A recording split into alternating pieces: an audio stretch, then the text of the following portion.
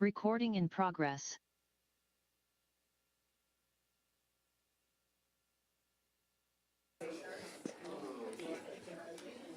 Good morning, everyone. Can we please get seated?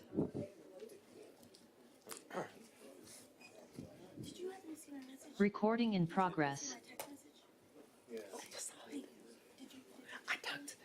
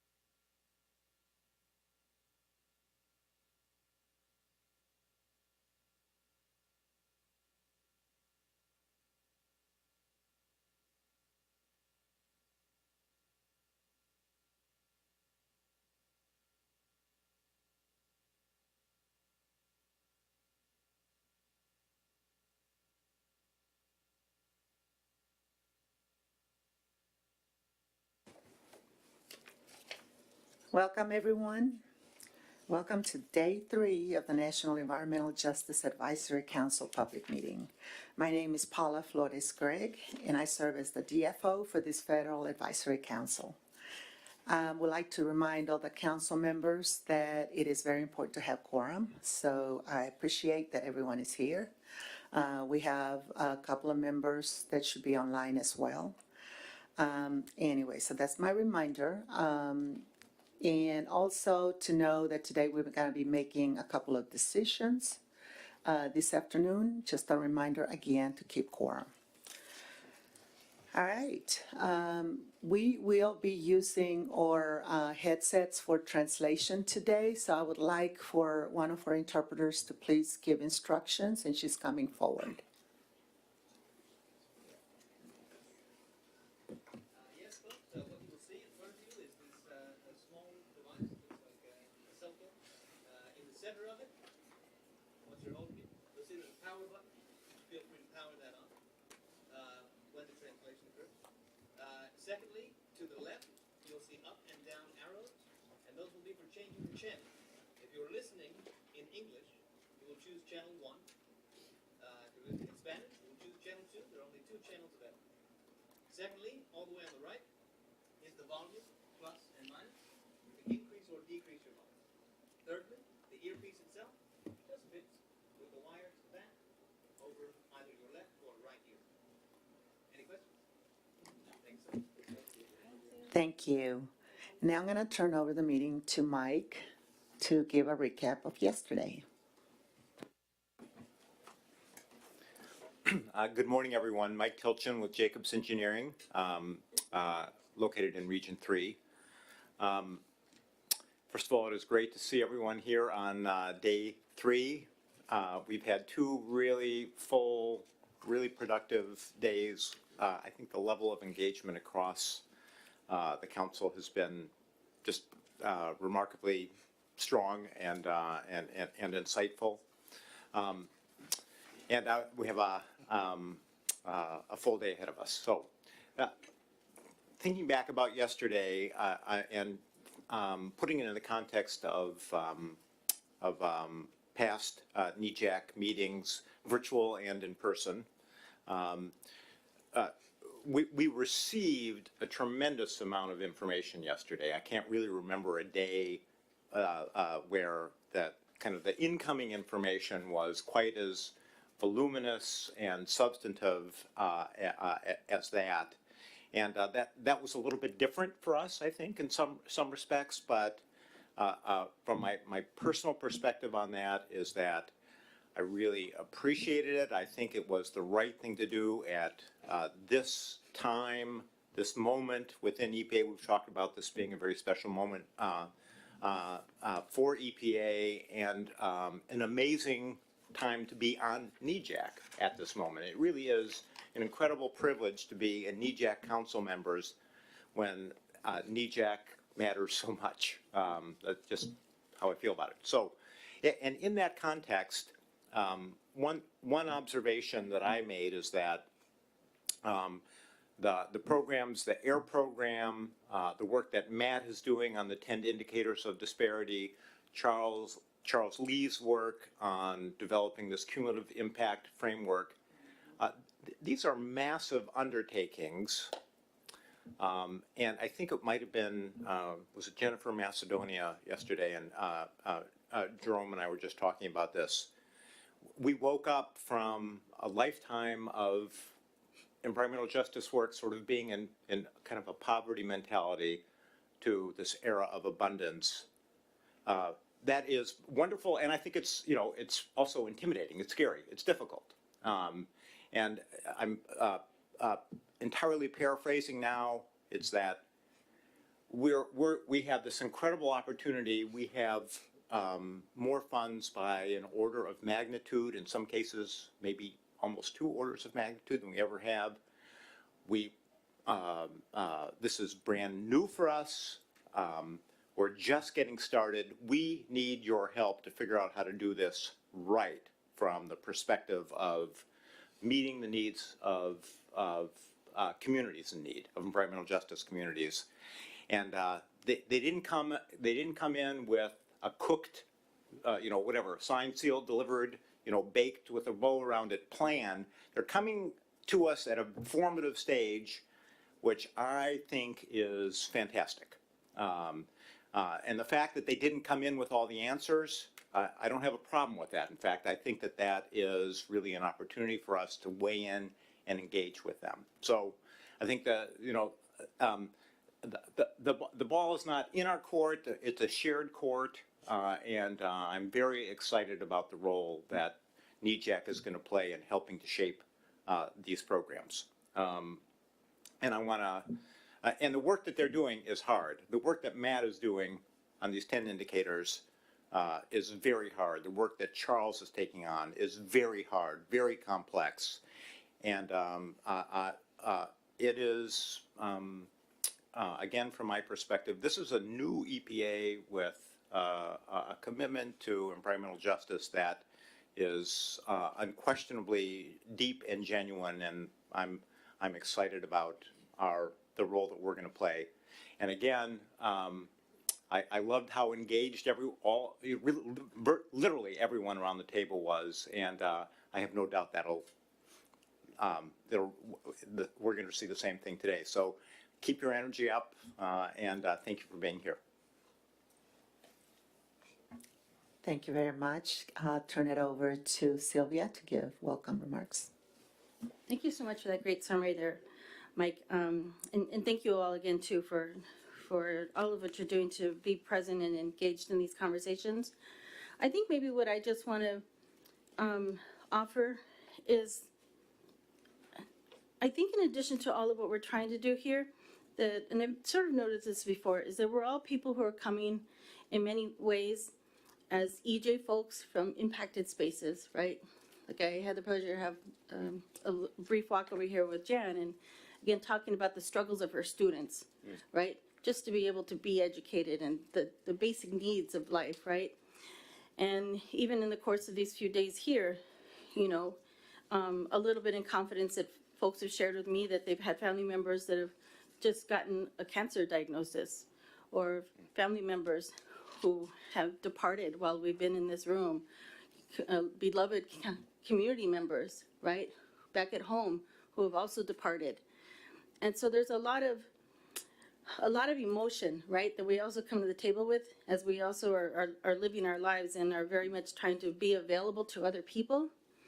And so I say that because I think that, you know, with the intensity of all of this, it's hard to sort of just put all of our own personal needs on the backdrop, right? We very much come forward, and that's very much part of, I think, what Semele and I, you know, as community organizers live with all the time, and it can be overwhelming, right? And I think in all the spaces of which, and where we're working with folks that are doing research and are having conversations with folks and you know, people in all of your different stakeholder groups, the experiences that we come with are very much grounded, right, in these crises of environmental injustice across our nation, poverty, racism, and more.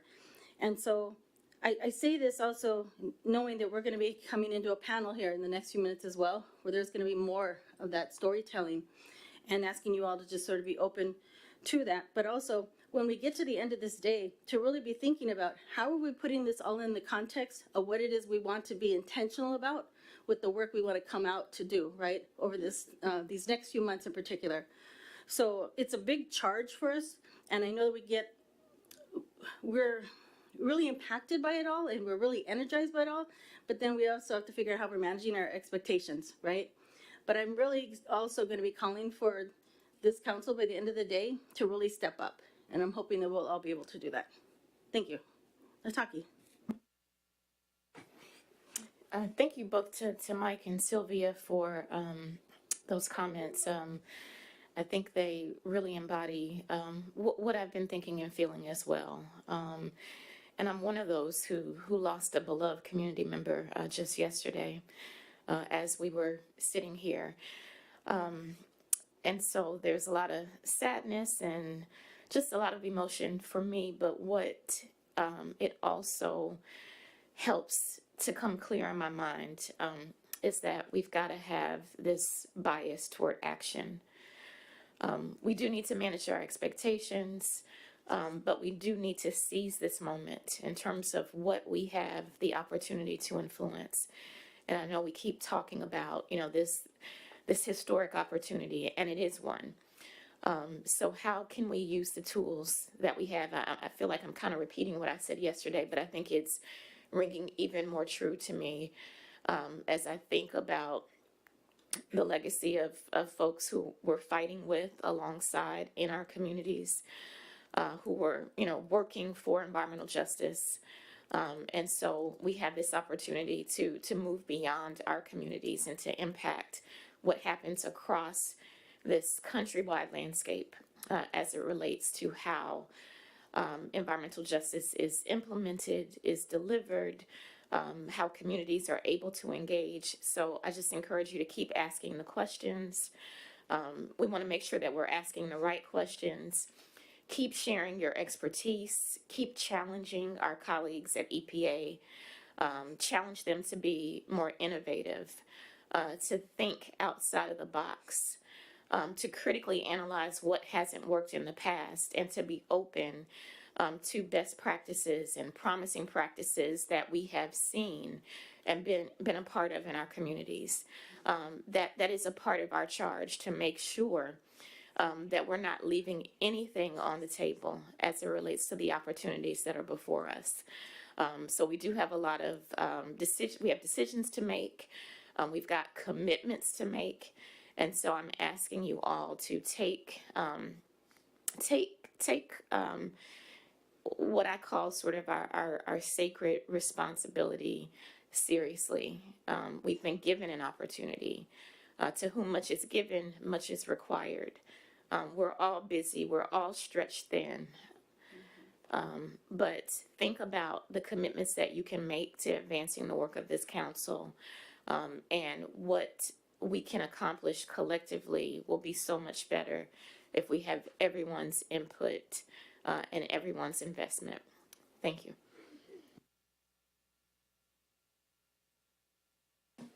Thank you, Nataki. And Sylvia and Mike. And now I will turn over the mic to Matt to give welcoming remarks.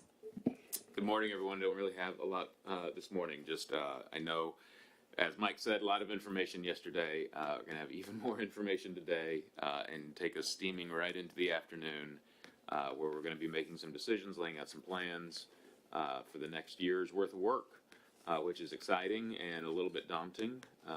But just look forward to continuing on through the day. Looking forward to this morning sessions, and yeah, let's have a good third final day of this meeting. It's been really great.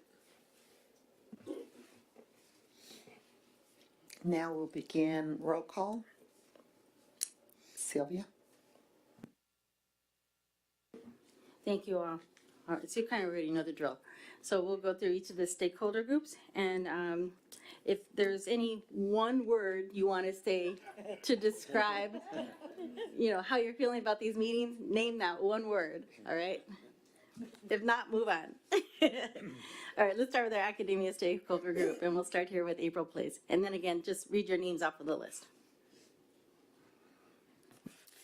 Thank you. Good morning, everyone. April Batiste, Colgate University, Region 2. One word, energized. Hi, I'm Jan Marie Fritz. I'm from the University of Cincinnati, but live in Florida. So those are regions 4 and 5, and I'm a member of the Ohio Ecological Food and Farm Association. One word, exhausting, might be one word. Good morning, everybody. I'm Ben Pauley from Kettering University in Flint, Michigan, Region 5, and I'm feeling grateful to be here with all of you. Good morning, I'm Sandra Whitehead from George Washington University, and my word is encouraged. Good morning, Jill Harrison from the University of Colorado Boulder in Region 8, and I'm feeling challenged.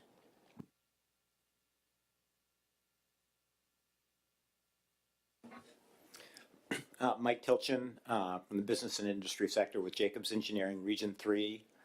I'm gonna double up on challenged. Thank you. I'm not seeing Venu yet this morning. We'll come back to him, and we'll go on to the next stakeholder group of community-based organizations. Good morning, Ambrose Carroll, Green the Church, Region 9. This morning I'm feeling hopeful.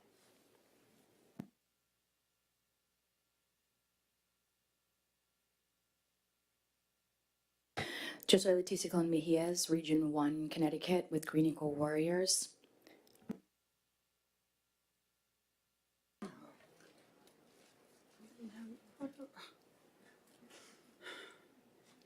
Simile? Good morning, Semeli de Aslan, El Paso, Texas, with La Mujer Obrera community. Hi, Pamela Talley, Region 7, and I'm feeling hopeful. Jerome Shabazz, Region 3, and I'm feeling human. Sophia Owen, with Alternatives for Community and Environment in Boston in Region 1. I'll go with challenged too.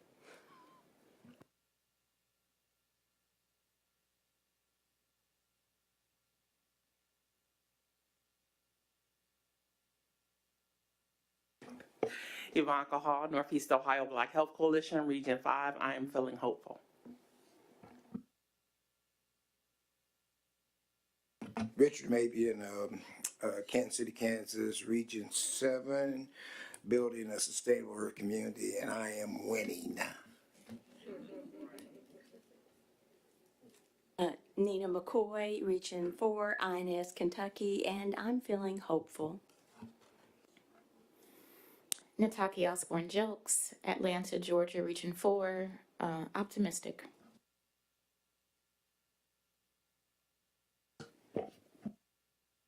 Good morning, everyone. Andy Cricken with Moonshot Missions, Region 2, New Jersey, and I'm also feeling hopeful and grateful, too, to be working with all of you.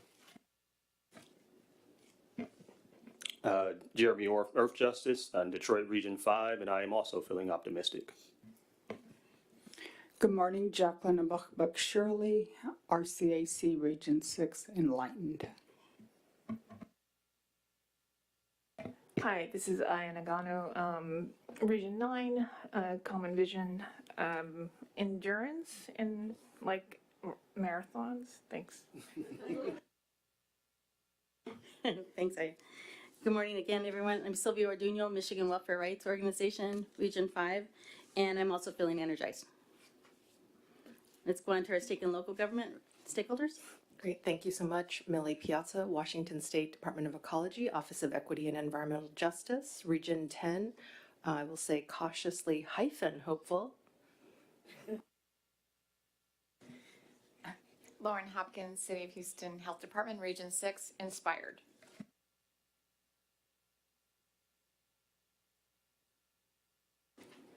All right, and the tribal and indigenous government and organizational stakeholder members.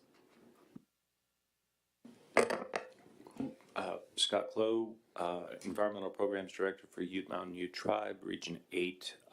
Share a phrase, one of the few Ute phrases I hear a lot. Twitch Toya means thank you all. All right, and we hope to be joined later by some of our other NEJAC members online. We know that we've also asked everyone as best as possible to at least be available for the 5 p.m. business meeting, but we will also introduce folks along the way, so we'll be prepared for that. Mike, do we have quorum? We have 24 NEJAC council members. Thank you. We are a little early for our next panel, but I just wanted to check to see if they're online. We have 2 members, not yet? Okay. So in the meantime, I just wanted also to introduce 2 members of my team that are sitting back in the back, and that's George and Eminetta. And most of you met him last night or throughout the week or before even I was here. So thank you guys. We haven't forgotten you. Yeah. I also am very grateful to have a good support team. Yes, we have some glitches. Yes, we had a few things happening, but remember, this is our first hybrid meeting as a NEJAC group, and that's always expected, and it's not how you fall, but how you get up, right, and learn from the falls. We have had I have a list of lessons learned, and I welcome your thoughts on how things can go smoother. They're never gonna go perfect, but sometimes we can practice to be better. So with that, I think we have a little bit of time if anyone wanted to also offer some reflections on yesterday. We can take 5 minutes just to allow the other members to sign on. If we have any volunteers, we can open the floor for that. And it can be more than 1 word. Maybe I can also just note as we're getting ready here for this community panel, 2 of our online members are calling in from the West Coast, so it's super early for them, right? So we're making sure that they get time they've been reminded, but we'll need to do some technology checks in between as we're getting ready for that. And so if we need to go do a little bit more adjusting, we're good, right? Mm-hmm. Okay, thank you. Richard from Kansas City. I think the most valuable thing that I'm receiving, not only yesterday but this week, is when you work in a world that you're alone, where you don't have any comrades or associates, to find yourself in a position with people who understand is very, very rewarding. So thank you all. I think for me, for yesterday and for this whole time, is the opportunity to meet you all of you in person. I think that, for me, for this work that I've been doing almost, I guess, my whole life, most of us have a backstory that we'll never know. But my backstory is that my mom was murdered in front of myself and my younger brothers when I was little. And I promised that I would use my life to help change the lives of others. And so for me, in my travels and in my work, I've constantly worked to help change the lives of others. And I'm glad that to meet comrades who agree and do the same thing, because we don't have to be here. You don't have to be here. You could be anywhere else. But you're here because there's something that has called you to this table. And I appreciate you all opening up and sharing your knowledge and stories and the things that make you uniquely you. So I appreciate it.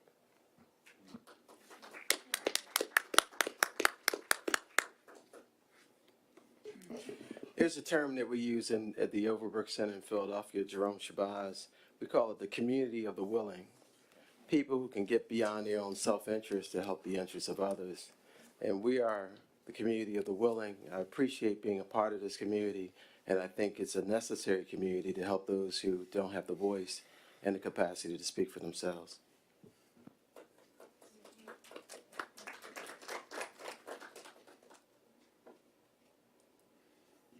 Sylvia, if I could just say one thing, I just wanted to acknowledge the audience that's been here with us. I don't know you all, but I did get to chat with a few of you and made some connections, but I'm grateful that you're here for whatever reason you're here. But appreciation to you for filling those seats so that we feel like we're a bigger community, right? So thank you.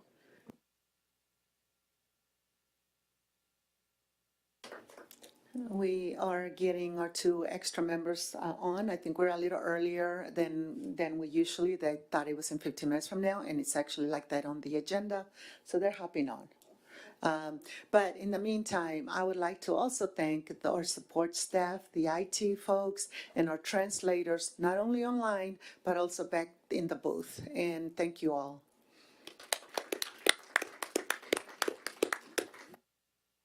Paula, can I just say also, I think bringing us all together in person has been a tremendous amount of work and probably quite a few little headaches along the way for you and George and everyone else who made that happen. And I just want to say thank you. It just really has made a tremendous difference to be able to be together physically. So thank you. All right, I already cried enough with a couple of my colleagues and some new friends. So thank you. This is a job of a lifetime. I say it and say it again. I wanted this challenge. I have worked for this challenge for many years, and I am so happy to be part of it. Exhausted, but happy. And I think that the things that are in the horizon are amazing. I just, have the vision that not only your ideas, but the needs will connect, and we're going to start seeing some things different, better, changed, and then, or we're going to see clarity on some of the things that we haven't been able to move through. So I'm here for y'all. Thank you. And so thank you, Paula, very much for that. And just in terms of some logistics here, I don't want to sort of push on the panel discussion yet.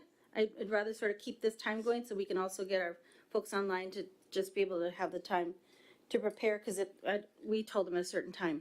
But I'm thinking that it might be good if we could, Paula and Matt, maybe get a more of a sense from you all about what you're envisioning for next year for the council, so that maybe we can get a little bit more of an understanding about what it is you all are thinking about. We had the presentation around the new structure, and I think some of the visioning conversation could be helpful for us before this afternoon as well, especially since we have a few minutes. I mean, to me, the 2 big things that I'd like, well, 3, I guess. So we have so much really important work to try to get through in a timely manner over the next year, and that is a struggle for all federal advisory committees. I think it's been and will continue to be a real challenge for the NEJAC, because there's so many things, especially right now, that I mean, we could easily have 50 working groups out of the NEJAC right now.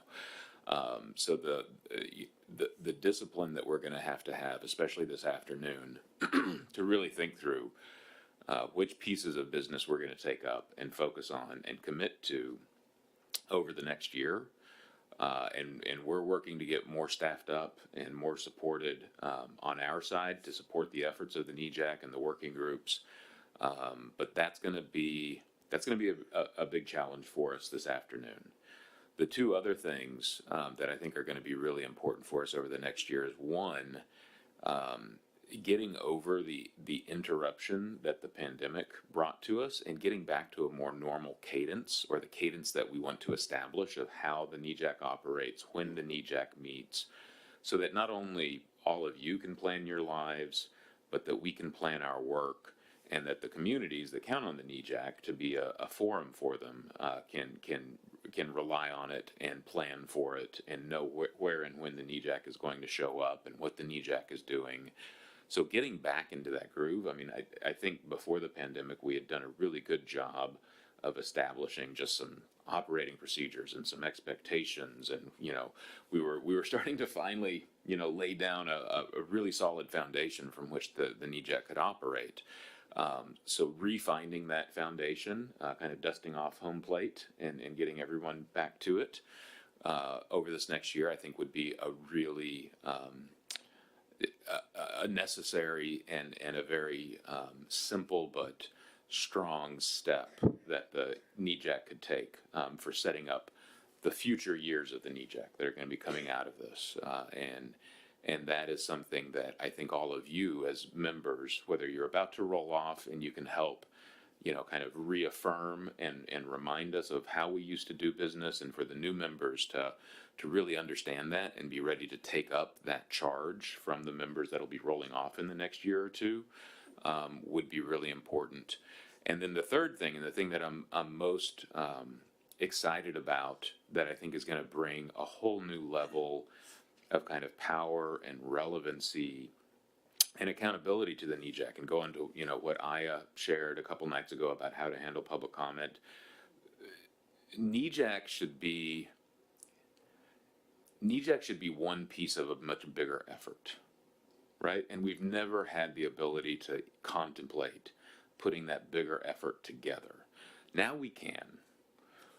You know, the conversations that we've had for so long, you know, one of the points that Shakobi would pound the table on over and over again about getting out more in the regions, getting the NEJAC members out more regularly into the regions, getting the regions more regularly engaged with the NEJAC, using our NEJAC members, current and former NEJAC members, to really kind of be the core of engaging with our regional leadership and our regional EJ teams, to have more regular engagement at the regional level. For so long, the EJ program at EPA has operated from a place of, you know, everything kind of starts and flows out of headquarters. And we want to change that paradigm, right? Everything should start in the regions, and whatever's left over should flow up to headquarters, you know, or elevate to headquarters. But most of the stuff should be happening out in the regions. And I think when we look at things like public comment, right, we should never hear about something new at the NEJAC.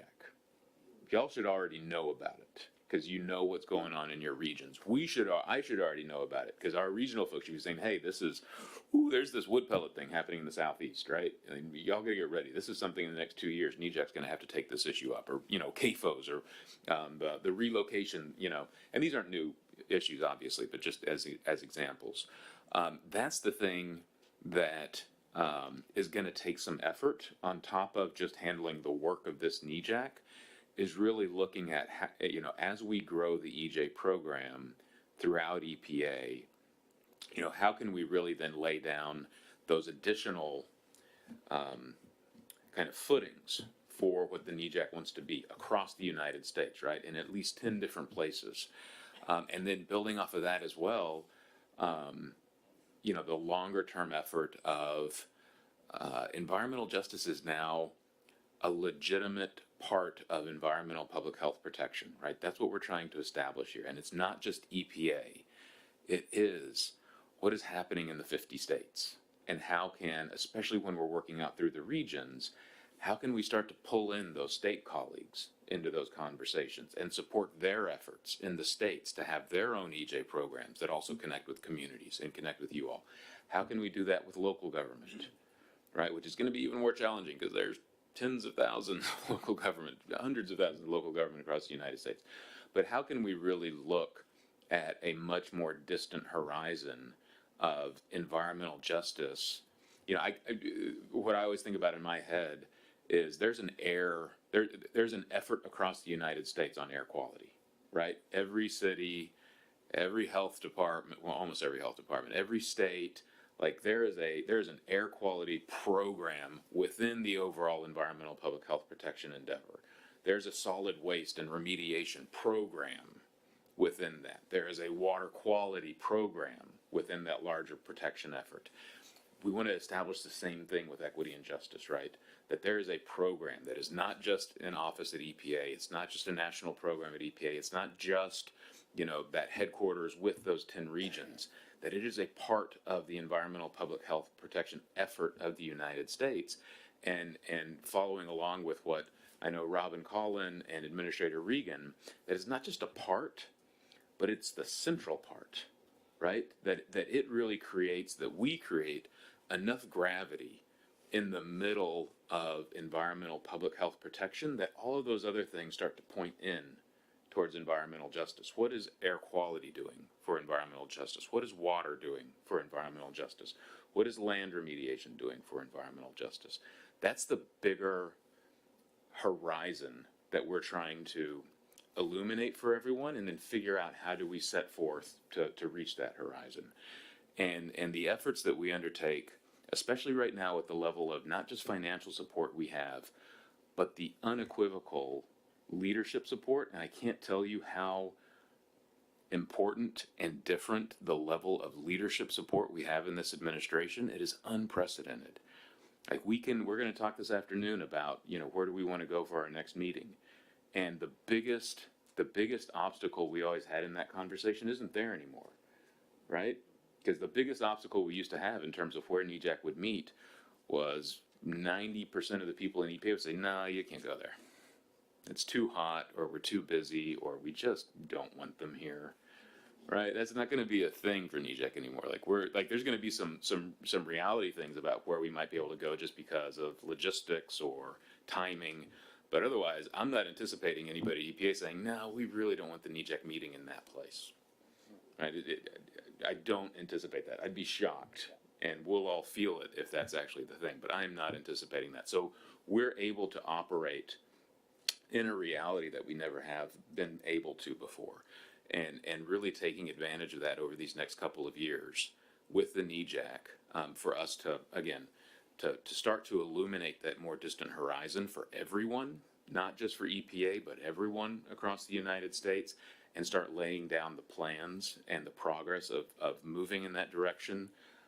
That's the thing I'm most excited about. And that goes back to, I can't remember who said it. I think it was somebody over here. It might have been Jacqueline, right? That not getting too overwhelmed by that sense of urgency. And it's really tough because we need to do so many things so quickly, but we need to realize we're building a generational change effort here, right? That's going to change the entire environmental public health regulatory endeavor of the United States, and be an example in that to the world. And increasingly the world is watching what we're doing on environmental justice, right? We really are at the dawn of something really exciting and potentially very, very powerful. But it's going to take a lot of effort, especially right now in this time where we really need to galvanize what this means and what it means to really do it effectively. That got really, did I get too deep there? That's good? Okay. Great.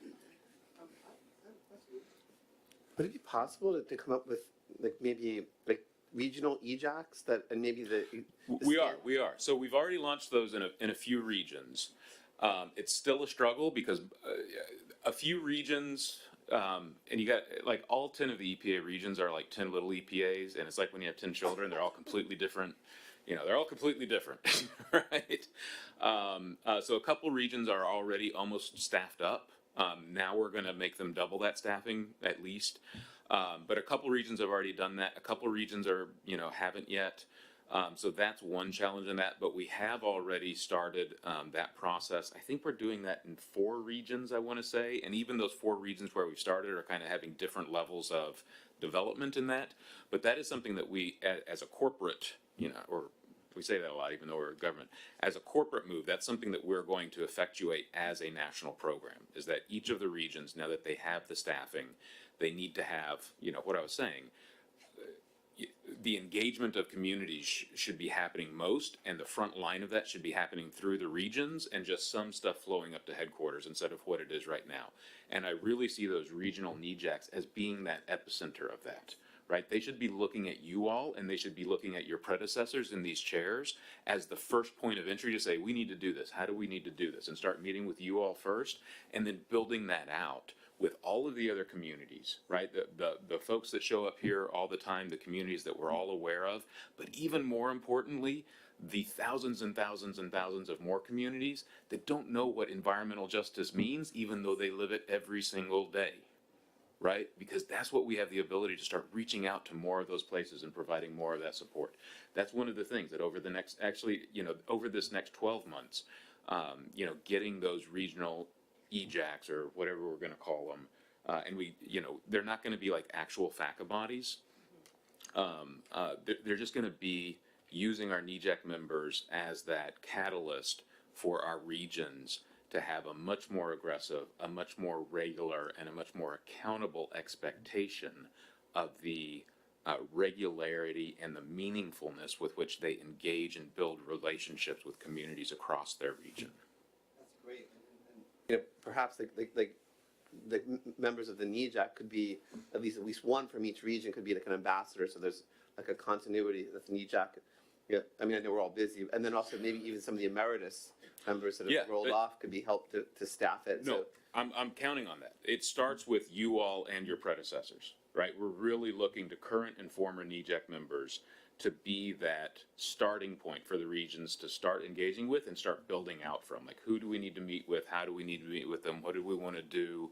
Like, really starting with the NEJAC members to figure out what those regional engagement efforts, those long-lived engagement efforts are going to look like. So we'll actually have a meeting with the Region 9 Administrator, Martha Guzman, soon.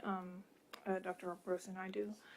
And it would be helpful to get that framework and so that we actually have marching orders when we do meet, because when we had like a 30-minute meeting before, we actually didn't have like a structure in place and we didn't know what we were going to talk about.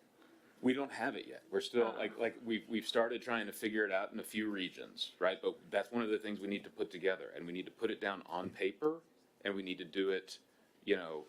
One of the challenges that EPA is doing everything with a measure of consistency and an equal measure of flexibility for how each region is different and how the players in each region are different. So we haven't actually put it down on paper. We've started in Region 5 and Region 4. I think it was Region 6 before Paula left. So we've started some of these efforts, but we need to do that. And if it's a matter of just bringing this up with Martha and folks in Region 9, like I know, Laura Ebert and her crew are going to probably be the ones meeting with y'all. They're aware of this. And frankly, since they're Region 9 is one of the ones that's most fully staffed up. And I have a lot of respect for Laura and her team.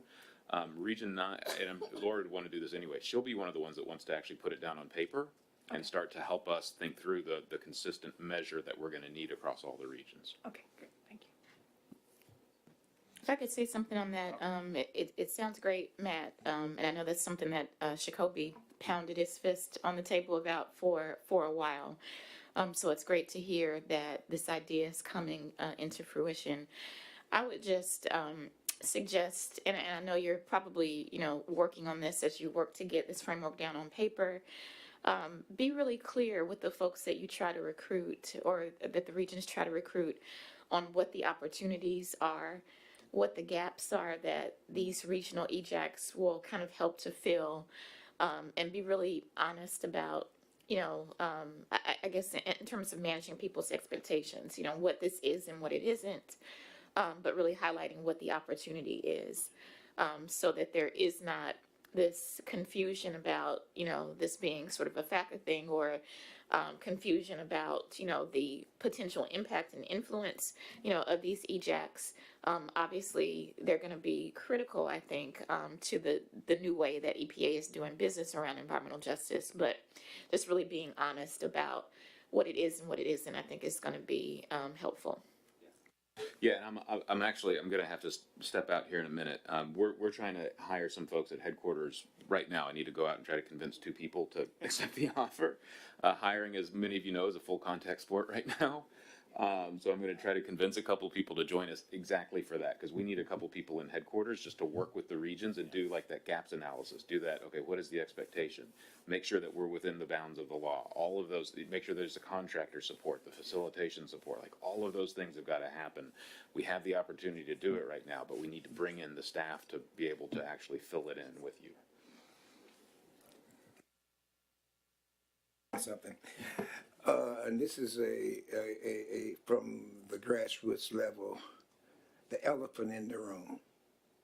When we go out there talking to them, how much will you be aware of the fact, or will you make sure the people that we're working with, that's with EPA, understands that we got people out there in the field that have a totally different opinion of not the government, EPA, even me now, over what we are projecting. Yeah, that, I mean, so how I understand your point, Richard, and this is something that EJ writ large within, we had a professor that I'm about to say, EJ writ large in the government has always struggled with, right? Is that for so much of environmental justice in government agencies, it is that performative, we engage, right? But how do you translate that? And what I have been very clear on, and we're going to continue to be clear on, is as we establish this broader EJ and external civil rights compliance program across what EPA does, that is only 1/3 of it, that engagement piece. And as well as we do that, as aggressively as we do that engagement, if we aren't simultaneously bringing that reality back into EPA, and simultaneously bringing that reality back into the brains of our state and local and tribal colleagues that are involved in this effort, this is less than hollow. This is damaging, right? That engagement is damaging to the cause, because it has got to translate into different decisions being made across the entire effort. That's how we've tried to set up. Like when you looked at that really boring ass org chart that Marion shared, right? That's why we've set up the headquarters office the way we have. We're actually undergoing another really boring thing that the deputy administrator just sent an email out last night telling us to start, is we're going to reorganize all 10 regions along that same principle to make sure that that engagement piece happens, but it's one leg of a 3-legged stool, right? And it's got to be coming back into EPA, and it's got to be going out to the states, tribes, and local governments at every single instance, or otherwise that leg by itself is meaningless. Yeah. Yes, and we will talk more about this, the business meeting. It's time to start the panel. Great. I'm going to go try to hire somebody. All right. So, I'm sorry. Thank you very much. And we've also asked Dr. Collin if she will join the table in your seat to make sure that she can participate actively here with the panel as well. Thank you very much, Matt, for all of that. All right, so NEJAC members, I'm going to ask if you haven't already turned on your interpretation device. If you will please do so, make sure you are on the proper channel. 1 for English, so if I recall, 2 for Spanish. And can we just do a test?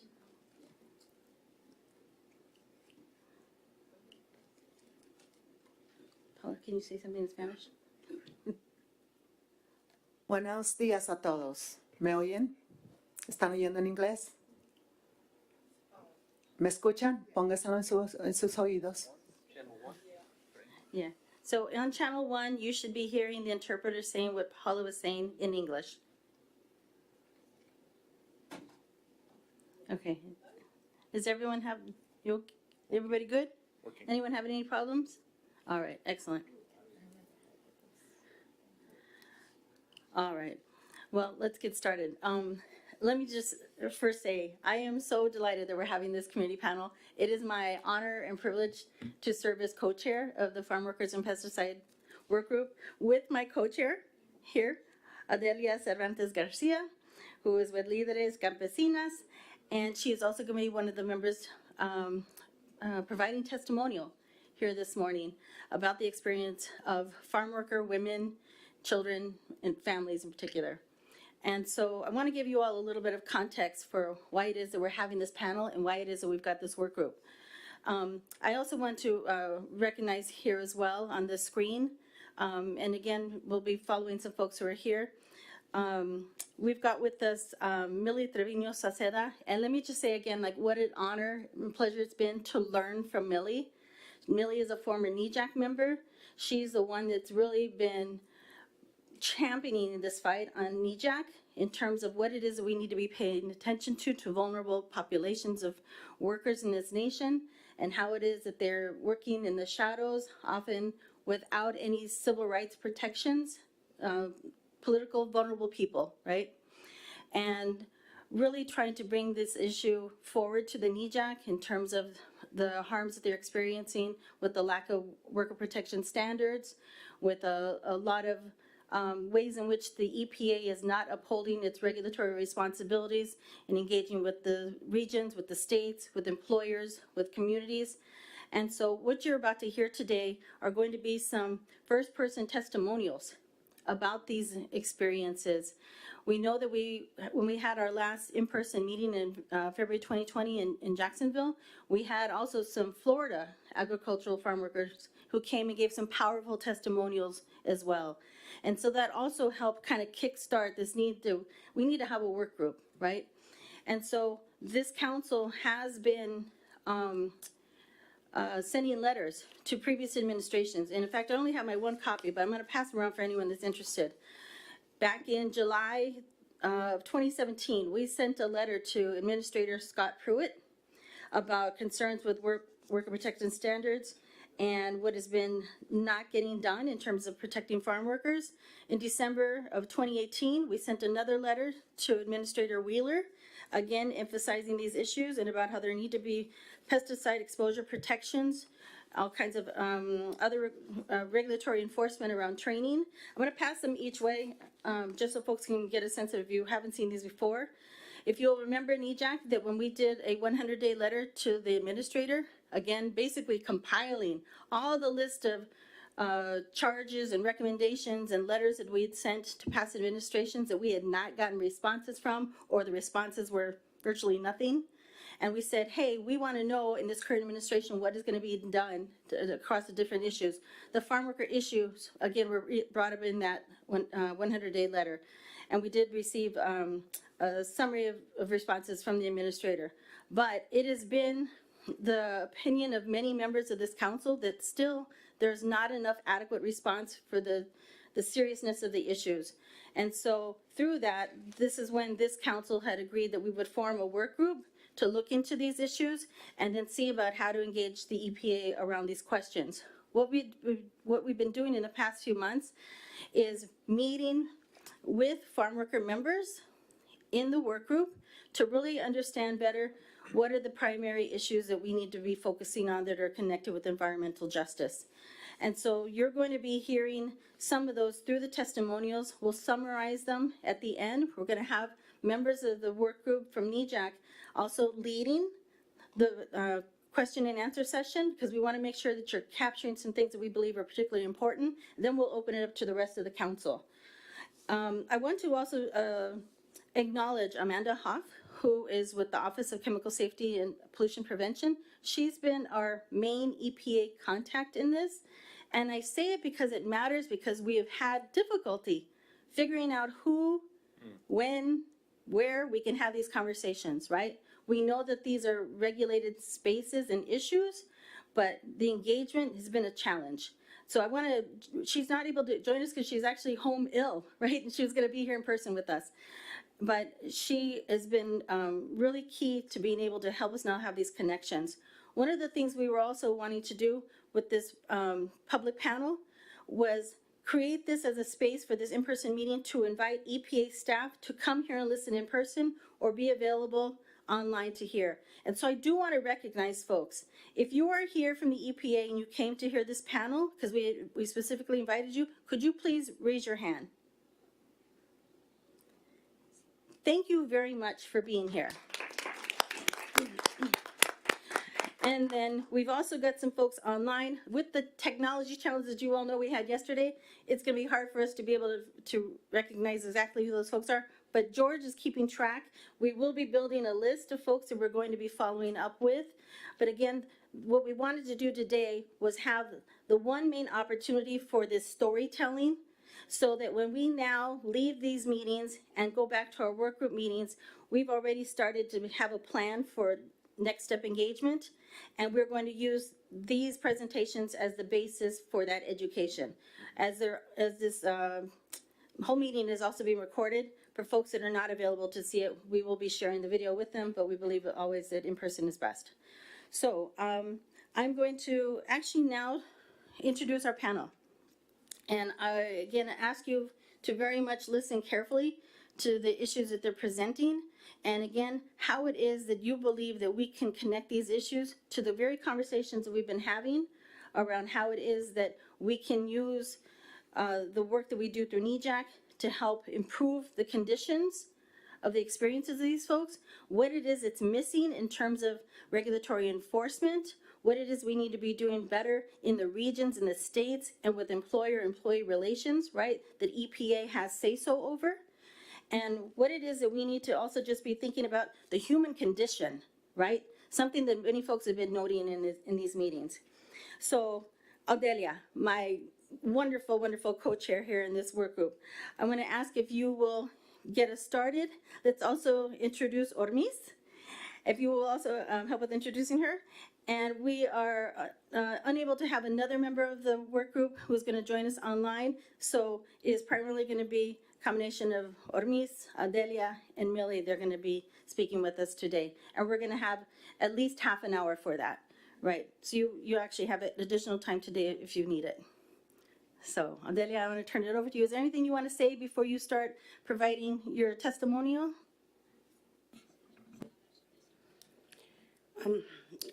Bueno, pues antes que nada agradecerles, ¿verdad? Buenos días a todos.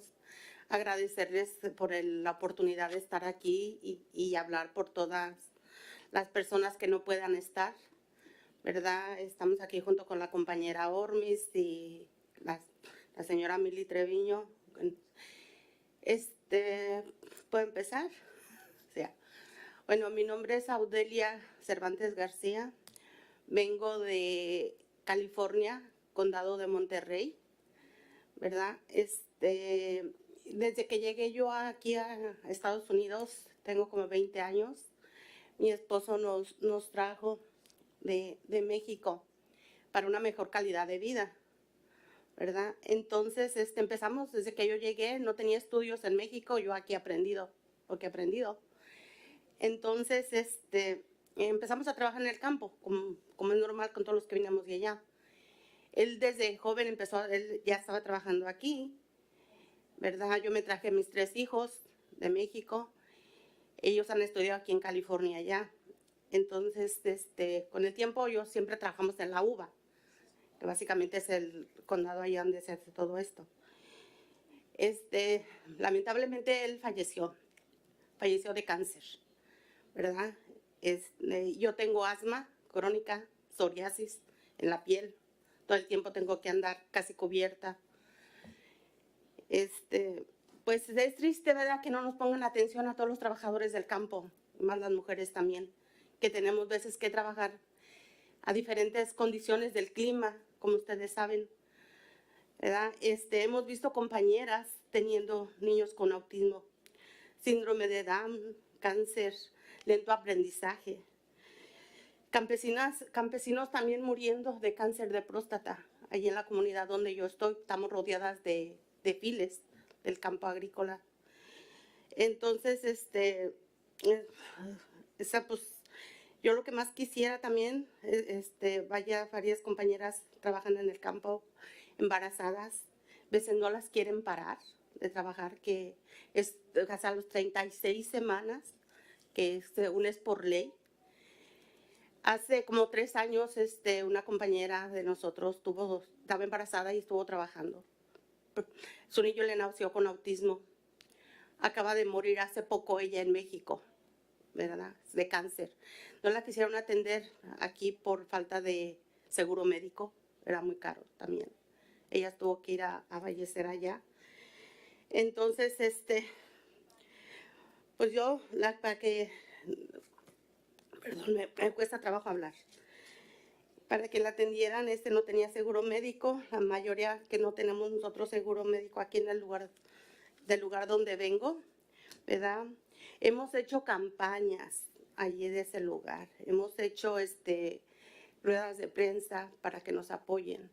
Porque tenemos niños, les digo, con asma, Alzheimer, es lento aprendizaje. Las escuelas están rodeadas de los files.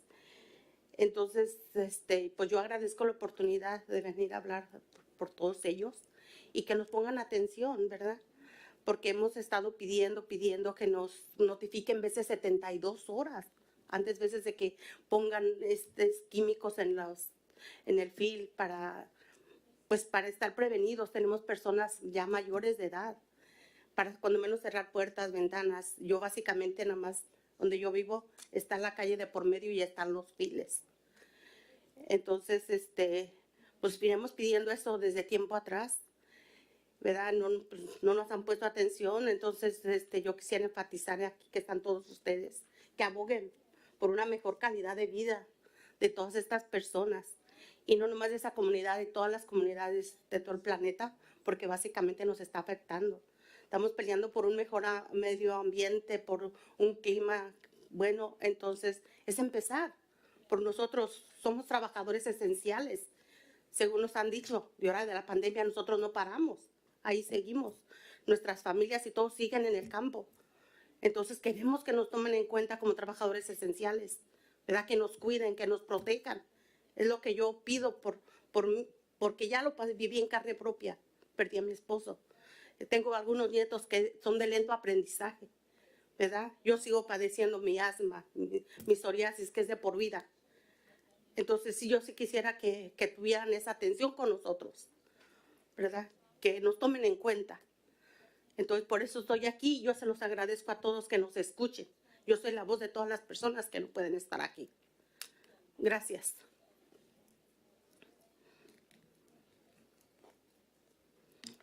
Muchas gracias, Adelia. And so we're going to come back and we're going to have some questions too, so we can learn a little bit more about what you just shared, because I think that there's some more details that'll be important for us to understand, especially as we're going to go on to have conversations with the UPA. But I would like to go on next. And Ormis, could you please introduce yourself? Thank you so much for traveling here too, to be here for these meetings and to give your testimonial. Buenos días, yo soy Ormis Bedoya, soy de México y mi grupo se llama Mujeres Divinas, vengo del estado de Nueva York y también soy organizadora regional de Alianza Nacional de Campesinas. Y antes de contar mi historia, quiero pasarle la palabra a Mili.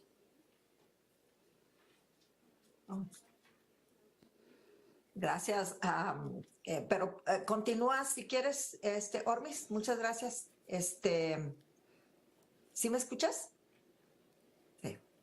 Sí. Puedes continuar. Es que lo habíamos preparado de cierta manera para yo comenzar, pero vamos a que continúes tú. Tú tienes una historia muy fuerte y es importante escucharte, ¿sí? Sí. Y lo que conoces tú de otras mujeres y otros campesinos, ¿sí? Gracias. Muy bien, gracias. Pues como les había mencionado, vengo del estado de Nueva York. Originalmente soy del estado de Guerrero, México. Llegué en el año 2003 al estado de Nueva York y desde ese entonces llevo trabajando en una huerta, rancho de manzana. Trabajo todo el año ahí, pues hago todo el proceso, ¿verdad? Desde plantar, injertar el árbol de manzana, cuidarlo, cosecharlo y en el invierno podarlo, a veces con temperaturas bajo cero. Todo el año tengo trabajo, esa es una bendición. Y pues también me gusta el trabajo, lo disfruto. Para mí es un trabajo digno. El saber o estar consciente de que lo que pasó por mis manos, el proceso que hago, llega de una u otra forma a la mesa de familias. El saber que apoyo, aporto al proceso de producción de comida es algo gratificante para mí. En México estudié un asociado y cuando llegué aquí pues tenía muchas barreras en contra. La primera, soy mujer. La segunda, inmigrante.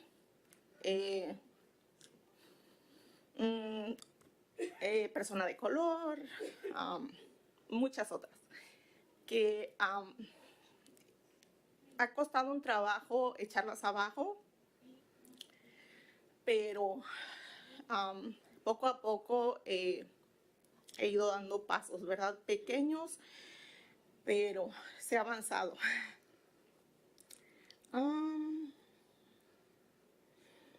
Empecé en el trabajo pues desde lo más mínimo, desde limpiar las casas o los campos, como le llamamos, donde llegan los trabajadores. Por lo regular solo hay más personal cuando es la época de cosecha, que es a finales de agosto y hasta noviembre, la primera semana de noviembre por lo regular. Entonces me tocaba limpiar los baños, todo lo que me ponían a hacer pues lo hacía, ¿verdad? Pues no hablaba inglés, entonces siempre había alguien que era como el intermediario entre el patrón y yo. Al poco tiempo se me pidió que me mandaron a clases, a entrenamiento sobre pesticidas, pues yo no sabía para qué. Fui, llegué allá y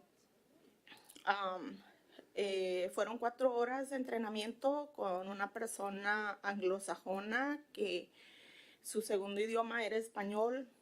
No entendía mucho, no entendí muy bien el entrenamiento.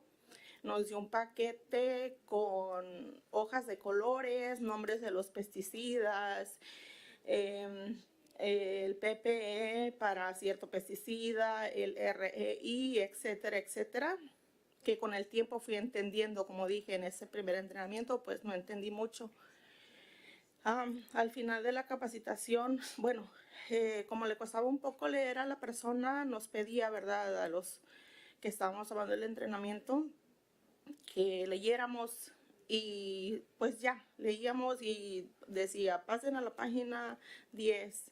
¿Alguien quiere voluntariar para leer? Y así terminábamos el curso. Al final recibíamos una tarjetita verde con nuestro nombre y pasábamos a firmar todos. Fueron varios años que estuve haciendo eso. En el transcurso del tiempo pues nos empezamos a conocer todos, ¿verdad? Todos los que trabajábamos en el campo, todos los compañeros, por lo regular la mayoría hombres y solo yo. Y pues yo sabía sus nombres, los conocía, y una vez recuerdo a alguien firmar como otra persona y lo volteé a ver porque él también sabía que no era esa persona que decía ser. Esto fue de otro rancho vecino a donde yo trabajo y pues me imagino que el nombre que estaba ahí por alguna razón no estuvo presente en el entrenamiento, pero pues de acuerdo a los records, o como se diga en español, pues él tomó el entrenamiento y él estaba preparado para ser manejador de pesticidas. A final de cuentas, me tocó, ¿verdad? Sprayar. Sprayé por varios años, herbicidas, diferentes herbicidas, Gramaxon, Roundup, en muchos, con diferentes niveles de toxicidad y pues básico equipo de protección personal o nulo. Recuerdo solo usar los guantes resistentes a pesticida. Y pues después de cada tanque, era de 500 galones, me tocaba limpiar no recuerdo cómo se llama, donde salen el líquido, me tocaba limpiarlo. Entonces, pues tontamente, ¿verdad? A veces se bloqueaban con lo que hubiese, pasto, semillas, y a veces tontamente le soplaba para limpiarlo. Como dije, ¿verdad? Por tal vez ignorancia. Con el tiempo esperaba a mi primer hijo. Gracias a Dios nació bien, un varón, y seguí sprayando. Hubo veces en las que me tocó, había solo un tanque de agua que era como en la oficina principal. Y pues sprayadores que yo aplicaba herbicida, ellos aplicaban diferentes pesticidas para ya sea los árboles o la fruta. Entonces ellos tenían más prioridad que yo y a veces llegábamos a la misma vez o llegaba yo antes, y si yo estaba llenando mi tanque, pues me tenía que mover para que ellos llenaran el de ellos. Y pues mover a un lado básicamente, y pues ya cuando el tanque tiene cierta cantidad de agua, pues ellos empiezan a hacer la mezcla de muchos pesticidas con diferente toxicidad para diferentes cosas, y tienen que encender no recuerdo cómo se llama, lo que lleva en medio para mezclarlo, y pues hay derrames, ¿verdad? Está tirando concentraciones altas de pesticida y pues todo el mundo ahí esperando, porque a veces, por lo regular, siempre terminábamos juntos porque un tanque de 500 galones se termina cada 2 horas. Entonces, pues coincidíamos y ahí estábamos pues los que estábamos sprayando. Varias veces me tocó estar sprayando y no sé si fue negligencia, falta de comunicación. Estaba yo sprayando un bloque y pues llegaba el compañero, yo sprayando herbicida, y él llegaba pues, ¿verdad?, a sprayar los árboles, y pues me tocaba correr, y pues obviamente sus tractores son de cabina y pues tiene más potencia que el mío, que no tenía cabina, y algunas veces pues me sprayaron. Y pues yo no sabía, ¿verdad?, en realidad que pues es veneno a final de cuentas. Tristemente lo supe cuando esperaba a mi segundo bebé. Cuando me hicieron el ultrasonido me dijeron que tenía mal, que probablemente tenía síndrome de Down.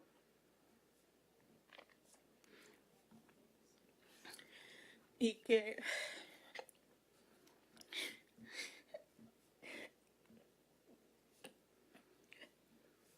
podía abortarlo.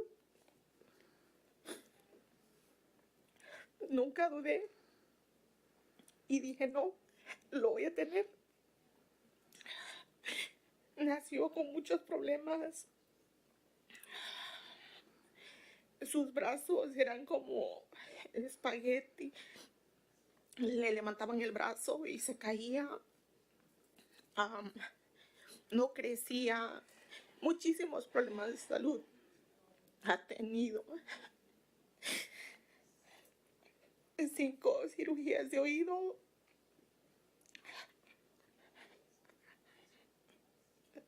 Cirugía de corazón abierto.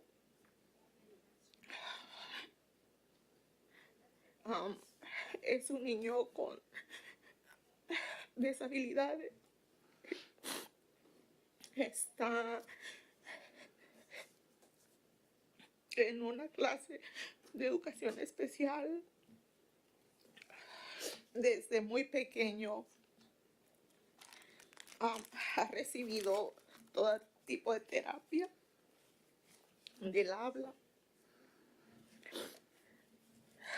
del motor, de todo tipo de terapia.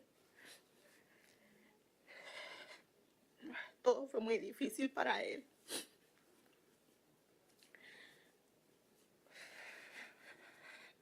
Ahorita tiene 14 años.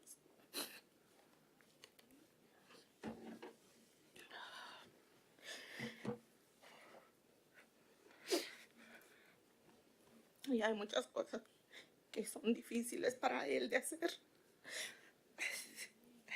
Hace como 2 años aprendió a andar en bicicleta.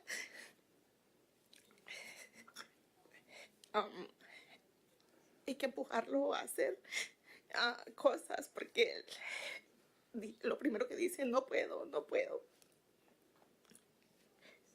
Y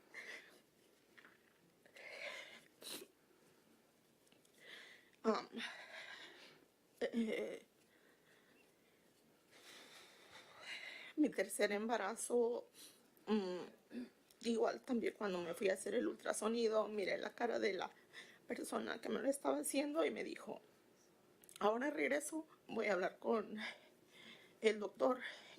Y me imaginé que algo no estaba bien. Regresó y me dijo, te vamos a tener que hacer otros estudios porque tu bebé no está bien. Y nació prematuro de 6 meses. Pesó 3 libras. Estuvo 2 meses en el NICU con muchos problemas de salud.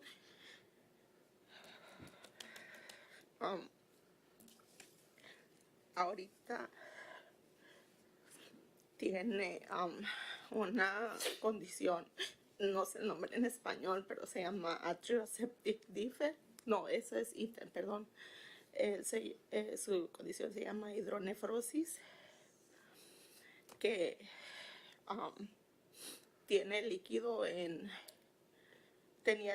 uno de sus riñones. El riñón izquierdo nació muy, muy pequeñito, el derecho un poco más grande de lo normal, y me dijeron que con el tiempo iba a desaparecer el izquierdo. El derecho ha crecido un poco más para compensar el trabajo del que no tiene.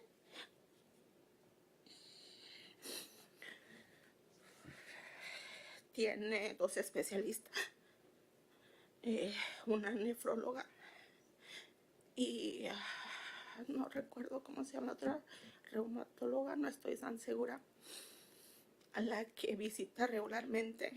Tienen que hacer exámenes de sangre para ver cómo está su sistema.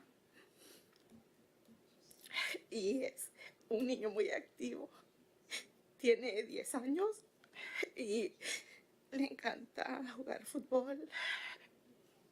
Y me dice su especialista que solamente tenga cuidado, que no se golpee el estómago, que cuide solo el único riñón que tiene. Mucho tiempo le oculté su condición, tratando de protegerlo.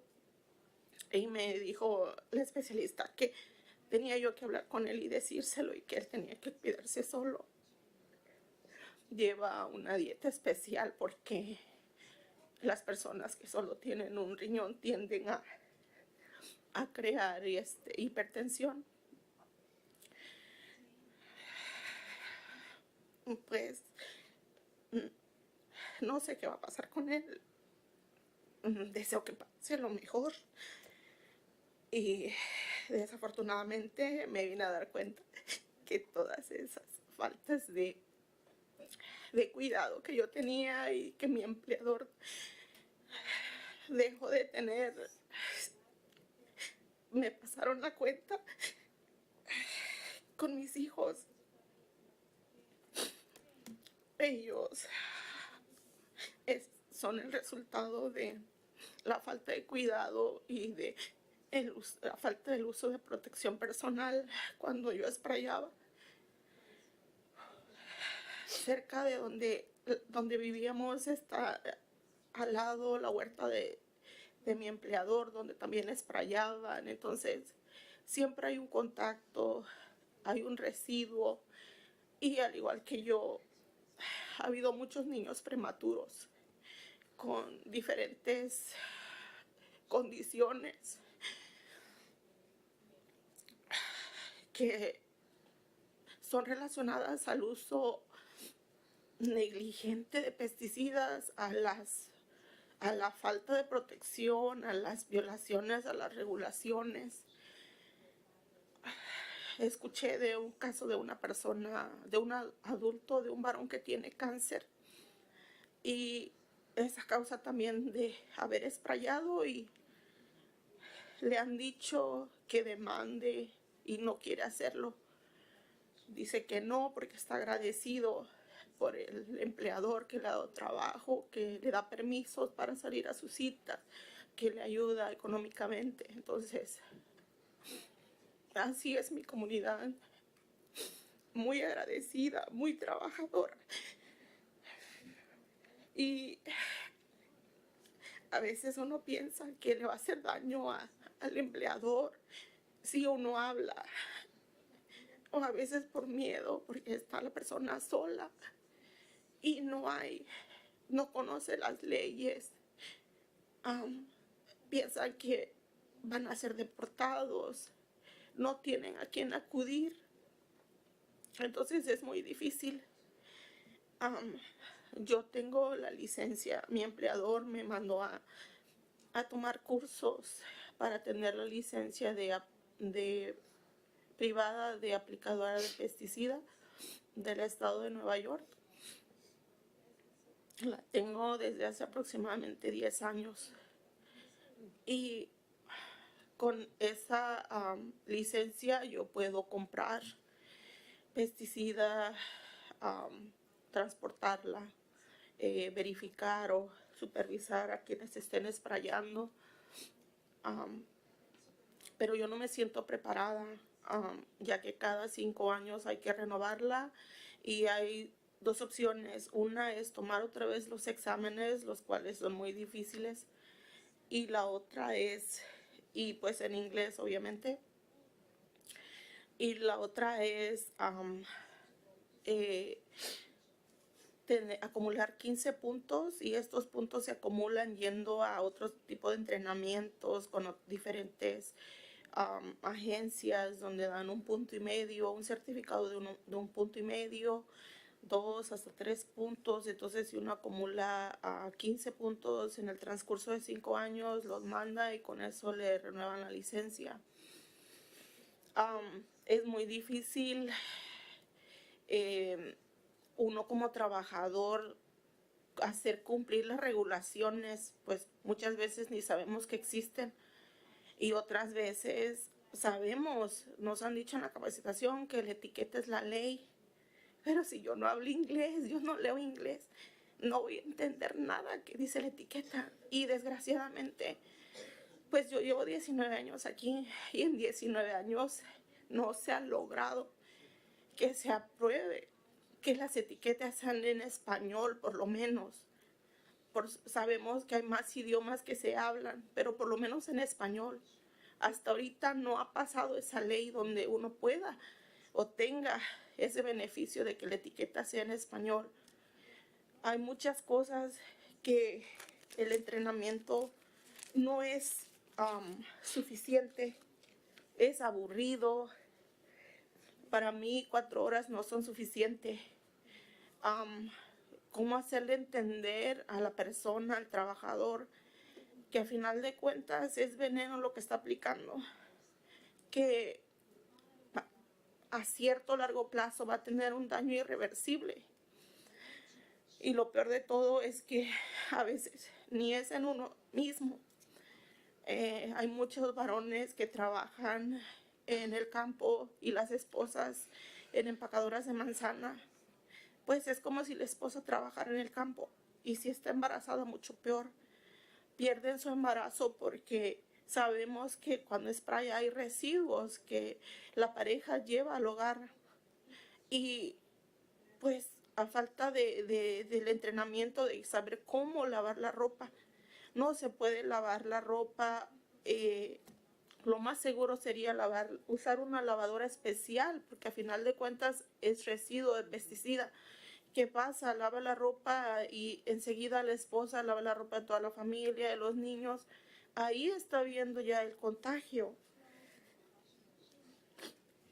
Muchas de mis compañeros y compañeras han presentado diferentes enfermedades, como Audelia decía, asma, psoriasis, eczema, que uno va al médico y dice, es alergia. Los doctores en realidad no saben nada acerca de pesticidas ni de los daños que estos ocurren, porque no hay una capacitación para ellos, no hay nada de lo que ellos puedan decir, oh sí, yo reconozco esto es un daño por pesticida, y jamás lo van a saber. Y a consecuencia de eso, las agencias tampoco nunca van a escuchar que un trabajador fue envenenado por pesticida y por eso le dio cáncer, porque ni siquiera los trabajadores no tienen seguro médico. En el estado de Nueva York, en el 2019, se ganó la ley de prácticas justas para trabajadores agrícolas. Derechos mediocres, un día de descanso a la semana, que a final de cuentas, si el empleador dice, ¿quieres trabajar el domingo? El trabajador se siente casi obligado a decir sí, solo dice, fírmame esta hoja. La firma y él puede trabajar los 7 días y de eso se protege el empleador. Otra de las cosas que se ganó es el derecho a pago de tiempo extra después de las 60 horas. ¿Por qué?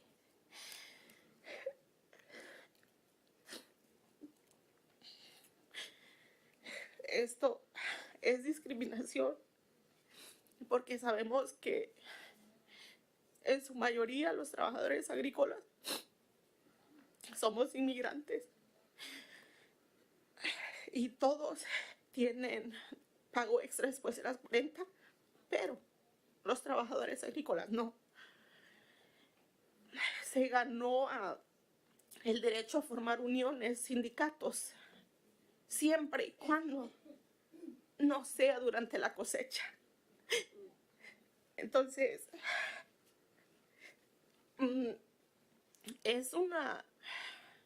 sí, se ganaron derechos, pero de verdad es una bofetada. Cada 2 años se va a bajar el umbral de las horas.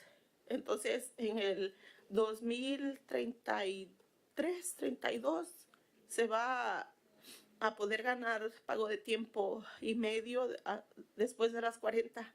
En serio, no puede ser. Ahorita el salario mínimo en el estado de Nueva York es de $13.50. ¿Quién puede vivir con ese salario? Nadie. Estamos forzados a trabajar 60 horas.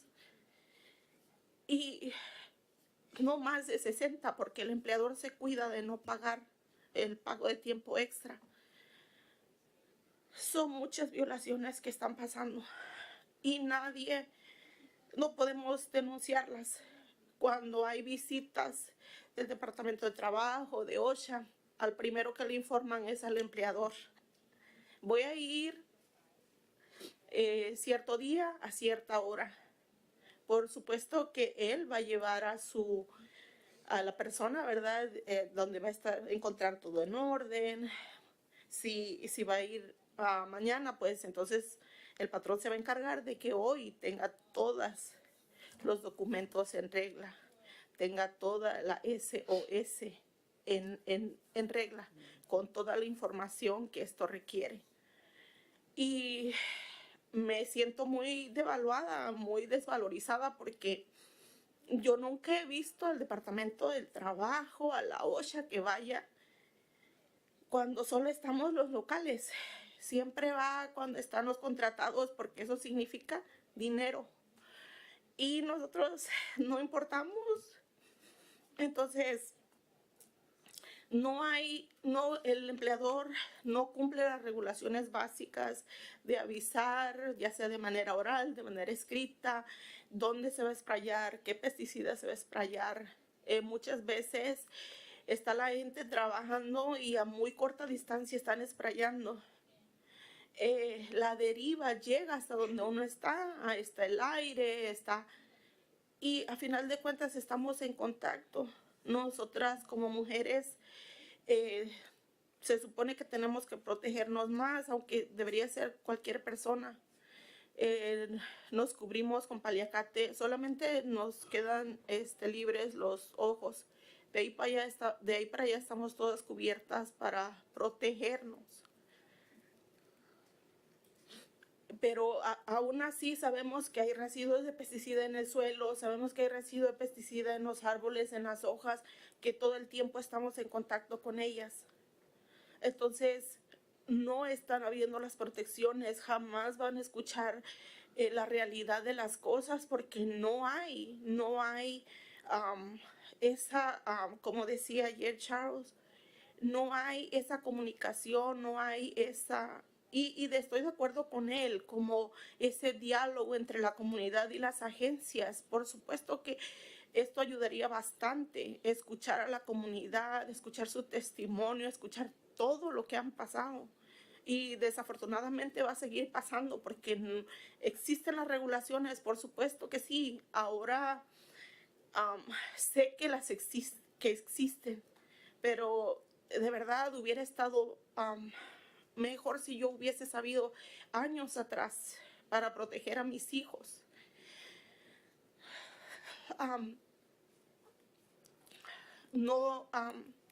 De cierta forma somos como esclavos.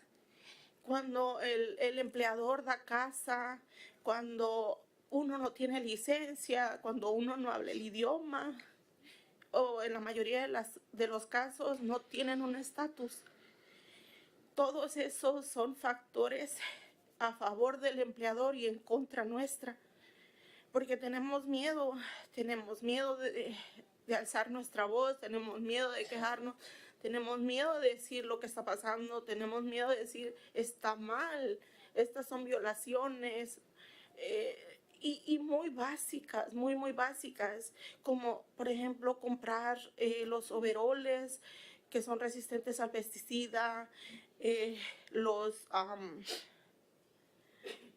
no recuerdo cómo se les llama, a las mascarillas con los filtros, botas resistentes a pesticidas, cosas muy básicas que no son tan caras y que a final de cuentas son más importantes.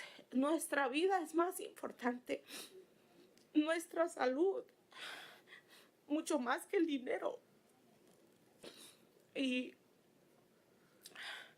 pues sobre todo que haya esa certeza de que se entienden los entrenamientos, de que no solamente termine cuando uno firma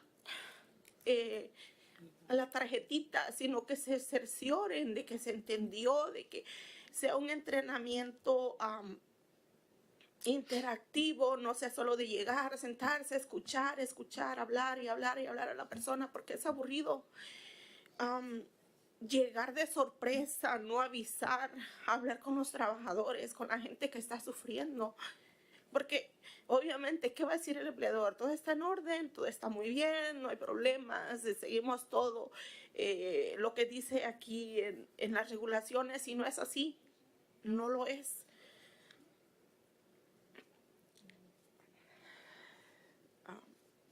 Creo que es todo, gracias. Luis, gracias. Gracias, Ormis. That was very, very powerful. We've been fortunate to have Elvira join us. She's going to be able to give us a few remarks here, and then Millie is going to actually help sort of wrap this around in a way that we can understand, like, what needs to be done, what have been the efforts, where there are still serious gaps, right? Not only just in enforcement, but in communication. And again, like wanting to keep emphasizing these political vulnerabilities. And even the fact that we've got folks here by name, right, who are going to be vulnerable even going back after telling their own stories, right? And so again, having to really realize the consequences when people come forward, right? And so, Elvira, can you hear us? Sylvia, I wanted to ask a technical question because I think the last time the person on the video was speaking in Spanish, it didn't translate. Are these just for this system? We're going to find out. Okay, thank you. Thank you. I'll be finding out with you. Elvira, can you hear us?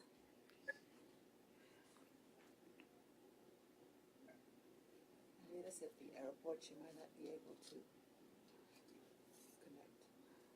She's listening, but I think she's trying to talk, but we cannot hear her. ¿Nos escuchas, Elvira?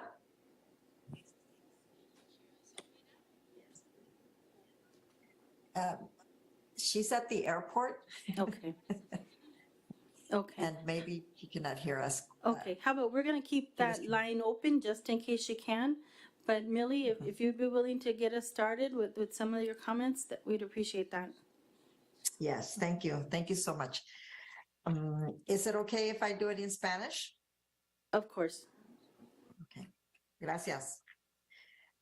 Como Silvia nos presentó y a la vez queremos darle las gracias a todo el grupo de NEJAC y especialmente a Silvia, a la señora Paula, a Jan, Amanda, que nos guió bastante en muchas áreas que no sabíamos. De que hayamos formado un grupo para poder venir y platicar con ustedes sobre los problemas y los retos que siempre estamos confrontando, ¿verdad? Las historias que contaron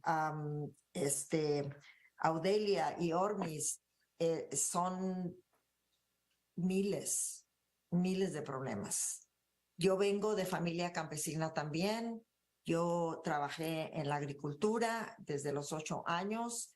Eso le da a entender a la sociedad cuando uno habla de experiencias de estas que hay muchas cosas ilegales que constantemente pasan, que los que se aprovechan y tienen oportunidad de hacerlo lo van a continuar haciendo y eso ocasiona a que haya mucha marginalización y mucha explotación.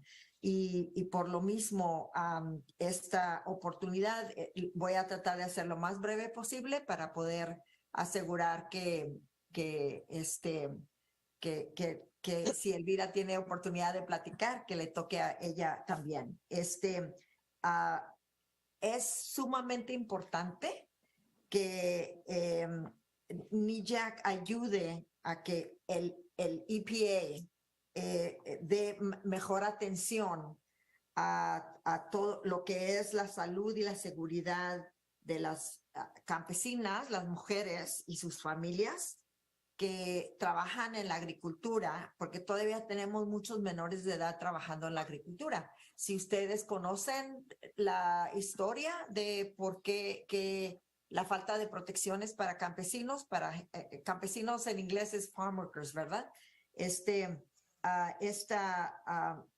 van a dar cuenta que no somos parte de los estándares de protección laborales nacionales, ¿verdad? Lo que le dicen el Fair Labor Standards Act.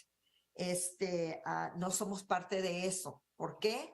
Cuando pasaron las regulaciones, hubo senadores y todavía existen esas generaciones que no quieren que la gente que trabaja en la agricultura tenga las protecciones, que no somos parte, no somos iguales. Claro, no había pasado mucho el tiempo de la esclavitud, de que se quitó la esclavitud y toda esta gente pues sigue enojada y no quiere respetar, ¿verdad? La situación de la gente, lo que sufrieron los afroamericanos durante el tiempo de esclavitud y tanto abuso en contra de ellos y también acá en el área del oeste a la gente latina y ahora hay mucha gente latina trabajando en una esclavitud moderna que se niegan muchos en aceptar que eso es lo que está pasando. Antes de continuar con las recomendaciones, quiero nada más agregar que nuestra gente vive tanta explotación, tanta marginalización, que el simple hecho de ser invisibles ayuda a que haya más oportunidad para abuso. El simple hecho de que este tipo de regulaciones no exista o protecciones, haya este tipo de abuso y marginalización. Lo que el EPA tiene ahorita son protecciones que probablemente a nivel nacional deben de estar funcionando, pero no lo siguen las compañías, pero a la vez en los departamentos que tiene probablemente el EPA no están preparados para entender o escuchar a nuestra gente. Viene con nosotras cuando piensa que quiere ayudarnos y de muy buen corazón, pero no sabe cómo atendernos dentro del contexto de cómo vivimos y cuál es nuestra cultura y cuáles son nuestras formas de cómo entender las cosas. Ormis lo acaba de decir, ¿verdad? Según la entrenaron y ella no entendió la mayoría de lo que se le estaba enseñando. Ponen personas que, entre comillas, piensan o se les dicen que saben español y en realidad no es un español adecuado donde podemos estar entendiendo. Hay mucha marginalización, hay mucho robo de salario, hay problemas con la salud y seguridad, hay problemas, o sea, los baños no se limpian más que el lunes y después hasta el viernes. ¿Qué es eso, verdad? Esto pasa en muchas compañías, no todas, pero en muchas compañías. Entonces, esto hace a que, y para terminar, el acoso sexual es un problema terrible.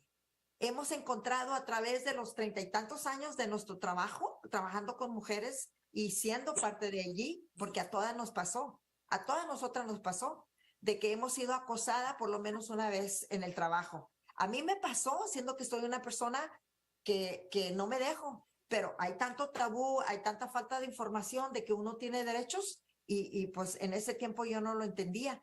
Y también nuestra familia fue rociada con pesticidas y hubo problemas. Mi madre también perdió un embarazo por lo mismo. Tuvo su aborto sin ella saber y entender por qué, ¿verdad? Y después nos dimos cuenta que era por los químicos que estaban siendo aplicados. Entonces, situaciones así, yo casi pierdo mi embarazo, mi único embarazo, ¿verdad? Mi único bebé casi lo pierdo también. Por lo mismo, pensamos que las recomendaciones son estas. La importancia de que el EPA colabore con organizaciones como nosotras, con nuestras organizaciones que sabemos todo lo que está pasando, que podemos hablar de nuestras realidades y que podemos dar recomendaciones. Nosotras somos expertas en lo que pasa en nuestra comunidad. Nosotras somos personas que entendemos lo que pasa y que podemos ser un recurso. Cuando yo estuve en NEJAC, sí, como dijo la señora Silvia, con mucha razón y muchas veces que lo sacó, ¿verdad? Que es tan importante que el EPA sepa cómo trabajar con nosotras. no nada más que nos ponga en un comité, sino que también apoye con un grupo especial que dé esos consejos como lo está haciendo ahorita el grupo de NEJAC. ¿Por qué? Porque en ese grupo hay confianza, se crea eso y también hay la oportunidad de que las personas se sientan con esa confianza, ¿no? De platicar. Entonces, la salud y la seguridad es para las mujeres y los niños en los campos y también los que viven alrededor de los campos. Que se considere como un esfuerzo de impacto acumulativo por el EPA. Se tiene que considerar como un problema, que se tiene que considerar como algo que se necesita hacer. Que tenga grupos, que tengamos la oportunidad de trabajar ¿cómo se llama? En reuniones donde si vamos a tener webinarios, que esos webinarios no sean nada más para que nos digan, sino también para que nos escuchen. ¿Por qué? Porque nosotras vamos a saber más de las realidades de lo que está pasando.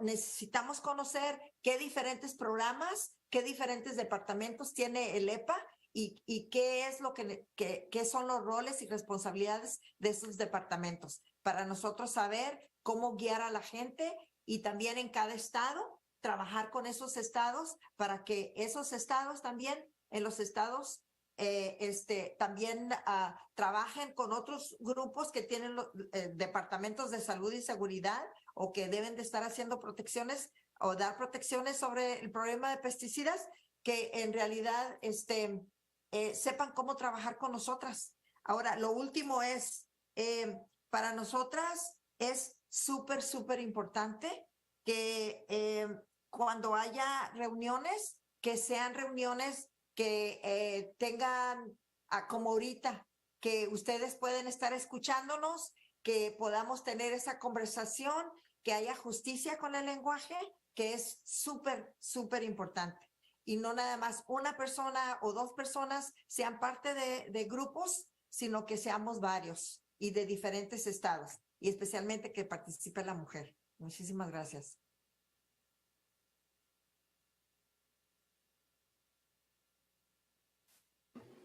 Really, thank you so very much for that. We have some questions from the council. I want to ask you also to be able to join back in. I believe that we might have Elvira with us. Is that correct? I think it's Marlene. Marlene, hello. It's good to see you. Yeah, sorry.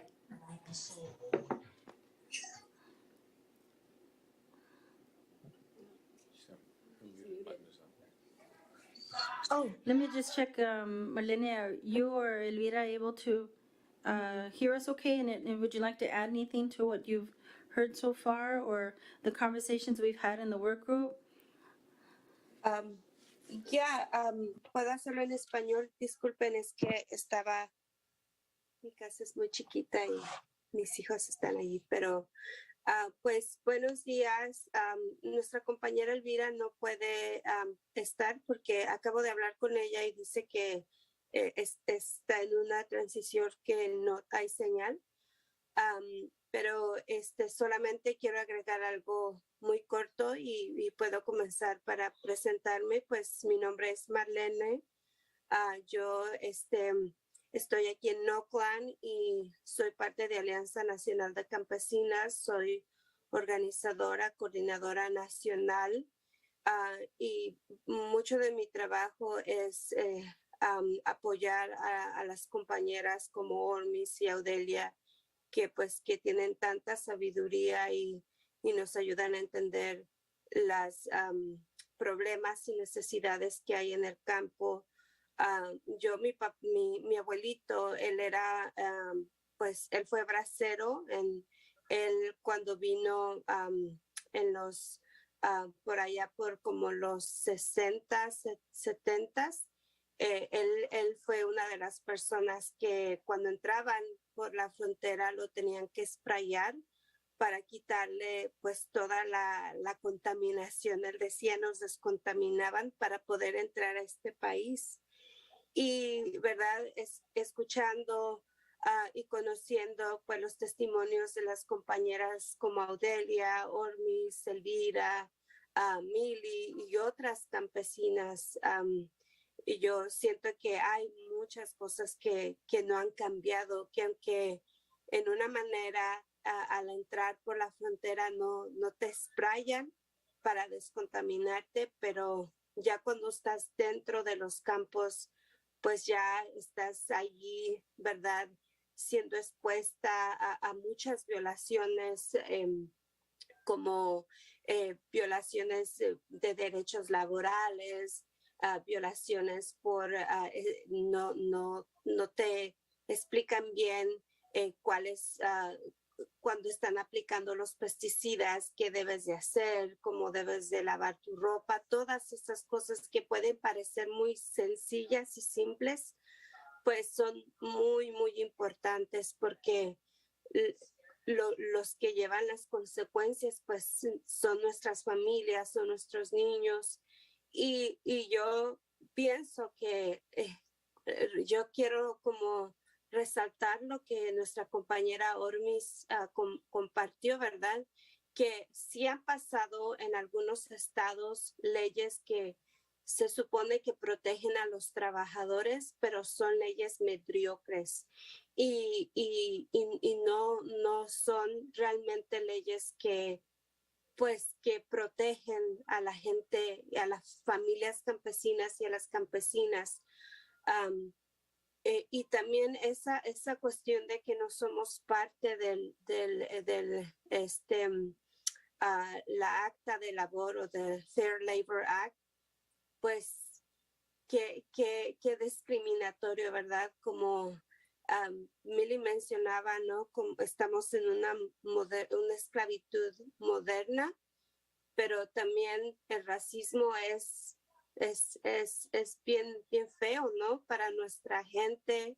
Entonces, pues, parte de lo que yo quiero agregar finalmente es que necesitamos que pongan atención y que cambien realmente las leyes y pues también nosotros nos vamos a seguir organizando, a trabajar para empujar a esos legisladores o a las personas que están en el poder para que nos escuchen, porque pues las cosas siguen pasando y si no hacen nada, pues, y si nosotros tampoco nos quedamos callados, pues vamos a seguir así, ¿no? Entonces, pues muchísimas gracias a Silvia y Paula, Jane y todos por poner este espacio para nosotros y también para la compañera Ormis y Audelia, que fueron muy valientes en compartir sus historias, ¿no?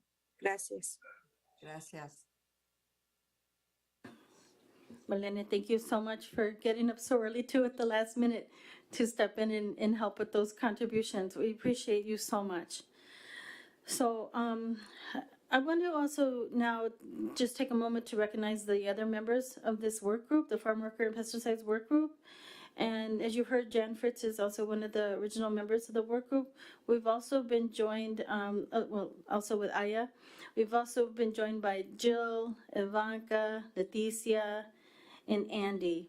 And is there anyone who's recognizing themselves as a member of this work group that I might have missed? Because I know we're scrambling on the work groups.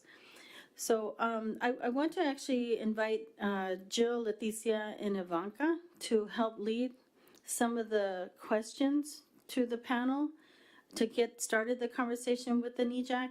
I know we've heard some really powerful testimonials here. And I think, again, what we're really hoping that this council will take away is the urgency of the issues and why this is a matter for us to pursue in the form of a charge, right? The letters, I hope are still going around the room to show that we have been making previous efforts to communicate with the administration, multiple administrations, to not enough effect. As Millie and other folks have noted, this is a fight that takes place in many different ways, right? Also at through Congress, but through NEJAC, through EPA, there's still much that can be done here. This should be done, right? There's a responsibility of the EPA to do. And so if you all wouldn't mind getting us started with some questions, I appreciate that. I don't know who wants to go first. So mine wasn't the question part, so I'll start off with Thank you. the overview, and then Jan is gonna go to the piece around the EPA. So I made sure that I wrote it down so I could get everything right. It's important that we not only listen to the stories about real life experiences of Black and brown farm workers and their families they have, but to take action to protect them and their families and their communities. Many of the health risks of immigrant workers are due to environmental hazards inherent in the occupational setting. Migrant workers tend to be employed in jobs that carry increased exposure to environmental toxins, including lead, living and working in extreme conditions, in temperatures, pesticides, chemicals. Many companies have used the lack of education, illiteracy, and language barriers as their means to justify their discriminatory actions. We understand that human rights are inherent to all human beings, regardless of race, sex, nationality, ethnicity, language, religion, or any other status. Human rights include the rights to life and liberty, freedom from slavery and torture, freedom of opinion and expression, the right to work and education, and many more. Everyone is entitled to these rights without discrimination. This includes economic, social, and cultural rights, the right to work in just and favorable conditions, the right to social protection, to an adequate standard of living, and to the highest attainable standards of physical and mental well-being, the right to education and the enjoyment of benefits of cultural freedom and scientific progress. Coretta Scott King said, "We are a nation incomparable in wealth and power, but impoverished spiritually and psychologically. We have to ensure that environmental justice and civil rights violations become a thing of the past. We now have the technology and the dollars to change lives." Jan. Hey, Jill. Yes. May I interrupt the discussion with the panel with the NEJAC? And I wanted to give Robin just an opportunity to talk to not only the members who spoke, but to the rest of the council, because she's going to have to skip to another meeting, but she has some words. First of all, it is deeply moving to hear your stories and to witness your courage. I feel honored by your presence and your example to be courageous and to stand up and to speak out. Thank you. As I listen to you, I feel also that we have an obligation to do not just what we can, but to move others to do what they can and should be doing. And I will commit to you to do that work. This must stop. And I am so sorry for the losses that it's imposed on you. Having said that, I have a couple of ideas for us to consider. As you all on NEJAC know, our guests may not have heard, we have a new Office of Environmental Justice and External Civil Rights. And one of the things that I'm listening to very carefully are the civil rights aspects of what you're saying, because that guarantee of civil rights protects health disparities and language access. And we're serious about that, and we have the money to do something with that. That doesn't require coverage by fair labor standards. It does require states to step up to their occupational safety and health obligations. And I've sat for many years, decades, in Oregon, where I did work with the Campesinos Unidos de Norteamericano and Raul Ramirez's organization in the Pacific Northwest. And so, you know, it's the same. It's similar enough from state to state, but I think that we need to think about our civil rights obligations in the same breath as we think of these more technical and specific chemical safety and pesticide. I see Jack Lee, my colleague in the back there. Jack is an activist formally, and I think you will find him a supportive figure, but that's one of those siloed issues, and I think we need to think more broadly about the obligations here. So I commit to you to doing that. I want to apologize because I don't like to leave this discussion, and I'm deeply grateful to the members of the NEJAC for their involvement and their continued commitment to raising this up. And we will do the work that we're capable of doing. Thank you so much. Thank you, Robin. Jill? Great, thank you, Robin.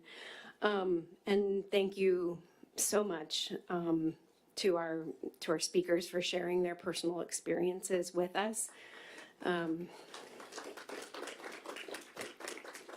This is upsetting, and I feel deeply worried for you and your comrades in many different capacities.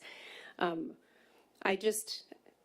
had a whole bunch of questions, and you've already answered them. So I actually just want to say a couple of things. One is, it's imperative that EPA not dismiss these stories as anecdotal. These are consistent with the testimony of farm workers that has been given for decades and decades.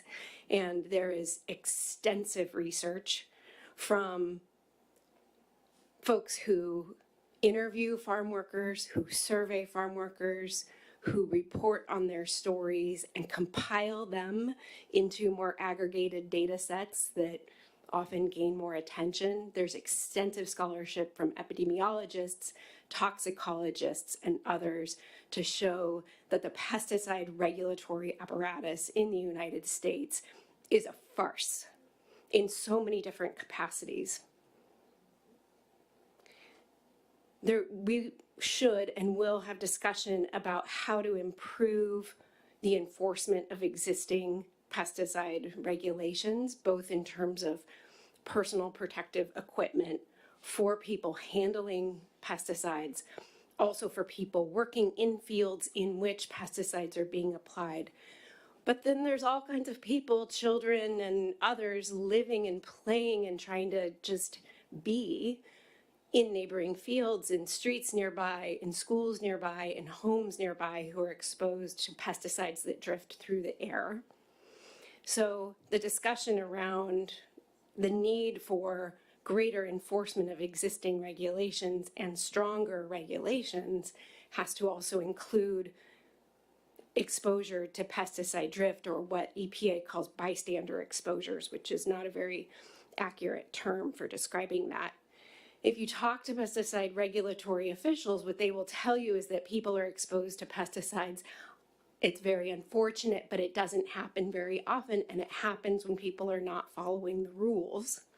And the truth is that narrative about, these kind of rare accidents is completely inaccurate, and regulatory agencies' own data shows this. When regulatory agencies conduct air monitoring studies on pesticide applications, so these are best case scenarios when the officials show up and the pesticide applicator applies their pesticides, everybody's doing everything exactly right. Still, in many cases, the ambient concentrations of pesticides at the edge of the field exceed levels the EPA considers to be safe, even in those scenarios. I've done research on pesticide illness surveillance report analyses in the state of California, which has extensive data on pesticide illnesses that are reported, which of course, for all the reasons that our comrades shared, are just a small fraction of the illnesses that are actually experienced. But even in those incidents, when the state of California affirms, yes, this person was exposed to a pesticide, and yes, it caused this illness, which again, that connection is so often so difficult to prove. Even in those cases, half of the time, there's no pesticide regulation that was violated. Half the time. with all their investigations, they still come up empty-handed. So people are following the rules and people are still getting sick in terms of their exposures to agricultural pesticides.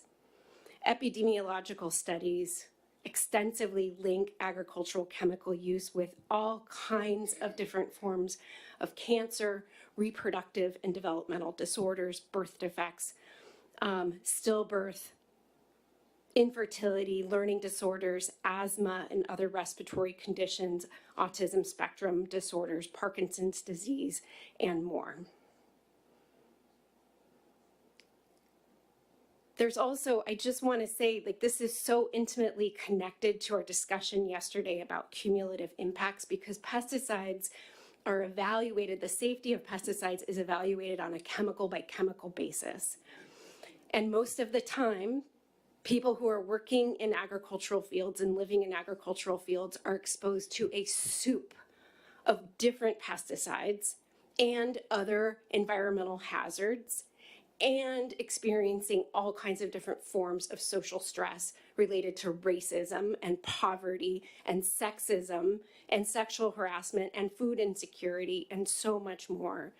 So EPA will tell you we have the strongest pesticide regulations in the world, but the way that the safety of pesticides is evaluated does not at all attempt to account for the actual kinds of exposures that people experience in real life. So they greatly underestimate the risks that pesticides pose to human health. I'm going to stop there because I think I'm taking too much time, but thank you. Thank you. And we will do our best to do right by you.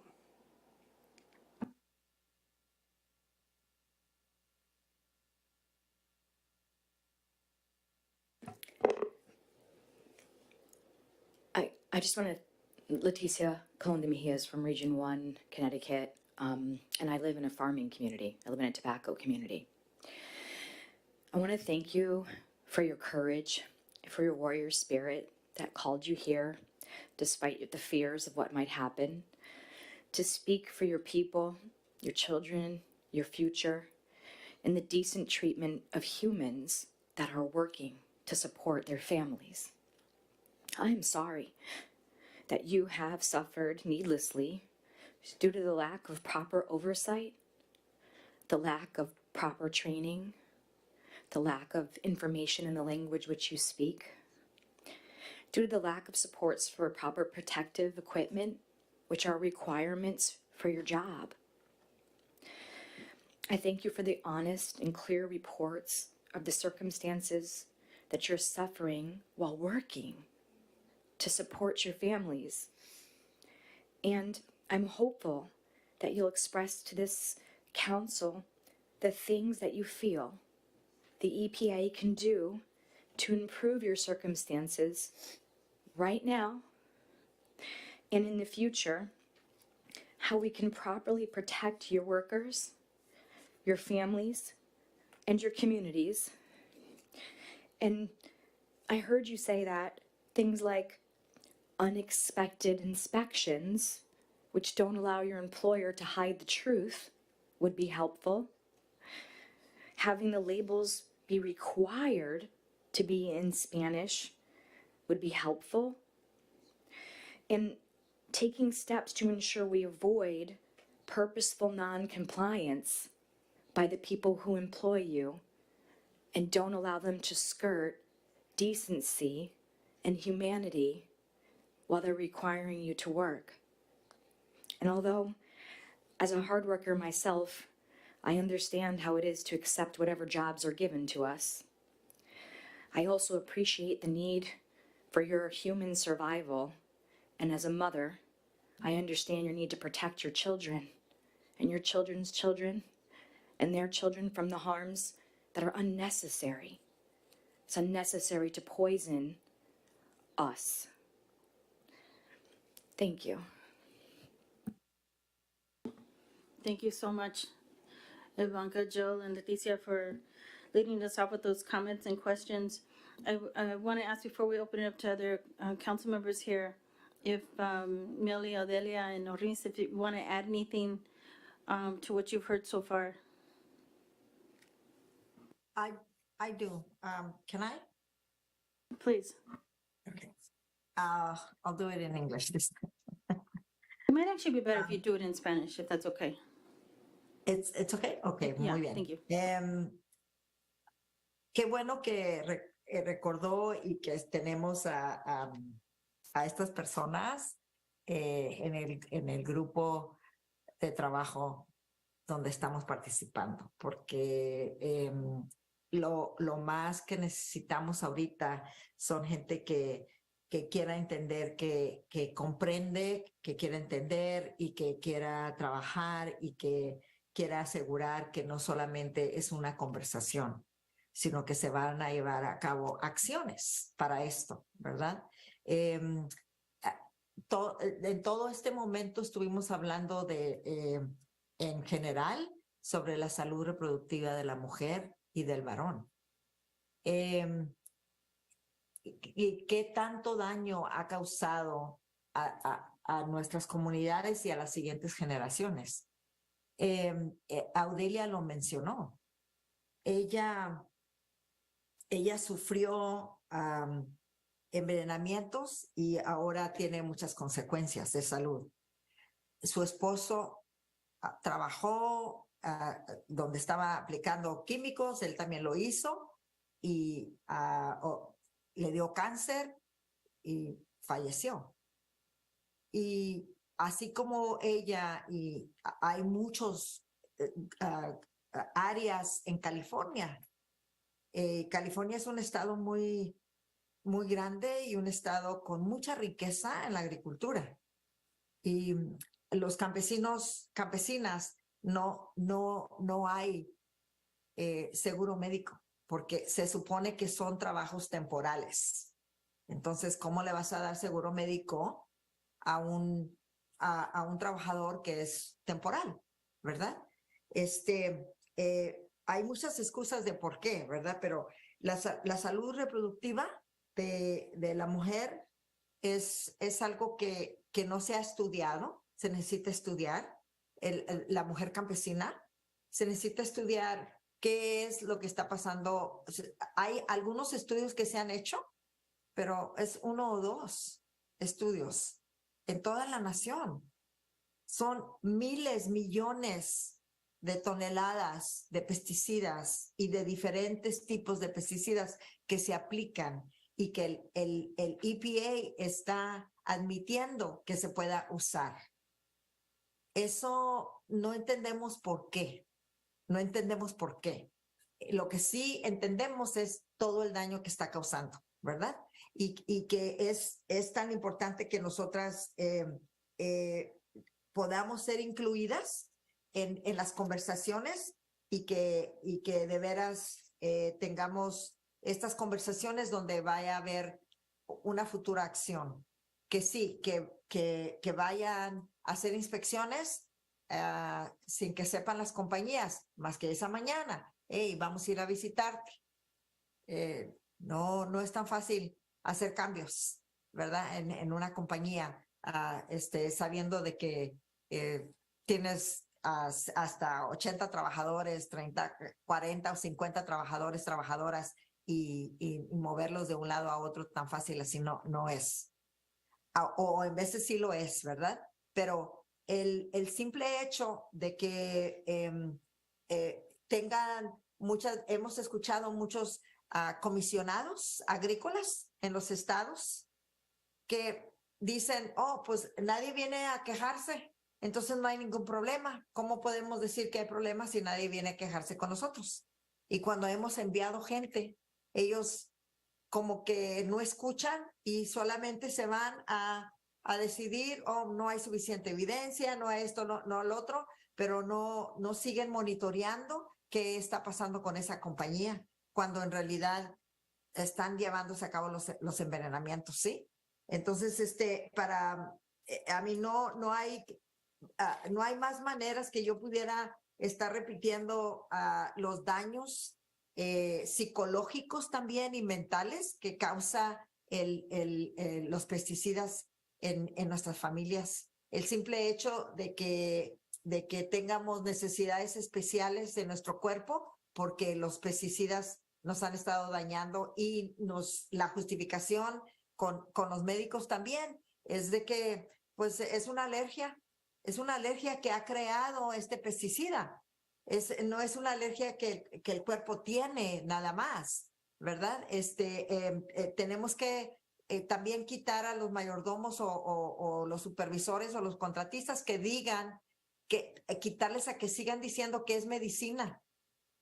Porque al decirle a la gente que es medicina la que se está aplicando a las plantas, la gente piensa que es una medicina que va a ayudarle a las plantas, pero no saben que esa, entre comillas, esa no es medicina, es veneno, ¿verdad? Entonces son unas realidades que en realidad necesitamos que salga todo, que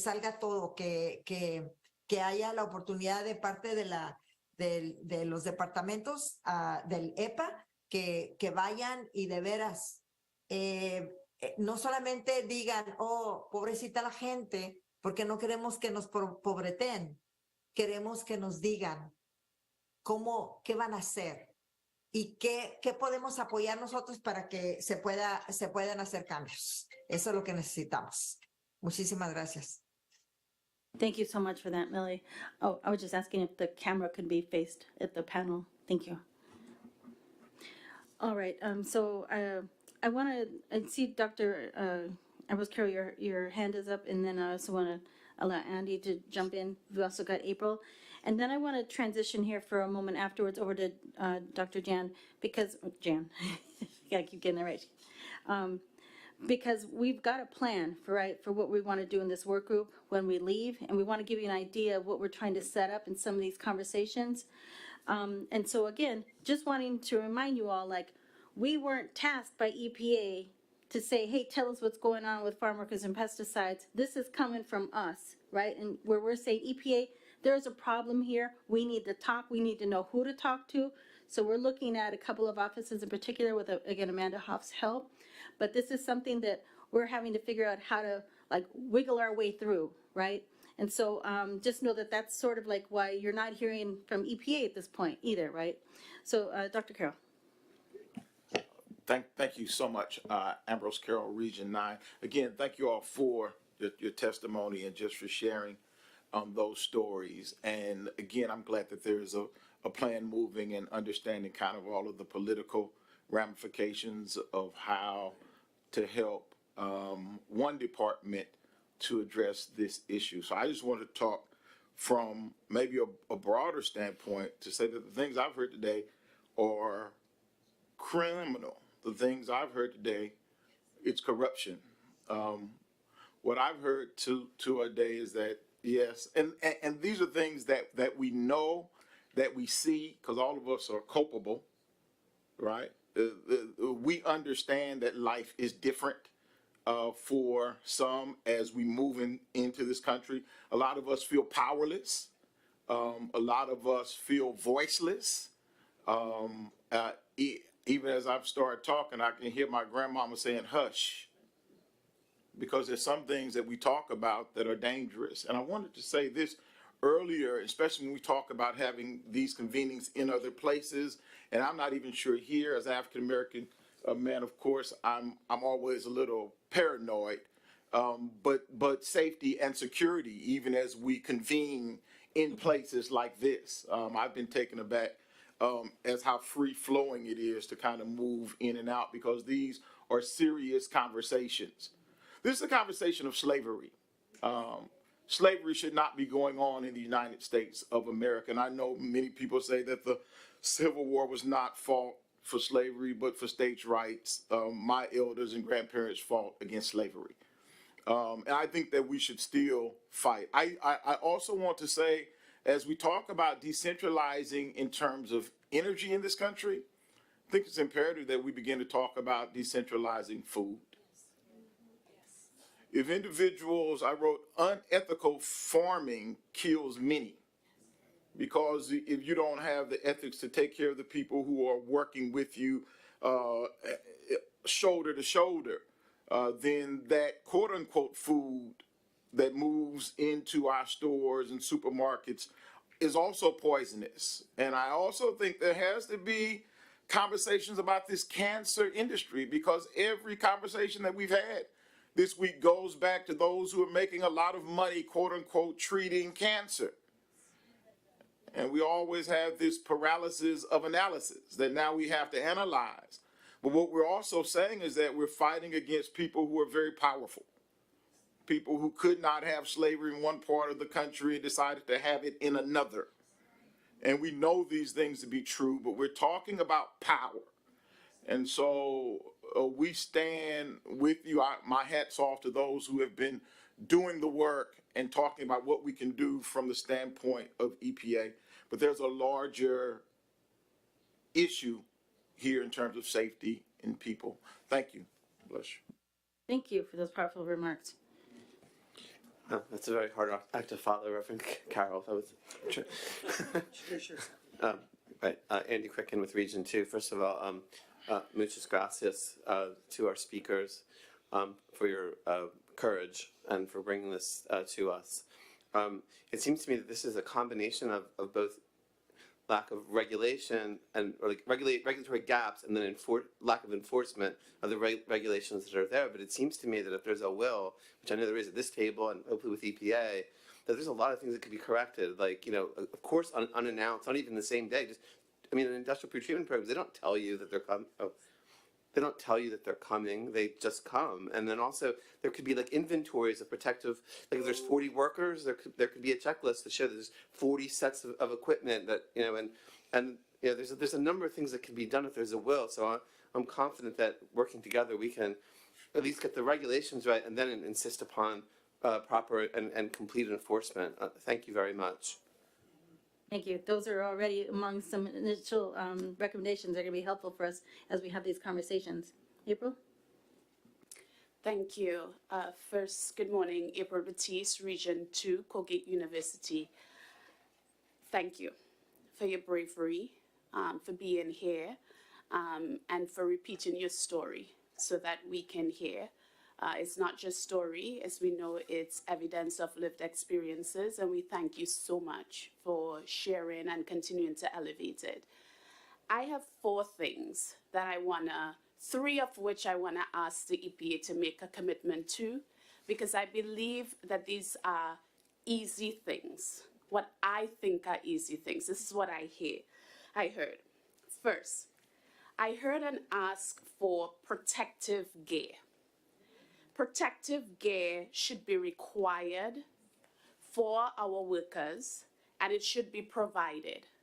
And so my ask to the EPA, the decision makers in the role, because you all have the money, I don't. If I had it, I would have given it. The ask is, can grants be made available for the purchase of these protective gear so that they belong to the workers? We don't give it to the owners of the farms, we give it to the workers. And so what if they're temporary and they leave? Most of them, once they get it, they're probably going to leave it for the next set of workers. They're not going to take it back with them. So that's my first ask, and I would really love to hear whether this is possible.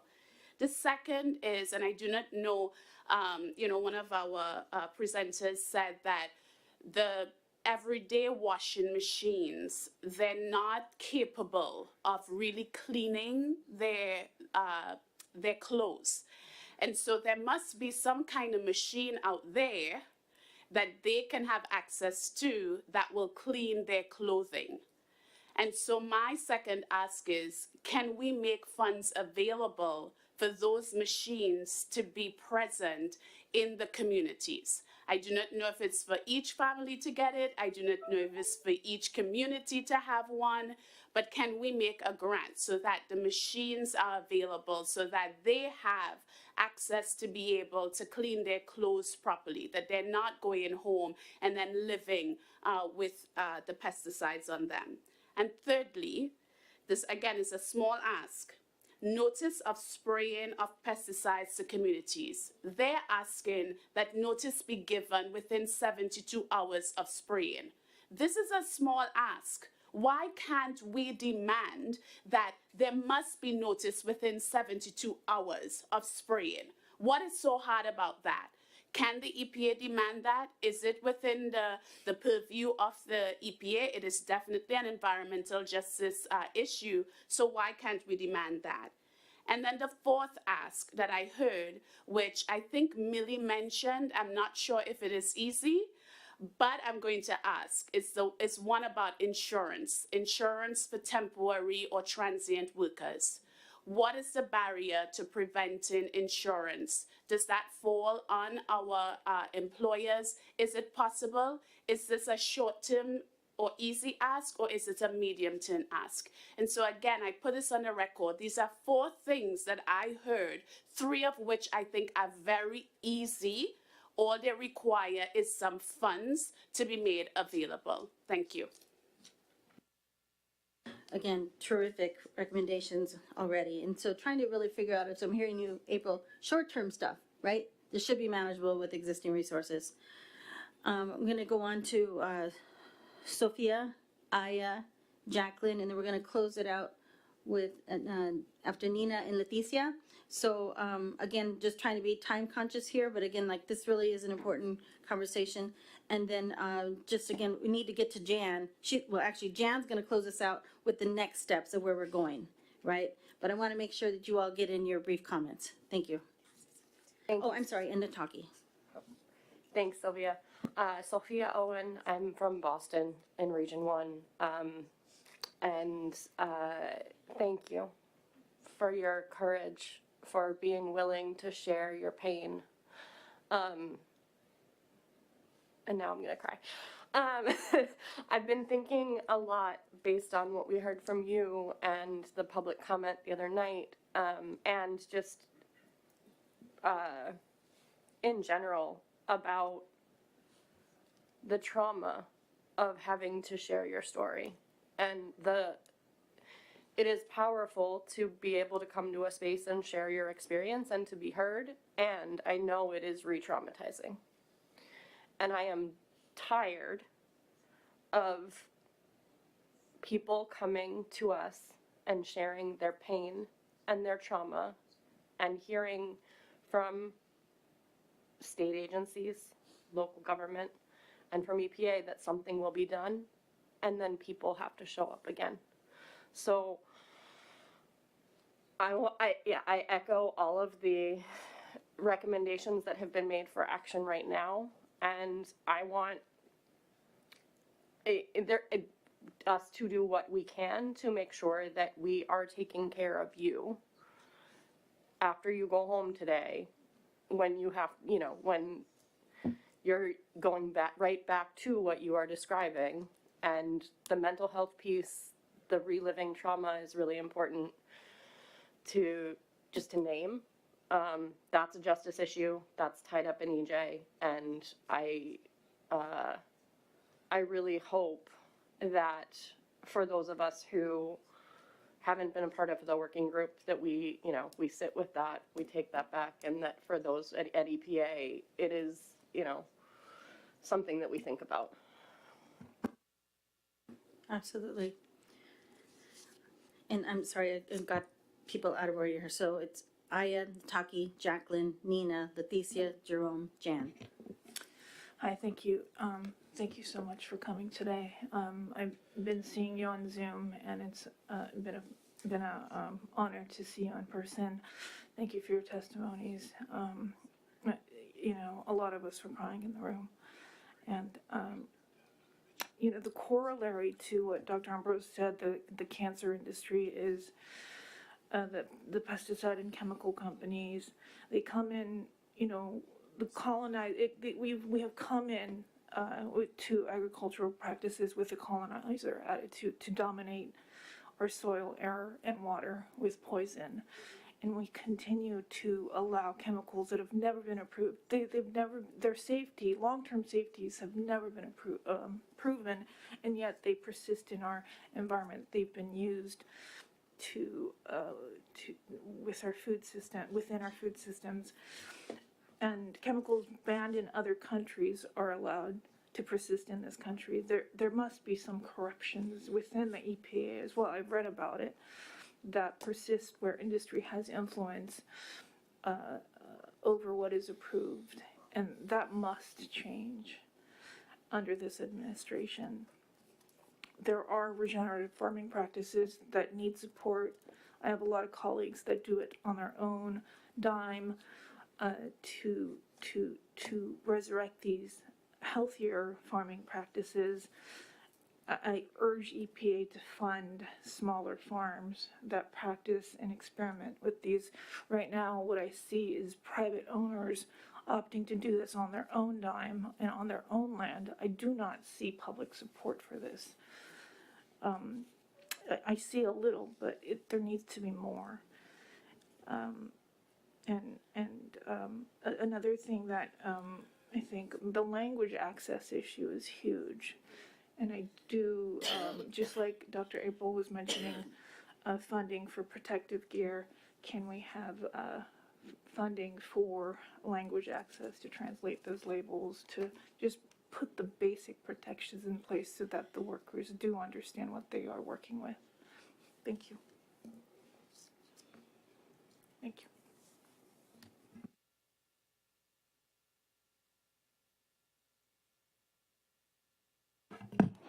Sorry, I wasn't.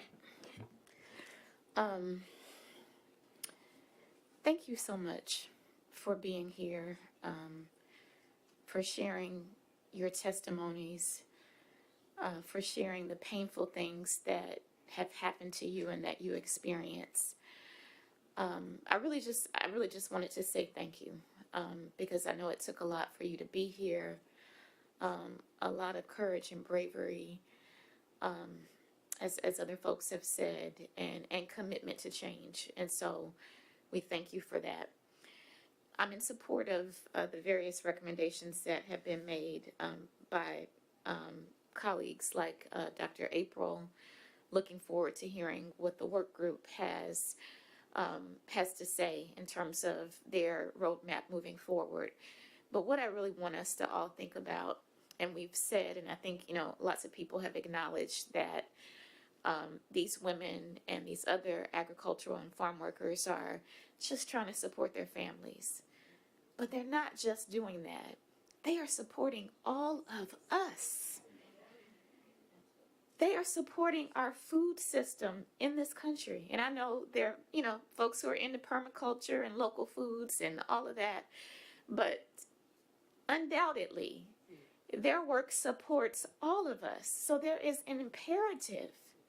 We cannot allow them to be treated the way that they're being treated. Because if it were not for them, we would not have the resources that we have in our communities. So we've just got to think about that. And when we think about what we can't do, we have to think about that and figure out how we get it done. Definitely very interested in what Dr. Collin is thinking specifically about what EPA can do in terms of those civil rights violations. I stand in support of whatever it is that we can do. I'm not a legal person, but I'll trust those legal minds to help us figure out a way to bring some action and the needed support that these women and other agricultural and farm workers deserve. So again, thank you for being here. Thank you for sharing. And as others have said, I'm motivated for us to get something done. Whatever we can get done, we've got to make it happen.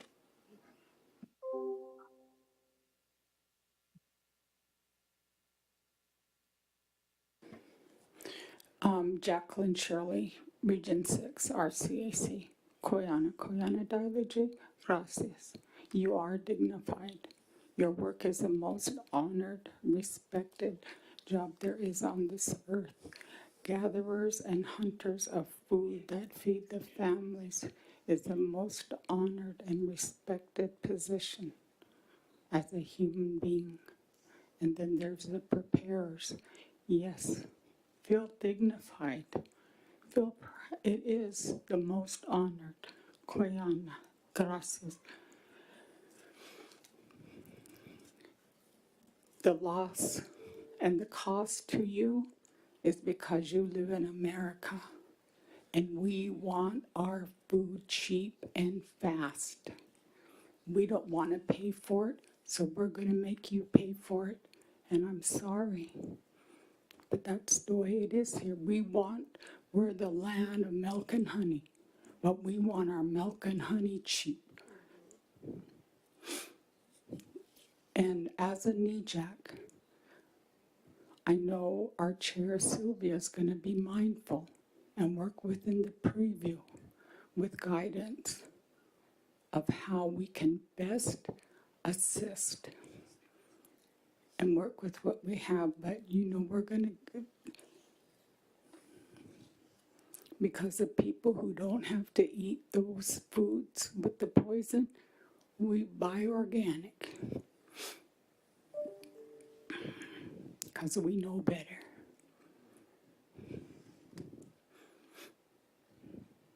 And you are the most dignified woman and mom.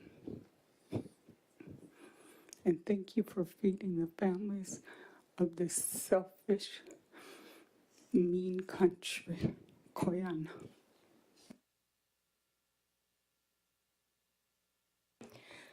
Yes, I also, Nina McCoy, Region 4, I also thank you so much for your dignified work. But I'm from coal country, and 30% of our mountains have been bombed and blasted. And now the coal baron who has done all the damage said recently he's so glad for his new industry that even Mickey and Nina McCoy are going to like this. He's got an apple orchard, a industrial apple orchard on top of a mountaintop removal site. So I need to know how I'm going to help these people, because I'm sure they're there. And we're not seeing them because they are next to the prison that's on the mountaintop removal site and next to the airport that is probably going to spray them. So I need from the work group what I need to do to find out how to help these people. Thank you. Yes, these conversations are going to keep extending into more communities, right? As we really uncover this deadly history, right, of the United States. Leticia? I just wanted to draw attention to this thing that seems like it would be a first thought, but are we evaluating the safety of the pesticides prior to the application?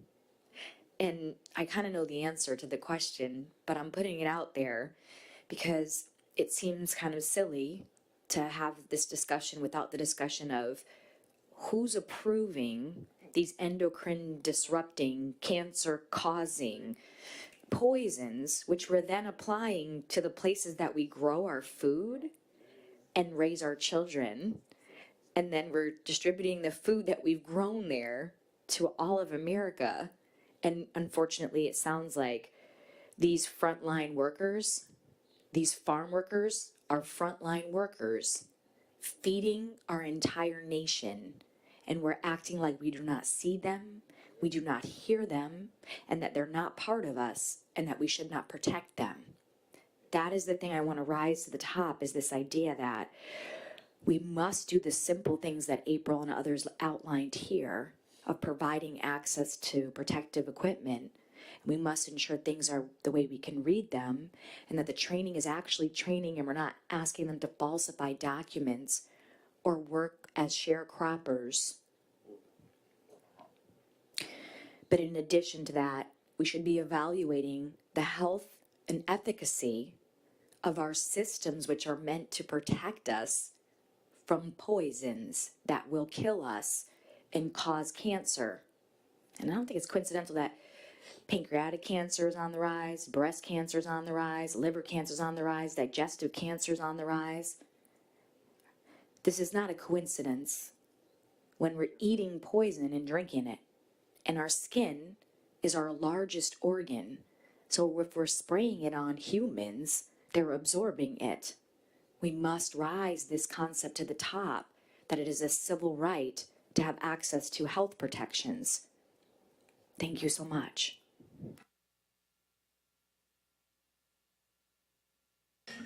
Again, Jerome Shabazz, Region 3. As with my colleagues, I want to congratulate you for having the courage. Standing up to this slavery industrial complex is not an easy thing to do. But we have a history in America with people like the Reverend Dr. Martin Luther King, who we know the history of standing up to systems and people who find it easy to burden the lives of other human beings as if it's their right. It is not their right. It is an injustice. And you're standing up for justice. And it reminds me of two quotes that he has when I was listening to you speak. He said, you know, we can't not finish our breakfast each day without being dependent upon half of the world. Whether it's the coffee we get from Colombia, whether it's the apples we're getting from Mexico, we are dependent upon the world, and we need to show gratitude for that dependency. The other thing that he says that resonates with me is that, you know, this idea of injustice anywhere is a threat to justice everywhere. And we are, this language injustice thing, we have to eliminate that. You know, one of the points that resonated strongly with me is this whole idea that you were being required to get certifications and to do pesticide treatment work, and you weren't even given the benefit of having the language so you could clearly understand what it was that you were being exposed to. And that is the inalienable aspect of our dignity, is that you have a certain level of consent. And without consent, you can't have your dignity upheld. And so, in Dr. Baptiste's sense of listing these simple things that can be done, language equity has to be a part of the EPA standard across the board. I don't care what program it is. The language equity has to be there. The language justice have to be there. People need to know what they're reading. They need to know what they're signing on to. They need to know their exposures. They need to know their risks. Because when we talk about the confluence of environmental impacts on public health, it's mitigating exposure over time. And if you don't know the risks, you're not mitigating exposure over time. So again, in addition to normal PPE measures and a normal disclosure times around exposure to chemical releases, with an addition to understanding how people can keep themselves safe, not only at work, but in their respective communities. I worked in an industry where I was manager of safety of wastewater treatment plant facility. We didn't even allow people to take their clothes home. We gave them an allowance to buy uniforms every year. They could do whatever they wanted to do with it, but we didn't require them to have to use them year after year and give them to other people and transfer those contaminants to people and their families. Simple, common sense solutions to help the frontline workers who are protecting our lives and providing the resources so that we can live the life that we live in this country. Thank you very much. Thank you all so very much for those comments. I'm going to turn it over here to Dr. Jan Semele. I see you, and I'm going to actually point to you to help me with a conversation to tie it in with the colonias.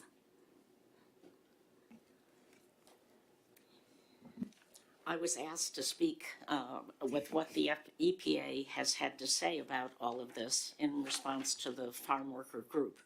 And Amanda Huff has done a really nice job in putting together meetings that are going to be held between the farm worker group and various offices in EPA, including the Office of Chemical Safety and Pollution Prevention, which includes the pesticide organization.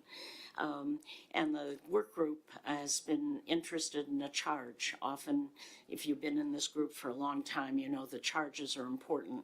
A charge is a set of focused questions that identifies specific issues where the agency would like feedback and invite suggestions to improve. And many of the things that were mentioned today could be that. When you mentioned about the equipment, one of the things you didn't mention, a lot of it is ill-fitting. So equipment has to be fit and and many of the cases of the farmers I've interviewed tell me that this has been an issue, so they've had to deal with it or just use it and it's not fitting. And so many of the topics that you brought up about education, training, how that's going to work are important. What you don't know is what's been going on that I've been finding out about, and this is lawsuits and petitions to EPA about what should be done. So when you're talking about offering suggestions, a lot of those suggestions have already been made. And I'd like to suggest that in addition to the work group coming up with a charge, that we should have a broader EPA involvement with NEJAC on this issue. For instance, I'm just going to deal with this year. In February, there was a petition that went to EPA about a number of things. And then 2 weeks later, after EPA had updated registration review schedule for pesticides, it moved the timelines for organophosphate pesticides substantially, indeed by 2 to 3 years for most of them. And if you're not used to using the words organophosphates, that means the chemicals that are being used. And in truth, if you're not involved with this, if you got a list of what's there, you can hardly pronounce what's there. So many times people refer to these as OPs, organic phosphates, because even that is a hard word to remember. But I want you to know that the letter that was submitted and in regards to this updated registration review schedule, which was not good, was involved the United Farm Workers, the United Farm Workers Foundation, Earth Justice, which often has filed the suit or sent in the letters, California Rural Legal Assistance Foundation, Farm Worker Association of Florida, Farm Worker Justice, Green Latinos, Labor Council for Latin American Advancement, League of United Latin American Citizens, Learning Disabilities Association of America, Pesticide Action Network North America, and Pineros y Campesinos Unidos del Noroeste.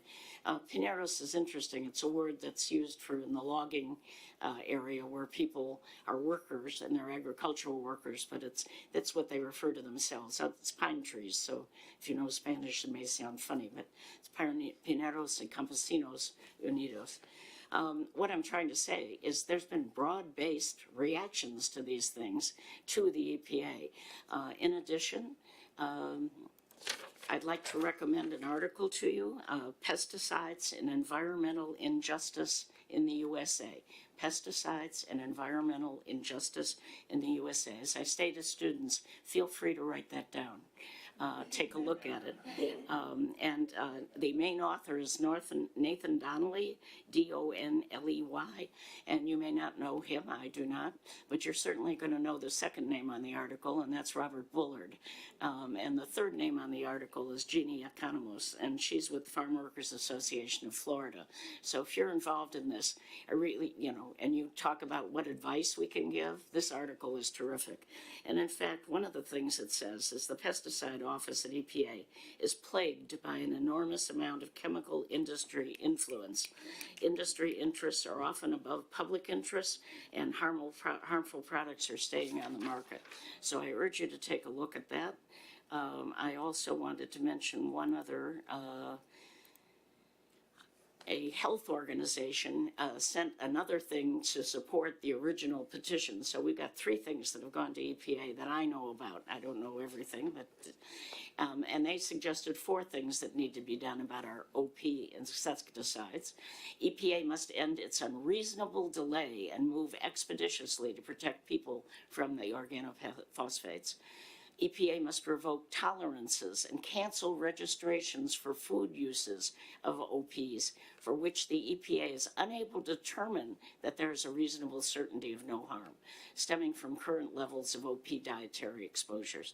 Third, EPA must update its OP risk assessments to use a regulatory endpoint that will protect children from neurodevelopmental harm and the impacts of coformulants, such as inert ingredients, on the exposure exposure levels and toxicity of end-use products. And 4, EPA must cancel registrations allowing OP uses that pose significant risk of unreasonable adverse effects on applicators, farm workers, and other people exposed near recently treated fields.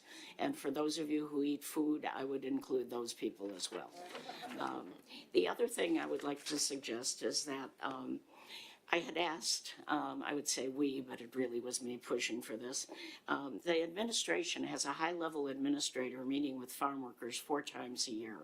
I'd asked for the farm worker group to have a representative attend these just to see what's going on, because we've seen what Sylvia passed out from 2017, 2018.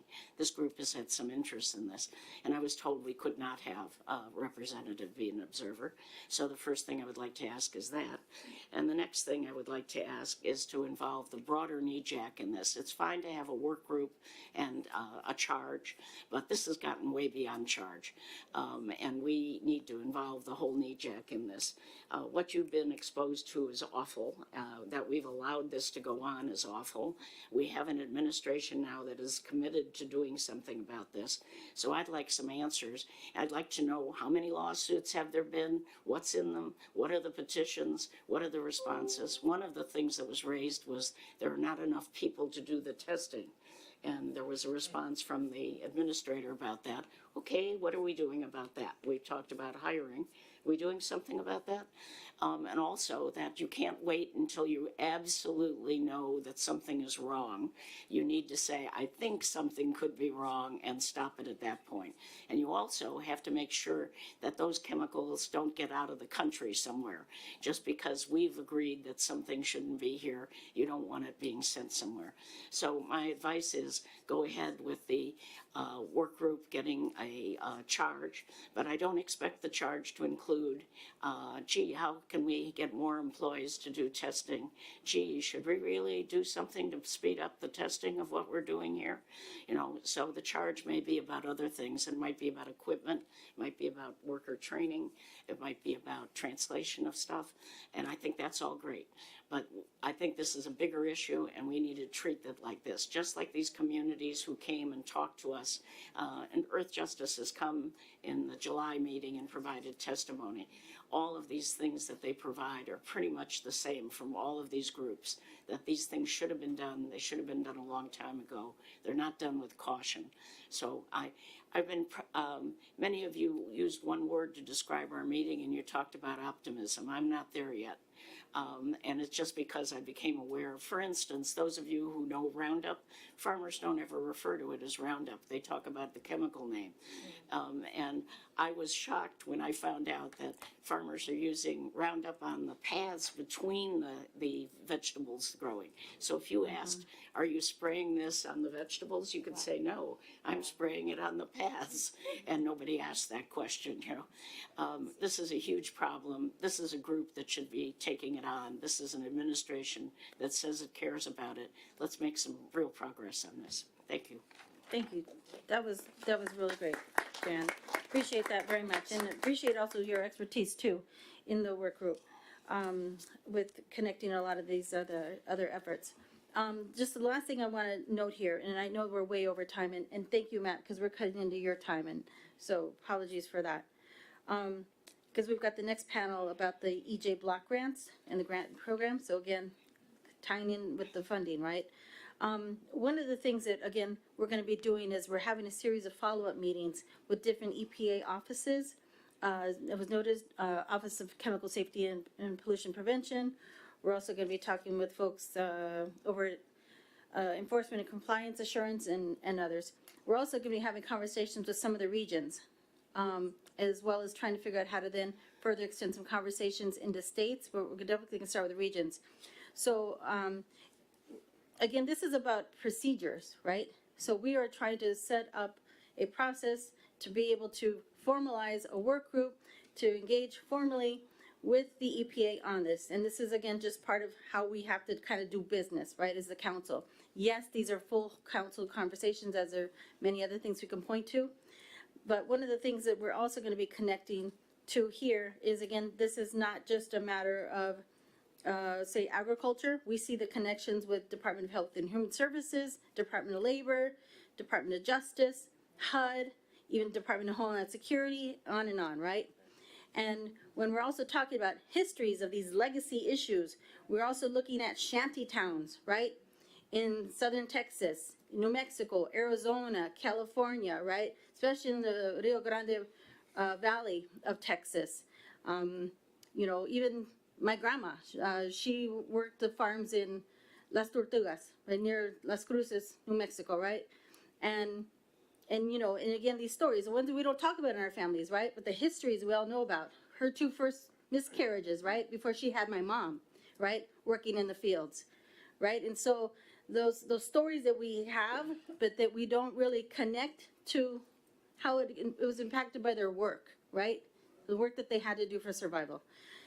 And so we're going to be also looking at connecting the issues with the colonias, as we're also talking about infrastructure. People that have inadequate water and sanitation are doing agricultural work, the living conditions, right, that are contributing to these.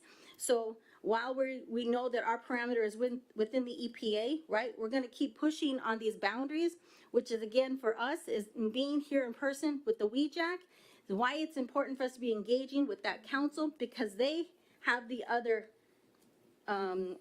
agencies that we can be in conversation with, right? So one of the first things I'm going to be doing in working with OEJ-ECR is to ask that a member of NEJAC come over onto this work group, right? That we start those connections with working together so that we can extend these conversations across the other federal agencies. Because I think it's important for the work that we're doing, and we need to start doing that intentionality, right?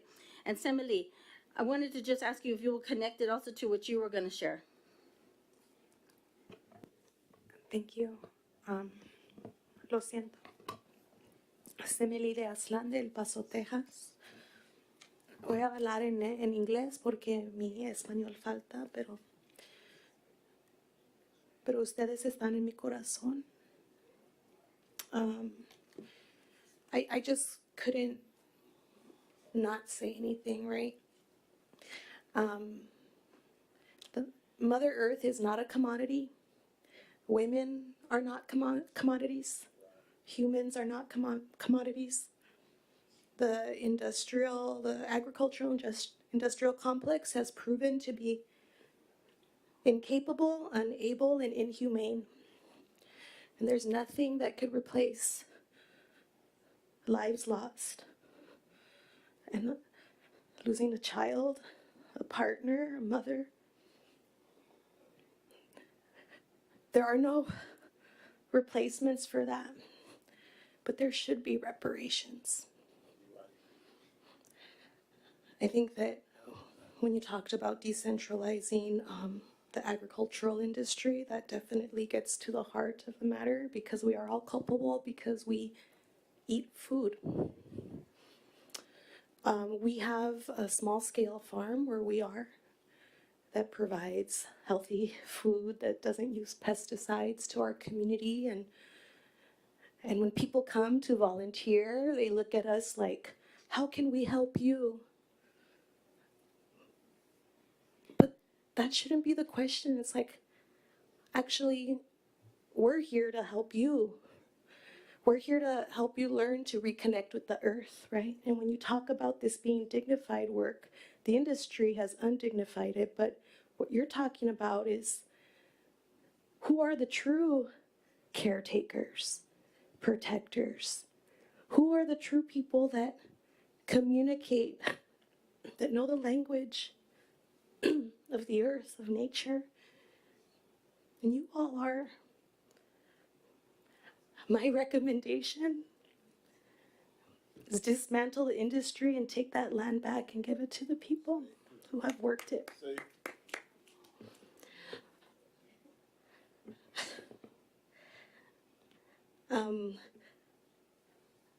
I don't know how to really connect that to the colonia's question. Sylvia, if you'd like to have me expound more, please. No, that was great. And I'm thinking again, because you are a native of South Texas, right? You see the living conditions, right? And it's not just one thing, right? And so, as Emily was also one of the original members of the farm worker work group too.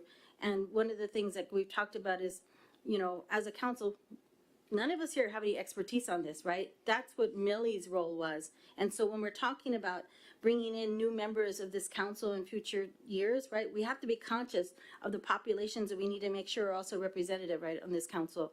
And so that's something that we'll be continuing to have conversations about. Lastly, my wonderful co-chair, Odelia, on this work group, is there anything you want to close us out with?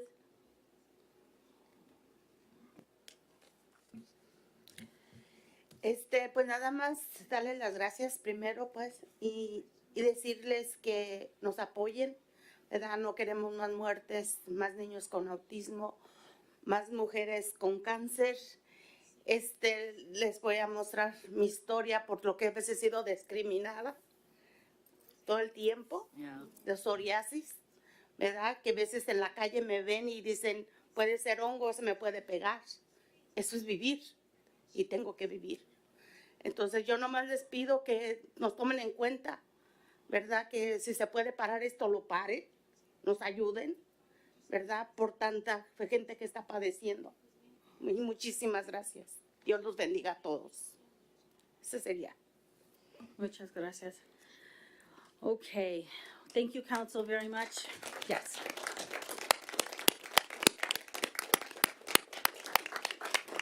Yeah. Gracias a todos. All right, we are, again, very much over time, and another important panel discussion that we want to be having about the EJ Block grants and the grant program that's going to be led by Matt and Jacob Burney. So why don't we take, say, a 5-minute break? Just something brief, right, so we can come back, because we do have lunch at 1. And if you'll remember, we're going to try to have a conversation too with Dr. Collin. So let's try to see if we can stay tighter to the schedule. I appreciate you allowing us to go over and the sacrifices made into the next panel, but let's try to be tight in this break. Thanks.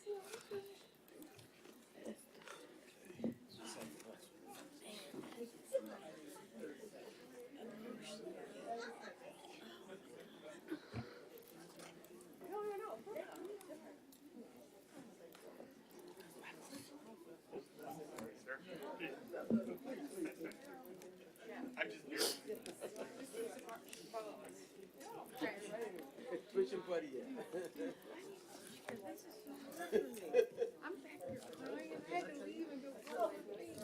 Oh, gracias a ustedes. Wonderful.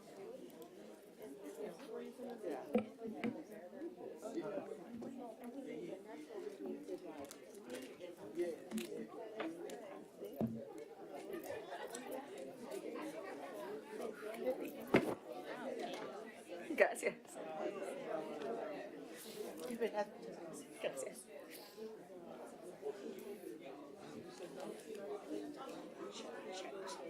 Look, I think it's between y'all, but Gracias. thank you for sharing. Thank you. Let's turn off. Yep. All of it. All of it. People in prison? Yep. All of it. Yep. Yeah.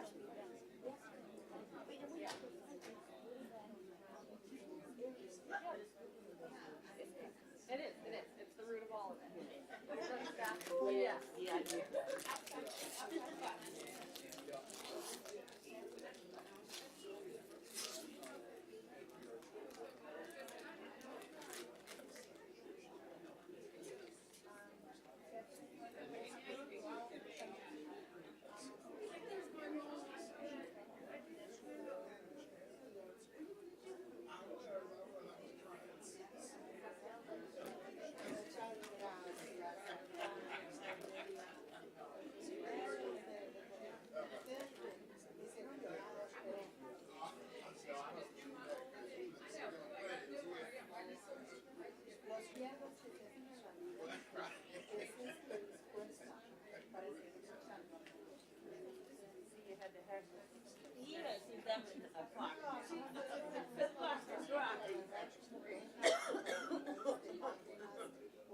That's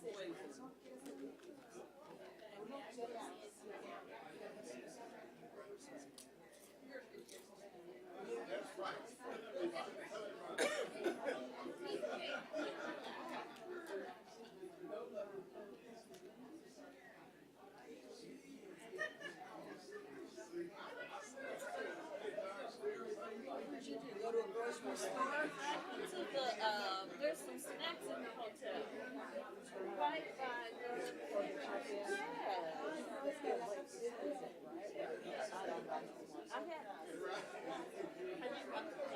So I haven't eaten until whatever time I eat lunch, and it's 1:30 or whatever.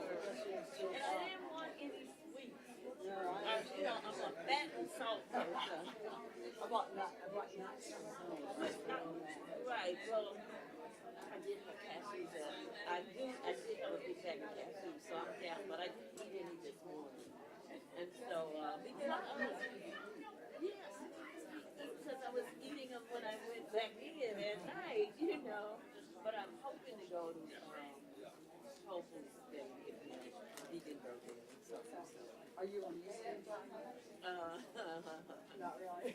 Well, my body never adjusts until like the fourth day, and then time to go home. Good time to go home.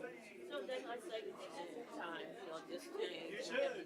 Golden retriever. And so they're still on. Oh yeah, they don't care. They don't know about daylight savings. Right, they don't. So my daughter is at my house keeping them. And she's like the biggest one, who's about 90 pounds. She said he comes in every morning at 5:15. Yeah, like her. I said, that's nice that she can stay. Yeah, it is. Right. It is expensive. And usually we travel together, so she did. Oh no, I get to watch cable because I don't have cable in my house. And I don't, Yeah, my dog thought she was going this week. She did? Yeah, she's like, okay, you're dressed, I'm ready. And I'm like, did she? Oh, so right. I love that dog, Mom. I know. I never eat breakfast. Oh. So if I'm leaving at 7 o'clock, she thinks she's walking or doing something. So I was just listening. I was just saying, this thing in this country is so bad. And I'm thinking about COVID and all the other things.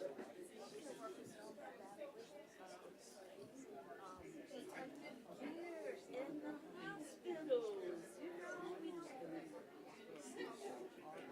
I've been going down there to the last time she was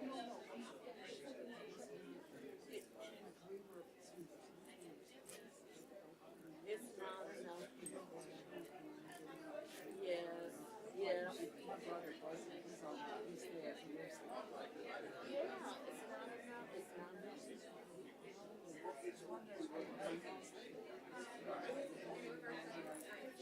Yeah.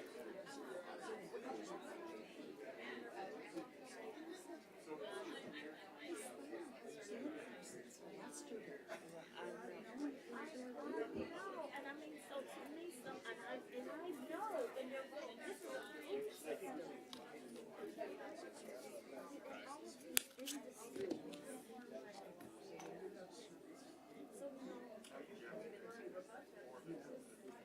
What's the cute one under Obama? I think it was in 2017. Was it maybe? Yes. And so, That is just heartbreaking stuff. And then I'm thinking, okay, there ain't nothing I can do. Is you working in the community? But you can leave here and go home in the same conditions that you came.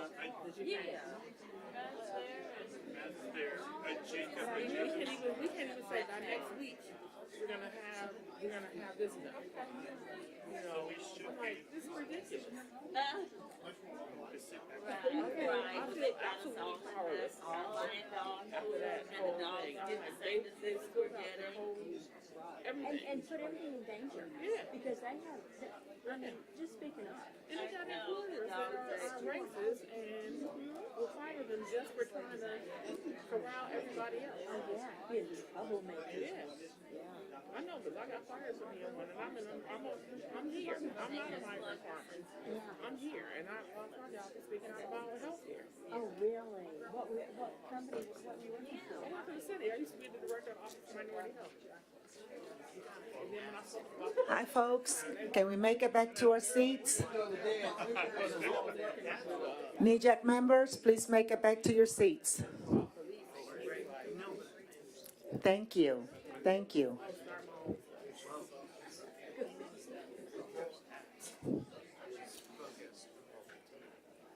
We can really get something done.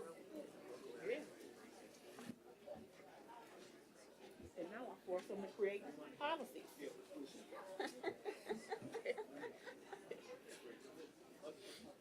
So I can corral the community and bring the decision makers to their needs. NEJAC members, can you please come back to the room?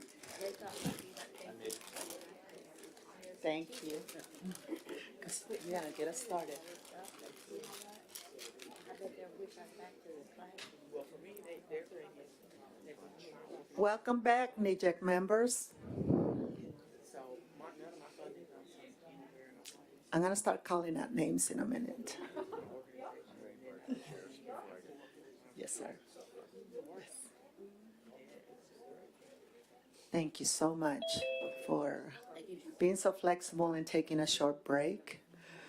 We do have a 1 o'clock commitment to visit some more with Robin Collin, who was here listening to the last session and is also going to be with us. And when she left her special assistant here with us. And Sabrina, thank you for being here. I saw her taking notes and gave her a few more points. So thank you for filling in. And we are going to be on time for Robin. Okay? So with that, do we have ready to start? Nataki? Okay, thank you, Paula. So now we're going to move into our fourth installment around the Inflation Reduction Act. This session will be focused on EPA EJ block grants as well as the overall EJ grant program. So I'm going to pass it over to Matt Tejada. Do we have Jacob here or do we have a... Oh, there you are. Okay, thank you. Right there in front of me. I couldn't see it. So I will turn it over to Matt to introduce Jacob and other staff who might be a part of this discussion. And we have a little less than 2 hours to convene this. As Paula said, we are scheduled for lunch at 1 o'clock. So we have a lot to get through, so we're going to dive right in. I'm going to go over and lay out some of the bigger picture things, and then Jacob's going to do a deep dive in that, and I'll explain exactly what that is. I am going to take just a moment for a couple things. One, the presentation I gave yesterday would not have been possible without a lot of folks' efforts, but especially Rebecca Huff, who is not with us today, but Matthew Sarswini, who's going to stand up. This young man just recently joined us. He's a presidential management fellow who just joined us, and that 10 indicator stuff would not be ready to brief you all yesterday if it wasn't for his effort and Rebecca's effort. And we had Chithra Kumar was here a couple days ago and then snuck out of the room right before I was going to bring her up here, but she is the new director of one of our new offices, the Office of Policy Partnerships and Program Development, and she's listening at home today. But just wanted to recognize. Is she here? When the hell did she get here? Chithra is? Oh, Chithra's going to come up here too then. I haven't even seen her today. Yeah. Oh, there she is right there. She's never in the room when I... That's her. Come sit up here with us. And this is what we're about to talk about the grants and the reason that we got the grants and the reason that Congress felt confident in giving us this money for these grants. A lot of people deserve credit for it across the United States. This person, none of it would be possible without this person, who for decades,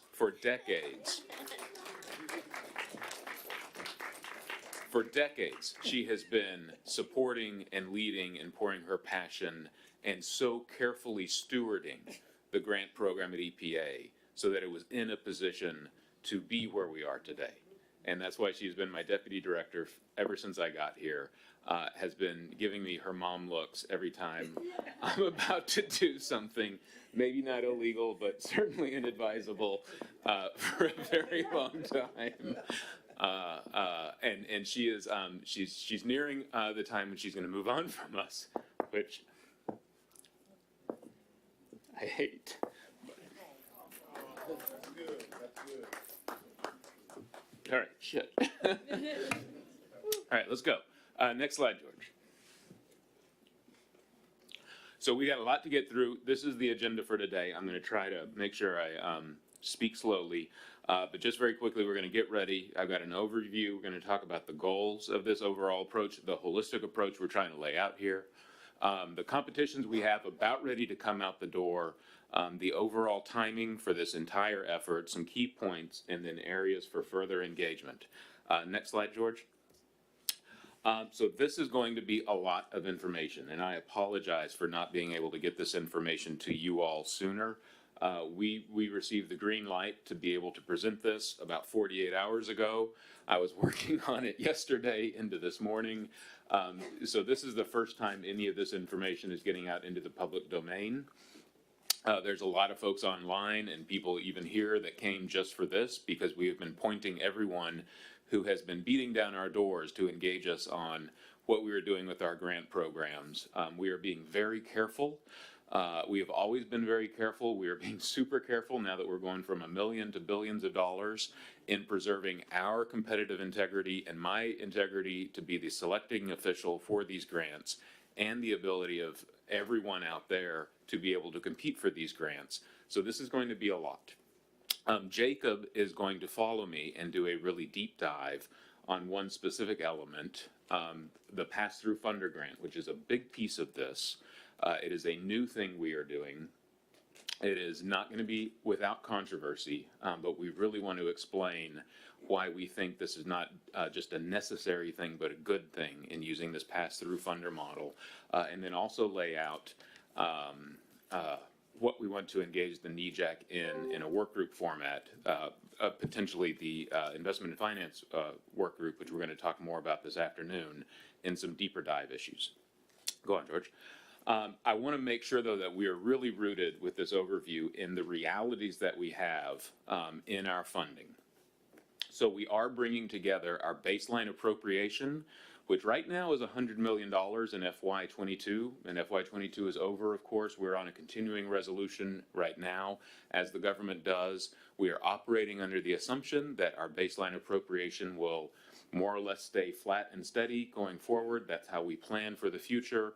But the $100 million we received at EPA for environmental justice, we have allocated $51 million of that for grants and technical assistance. So we are bringing that into our use of the $2.8 billion we received through the Inflation Reduction Act for grants and the $200 million we received through the IRA. I'm just going to say IRA from now on, the Inflation Reduction Act, for technical assistance. Next slide. So this is, and I'm not expecting you to read this, I'm just showing you, this is the sum total of the language in the Inflation Reduction Act for the Environment and Climate Justice Block Grants. These are all of the words we have to work with. This is it. Next slide, George. I'm going to talk a little bit about the most important parts of that language I just showed you. So this is one section of that. All right, this is what Congress has told us we can use those $3 billion for. These are the eligible activities: community-led air and other pollution monitoring, prevention, and remediation. So what we were just talking about and what April asked about, can we use grants for some of the things from the last panel? I think we'll be able to use these grants. It's going to depend upon the communities making the request for it, but these are the sorts of pollution monitoring, prevention, and remediation that we should be able to use these grants for. Mitigating climate and health risks from things like heat islands, climate resiliency and adaptation, reducing indoor toxics and indoor air pollution, and then that last one I want to make sure folks pay attention to: facilitating engagement of disadvantaged communities in state and federal public processes. Okay, so those are our eligible activities for the IRA funding. If you go on to the next slide. These are the eligible entities, and this is where it gets a little, this is actually going to be the most complicated part of this whole holistic thing in one way, because with our baseline grant funding, the FY22 and future year appropriations, we can fund community-based organizations, we can fund states, we can fund tribes, we can fund local governments. When you look at IRA funding, we can fund community-based organizations, we can fund partnerships of community-based organizations, and we can fund tribes, local governments, and academic institutions in partnership with community-based organizations. And that's really important. One, states aren't in there. States aren't included in the IRA $3 billion. Okay? It's also really important, this idea of partnerships. And we're going to talk a lot about that. Okay? This is the opportunity, and not just the opportunity, but the mandate that Congress has given us about changing the dynamic. It's no longer, you know, will some other entity come to us and say, we're working with a community, they gave us a letter of interest, see, it's all good. It's going to be a partnership, right? And defining what partnership means, the terms of partnership, is going to be really important in this. If you go on to the next slide, this is the most difficult part. This is the thing that I wake up in the middle of the night thinking about. We have to spend all the dollars by September 30th of 2026. That's less than 4 years, right? Less than 4 years we have to spend all the dollars. Any dollar we give, the recipient has only 3 years to spend it. So if we give out big multi-million-dollar grant programs, they've got to be feasibly done in 3 years. We give 3 years right now for $200,000 grant programs, right? We're going to be giving out maybe $20 million, and they have to be spent in 3 years. That is going to be a challenge, and we have got to reckon with that. And that's one of the areas that we need y'all's help in the next few months in helping us to kind of scope and gauge, well, how big should we make stuff? Because we can't set up the recipients for failure in wanting to do something. And it's like 3 years have passed and they've only done phase 1 of 5 things, right? Because then that money goes poof, right? We won't have time to take that money back and give it to somebody else. It's going to go back to Treasury after that. And we cannot, it goes away, right? Because we only have until 2026 to spend the money. See what Congress did just there? Well, if it Congress would have to change it, and that's all there is. You know, I can't go lobby Congress, but we have made this. We are making this clear that this is really tough for us to Congress. All right, thanks. If you award in say in September 29th of 2026, does that mean 3 years to 2029? They would, yes. If we make an award on September 30th even of 2026, then the recipient will have until September 30th of 2029.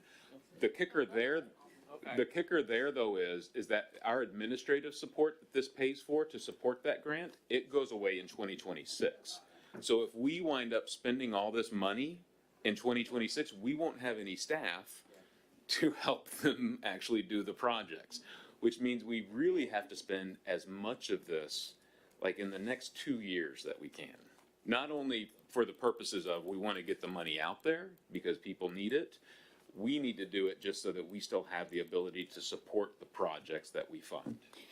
Yeah, that's a great question. Quick question. Can you remind me, trying to think of the last EPA grant that I dealt with. In some instances, there's a lot of like reimbursement type activity. Can you speak to whether that will still be kind of a major mode where you get money sort of on the back end? I'm going to ask Jacob or Sheila. Jacob will speak to that. Yeah, so ideally, grants policy here at EPA is that grantees should reimburse themselves for costs that they accrue. So after you conduct certain project activities 1 week, the following week, let's say you hold a workshop for $1,000, getting everybody to the workshop, stipends to the participants. The next week, you would go and then reimburse yourself by drawing down funds from your EPA grant. So we do have flexibility when necessary, where a grantee can, on the front end, draw down for the cost that they expect. But as of now, that's still kind of a case-by-case basis. But we can definitely work with the EPA Grants Office to build in some flexibility, especially because of the time restriction we have with these grants. And that's a good question too, Nataki, because both our FY22 appropriation, in addition to doing something extraordinary by giving us so much more money, they also gave us the word implementation. we had never before been able to fund implementation activities. And we recognize that if projects come in for implementation, communities can't go out and spend all this stuff and then get a reimbursement for it. And we'll have that same ability in the IRA funding to do actual like construction, right? But again, you got 3 years to construct something, and you also have to comply with this thing called Davis-Bacon, which is tough. I don't know. I know the name of it. I know it's tough. It has to do with labor, and so y'all know about it better than I do. You'll have to comply with Davis-Bacon. Yeah. So all of that has to be included in how we design this thing and how we roll it out. Next slide. So the goals, just want to just make clear to folks, our goals in what we're trying to do right now with getting these grants out the door. We're trying to get them out the door as soon as we can because we know communities need them. Okay. We're trying to design this in a way that meet communities at their needs and where they are. Some communities could come in January for a $10 or $20 million grant. I don't think there's many of those community-based organizations that are ready right now to come in with a $10 or $20 million grant. A lot of communities need to do some assessing. A lot more communities need to do some planning. They need to develop some partnerships. They need to develop their projects. So we're trying to come up with a holistic approach that's going to have multiple points of entry for us to be able to say, community, where are you at? Oh, you're right here in your journey? This is what we have ready for you, right? Whether it's a planning assistance or technical assistance or a grant to do this, we're trying to create a holistic approach to meet communities where they're at. We also, though, we don't want this to be the only time we get to do this, right? We want to prove that this sort of investing, making these sorts of grants to communities and their partners, is a good way of doing business in solving the toughest challenges that we face across the United States. We want to prove the case in how we do this, okay? We also want to achieve that lasting, meaningful change on the ground by supporting communities and actually proving that case. And to so much of what we heard yesterday from so many of the other IRA programs and almost everything that is happening, like with Justice 40 and everything else right now across the federal government, it is all top down. Everybody in the federal government is trying to figure out, with billions and billions of dollars of programs all over the place, how do we fix these from the top down to get them to the ground in the communities that need them the most? Almost nobody is supporting the communities to work from the bottom up. This is the only best shot we have at providing the bottom up support. That's what we're focused on, okay? The partnering that communities have to do with their tribal government, with their local government, with their state, with their planning organization, with their transportation department, with the local university, with the hospital district. All of that partnering, all of that planning, all of that project development of getting those things engaged with the community on the community's vision, that's what we're trying to support, putting the community in a place to be able to do all those things. So if we go to the next slide, this is the holistic approach that we're trying to lay out. So that if you need assessments, right, if you're just starting out, and this is essentially what we've done for a long time with our small grants programs. Our small grants are essentially assessment grants, right? So we want to provide grants that allow communities to go out and just start that process of educating, organizing, sampling, monitoring, figuring out what it is that they're faced with. This is where the TICTACs come in as well, right? The Thriving Community Technical Assistance Centers are supposed to be that ground floor, front door. All you got to do is call, right? There's no application. They're just going to be there for a community or a tribe or a rural local government or some utility that's really struggling to provide water, right? That doesn't have that is constrained in their capacity to be able to figure out what do they do next? How do they write a grant? How do they incorporate as a nonprofit? Who do they call, right? Which of these other forms of assistance do they go to? That's what the Tic Tacs are going to be there for. They're the most basic form of technical assistance, and not just to help communities. Absolutely not. That's why they're called a thriving community. Thriving Community is an initiative that we are working on with multiple agencies. There should actually be a website up, hopefully next week, that explains it a little bit more, where it's not just us trying to help communities access EPA resources. We are working very hard with multiple federal agencies for this to be the entry point for capacity-constrained communities to start to navigate the federal system of resources and funding and programs and technical assistance, the whole thing. We're trying to provide that starting point that communities have asked for so long. That hub and spoke system, these are the starting hubs that we want to build out across the United States. Then you go to planning and project development, right? A lot of communities know what their problem is, they know what their challenges are, but they need to start figuring out how to bring that into a plan.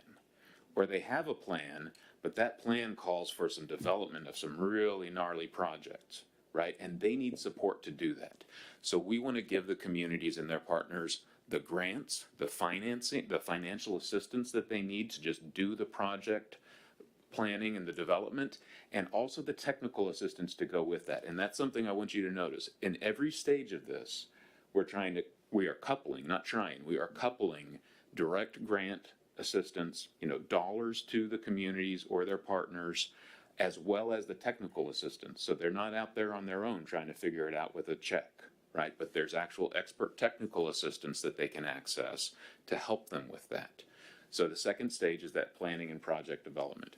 Once that's done, right, a lot of communities want to pilot what they have going on. They want to try the implementation of it, or their partners need support, right? The tribe that doesn't have anybody to actually work with the community in a sustained way, the rural local government, even the state, right? They need help to make sure that they can sustain that involvement supporting the community. So we have a third phase for that. And then the final phase is the big implementation, right? And this is the thing that we really want to focus on with the NEJAC over the next 3 months, is how to design that great big implementation grant that is going to use the bulk of the IRA money that we received in these big chunky, $10 or $20 million grants that are going to be available for communities. So the first step, next slide, George, are the Tic Tacs. So we've already competed these. This is the first time we've done this. These are the hubs, right? These are the ground floor front doors that we want. The goal was to fund at least 10 of these. We want one in each EPA region as a start. We weren't sure how many we were going to get. Our over under, we thought we would get around 30 applications. We got 70. Okay, which is great for us, because this is, as we all move into this space for the first time, we weren't sure what we were going to find. We weren't sure how many folks were going to rally to this. And we got applications too. We got them from the Midwest. We got them from tribal organizations. We got them across the United States. We haven't scored them yet. Jacob has actually been training our scorers yesterday and today and next week to start scoring the applications. Our goal is to get these scored and decided and awarded by March, hopefully by the end of March, so that we can start standing these up as soon as possible. That's why we did this. We were working on this before the IRA even came into being, because we knew whatever happened, this was the first thing we needed, was to get the technical assistance out there freely available to any community that needed it. So we're hoping to get this out in March. It's $100 million for 5 years, so we're hoping we get to do 10 of them. That means each center will have $10 million for the next 5 years to provide technical assistance to the communities in their region. And we hope as well, like once we get through some of these other things that we need to do in the next few months, I very much want, and we're going to assess, going back and potentially doing more of these Tic Tacs. I especially want to do one in Alaska, just for Alaska. I want to do one in Hawaii and the Pacific Islands, just for Hawaii and the Pacific Islands. I want to do one in the Caribbean. And we also have heard and want to go back and do more in the contiguous 48, just for tribal and rural communities that are out there, because they have very special needs. They have very unique needs. We have made sure in this Tic Tac that any of the ones that get them right now, they're going to have to serve a community in Los Angeles at the same level that they will the tribal community out in Navajo or Nevada, right? But that's a tall order. We know that. They're going to have to do that. That's part of the criteria and requirements that we're going to score them against. But we want, by proving this case and by developing this infrastructure for environmental justice across the United States, we want to build on that infrastructure in the coming years. Matt, can I ask a question? Sure. On that point, I'm really glad to hear there's going to be the tribal and rural specificity. I'm also just thinking about the fact that within our regions, there's so much diversity and so many issues that are place-based. And I know for Region 1, for example, there was an application from Yukon, and there was an application from an organization that is national but does work in Massachusetts. And I'm really, although I am glad that someone in our region is going to be getting that money, I'm really worried about the issue that we've brought up before, which is, if you don't have connections already to Yukon or to the other organization, that you're gonna miss out. So, to the extent possible, I want to make sure that we are actually that the at least one is not just one. In terms of each region. Yes, absolutely. And this is also, several of the things that we're doing, like as soon as we know who's going to be awarded, we're going to have a conference where we do this anyway when we award grants, but we're going to bring them together and we're going to make sure that they understand that the charge is, one, serving the entire region, working with the staff that we're going to be fleeting up in our regional offices, because they have a lot of the relationships and should be developing more relationships with the communities throughout the region to make sure the communities throughout the region are connecting back to these tic-tacs, but also convening them with our other federal partners who have already committed from day one. As soon as we have these awards, DOT, DOE, USDA, right? We're all going to be plugging these things together as we build them. That's part of what the Thriving Communities Network is our commitment to plug these things together. We've been involved with one another as we actually design RFAs, as we figure out, the nuts and bolts of how these pieces work together. We're doing that together so that there's the maximum ability for us to plug them in once they start to get stood up. Actually, I don't know. One quick question, Matt. No, I'm sorry. Jerome, you haven't. Yeah. Are you going to, from the very beginning, set up the Tic Tacs to function as a consortium, so that because it's new that someone may be learning best practices? And we know it's going to be uneven, right? Right. Just in my experience, I'm expecting 2 or 3 of them to be like, wow, they know what's going on. There's going to be probably 4 or 5 that are like, they're pretty good, but they need some help. And there's going to probably be a couple that are like, oh my God, they're lost. They need a lot of help. We do want them to be like a collective, like a cohort of we don't want them out there just on their own figuring it out. That's part of the design of the program. That's part of us setting up our staffing and how we want to use the program under Sheila, with Jacob, and even our partnerships group that we're going to stand up under Chithra, right? Everyone is going to be involved in making sure not just the Tic Tacs, but then all the other things we're trying to set up all connect back to one another, that they're not just being thrown out across the United States and left to do it on their own. These are all also going to be cooperative agreements. They're not just grants, because the cooperative agreement gives us an EPA more of an entree to be much more involved throughout the implementation of them. Will it be set up in such a way where you can, if, say for example, someone gets the word out that, a Tic Tac in Region 2 is doing a great job, but they're in Region 4, will they be discouraged from being able to reach out to Region 2, or? Yeah, they should be working in Region 4, but we should, but if there's, the asymmetry is going to happen between how well the Tic Tacs themselves function. We don't want everyone just abandoning one and going to another one in somebody else's region. We want to lift up the one that is maybe needing some more support to be able to provide the same level of service that one in another part of the country is doing. And that also goes to, expanding the density of these over time, right? We're trying to prove the case. We're trying to establish the model and build this infrastructure for environmental justice. And once we get that figured out, we want to keep building it out as much as we can. So, and Matt, we did include flexibility in the solicitation itself, where program participants, those who receive that direct technical assistance from the Thriving Community Center, can actually reach out to a different TICTAC set up in a different region for specific technical assistance. And we also received quite a few national TICTAC applications where those national TICTACs will help us here at EPA and DOE coordinate holistically with all the regional TICTACs. So something great is happening in Region 2.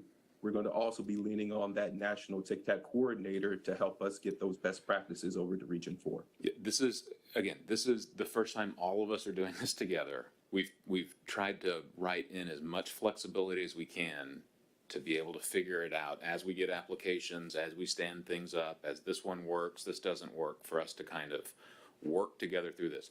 Let me do 5 more minutes and get to the end of mine, and then we'll go around and do this, but I want to also save time for Jacob to go deep on one other part, if I could. May I just ask something specific to the slides? So these are different from the ones we got, and I'm sorry that I came in late. Do we have an updated email from anyone with these slides? No, I just sent them to Okay. George like a half hour before. Okay, we started. thank you. Yeah, nobody has them yet. These are so fresh, they're hot. So this is the first step. Let's go on to the next slide, George. So these are 2 competitions that we have done in the past. So we're not starting from scratch. We're using things that we have been doing for a long time. So a couple of the competitions that we're going to have come out in the next few weeks, we should have some information very soon on which particular day, but it will be in the next few weeks. We are going to launch our collaborative problem solving. That's something we've competed for a long time. It was one of the things that when I was hired, Sheila and I worked to figure out a way to bring them back because we hadn't been doing them for a while. So the collaborative problem solving is going to come back. But instead of funding it at $1 million a year, which we did for a long time, and then a couple years ago, because of the American Rescue Plan, we had $6 million, we're going to do $30 million in these, and we're going to raise the cap to $500,000 per award. That's our thinking right now, and we're still maybe going to innovate a little bit more even between now and when we announce this to do a couple other little things. But these are for the communities, right? And these are for communities to directly compete the traditional way that I know is as a high barrier of entry. So this is not for communities just starting out. This is for communities that have some capacity to apply directly to EPA for approximately 60 grants, $500,000 each, to be able to do actual kind of piloting of implementation projects, right? And there's going to be all the other stuff that we've been able to do in collaborative problem solving. So this is really just our traditional collaborative problem solving grant on steroids with the ability to implement now that we have the authority to implement. We're also going to do another thing we brought back because of the American Rescue Plan was our state, tribal, local environmental justice cooperative agreement, SEJCA, right, which provided funds to government agencies working on environmental justice. We're going to bring that back. We're restyling it as EJ government to government grant. It is going to be for those government agencies, but again, in the past, government agencies would have to talk about the community connection that they had. Now there's going to have to be a partnership element in these grants. All right, there's going to have to be a stake in these grants. This is another one we're going to announce in a few weeks. We're going to have $70 million in this. It's going to be $20 million for states, $20 million for local governments, $20 million for tribes who are, and each of those partnered with a community-based organization in them.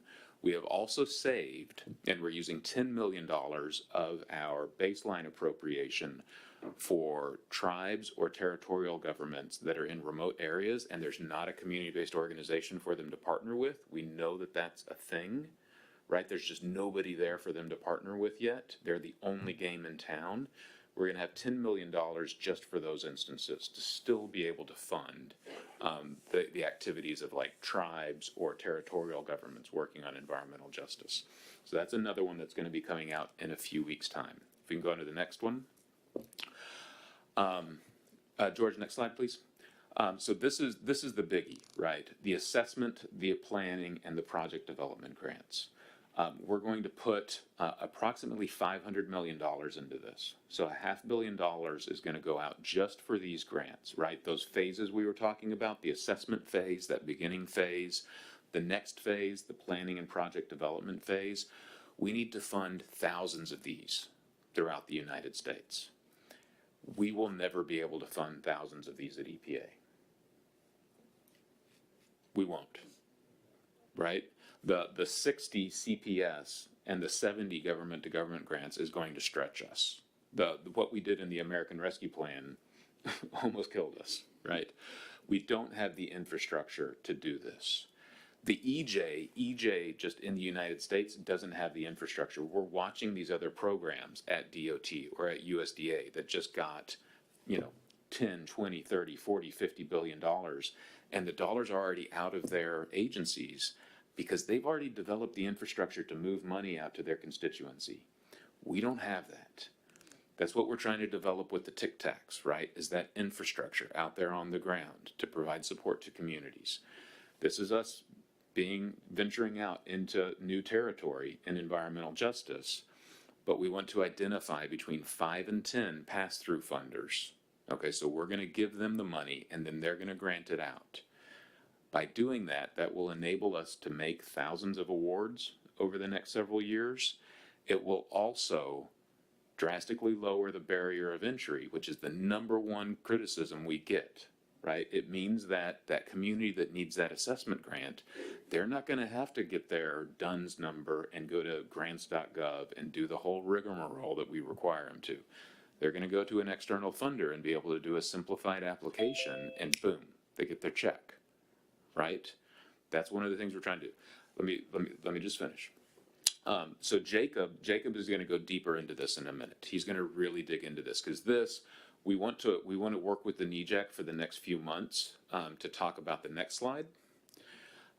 Jacob, though, wants to get some consultation today on that piece. So if you want to dig into that piece, that's what Jacob is going to talk through, and we want to save enough time with Jacob to be able to really dig into that pass-through funder model.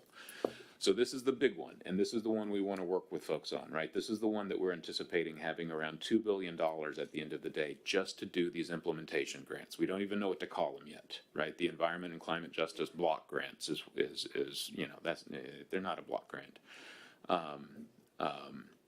So we will be funding these through EPA. A few of the things that we know we already want to do with these, though, is we want to try to lower the barrier to entry as much as we can with these big implementation grants. So we want to have a simplified paper application for them that will have scored, like through a support service that can score them very quickly. We want to have a rolling application period instead of like everyone, at the end of September, give us all of your grants and we'll compete them all together. That sucks for y'all. That sucks for us. So we want to have like year-long rolling application periods. So whenever you're ready, send it in. We'll score them every month, right? And what we also want to do with that simplified paper application, get everyone through that simplified paper application, and then invite them in for an oral presentation. So it's not the job of professional grant writers who know how to write really pretty to explain your projects. Y'all come in front of a scoring board and you sit down and we ask you, what are you doing? What about this? Have you thought about that? And you explain it and we're like, got it. Okay, and then we can score it and award it. And we can do that on a rolling monthly basis, right? And if you don't get it in that month, you can roll it forward into the next month, let it ride, see if you get it. Or you can pull it back, work on it, come back in a couple months, try again. Okay, so these are some of the things we're thinking about that we want your feedback on in terms of how this will actually work. And right now we're thinking about we'll do that for a year. We'll see how much money we spend. We'll see if we've got it all done. If we haven't, we'll pull back, we'll reassess, and especially, honoring and acknowledging that if we manage to stand this up by this summer, our goal is to stand up this 1 year application period by this summer, which would mean by the summer of 2024, we would close the window. The majority of communities in the United States are not going to be ready by the summer of 2024. We want to have a second window that follows that.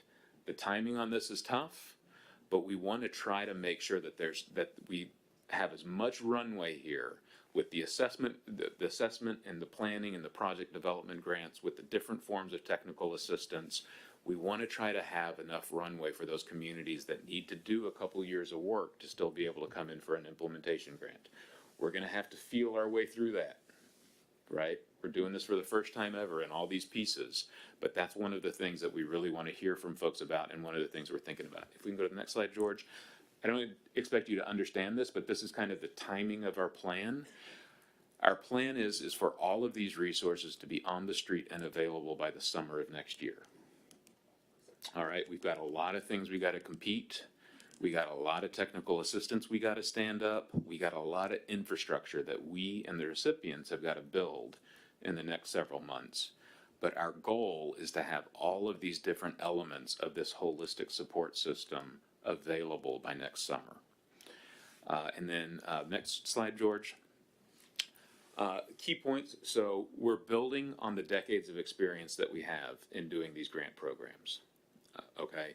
But we, of course, want to hear as much as we can as we're developing, as we're designing, and even changing as we go to try to make these things match as closely as we can what we hear from the actual communities that really need them.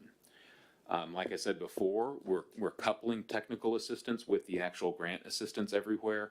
We're also, with that $200 million in technical assistance, and we've been talking to Andy about this, and Nataki, I need to talk to you about it. We want to try to find a way to use that technical assistance to actually provide people to the communities to do this work, right? That's the best form of technical assistance, is we need to figure out the infrastructure for us to use some of these resources to supply human beings to sit down in communities and write their grants and implement their projects and report on the results and all those other things. So we got to figure out how to do that. It's not in here yet because we're still trying to figure it out. There's a balance here between getting resources out as quickly as we can, but doing so thoughtfully and deliberately and with engagement and feedback. We're not going to get these out as quickly as some people want. We're not going to do the depth of engagement that some people want. We got to balance between those two things. Okay, so just know that we understand and appreciate and agree that both of those are priorities, but those are competing priorities. Doing it quickly, but doing it thoughtfully. And we're trying to get that balance between those two places right. We will have multiple ways. So the NEJAC is a big one, and that's why we wanted to start here and put this out for the first time. We want to engage with the NEJAC for the next few months. We will also be doing other things. We already have a contractor that's been retained who's going to start doing a lot of just very tactile, hand-to-hand engagement with a lot of EJ leaders, a lot of past recipients and community-based organizations. They have a list of hundreds of people already that they're going to start engaging with over the next few months to get us more feedback on all these different elements. We're going to publish a request for information in the Federal Register, just like our AIR colleagues mentioned they're doing. We're going to have that coming in the next few weeks so that just whoever wants to can give us more feedback. But the next 3 months are going to be pretty intense, where we're trying to get as much feedback on this as we can. We've already been, like the folks from California who testified last night, we've already been talking to as many of our governmental partners as we could that do block grants, do these big chunky grants. The folks out in California, we've talked to folks at HUD. We've looked at other RFIs and other feedback things that have already been done, talking about other people's grant programs to see if there's things that we can glean. We're trying to pull together everything that we can. We're thinking and crafting in the background while we're doing that. But come around about March, we're going to have to shut that down. We're going to have to start drafting and crafting to try to get this thing out on the street by May or June, right? And this is a brand new thing, so there's all the bureaucratic hoops we got to jump through too, like getting assistance listings and all the other stuff I don't understand. Next slide, George. The areas for further engagement, and we'll talk about this again at the end. Just let me bring it up. Some of the stuff that we really need your help in delineating are the terms of partnership, right? Communities having enough of a stake in the game to drive the agenda, but also recognizing that if we're talking about a $20 million implementation grant, $18 million might need to go to the local whatever that's actually going to do the pouring of concrete or whatever needs to happen, right? That the community, so how do we craft the terms of partnership to really change the power dynamic, but also just recognize the reality of how the community needs to actually set their projects up so that they work. And also, how do we term community-based organization? We have some flexibility there to be more expansive than we have in the past in terms of what a community-based organization is. We want to hear from y'all on what that is. Again, what we talked about at the very beginning, the size of the grants, given the reality we're dealing with here of 3 years, right? I'd love to be able to go out and like pay $100 million for folks to just change the world. They're not going to be able to do that in 3 years, right? So even though technically we can, we can't because the timing makes it impossible in a lot of scenarios. Maybe not all, but that's the sort of stuff we want to hear from folks about. Oh, I forgot to make that. That wasn't supposed to be caps, but oh well.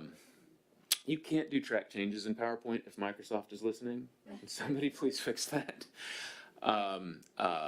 So as I mentioned with the big grant already, we're looking for different creative alternatives to lowering the barrier to entry anywhere and everywhere. And again, you know, what forms of technical assistance, what else can we do now and as we work through this for the next few years, in addition to those forms of technical assistance, what else can we do to support communities in this process? So how about we try to do questions in 10 minutes and then flip it over to Jacob? Let's start over here with Andy, because I didn't keep track of the queue, so we'll just start here and make our way around.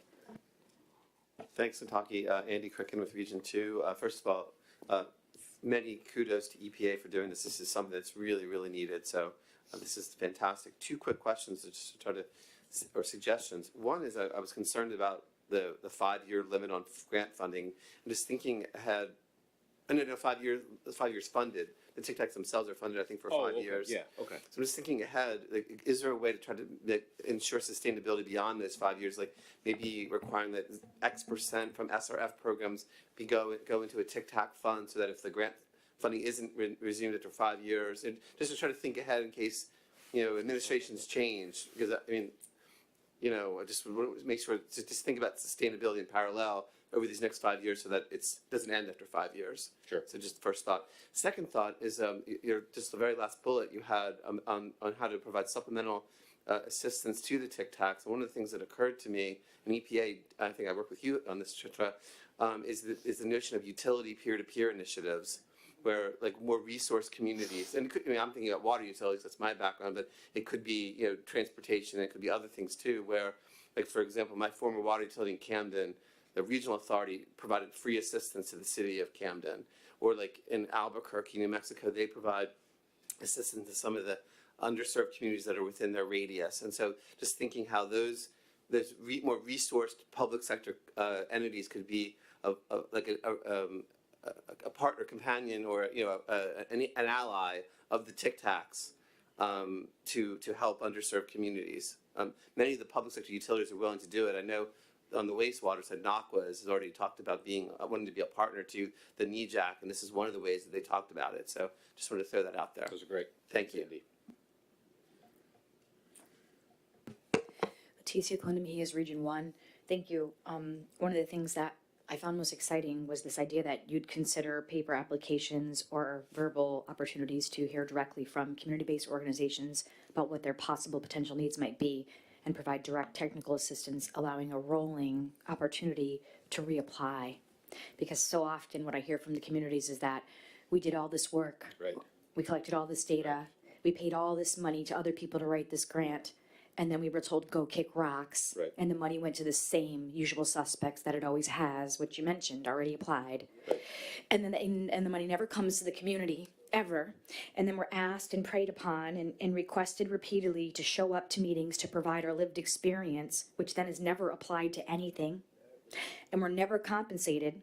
We never see the results or the outcomes. So what DEI and metric-based scoring approaches will be utilized to ensure that the people receiving and benefiting from these allocations of much-needed, long-awaited for resources will actually get to the community-based organizations who have been working with no money, no resources, no support, driving our personal vehicles to pick up children and get them where they need to go, writing things for free, providing research for free, being disenfranchised by the same entities that have applied for these Tic Tacs. How will you protect us from being falsely used as tools instead of partners? How will you protect us to ensure that false community-based organizations that have been registered as nonprofits already discussed in this room will not usurp all the air in the room, providing false promises of solar efficiency or monarch gardens, which we cannot save our lives with. How will you ensure that we do not get crushed by these entities that are being built right now to catch the money that says EJ? Yeah, those are all great points, Leticia, and that is why we wanted to come to the NEJAC first. That's why we're going to do so much engagement on how we design this, but how we set this up. I think we have a strong track record in the EJ grant program, especially over the last several years, with Sheila and with Jacob, in how every year we have modified our grant program based upon the feedback we've gotten, based upon looking at who got awards, at driving the money to the places that need it the most, driving the money to the organizations that need it the most because they've never received it. We've been trying, especially with our small grant recently, to get those grants to those organizations that have never received one before. I think last year it was over 90% of our small grants. How much is a small grant? What is the amount that gets given? Small grant last year was $100K, $75K? Was $75,000. Yeah. Of getting over 90% of those to organizations that had never gotten a grant before. So retrofitting a house is about 30 grand if you're removing barriers, which exist in every single low-income community in the United States of America, for them to draw down carbon emissions meaningfully, create resilience for climate or energy in those communities. It's 30 grand per household.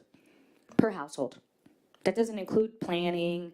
You understand what I'm saying? And the small grants aren't for that. That's why we're trying to develop a system. I'm just giving an example of the fact that it's 100 million to a Tic Tac or 10 million, to a Tic Tac, and that the community-based organization is going to actually do the work of implementation, likely, will probably get $5 grand.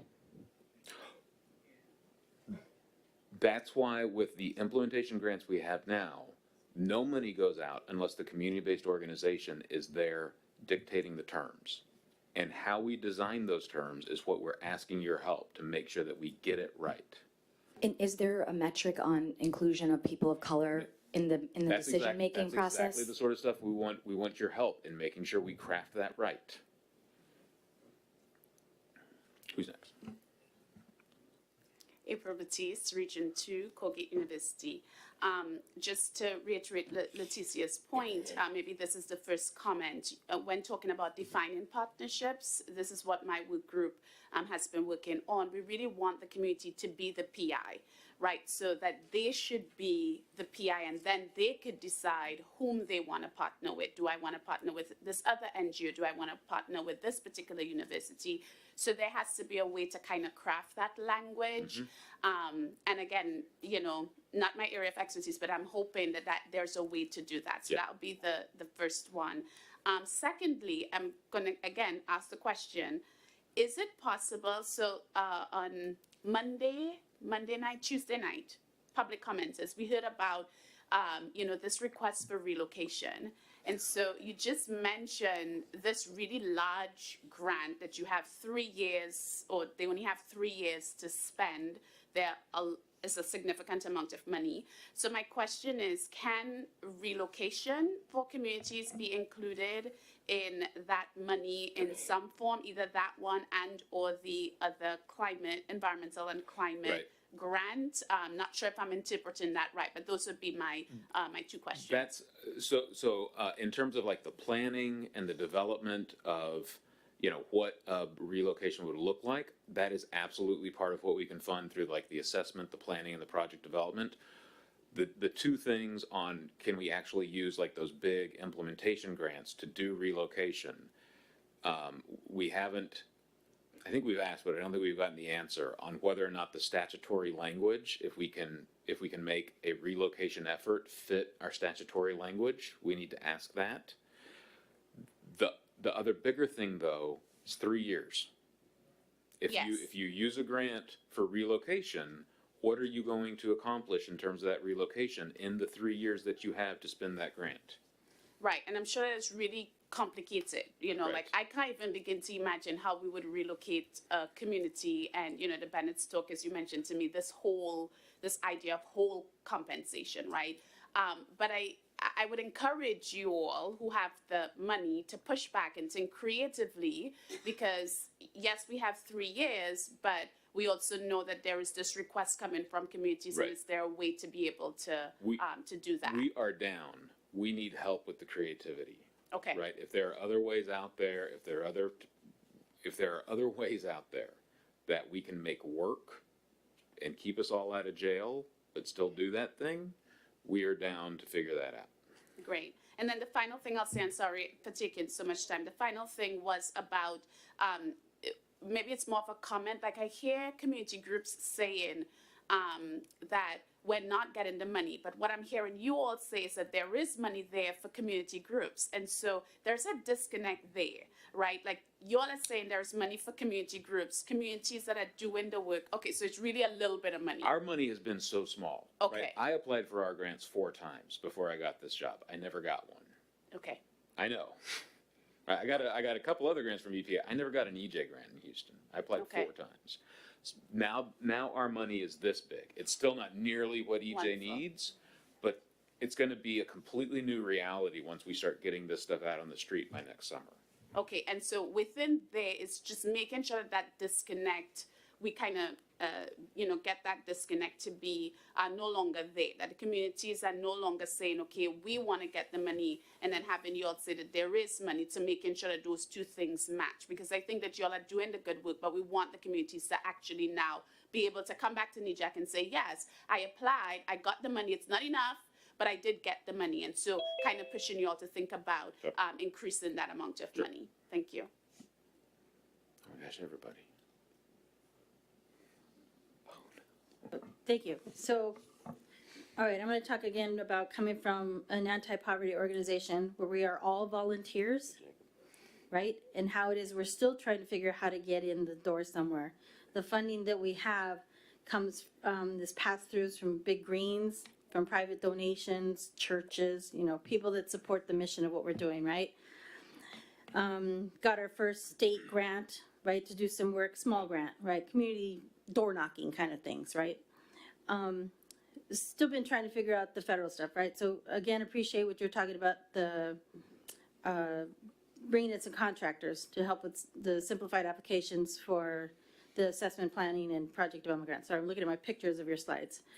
And so while you're going to create low barrier to entry, there's also got to be a way to block out other folks that's not their problem, right? Yes. And so there's got to be a way to also say you cannot apply if your budget is over X dollars, right? Like to me, this should be for people $50,000 budgets and less, right? We've been doing it with number of staff, but yeah, we could look at that too. Right, maybe 100, but I've seen the manipulation too with bigger groups that try to figure out how to not report stuff, right? So that they seem like they're smaller than they are, when their budgets are really bigger than they want to admit, right? And so if we're really talking about trying to do some redistributive justice here, right? And create new entry for groups that have not been able to get access, we have to pay, you all have to pay really close attention to that part right there. Because the other part of it is that and I named this before as something I was hoping you all would consider, you're still making them competitions, right? I understand like maybe why you might have to do this to at least have some level of security in terms of who you're going to be giving money out to. But the competition in itself still is another barrier, right? It doesn't go back to what we're saying about spread the money out as widely as you can to as many people, as many places as possible, right? So even when you say, okay, maybe there'll be thousands, and I don't even know what that means, right? When you start cutting it across states and territories and tribes and big and small communities of all sizes, right? The other thing I see is that also if there's if there are, say, 5 of us working in a community on an issue, only one of us is getting funded, right? So why is it again that we're having to compete even within our own communities, right? If the need exists and we're working on it in different ways, why not fund them, right? Especially if we're going to be qualified within whatever this criteria is going to be. So I'm trying to understand, I guess, too, like what the scoring is going to be like, what the internal competition is going to be like, because this this is ending up what we end up competing with. So when you all are done, we're still living with the issues and the people again that we're competing against. And this is a problem that philanthropy has also set up in our communities, right? Where we're competing with each other already. We don't need the feds to add to that mess, right? Because it's already straining our relationships in terms of who we can work with, who we now have to partner with when we're dealing with all kinds of other traumas, right? Really a lot of trauma that's related to community-based organizing work, right? In terms of who we're fighting with, right? And so then when we're talking about who we partner with, I'm not partnering with my local utility. Can't stand them, right? They're the enemy, right? But I recognize at the same time, like, my politics aren't going to get me a whole lot of benefit, right? Unless I figure out how to sort of work around that at the same time, right? Which makes sense to have other partners that can help with that sort of that issue. But the trust issues, again, that I feel are still sort of compromised in how we're really gonna support EJ communities, to me, really are built in, I think, to some of what I keep hearing in terms of the scoring and the competitions, right? And I'm hoping that there can be at least a better understanding of how this still impacts us, right? In terms of maybe the intent isn't always gonna get the outcome. Right. Thanks. Thank you. And just, I know we got a lot, just very quickly, completely, those are issues that we want your help in working through. And we have tried every year we have every year changed our competitions to try to thread that needle. And every time we have made a change to try to, make sure that the money's going to one place and not the other place. After that competition, legitimate organizations come back and they're like, our situation, you just disqualified, right? Every time we make a decision in this where we're trying to do a good thing, there's an unintended, somebody gets left out. It's not going to be perfect. We're doing this in a huge way for the first time all at once. We are committed to trying to get this as right as we possibly can, to doing it transparently and accountably. But y'all got to know we're not going to get it perfect, especially not as we just start doing this. But we're going to keep working on it. We're going to keep refining it. We're going to keep changing it. And we're trying to prove the point by doing this well that this isn't our only chance we ever get with this, right? So that we're really building this investment ability and the working with foundations too, to try to, there's a lot there. We can't get into it, but absolutely, this is the stuff, everything you just said is the stuff that's right in front of us that we're looking at too. Thank you. A couple of things, and I hear the varying levels of frustration in the room. And so what I want to say is, as we share those frustrations, and many of us have, had these experiences with federal agencies, maybe with EPA, with philanthropy, et cetera. So we know what doesn't work. But as we have this conversation and as we ask our questions, I think there's this fine line between asking the questions, sharing what doesn't work, and then immediately saying, this is what you should do. These are the actual recommendations that we want you to take and to try to implement. And I think Mike, mentioned this yesterday. I feel like this is part of what we've been asking for. Let's co-create this. Let's be in on the ground floor. There's some bones here, but there's a lot that needs to be added. So let's start thinking, in that solutions-oriented way, so that they can take these recommendations. I have a couple of questions slash comments. One, you talked about wanting to continue the TICTAC centers, having some sustainability, and Andy had a suggestion about how we do that. I'm also making a suggestion that you start thinking about how to evaluate the effectiveness of the TICTAC centers, not just from their reports of what they did, but in terms of how communities were helped. Or if they weren't helped, that needs to be, as a part of that evaluation. So it shouldn't be a situation where, a TICTAC center is maybe refunded if they did not fundamentally help communities, in the way that communities needed to be helped. As you think about the shorter, simpler applications, I have a few recommendations on some organizations to look at. Over the past, I'd say 2.5 years, I've seen some pretty interesting things. Frontline Resources Institute, has a process in which they are structuring. It's kind of a low barrier to folks applying for grants. They even have a situation where there's kind of almost like a common application that you start sort of filling out, and then there are multiple opportunities that some of that text and language can be used for. But they just have something to look at. The BIA Fund, Building Equity and Alignment for Environmental Justice, they have a pretty simple, application process. The NAACP Emerald Cities Microsoft Power Force process. They had some of the questions were, kind of challenging, but in terms of how they are focusing on the reporting and evaluation, they're being creative and innovative, not requiring written reports. They're having, meetings, Zoom meetings with the grantees, talking through, what the successes have been, what the challenges have been. They've been trying to provide them resources to work through the challenges, just a different way of doing things. And I know, with federal money, maybe you can't do all of this the same way, but I think there's some things to learn from those organizations. The Windward Fund and the Fund to Build Grassroots Communities also has a process that has been, fairly simple in terms of, applying for funds and then reporting on the progress and on the outcomes that have been achieved. So I just, offer those as some recommendations. I'm sure there are probably others, but those are some groups to look at in terms of how they have, created some processes to try to make it, low barrier for communities.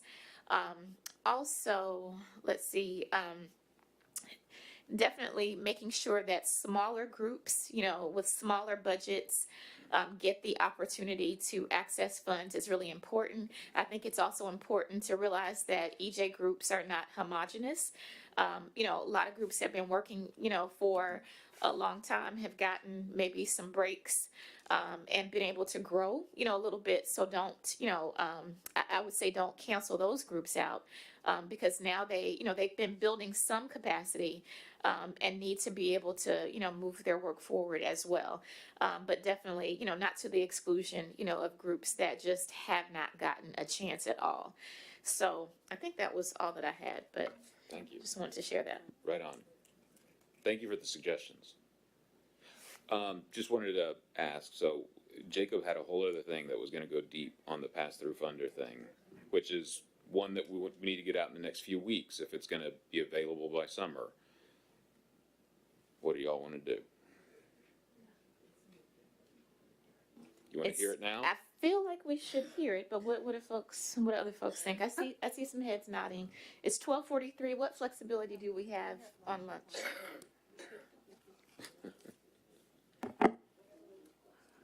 I had a question real quick. Rewinding back, I think in the comments that are popping up here, Bruce had made a comment about the relocation costs and legal. They had asked legal about that, but I couldn't read the whole thing. If any of you Can you look at the chat?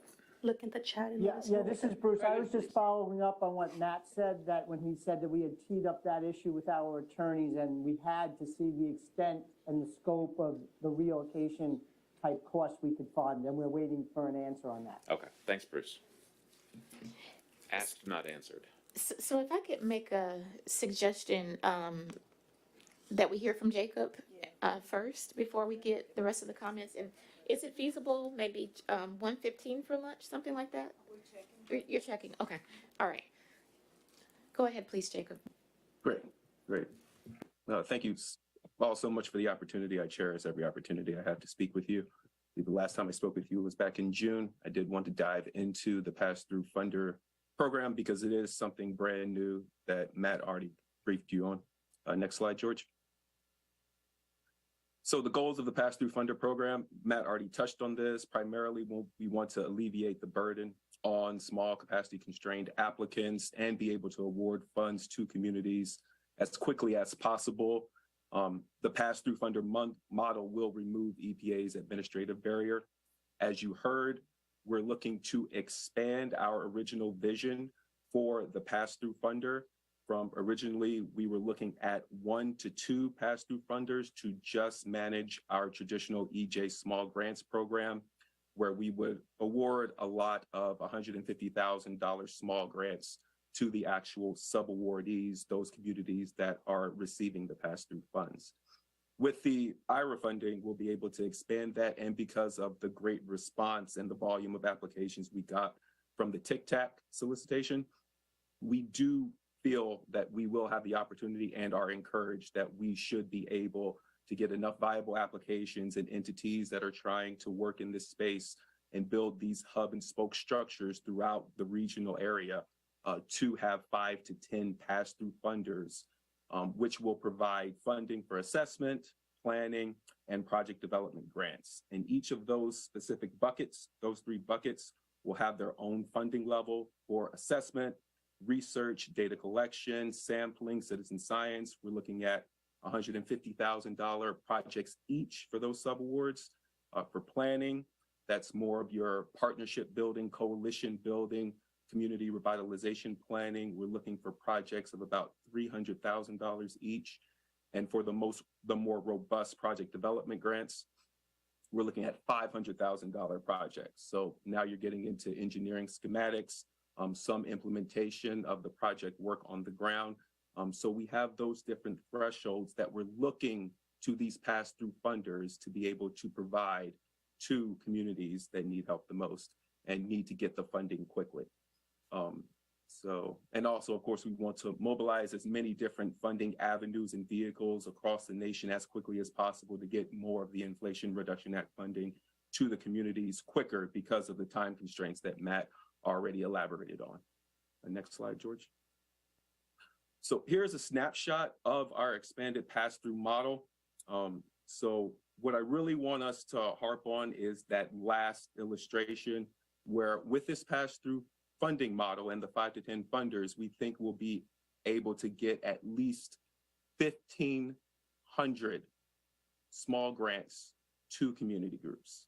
Now, to put that in context, since 1994 and we started the EJ Small Grants Program, we have collectively awarded about 1,600 small grants in 30 years, or just about 30 years. Within 3 years, using this model, we think we'll be able to get 1,500, probably closer to 2,000 small subawards to community groups. So that's unprecedented. And to put it in further context, with the American Rescue Plan funding that we received last year, we were able to get 154 EJ grants out. It took us a year to do that. And I think my wife still hasn't forgiven me for all the late nights and the weekends trying to get those awards out. So us internally, even with us staffing up, we will never be able to get to close to 1,500 EJ grants out or 2,000 EJ grants out. But utilizing this subaward model, we think we'll be able to do that and get more of the IRA funding out, which we would have to get out within 3 years. Next slide, George. Now here, we probably don't have time to go over this in depthly, but this is the definition of a community-based organization that we're looking to utilize in our solicitations going forward. They're 2 long sentences. They're rather long because we needed to be as inclusive as possible to make sure that we cover the needs of both the pass-through funder entities themselves and the required partnerships of that. So when everybody has time, we're really asking you to kind of dive down into the language that we're using for this definition. And of course, we definitely want to hear your feedback and want to incorporate your suggestions and changes. Next slide, George. So the funding, so again, to reiterate, the total funding that we're looking to get and push through the pass-through funder program is $480 million total. So for each of those buckets, we're looking to provide $160 million for assessment, $160 million for planning, and $160 million for project development grants.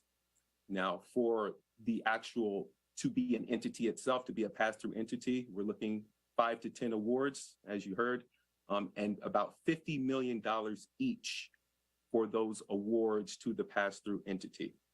Now, 80% of those $50 million must be awarded and passed through to communities directly. Now, 80% is a minimum. So if you're talking about, let's say, a local or a university, state college, they receive the pass-through funder funding, you know, they are one of the selected entities. They have to get at minimum $40 million to communities throughout their assigned region. So 80%, $40 million is a minimum. So for organizations and applicants who apply to be a pass-through funder, if they budget for greater than 80%, they're likely going to score better for that budget criteria, especially all else being equal. But as a minimum, we're looking right now, 80% of all the funds that we're pushing through the pass-through funder program must get to communities. So each of those 5 to 10 awards right now, we'll have coverage for at least one assigned EPA region. Our vision right now is that applicants, those applying to be a pass-through funder, can submit up to 2 applications to cover up to 2 different EPA regions. So 1 application per region. So for example, if there was one university up in the Northeast, they wanted to put an application to cover EPA Region 1 and EPA Region 2, then they could do that. And if that particular university, that University A, let's call it, they are selected to be a funder for both EPA Region 1 and EPA Region 2, then we'll likely combine those 2 awards into one larger $100 million award, just because that makes it easier for us here at EPA to manage that relationship with that pass-through funder. Next slide, George.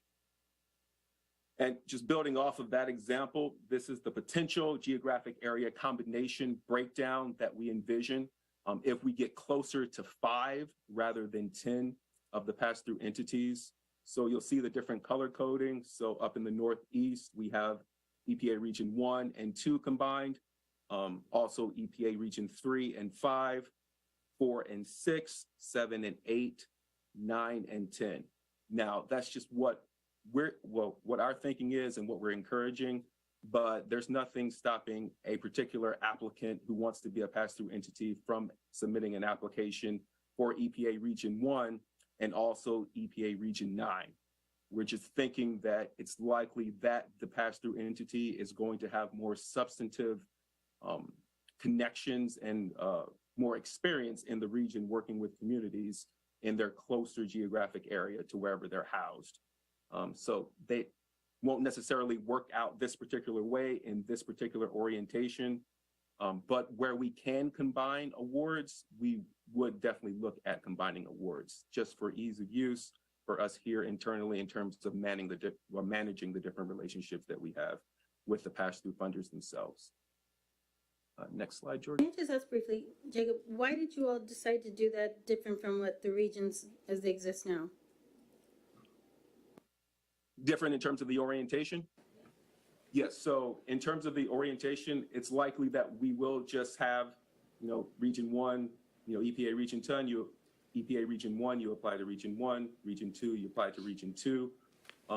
We are encouraging applicants to apply for multiple regions if they think they have the capacity and they have the connections in multiple EPA regions. It is our thinking that it would be easier for us to manage fewer awards rather than more awards because we also have the Tic Tacs. Those are the 10 EPA regions, but if we have to combine, those are the combinations. 1 and 2, 3 and 5, because they're connected by the Great Lakes and Appalachia, 4 and 6, because they're connected by the South, right? So if we need to combine, that's part of that flexibility as we figure this out. That's our thinking in terms of how we would combine them. So eligibility, so who is eligible to apply to be a pass-through funder? So this ties back to the language in IRA that Matt already went over. So you can be a community-based nonprofit organization or a partnership of community-based nonprofit organizations, or a partnership between an Indian tribe and a community-based organization. And lastly, a partnership between an institution of higher education and a community-based organization. But a community-based organization must be a part or the lead of any entity that receives the pass-through funder, funding itself. So what defines a partnership? So currently, we're looking and defining a partnership working with our Office of General Counsel, that a legitimate partnership must include a subaward to a community-based organization. So if a university wanted to apply to be a pass-through entity, They couldn't just say, hey, we're applying to be a pass-through entity. Will you partner with us, do some in-kind outreach and things like that? That university is going to have to provide a significant subaward to that community-based organization in the region that they're looking to cover to actually receive the IRA funding to be a pass-through entity. So a letter of commitment laying out the specific roles, details, amount of the funding going to that community-based organization must be provided in that letter or MOU, however they want to get us the proof of that partnership. But more so than ever before, legitimate funding going to a community-based organization is going to validate and be required for a partnership. So that hasn't been the case for any of our EJCPS awards, collaborative problem solving, or our government-to-government grants. Partnerships could be in kind, partnerships could be a contract. Now it has to be a subaward to a community-based organization to be a partner. And of course, we definitely want your feedback as to if that's enough, what more we could do there to really flesh out partnership.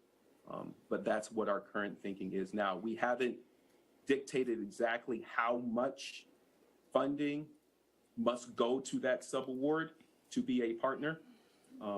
But for example, in the government-to-government solicitation, we're thinking that at least $200,000 of that $1 million award, so 20% of funding, must go to community-based organizations to be considered legitimate partnersures. So that's just one example, but we're still I had a quick question, a clarifying question, Jacob. So with that, and maybe you just kind of answered it, my initial question was going to be, could you limit maybe the amount of overhead of that higher education institutions could get? I don't know if that violates, I know sometimes they have these negotiated agreements. That's part of. Right, so a critical part of your threshold to be a pass-through funder is that any applicant to even be considered eligible must have in their budget that 80% of funds are going to community-based organizations. So regardless of overhead, personnel costs, anything like that, minimum 80% must go. So if you're getting a $50 million award, if I don't see that $40 million is going directly for the actual pass-through funder subawards, then you're going to be ineligible. And we've already worked with our Office of General Counsel. If we put it in threshold, that's fine, regardless of their indirect of the indirect cost rate or overhead or facilities and rental rates. So if an applicant is like, hey, that's too much for us, then they don't apply. Next slide, George. So now getting into the actual implementation of the pass-through funder on the ground. So for each of the pass-through entities themselves, we're looking at them to design a competitive project application submission and evaluation process for the communities to receive the subawards. Develop, of course, outreach efforts to all underserved communities, urban, rural, remote communities, to make them aware of this structure and the funding going forward. Develop new subaward processes that ensures efficient and effective fund dispersal within the 3-year project period. So right now we're looking at least a minimum of 6-month turnaround time from when an applicant actually puts in an application to a pass-through funder. They send them an email, might be 4 pages, say, hey, we have this project. We need $150,000 for assessment and citizen science work. And 6 months later, as a maximum, they should be getting that funding if they're awarded. For us internally, it takes a lot longer than that to actually get funds to communities. But we're looking at a very efficient subaward process to be implemented by the pass-through funders. Also, the pass-through funders must develop a tracking and reporting system for all the EJ subawards that they're making. And specifically to the point that was brought up before I started speaking, we're looking for each pass-through funder to reserve a limited number of non-competitive fixed award subawards of $75,000 to those community groups that are severely capacity constrained, like just getting started on their work right now. So they won't have to compete. They can go to the pass-through funder. They would hopefully have already been working with the TIC tax and they can receive a $75,000 award without having to send an application or do a lot of upfront work. So we are building out that specific track that each of the pass-through funders that are awarded would have to provide. So we haven't set a percentage of the total funding of that $50 million that must be allocated for the fixed amount subawards that are non-competitive. But we're kind of working that out, and we'll be working when we're actually start getting into the process of selecting the pass-through funders in what would be a reasonable and allocable amount of funding for the non-competitive track. And each of the pass-through funder awards are going to be cooperative agreements. So each pass-through funder entity will be managed by a project officer team of EPA staff. So of course, you've probably heard of EPA project officers. Each EPA grant has a single project officer. That's not going to be the case for these pass-through entity cooperative agreements. There will be a team of EPA staff, of regional folks, and probably a couple of headquarters folks for each of the 5 to 10 pass-through funder awards that we make. So we're looking at monthly calls and meetings with the pass-through funder entity, quarterly reporting to track specifically how they're awarding the funding, how efficiently they're getting the funding out the door, who they're getting the funding to. And also, EPA staff will be able to serve on the scoring and review panels for the applications that come from communities. So we've already worked with Office of General Counsel. EPA staff can serve as reviewers and score the actual applications themselves. EPA can't be the final selector of which communities are getting the subawards, but we can have a direct hand in actually standing up the application and scoring process, the evaluation forms, and EPA can serve as evaluators on the actual applications when they come in. EPA just can't be the final decision maker on which communities get selected. And of course, we want to share project results, feedback, and success stories and best practices as we continue with this particular program. Next slide.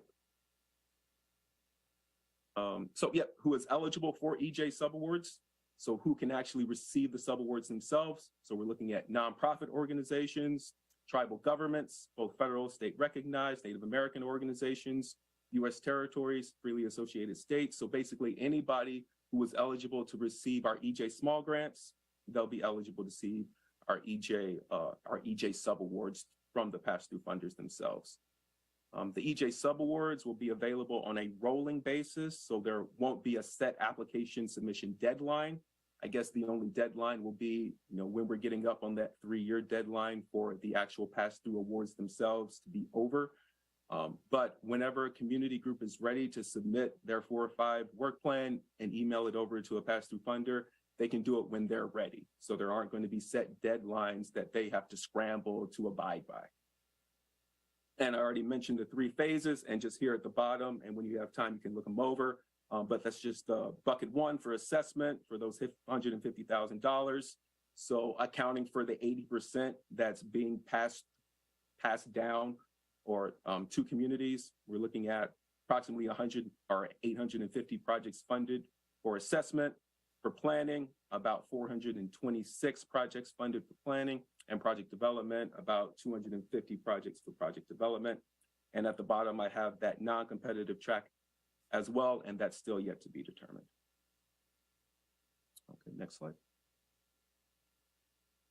So addressing concerns. So obviously this is a brand new program, a brand new structure that we haven't done before.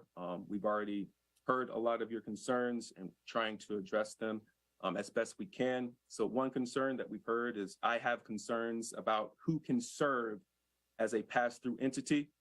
So just to reiterate, to be eligible as a pass-through entity, an applicant must either be a qualifying community-based organization or partner with at least one qualifying community-based organization. So if there's a local university or state university who wants to apply, they have to partner with a community-based organization, and a partnership is validated if there is a legitimate subaward to that community-based organization. And of course, a community-based organization can apply directly themselves. Also, a part of threshold. as I already stipulated, a minimum of 80% of all pass-through funding must be subawarded directly to communities. If we don't see for a $50 million pass-through award that at least $40 million is going to communities, then they will be ineligible. And just like in TICTAC, we have a priority for minority serving institutions to serve as pass-through funders. So we're always encouraging that as well.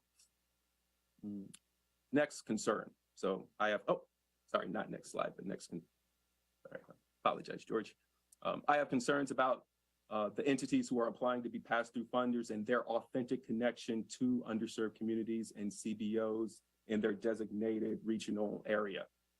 So applicants will be scored on their historical connections and past work with communities within their proposed EPA region, the EPA region that they're proposing to cover. And applicants will also be scored on the quality of their proposed partnerships with CBOs in the execution of their pass-through roles. So we're allocating quite a bit of points in the evaluation criteria to those two sub-criteria. Another concern, I'm concerned that these pass-through entities will select groups that they're familiar with and EPA will have no say. So as I already kind of went over, regional EPA staff will have a direct hand in how the pass-through funders develop their application intake processes and their evaluation and scoring processes. These will be cooperative agreements, so substantial involvement, monthly meetings, quarterly reporting, a lot of oversight from that EPA project officer team of folks. And where capacity allows, like I already said, regional EJ staff will serve as reviewers on the actual subaward scoring panels. Next slide, George. Another concern. So I'm concerned about a lack of regional EPA staff involvement in the actual subaward projects on the ground. So again, where capacity allows, EPA regional staff will be able to serve as technical project officers on these projects. So a technical project officer would be able to provide guidance and oversight to communities similar to the official EPA project officer role, especially for the assessment, planning, and project development needs. So they won't be an official project officer because it's technically a subaward. So it's not an EPA grant. So there's not kind of a role for EPA in that, but in kind of facts on the ground, EPA regional staff will be able to provide technical oversight and technical guidance to the subawards on the ground and the actual community groups that are implementing their $150,000, $300,000, or $500,000 subaward project. Additionally, it's important to keep in mind that we holistically, as the EJ ECR program, are staffing up. We're really putting a lot of emphasis on the regional EJ program staff, staffing levels. So Thriving Communities Technical Assistance Centers, there will be, and we're hoping to build in a lot of cohesion between the technical assistance centers as well as the pass-through funders. So we're hoping that community groups, they can start working with the technical assistance centers, get some training, best practices, understanding of a grant application process, grant oversight, and grant implementation. And then when they're ready, they can go over to the pass-through funder, apply for a $150,000 assessment grant after they've worked with the Technical Assistance Center and start implementing that grant. And after that grant starts working on the ground, hopefully we have that technical EPA project officer, but we also can refer back to the Technical Assistance Center if they can also provide some additional assistance in implementing that $150,000 grant on the ground as well. So we're looking for everything to kind of work together to better support holistically the communities most in need on the ground. And we're, of course, making more awards through EJCPS as well as the government-to-government program than ever before. So there'll be at least 130 new EJ cooperative agreements from CPS and G2G going out in 2023. So each of those awards are going to require those partnerships with community-based organizations. So that's going to give our EPA regional staff even more opportunity to build relationships with those community groups who are partners on those projects as well. So historically, EPA staff, especially in the regions, have relied on the small grants to develop their relationships throughout the communities in their designated EPA region. That's still possible, especially through the technical project officer role for some of these subawards, but more so than ever before because of the amount of EJCPS and G2G grants that we're going to get out. We'll also have an opportunity for internal EPA staff to build relationships with communities in the regions through the CPS and G2G grants as well. Hey, Jacob, we should probably, I know you got a couple more, but we're in between everyone and lunch and Robin. Okay. Do we want to pause and just see if there's any points folks want to make before we let everyone go to lunch? So I do have a concern. One of my concerns is that a lot of these universities have partnered with these local health departments, and then they partner with some of the nonprofits that they want to work with. And so what's going to happen is this is going to become their monopoly. And so they're going to fund their friends, which we see all too often when we're doing this work. And I can see it. I already see it in Cleveland. I know Case Western Reserve does it all the time because Case Western Reserve funnels money through them, and then they've had some of their workers at Case form their own nonprofits, and then they work within the health department, so they have their own nonprofit. So from the university, created a nonprofit, and now that nonprofit is saying they're doing community work, and they're not. They're doing the work of the university. And so they're going to apply for every single piece, and they're going to get it because there is no oversight around that. For the Tic Tacs, they're going to apply to be in charge because what they're going to do is go to their people who have created these other nonprofits and ask them to apply to be in charge of the Tic Tacs. So this is, I just see it happening. The other thing I was going to say was when we talk about these disbursements of funds, and I know Letitia talked about it earlier. So we're on a EPA grant with OSU. So OSU applied for the dollars, but they didn't tell us how much. So now I look at the thing, and they're getting $1.2 million. And do you know how much they're giving my organization to do community engagement for 3 years? $15,000. They got $1.2 million in our organization. And I'm looking at this now while I'm here, and I'm like, what the heck is this? And they're like, oh, this is great work. And I'm like, no, great work for you. But on the other end, my organization is getting screwed. The other thing is, Sylvia brought up some things around organizations and dollars. So I don't have the most dollars because I don't get a lot of my dollars from different grants. I get them from community members who see the work that I'm doing, and they call and say, Yvonne, we're going to give you $50,000. I'm going to give you $100,000. Like, these are just people with private money. So if we start making stipulations and say, okay, well, if your organization's budget is, $500,000 or $50,000, I don't qualify. And I should, but I don't have any other grants. Like, I'm relying on other folks to give me the dollars that I need in order for me to fund myself and to be able to pay my staff of 4. And so I think that we really need to be mindful that the universities, whatever you thought you could think of, they thought of it first. So, and that is what they do. They're in the business of making sure that their 50% comes no matter how it comes. So we can count on 80 whatever.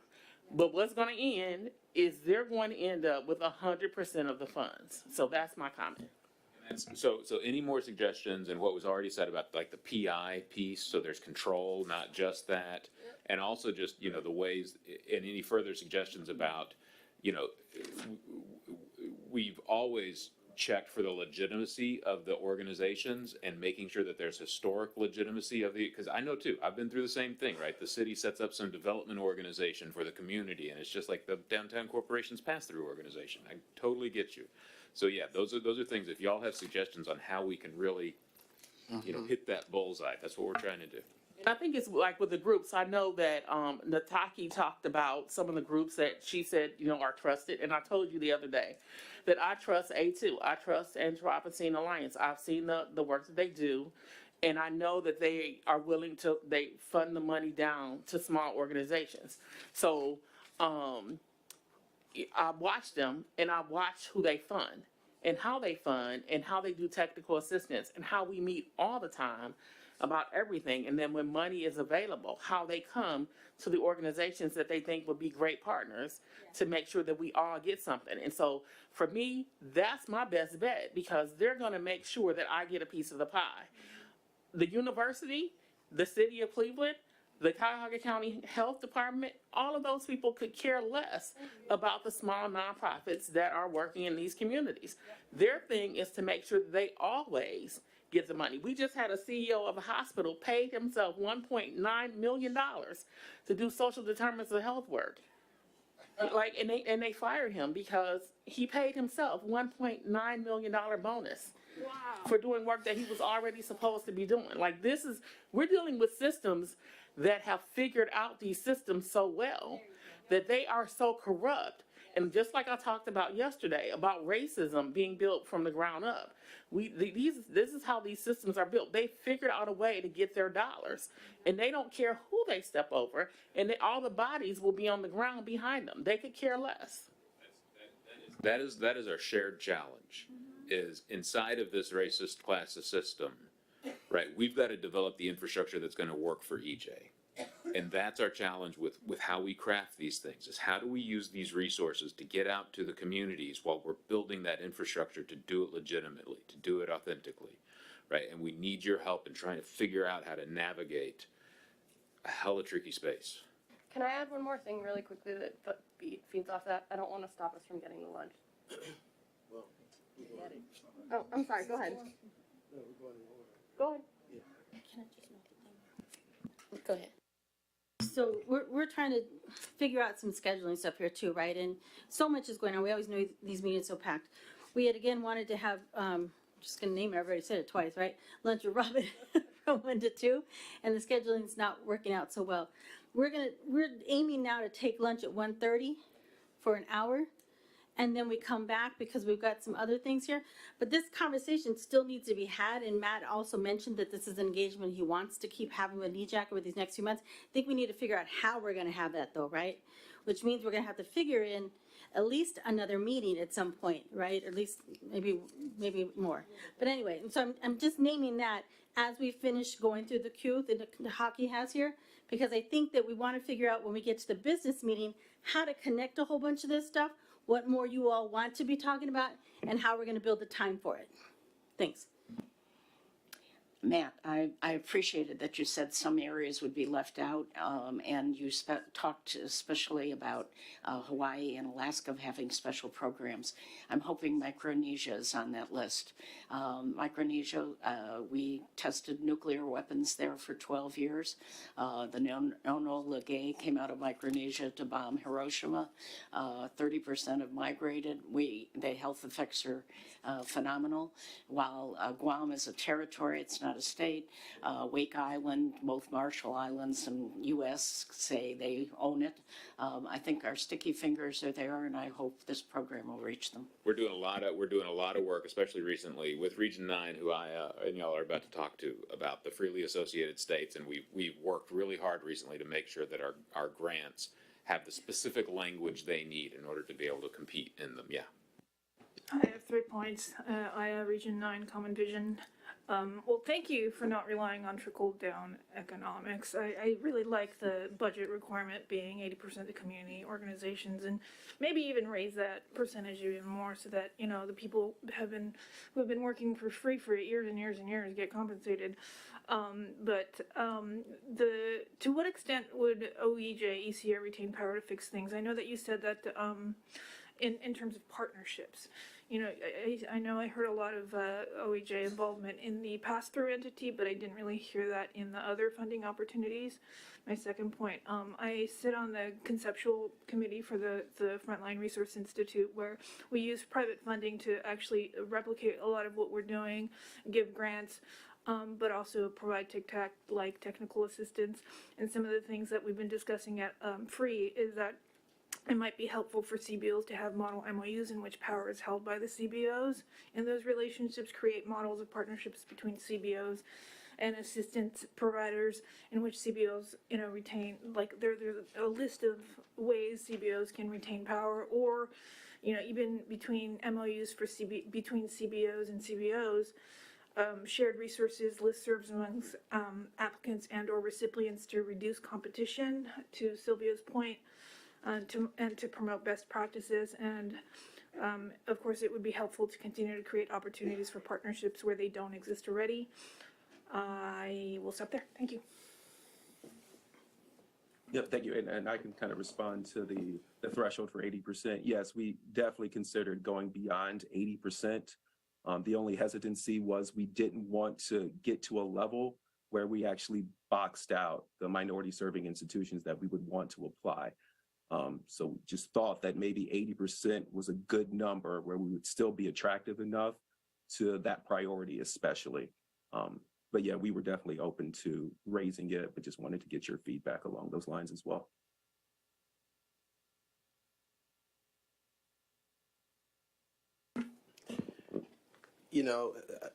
I'm just starting to get that warm and fuzzy, Matt.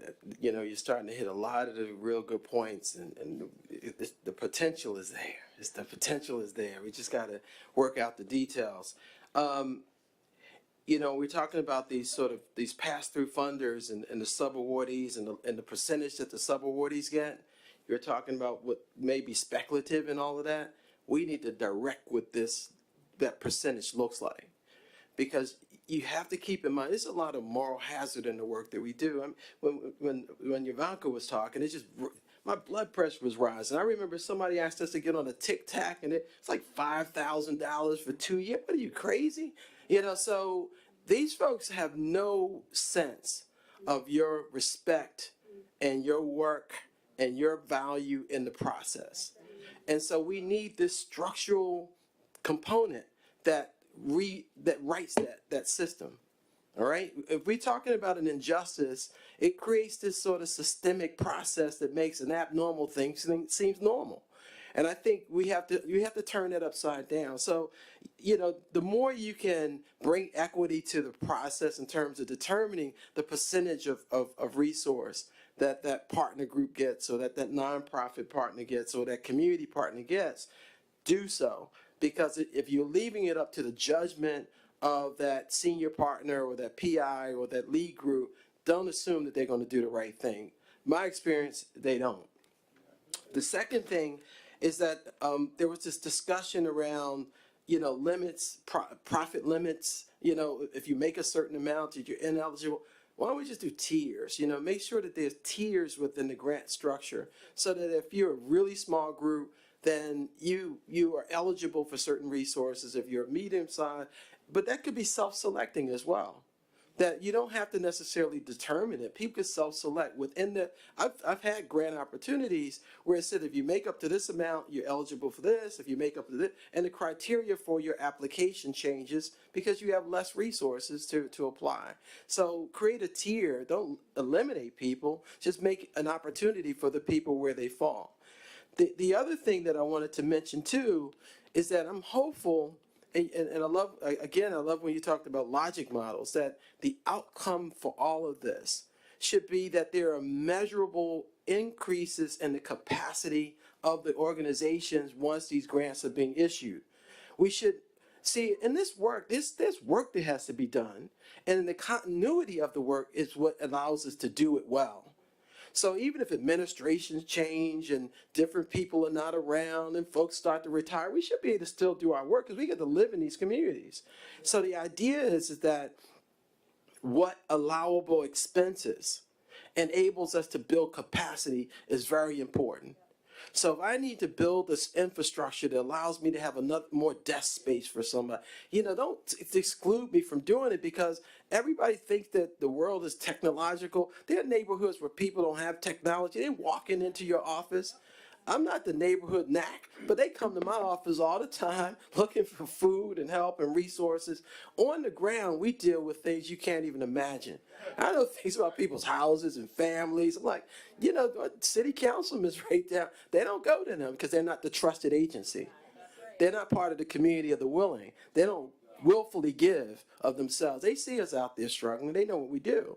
So I'm asking that there should be some kind of outcome matrix that establishes that, within every region, you want this organization that may not have had the capacity to provide some of these services, that after the resources are being allocated, they are now there to provide those services. Because what should be able to happen in the future is that you have people that you can go to as models for those groups who are trying to grow, try to develop. Because I hear people coming to us all the time say, I want to develop a nonprofit to do X project. And they have no idea what that looks like, right?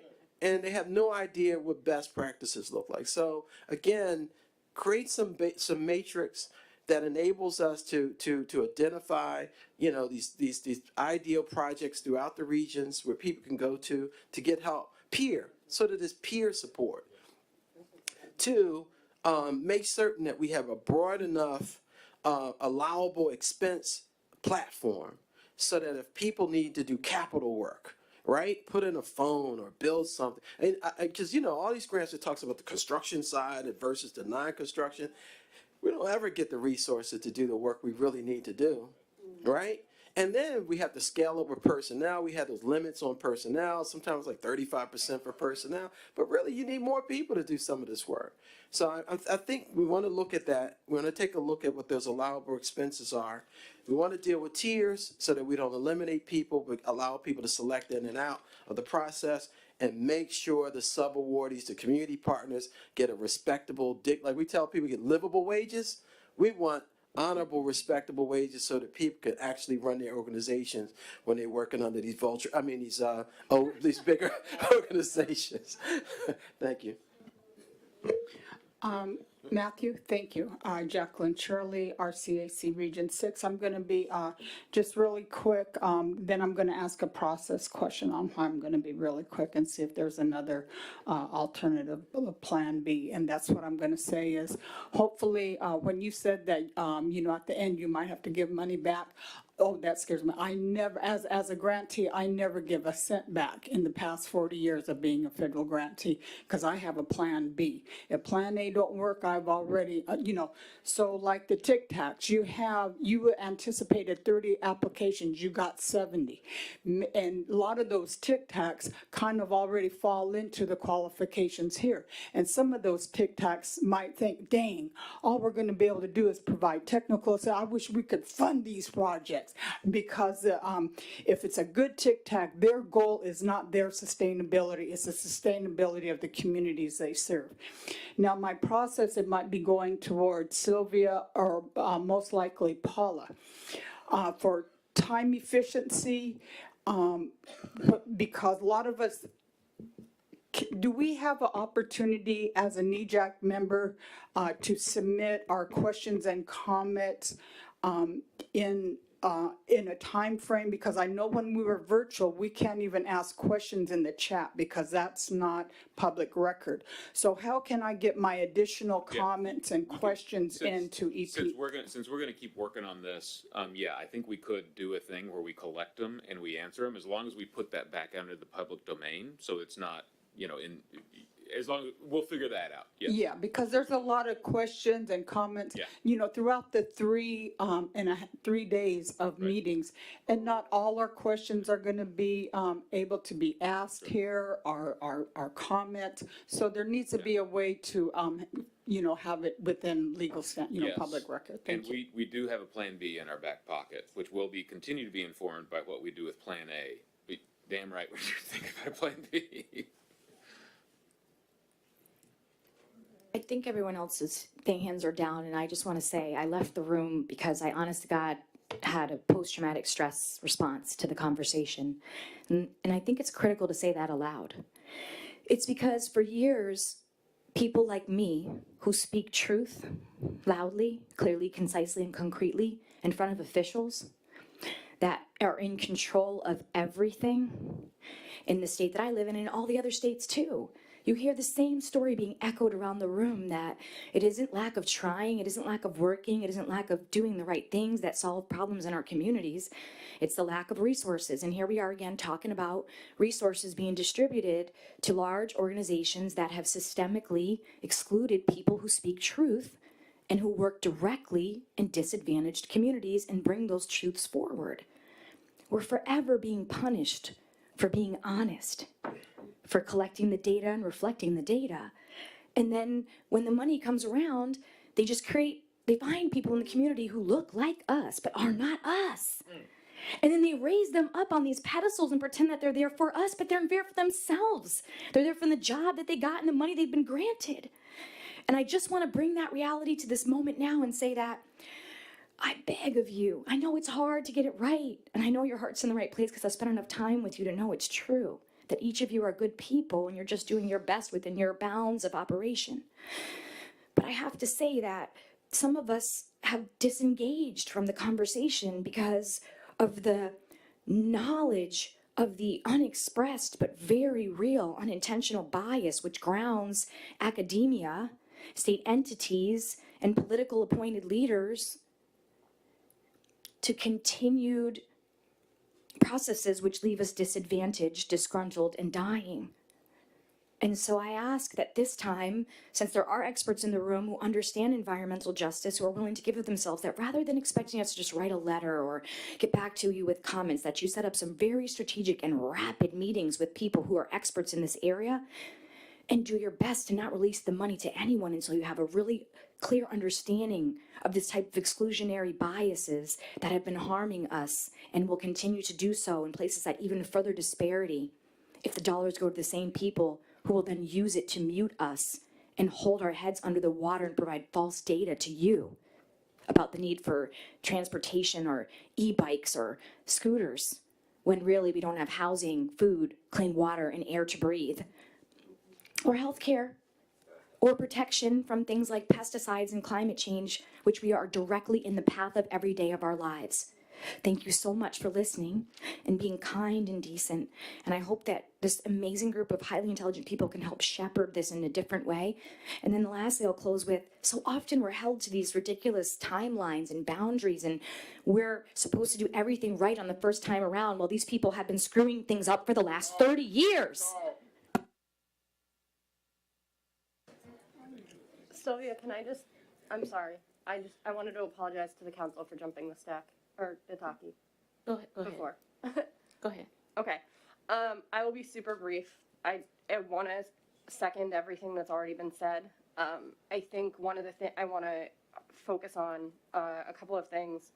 One is just the point that was made about tiers, I think is really important. I want to see money go to the organizations that haven't gotten it, that need it desperately, that are small, where they're entirely volunteer. And my organization has grown, and we are in the position now of some of our smaller funders coming to us and saying, why do you have so much money? We're not going to give you money anymore.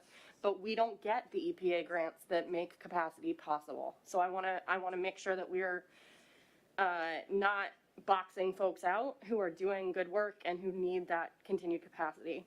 I also just want to flag that I know one barrier for a lot of us is the time requirements that are required of a federal grant, and so I'm curious of whether those for the pass through, if that will be required of subawardees, and if you have data on the extent to which the organizations that have gotten EJ grants have been audited, because that's another huge lift for a lot of us, is the paperwork and the time that goes into that. So I want to flag all of those things. Thank you. And we can add those to the way that Jacqueline recommended, getting some questions and getting some answers back in writing and put it in the public domain. But those are, Sophia, all things that we're conscious of and trying to work through. Thank you so much. It's 1:34. I did have one last thing that I forgot to mention earlier, and I want to just say it before I forget.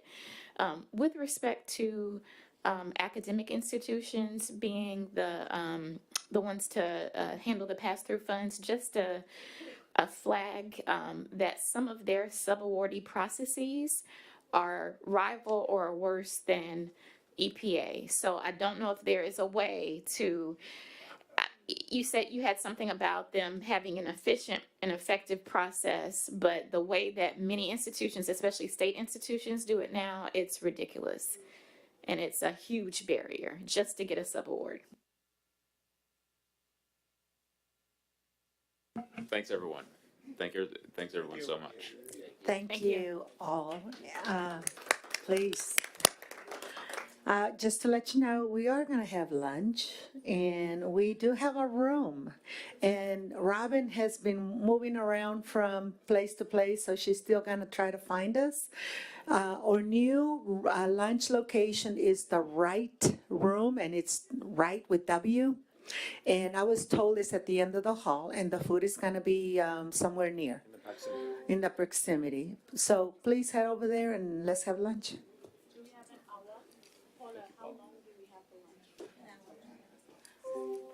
And we have 1 hour for lunch. So we see you back, what time, April? 2:35, back over here. I'll round them up for you.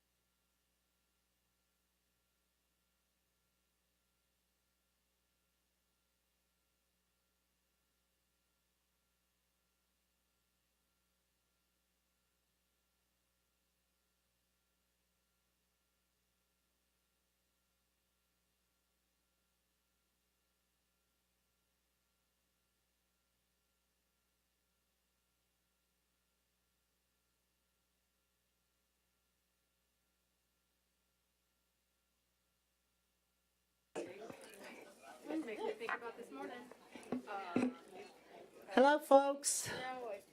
This is Paula, your DFO. Can you please make your way to the room?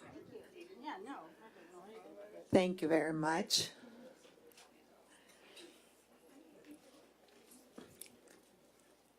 And we definitely need quorum today. We're not there yet. Please don't take your seats.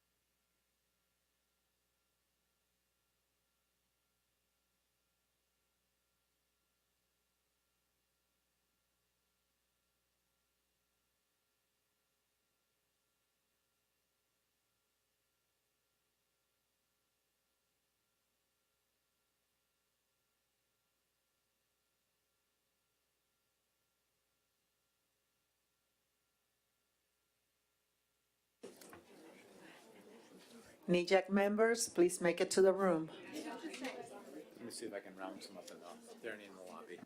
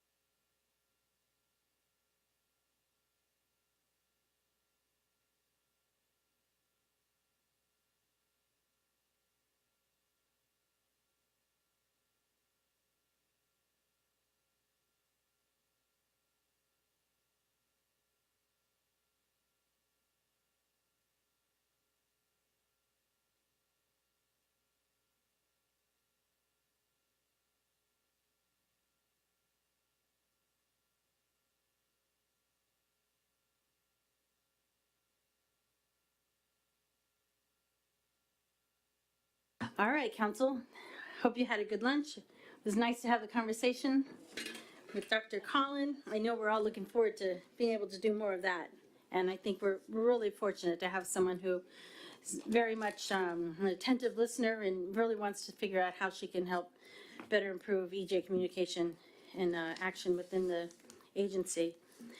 So we are going to continue along kind of like the theme of many of the issues that we've already been discussing, and that's again like how it is that funding is going to be getting to communities, but also equally important is how it is we are understanding from EPA what they are doing to distribute funding across the different programs, across the agency, how it is that they are measuring, reporting, tracking such, because we've been having these conversations for quite some time.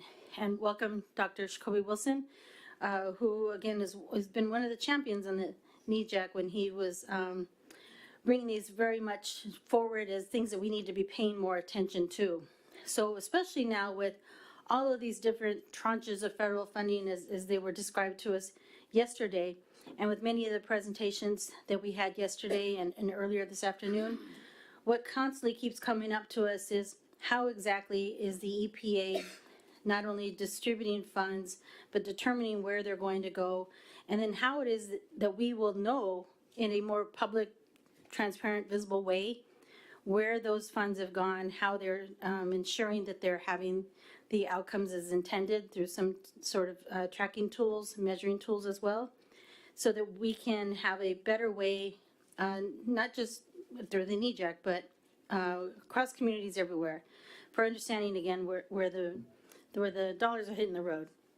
So we've had a work group that's been leading this work for quite some time. And so we are going to get a presentation today from our co-chairs, beginning with Dr. April Baptiste, who's going to give us an overview of some information that we already got at the last public meeting.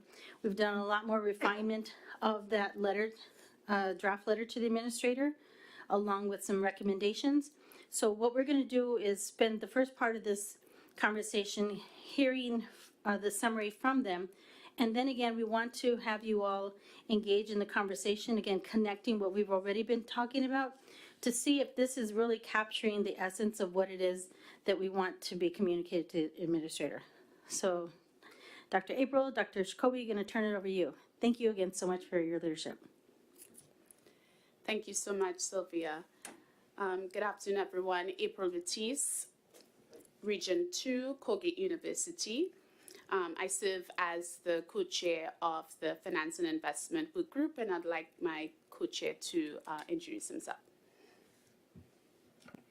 Jacoby, the Jacoby rule from the other day, but a former NEJAC member, NEJAC emeritus, was a co-chair, founding co-chair of this committee, this work group, and happy to be here to share the work we've been doing over the last year. Plus. Yeah, okay. Back to you, April. A year plus. Okay. So this afternoon, what I'm going to do is sort of provide an overview of our work group and the work that we've been doing. And then I will go through a section of process questions that we're raising for the EPA. And then Jacoby will present our recommendations. There's going to be two different sections that we'll be presenting today. And Dr. April, can you just remind folks, this was also sent to them ahead of time, correct? Yes. Everyone should have a copy. So everyone should have a copy of the document and then the slide deck. So George is going to advance my slide deck while I follow on my computer as well. Okay, so the work group was established in summer of 2021. And we were established to really dig into the questions related to how funding is distributed across programs and initiatives in order to address environmental justice concerns in disadvantaged communities. We've had different members participate in the work group since the time of formation, and I wanted to put their names on the slide so that everyone could be recognized for the work that we have done, because it has been a long haul. So the work group itself did not have a formalized charge, but we focused our attention around a set of questions that we wanted information and clarification on from the EPA. As well as from these questions, we developed a set of recommendations that we'd be proposing to the agency on behalf of the NEJAC. So before I go into sort of like the meat of the presentation, next slide, George, I wanted to just publicly acknowledge some individuals on behalf of the work group. So first and foremost, as co-chair of this group, I really just want to thank all my work group members. You all have stuck in there with us. You all did the work for the year plus. So I really just want to say thank you as one of your co-chairs.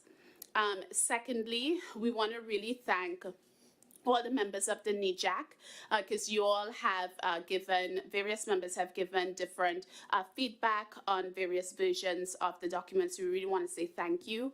We have to say thank you to our EPA staff in the Office of Environmental Justice, which is now that new Office of Environmental Justice and External Civil Rights. So thank you to you all, to all our designated federal officers who have worked with us over the time of our existence. We really want to say thank you to our public commenters, because without you all, this document would not have taken shape. And your comments, I hope that you all will see, have been reflected in this particular document. Just, on Tuesday, we had two commenters, Dr. Jacoby being one and Lynn being the other, who really mentioned that funding is really important. So we have really tried to incorporate your comments in this. And then finally, I want to publicly thank our consultants, Eric Rudder and Gina Genoa, who were really crucial in helping us with the copy editing and putting together the document that is in front of the NEJAC today. Okay, process questions.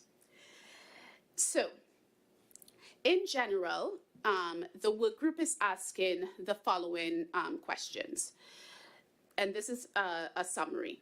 We would really like a response as to how each of the sections that are in the document are provided, how each of the sections that are provided in the document are being implemented. Secondly, a roadmap plan that outlines how the EPA's implementation of Justice 40 objectives will be conducted. Thirdly, a presentation of any challenges or barriers that would exist towards timely prioritization of funding and investments to environmental justice communities. And fourthly, we would like to see a consultation with the NEJAC on ways in which finance and investment opportunities in communities, particularly those with legacy environmental justice problems, will result in environmental and economic improvements in these communities. So there are 5 sections, as I mentioned. I'm going to go through each of them, and these are just questions that we're asking clarification on. So firstly, next slide, George. Defining investments and benefits for environmental justice communities.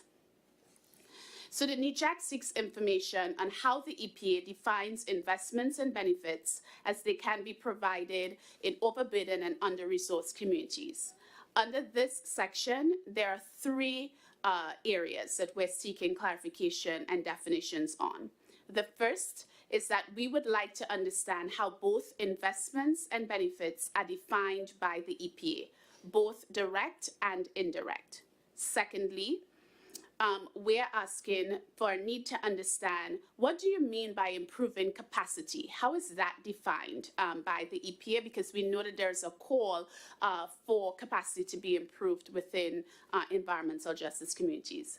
And thirdly, there's a call for understanding, clarification on a standard definition of environmental justice communities. And here, we're asking, what criteria is being used in order to define environmental justice communities. And part of this gets back to, the underlying criteria of ensuring that race is at the center of that, ethnicity is at the center of that, socially and economic disadvantaged communities is at the center of that. And we know that there are definitions out there, but we're asking for standardization of those definitions and asking the EPA to tell us how they're doing that.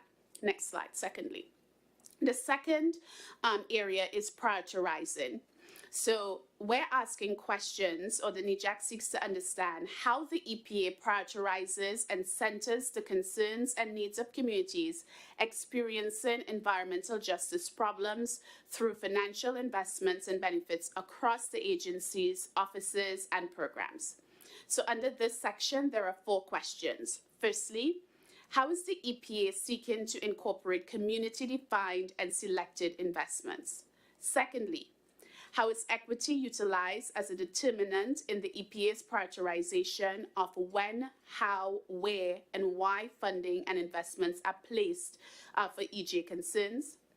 Thirdly, we're asking for a little bit more information and understanding of how the EPA's 73 pilot areas, and these are the pilot areas that have been identified under the Justice 40 framework.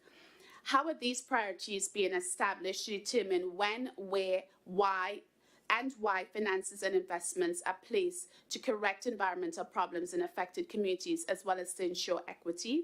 And finally, how is the EPA prioritizing the types of technical and financial assistance that's needed in traditionally lower capacity and lower funded areas? Third, next slide, George. The third area is assessing and distributing investments and benefits in EJ communities. We seek information on how the EPA provides avenues to allow for community-based organizations to gain access to funding and overcome barriers that often prevent them from competing with better resourced non-governmental organizations and academic institutions. This has been a theme, as you all would have heard, across this public meeting, and so we have codified that in our document. So here are the questions that we are seeking clarification on.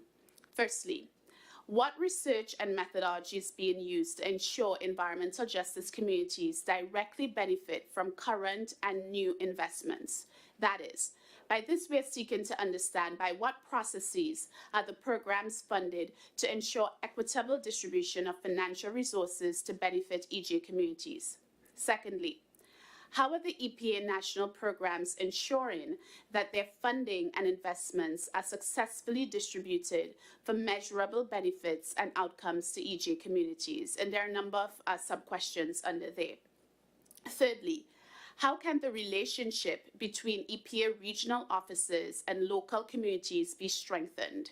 So here, we're really asking and challenging and wanting to codify the process of regional offices working with local communities, as we know that this is really important.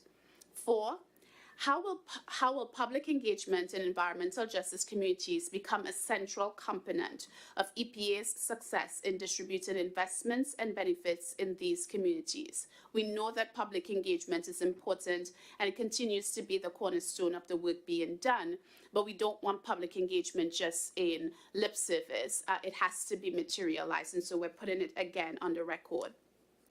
And fifth, there are some key questions about the TIC-TACs. We got a really good presentation earlier about, these TIC-TACs, but we're asking questions about how the TIC-TACs and other capacity building centers will be developed and operated.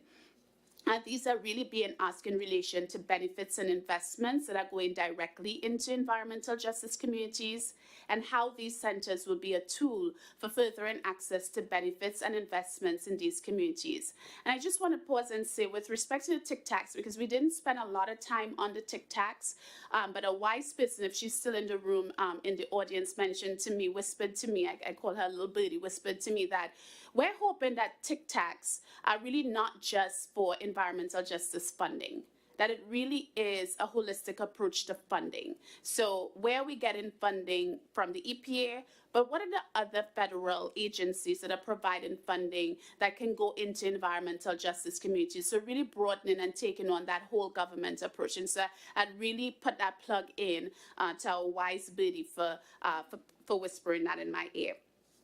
And number 4, next slide. Measuring and tracking. So this is perhaps the largest section of the process questions, particularly because it deals with accountability and transparency, right? So under this section, we raise questions related to what we want measured and tracked, the method that we would like things to be measured and tracked by, and we would like to understand how the challenges and barriers to creating this accountability system would be overcome. So we're not coming in thinking that there are not going to be challenges and barriers. We are asking, what are the challenges and barriers, and by extension, how you perceive that you're going to address them, right? So taking a more proactive approach. And so what I'm going to do in this section, because as I said, it's a pretty long section, I'm going to present the 3 subsections, right? So the first being, what would we like measured and tracked? So under this section, there are 3 things. So firstly, direct benefits. So we're asking the question, in what ways are program investments and benefits for communities and environmental justice problems measured and tracked for program areas? And what measures are utilized to ensure intended targets receive direct EPA benefits? Secondly, for indirect benefits. Again, a side note.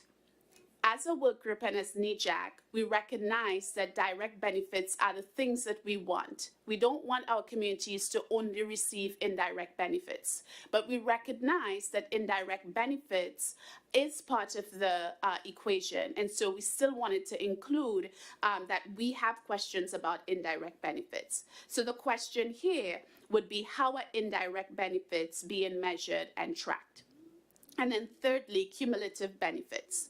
And so the question we ask would be, what are the methods that are being used to measure and track cumulative benefits as well as impacts in EJ communities? And so yesterday with Charles Lee's presentation, we said he's developing a framework to address cumulative benefits. It would, cumulative impacts. It would be good for cumulative benefits to also be included in that framework as well. Next slide. The second set of questions, subheading, is how are investments and benefits measured? And so in terms of the approach to measuring and tracking, which was the previous what we'd like to measure, there's a call for understanding the methodology that's being used, including understanding the role of tracking tools.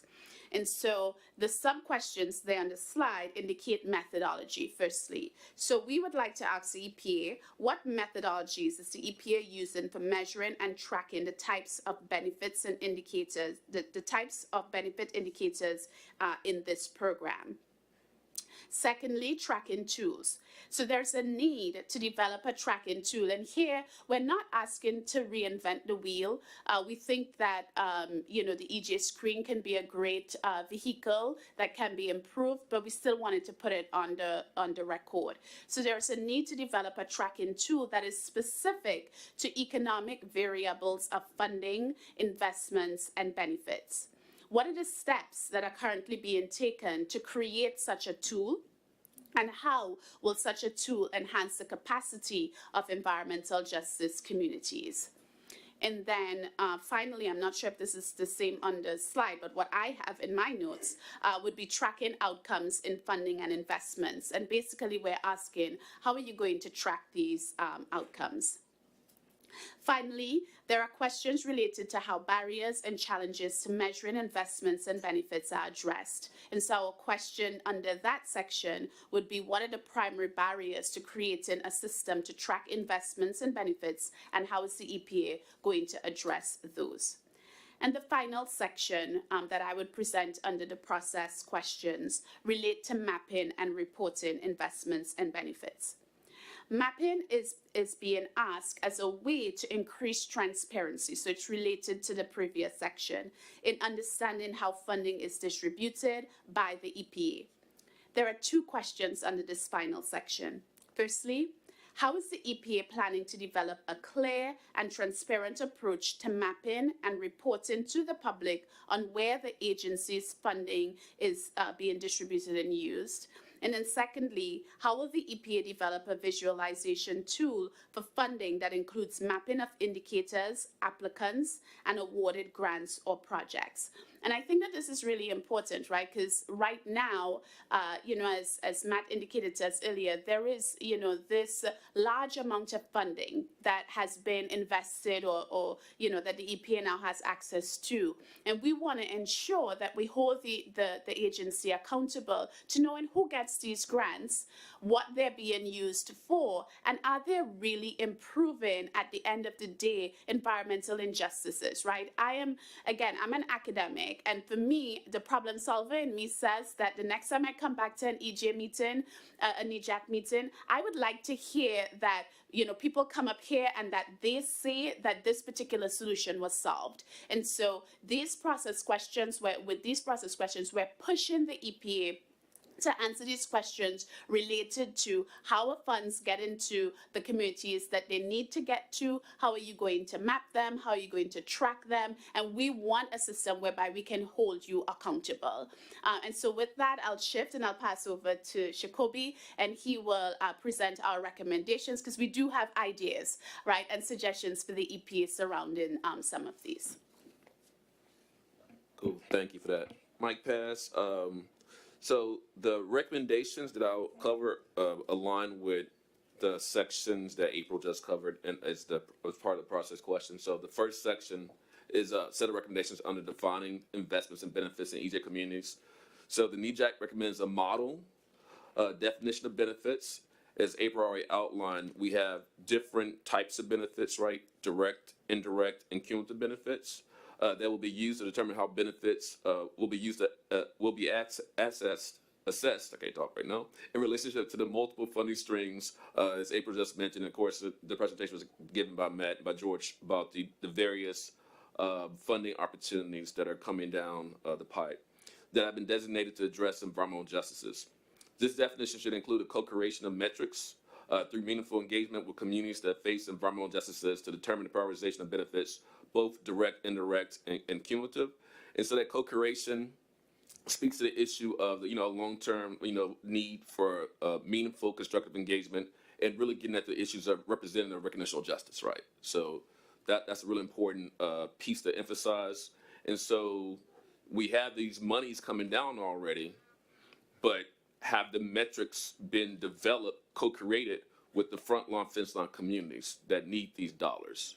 And so there needs to be some interjection of a process. I'm adding in the recommendation because all the money that was just talked about sooner rather than later, right? Go to the next slide, please. So the next slide is prioritizing investments and benefits in EJ communities.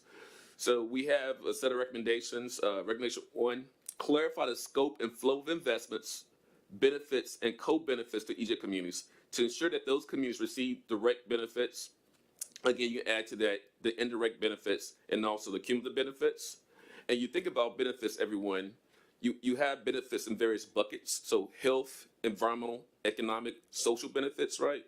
You even think about ecological, natural, if you want to separate environmental, built environment from natural environment, right? And then when you think about some of the indirect benefits, the capacity building benefits, and also the capacity maintenance benefits. And then you think about going back to this economic piece that's been what you heard during the public commenting and what folks have shared during this NEJAC meeting is the workforce development and economic opportunity structures. That's a big part of the benefits that we need to focus on. And that's what we've heard comments about who's getting the dollars and make sure the communities that getting the dollars, that money's been an investment to address economic inequality, because at the heart of environmental injustice is we're trying to address economic injustice, right? So these environmental justice projects should be designed and determined by impacted EJ communities through local organizations that serve as program leads or principal investigators with supportive partnering organizations and institutions, and having some Guys, slow it down a bit for the interpreters. They're flagging us in the back. Yeah, thank you. I'm sorry, Thank you. y'all. And we got time. Yeah, we got time. Y'all, I'm a natural. I know, but It's just the energy. I'll slow down though. I'm gonna go into sleep mode, and that'll slow me down. Sleep mode.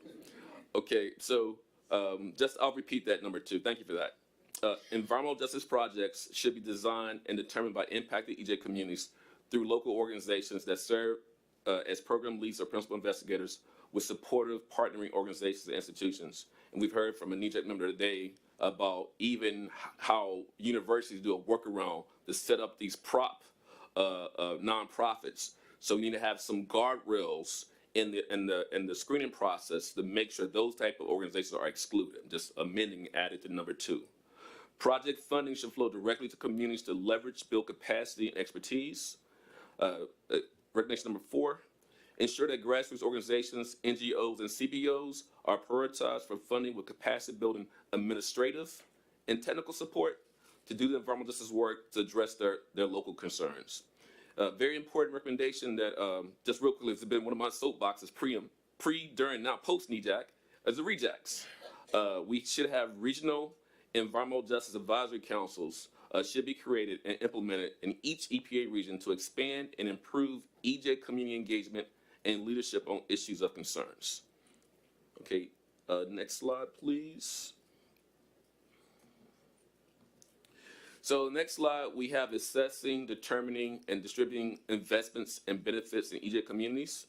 The EPA must fund and invest in technical support for NGOs and CBOs to become lead principal investigators and project directors. And so there's definitely some connection there to the TIC-TACs, which we'll talk more about, I think, in our discussion.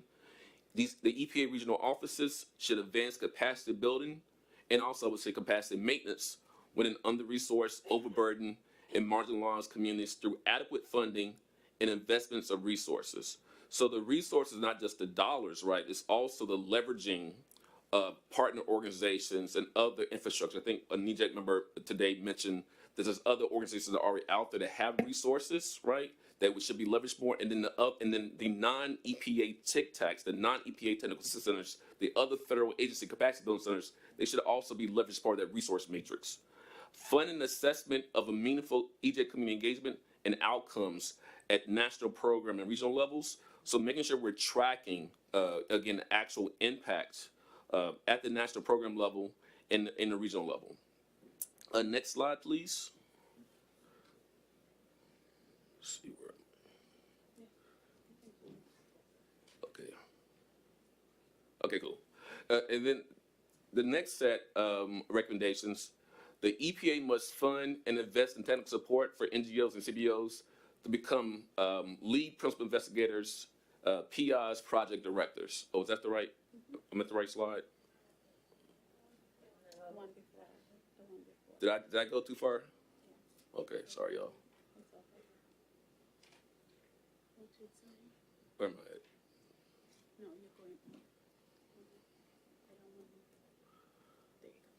That's that one. Okay, sorry, y'all. Okay, cool. I'm trying to read because I can't see that. Okay, so sorry about that, y'all. Increase funding for out-of-time and summer youth programs. Investments need to be provided to those organizations that are based in the communities that are experiencing injustices. The benefits must be experienced by those in the most marginalized spaces. Again, there must be metrics developed that capture these benefits. I mean, again, you hear this theme during the meeting from many of the NEJAC members and also from public commenters. And commit to developing capacity building centers, including EJ funding accelerator projects. We're asking for some more slowness from the interpreters. Thank you. Okay, sorry again. Commit to developing, it's a totally different speed, y'all. Commit to developing capacity building centers, including EJ funding accelerator projects. You think about the TIC tax as one type of capacity building center, and also, as Matt mentioned in his presentation, about the other funding around the pass-throughs that has a capacity building component to it as well. When in marginalized communities, to enable them to have local technical resources available for applications. I'm just gonna start enunciating more, because I speak too quickly. Okay, let's see, next slide. And this set is around measuring and tracking investments and benefits in EJ communities. So develop clear and strong guidelines for states with EJ stakeholders to implement environmental justice objectives with the federal funding that they receive. So again, the point about clear guidelines, and these guidelines need to be co-created. They need to be community driven, okay? Consult with environmental justice communities to expand the EPA database for supplemental environmental projects, SCPs at the state level. I believe Andy brought up SCPs on Tuesday, I believe, as important resource, and it gets to the issue of how we can leverage other pots of money, and even with the greenhouse gas fund and some other funding, how we can do layering. So that's just an important point to make. Evaluate and measure performance of the Thriving Communities Technical Assistance Centers, the TIC tax, and other capacity building initiatives designed to assist EJ communities with planning and designing grants or bridge loans. And the last recommendation in this set, provide EJ community-based organizations with grants for the construction of infrastructure needed to provide safe and healthy neighborhoods. So when we think about the outcomes that I think Jerome mentioned in his previous comments, the infrastructure, actually getting to building the modified environments, right? So the brownfields redevelopment, bringing in the clean energy infrastructure, bringing in new housing and transportation infrastructure, and thinking about as the dollars that we have through the BIL, right, and the monies through the RA, how are we making sure those dollars are actually going to the construction of this new infrastructure? Next slide, please. And so with number 5, develop funding mechanisms that ensure investments in target communities will build long-term climate equity and generate community wealth. I know I talk fast, I'll repeat it because this is a very important one. Develop funding mechanisms that ensure investments in target communities will build long-term climate equity and generate community wealth. That is a huge, really important point, very important recommendation. So how are we addressing economic inequality, creating opportunity, and building wealth? Build new initiatives using community input that address climate change. And you can think about how climate change as relates to differential impacts, getting equity and climate change preparedness, response, recovery, adaptation, mitigation, and resilience, and all those other buzzwords we use when we talk about climate change.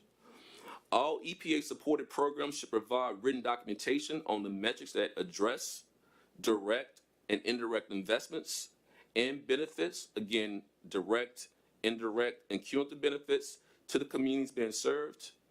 All EPA-supported programs should measure their effectiveness in informing and engaging community members around the investments they needed to produce desired community benefits. So it speaks to the issue again, having a deep, meaningful, constructive stakeholder and community engagement, you know, in all stages of the process. Next slide.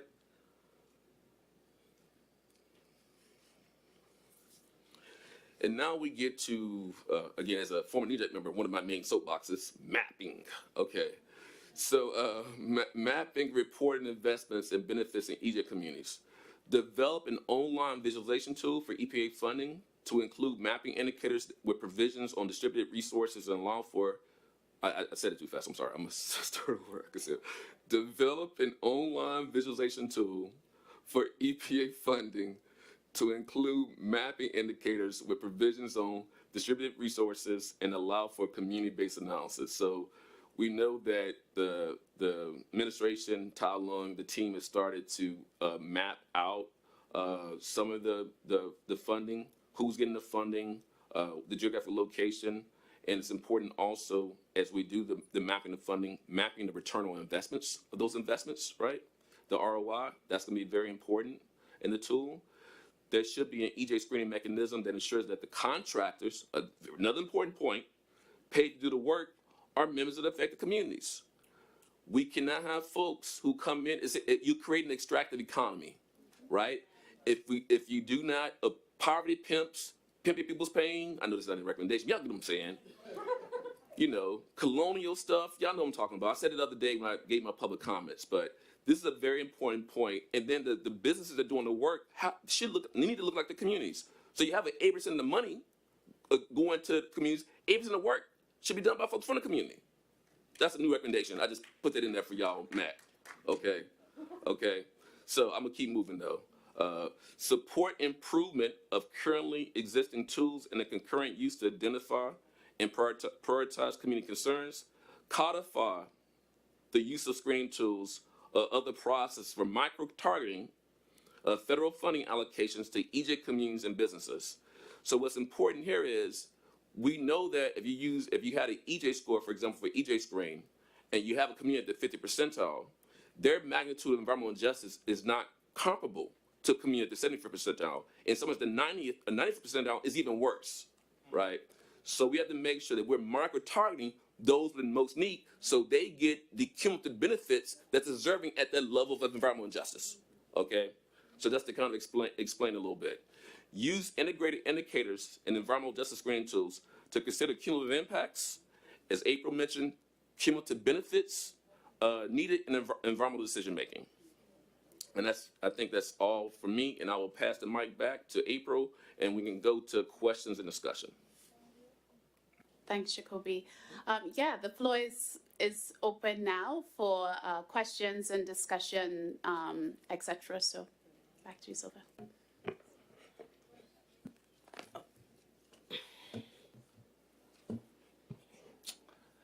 Thank you. So the cards went up essentially at the same time. Simile, if you're ready, can we start with you and we'll work around this way? Thank you both. Thank you. The times 1,000, you both have inspired me and informed me in phenomenal ways. I really appreciate that inclusion, Jacoby, about contracting local, right? But as you know, in some of the work you've done with me, we don't have those resources locally, right? So perhaps extending that to like, I mean, how would you even like begin to talk about how to fill those gaps, right? But that's definitely just a gap that alerted me because I would have loved, right, to have that resource for hyper local air monitoring locally.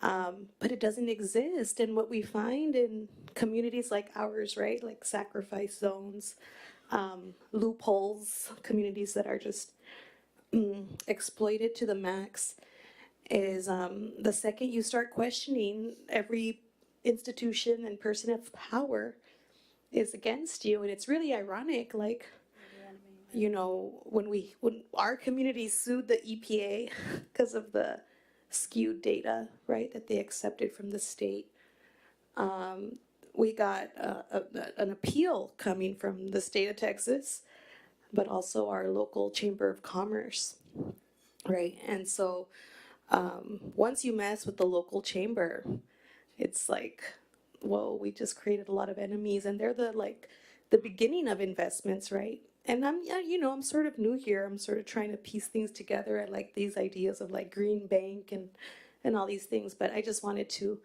say that out loud because when you said it here, it really moved me. Thanks. Yeah, no, thank you for that. No, so I provide some technical assistance for some of these groups to get one of the R grants, the air quality grants. And you're right. So the reality is, in a lot of communities, you may not have that local capacity yet. But I think part of this, how can we help build that capacity? So working with some of the infrastructure, those wraparound service infrastructures, those groups that work with hard to reach populations, activating them, I think is something we should think about too, because it may not be a natural fit to go to your local university, because many universities they're not built to do this work. They're part of the extractive economy. So I'm gonna just leave it there. But you want to be able to get to organizations that are doing that service work in the local communities and activate them and build their capacity since they're already connected, right? So I think that's probably a better approach. Maybe if you think about academic institutions, it could be community colleges, or maybe a better way to go, because they're providing a service to a lot of folks who come directly from communities when training. But I would say that some of those other type of wraparound service organizations, we should engage more and bring them on board. And I think one of the NEJAC members said that earlier already. So I'll just leave it there. Yeah, thank you, Simile. And I was remiss, I didn't thank you, April and Scopy, for an excellent presentation and for all the work that you and your work group has done. Ben. Thanks, Mike, and thanks for all of your work. This is great.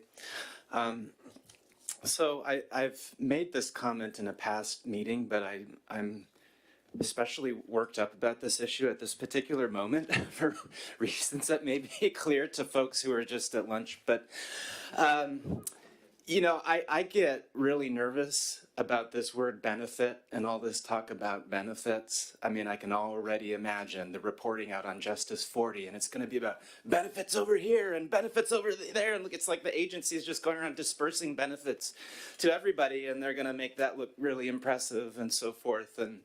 And what I always wonder is, okay, where are the community voices in determining whether or not they have been benefited? Because what we just witnessed, frankly, is an agency that's so convinced that it is benefiting certain communities that when it gets pushed back, it just starts making stuff up. That's a problem. So in terms of these methodologies around assessing benefit, I want to know what kind of seat is the community going to have at that table? Thank you. If you want to go ahead, go first. I'll go. Thanks, Ben. You are right. I think that where our work group came down on this, and this goes back to our process questions, we are asking the agency to be clear in sort of giving us clear metrics as to what are you using to define benefits. But we're not just leaving it to the agency. We're saying that those metrics have to be co-created with the communities. And we know that this is going to be difficult, right? Because our communities face a wide variety of environmental concerns. And so we know that there'll have to be nuances. But that's the point of doing the work, right? Because at the end of the day, we want to ensure that our communities are saying that these are the kinds of benefits we want to see from all of this money that's out there, right? Whether that be from a health perspective, an environmental perspective, thinking about climate equity, what is it that communities need? And what is it that they're saying is important in recognizing that we have been benefited? Because I agree with you, if we leave it up to the agency, then everybody would be benefiting, right? At the end of the day. But I'll let Jacoby go. I mean, that's at the heart of why we created the work group. I mean, I know and you said summer because we said Justice 40 came out. It was all. The problem is it was all about benefits in the front. It should be first about investments. I know I get excited. Thank you. It should be about investments and benefits. But what the concern that we had as a NEJAC was the fact that it wasn't community driven. This whole process, it was amorphous benefits, right? And you're exactly right. You can pull anything out and say it's a benefit. You can say we and focus a lot on the indirect technical assistance, but nothing into the real outcome. So I think you add to the recommendation, we want to make sure there's community defined benefits, right? And we're working through the rejects, right, Jerome? That's why the rejects. I mean, and I'm just give me a moment. We were having all these conversations early. I mean, like over a year ago. But these are reasons why we created the work group, because the concern about the community's voice not being part of the process, right? And making sure that you talk about the representative justice, but then get into the distributional justice and get into the restorative justice. I mean, how are we going to restore folks with all this taxpayers? It's your money, right? It's the people's money. To make sure the people's money is getting to the people's solutions, the people are not at the table. So I think, as we move forward, the rejects are one approach to use to get that community voice. As y'all know, as NEJAC members, for years we've been saying NEJAC needs to go to the people. Another soapbox, we need to decentralize NEJAC. The decentralization should help making sure the community voices in the regions are actually informing what they should be doing with Justice 40. That's why I made the comment in my public comments that there needs to be interim guidance coming from the EPA to the regions and the states, right? And how we implement this Justice 40 initiative, and the community-driven process needs to be at the heart of it, because it's not going to work, right? So as no longer a member of NEJAC, but as my NEJAC family, I would implore you to push on that recommendation to make sure at the beginning, at the middle, at the end, it's community, it's community, it's community. It's for the community, it's of the community, and it's by the community. I'll stop. And I'm sorry if I could just really quickly, first of all, Ben Pauley, Kettering University, Region 5. I'm sorry for not saying that to begin with, but I think it's really important to remember that when we say benefits and talk about benefits, these aren't just like facts. These are evaluative judgments. So the question is, who's making that evaluation? That's not neutral language, right? So, I'd like to see when the agency is reporting out on what it's done on Justice 40, it should strive to be as neutral as possible and as factual as possible in that language. And because again, all this talk of benefit takes you into a realm where if the community isn't there saying that same thing, then you got a problem. If you don't have community people patting you on the back, you don't get to pat yourself on the back. And maybe you shouldn't even do it then. But. No, exactly. I think, and so you think about benefits, it's outcome-based benefits. Did you improve air quality? Did you improve water quality? Did you reduce the lead lines? Did you improve infrastructure? Did you increase jobs? Did you reduce health disparities? Did you improve my access to clean energy? Did my energy bill go down? Did the water bill go down? I mean, it needs to be outcome-based, baseline data that's informed by the community, right? Develop their own metrics of the baseline information, and then you're tracking 25% increase. And like you said, if you want to make it factual, evidence-based, that's the approach that needs to be taken. And I think we've had that in the report about baseline data and having milestones and metrics, but all that again to make it The NEJAC is this body is the people's body. This funding is the people's funding. So it needs to be the people's metrics.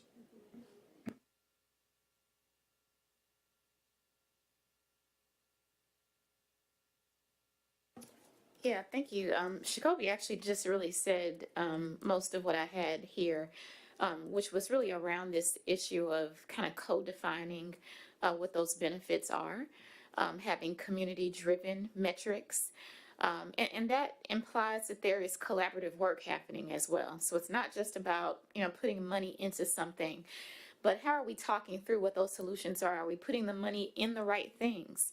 Are we putting money into the things that are going to help us to eliminate those disparities that we were talking about?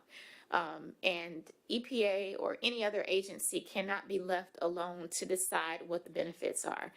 Those who are impacted, by those investments and by those benefits have to have a say-so. Need to be able to say what it is that they need, what the benefits are that can best help their situations. So that was kind of a major point. Thank you all for your work. Just agree with everything that you've put out. These are the right questions. These are the right suggestions. I also wanted to just mention something briefly about the issue on contractors coming from the affected communities. And so I totally respect what Simile has brought to the table in terms of there, sometimes being a lack of capacity in communities. But again, making the point that not all EJ communities and all community-based organizations, they're not homogenous. So some groups have been able to build some capacity over time and have the ability to do some things. And there are some people who can be, contractors in some of these communities. There's nothing more insulting, I think, sometimes for these contractors and consultants to be deployed to communities, to work with communities, and we have to teach the contractors. Yes. So what are you getting paid for if we have to teach you? So something needs to happen, as we're thinking about how to shift the grant making process, how do we shift the process around how these contracts are awarded as well? So just really appreciate you all, kind of adding that to the mix of your recommendations as well. And I think that's it. And just respond to that. That's also extractive. You extracting the knowledge and you take it from your own, you repackage it, and you make 5, 10, 100 times more off the extracted knowledge. Hello. Absolutely. One more thing. One more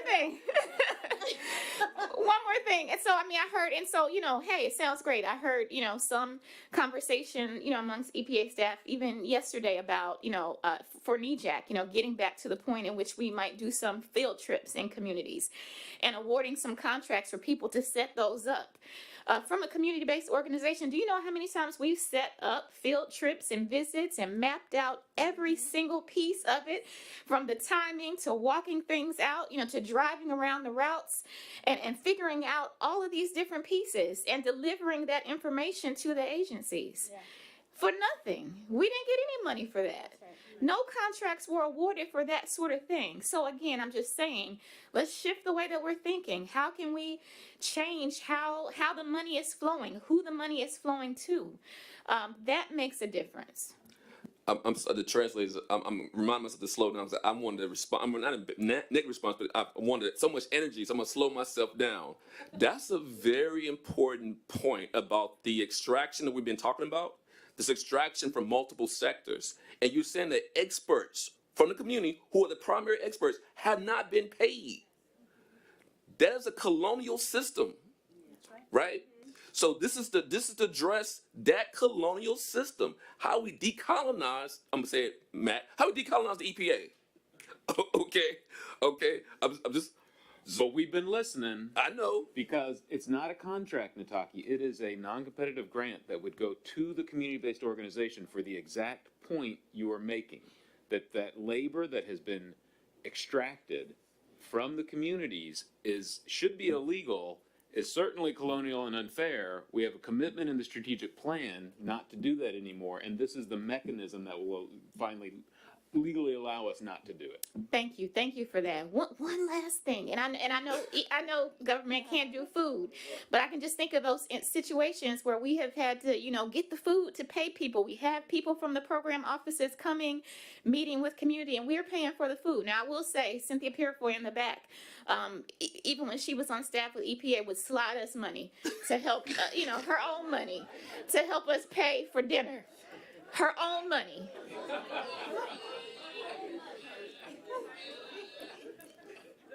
Yeah. So yeah, I'll stop. But thank you. No, let's go to the next. No, thank you for that, Nataki.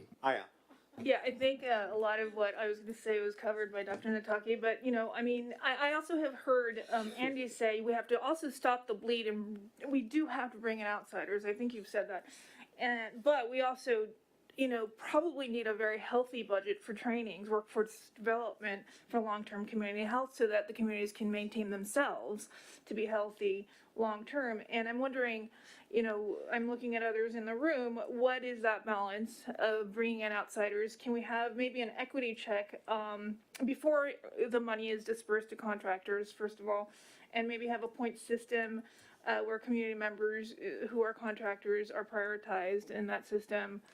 Any other ideas to bring that up? Thank you. Yeah, just to just add to that. So there's a way to bring together the SBA resources, the Small Business Administration resources, right? I think that could fill some gaps because all the community groups are doing the work. Y'all are all experts, and you should be vendors, right?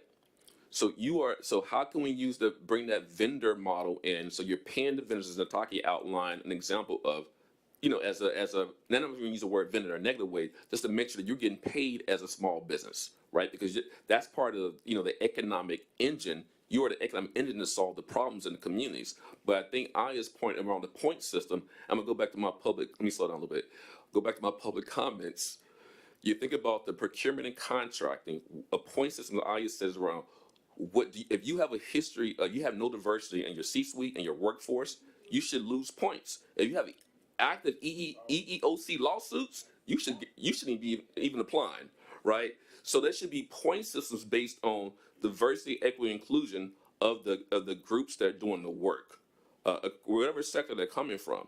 And then if they don't cross a certain threshold, their application is deemed ineligible, or their ability to do the work, they need to be kicked out of the system, right? So I think Aya's point about a point system, I think it should be key as it relates to who's actually doing the work on the ground. And then if you are a community group, you get more points. So you incentivize you getting more points, and folks who are not doing the right thing, they lose points. I mean, you're talking about cumulative. You should lose more points, right? So I'll stop. But Aya's right on point. Well, thank you for that point, Aya. First of all, I want to congratulate you.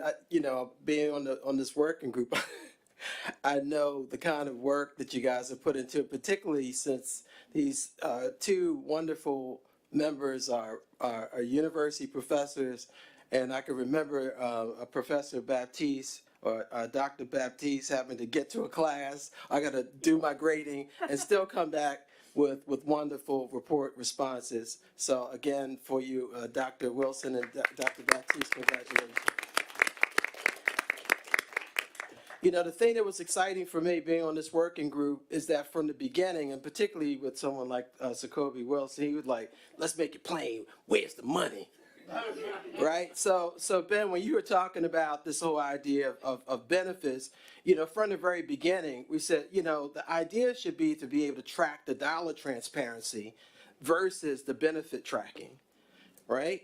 And so essentially, what we're looking at is you talk about hub and spoke for the collaborative relationship piece, but it should be a hub and spoke as well as the financial relationship piece as well, right? All of the connective resources, all the connective benefits, how do we track that? How do we measure it? What does that look like?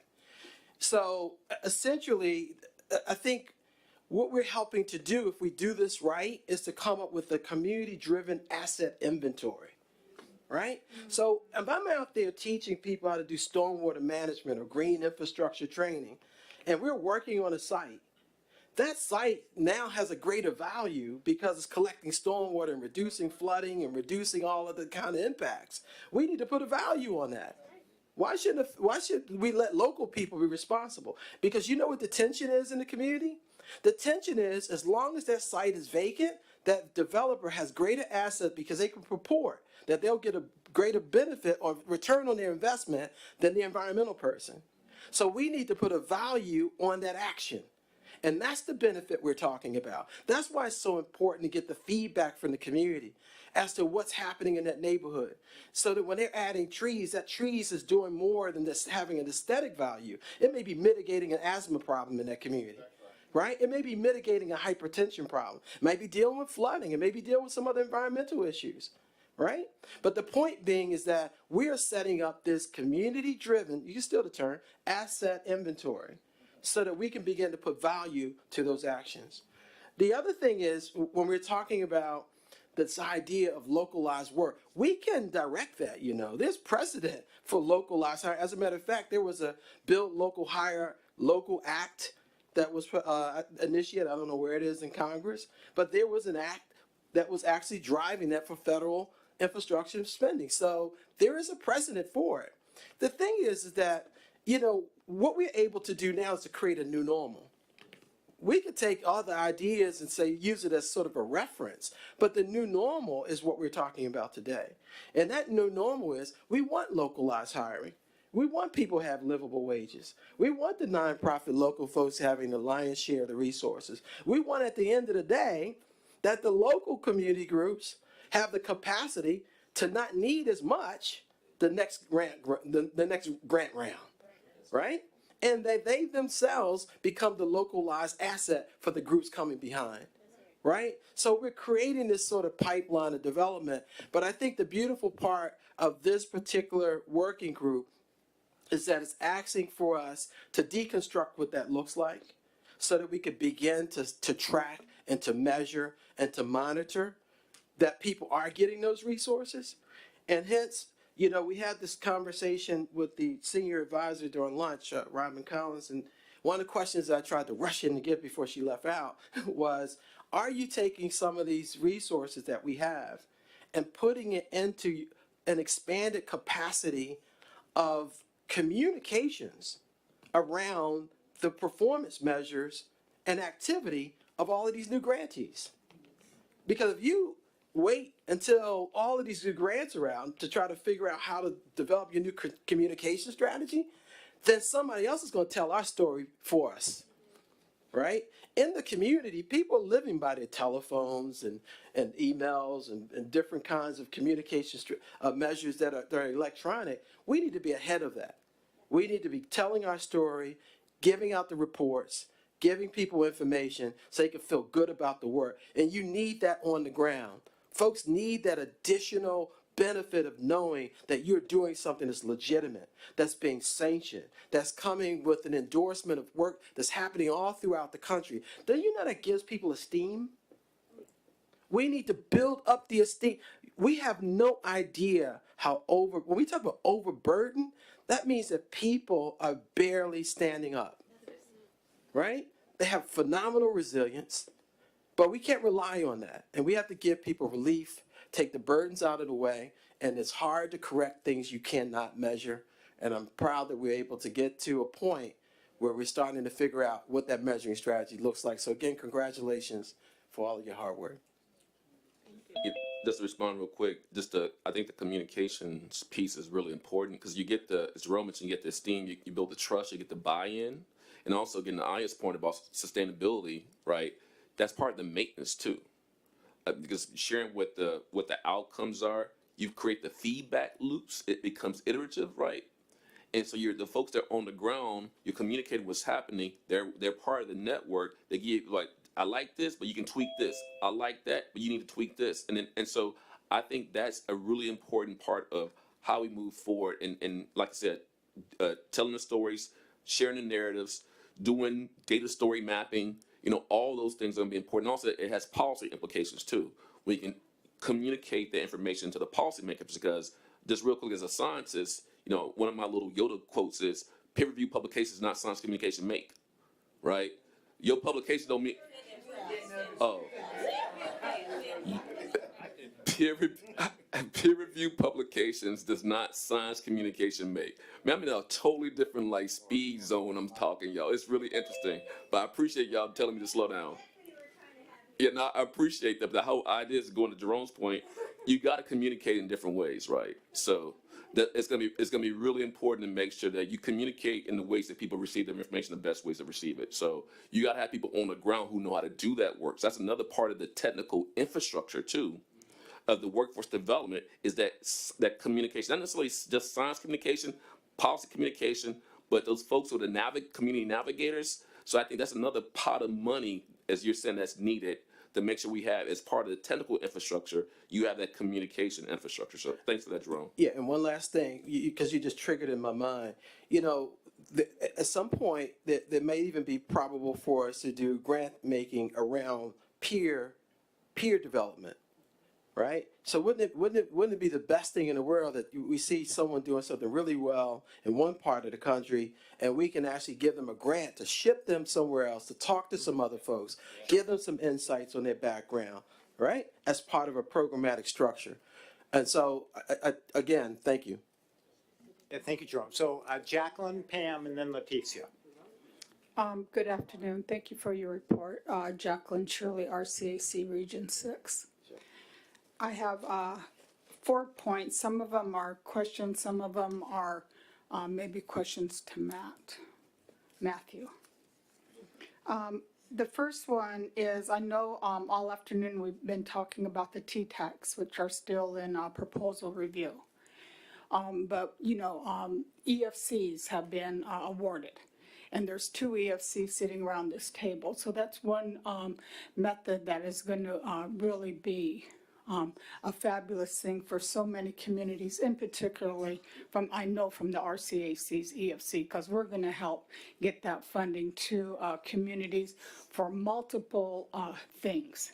And we know our communities, and we know the communities that have not been at the table for multiple reasons, whatever the reasons, we don't care, we're going to get them the funding. So the EFC is a critical piece in this.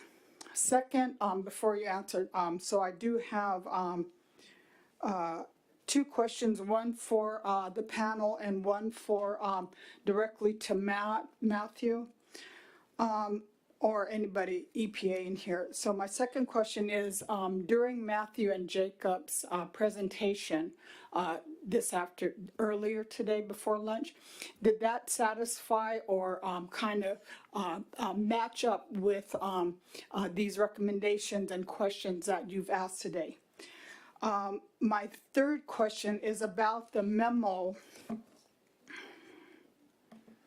dated on July 20, 2021, and it is from the Acting Director of Office of Budget Management, the Chair of the Council of Environmental Quality, and our past EPA Administrator, Gina McCarthy, the National Climate Advisor.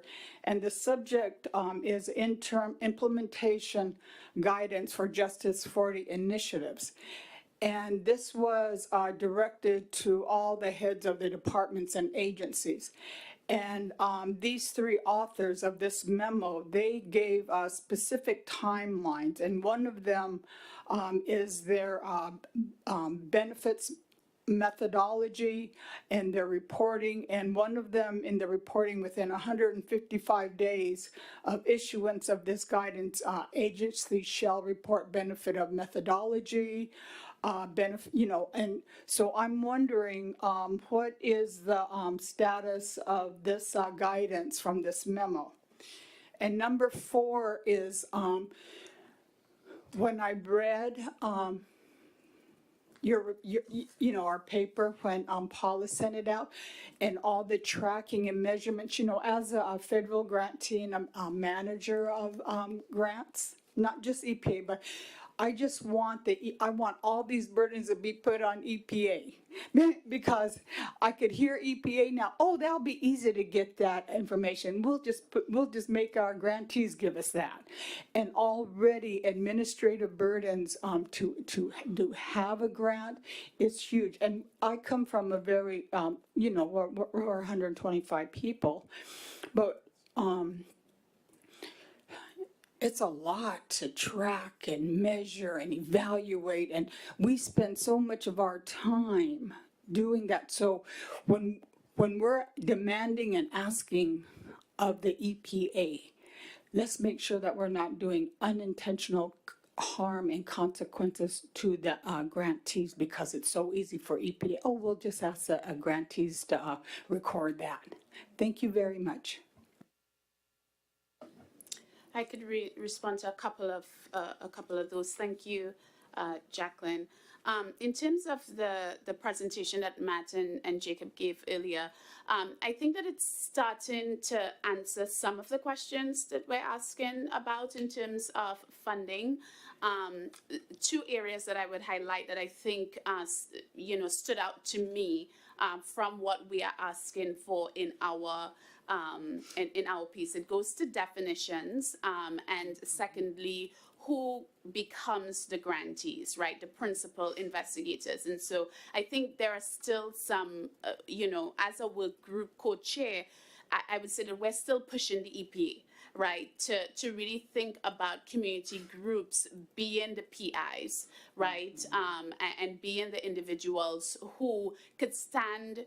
For those that could stand on their own legs, I recognize that there are some that cannot, right? And so they need the partnerships. And I was really heartened by the fact that they were asking us to help them define what partnership would look like, because I think that's what they want us to be able to do. Like, when we say that we want you all to work in partnership, what should this partnership look like? And I think that our work group was suggesting that we want the community groups that have the capacity to be able to pick who they want to work with. Absolutely. They don't want to be told that you have to work with the academics, though please work with me.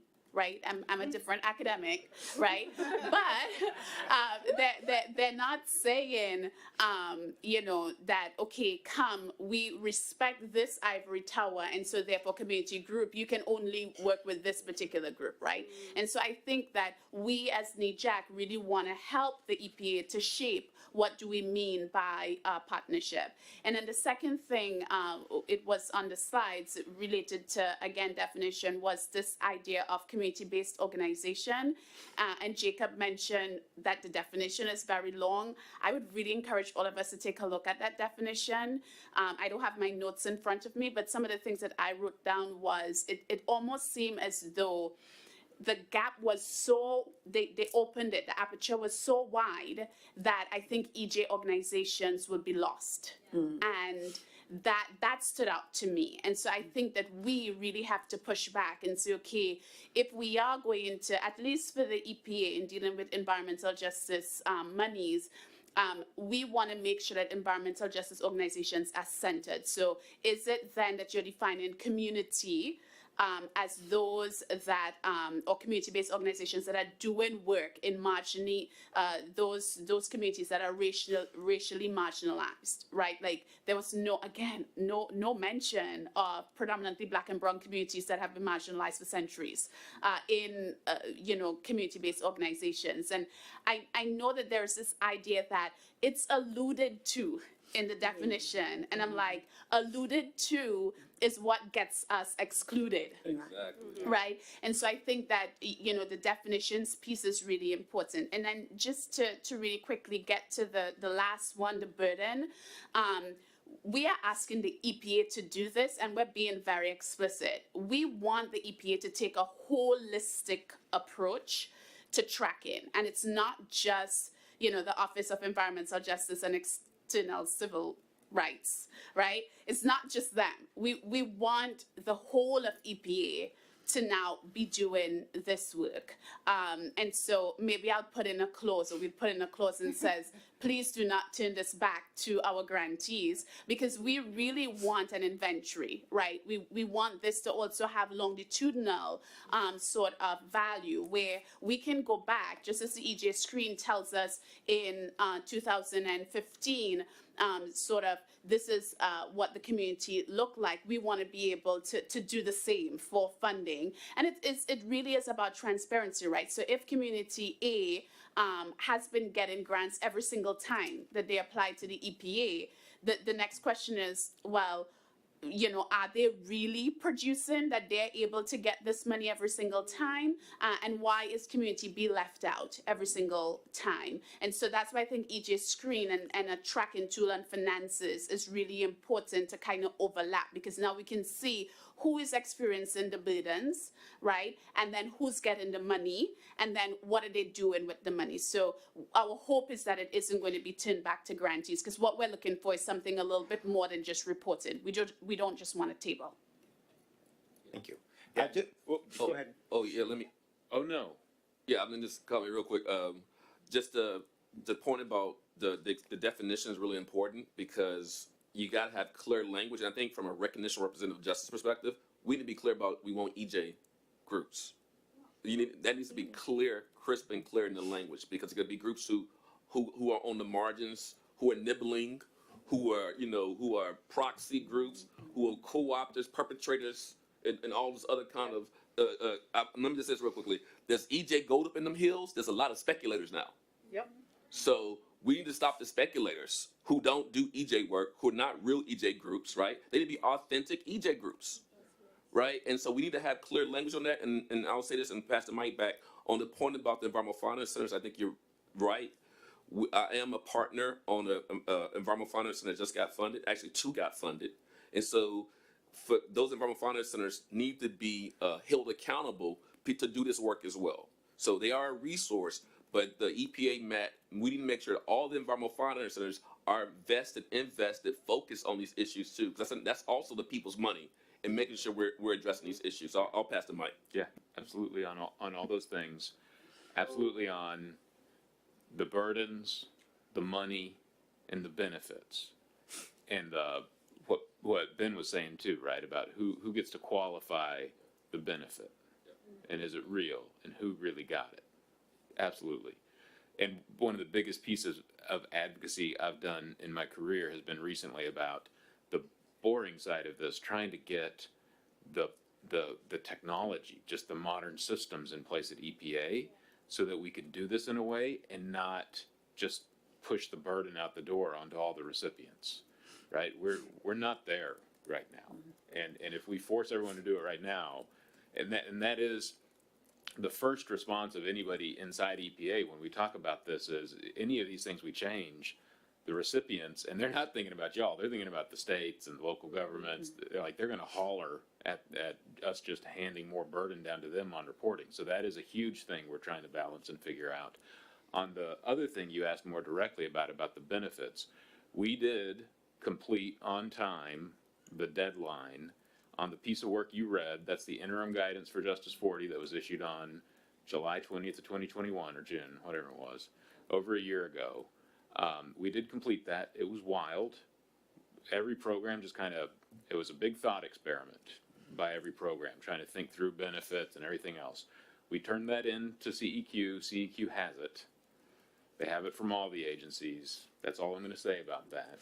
We have been doing it again this fall. There's another, it's not a memo like this. It came out in another way that Office of Management and Budget communicates directives out to agencies. A budget data request, a BDR, came out this fall, where we're doing another slice of trying to figure out benefits. We're in the middle of that right now. I think it's actually due next week.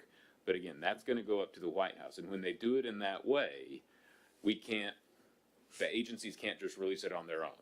The White House tells us what to do, we do it, we give it back to the White House has it all.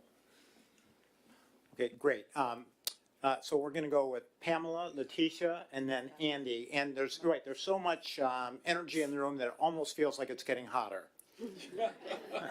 Oh, man, yeah, yeah. Yeah, I wanted to do a temp check. Yeah, I'm gonna, yes, yeah, so we've got our next session beginning at 4:15. We're gonna actually do it at 4:15. It's just been a great discussion, and Pamela, the floor is yours. Okay, I'll try to be brief. First of all, I publicly want to thank the leaders of the workshop, of which I was a member of, and also thank the members. But the leadership worked really, really hard and put in a lot of time. And particularly, I have to say April. I worked more with her, Jacoby, than you, but because she really hung in there through a lot. But there were a couple of things I wanted to just stress, and I think, April, you kind of cleared that up. Again, we stress that it's very important for EJ communities to be either the primary investigator, the lead organization. You know, they need to come in with the community partners. They need to be the applicant for the grant. So, and these should not be groups. And I don't know how you do groups who are just starting up. It's a little harder to tell who they are unless they have a track record.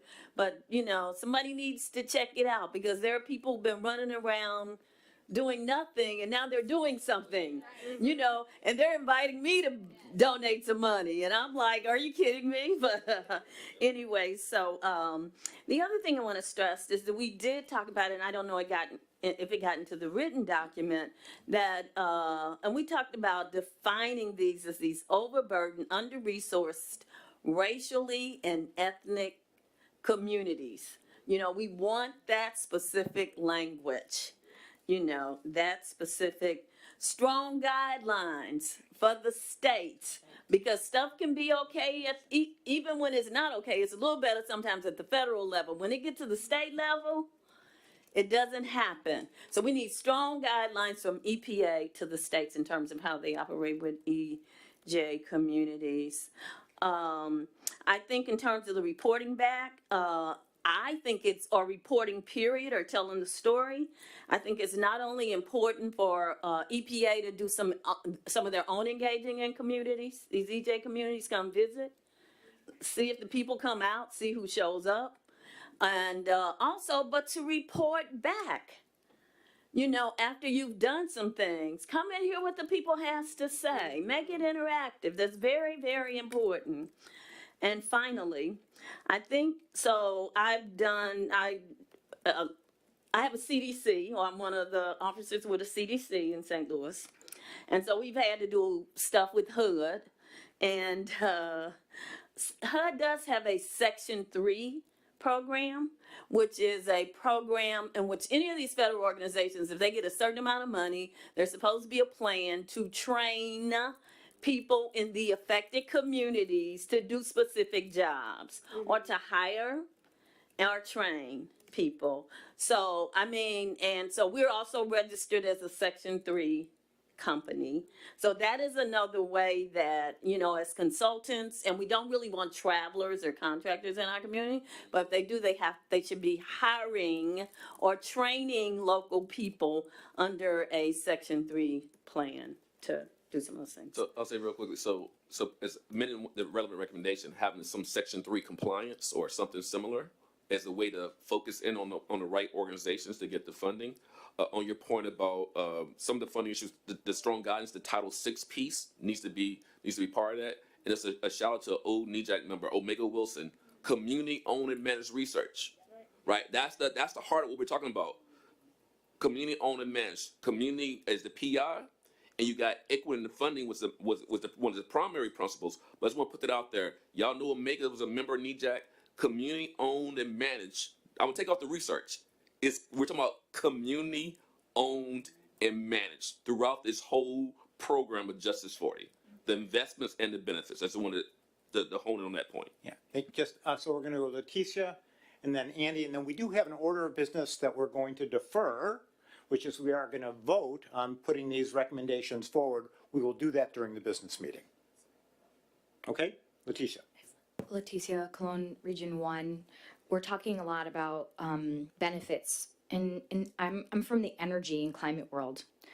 And cost-benefit analysis is what defines all of the energy plans across the United States of America. when they do cost benefits analyses, it often does not work in the benefit of low-income communities because it is more costly to do the work in vulnerable low-income communities. It actually literally costs more because the housing stock is older and there are more barriers and there are less people who are prepared to take the work.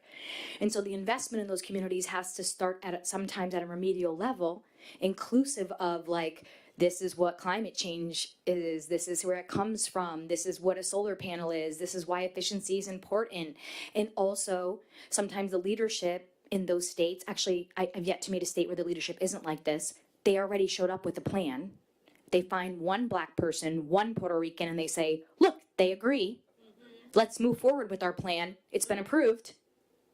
That is not inclusive in community engagement, right? That's not inclusive nor, and to have diversity, equity, and inclusion, you have to have diversity and inclusion, right? You can't have inclusion without inclusion. You can't have diversity without inclusion. You can't have equity without diversity and inclusion, yet we continue to approve funding mechanisms that go to historically white-led entities with historically white thought-out plans, which are not serving the people that are black and brown, which is why we don't ever see them there at the table, meaningfully engaged. And I would feel bad about taking up the room and the time, but I actually don't feel bad because other people don't feel bad, and so I'm just going to keep on going on. You know, the truth of the matter is, in my state, they're talking about energy labeling of buildings. Well, labeling a building for not making energy causes is not the equivalent of helping a low-income community become climate resilient. Likewise, in one place in Connecticut, they're trying to build a new school in a flood zone that is a known flood zone. They're going to place these kids that are already in vulnerable communities like Somalis into a flood zone, knowing that climate change is here, never mind coming. And then we're also talking about things like financial freedom. Well, financial freedom requires things like agency and prosperity, which also require education and opportunity.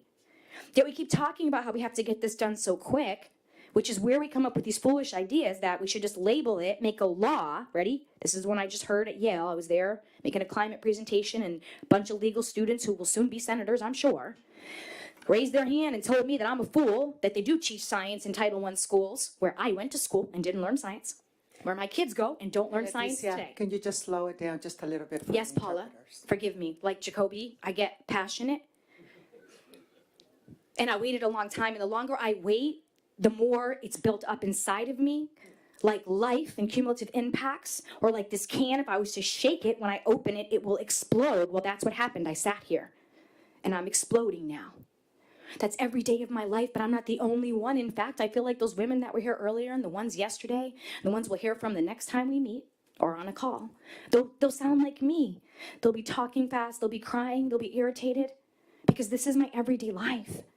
This is my lived experience, man. We cannot have the foundation of long-term resilience or generational wealth and success.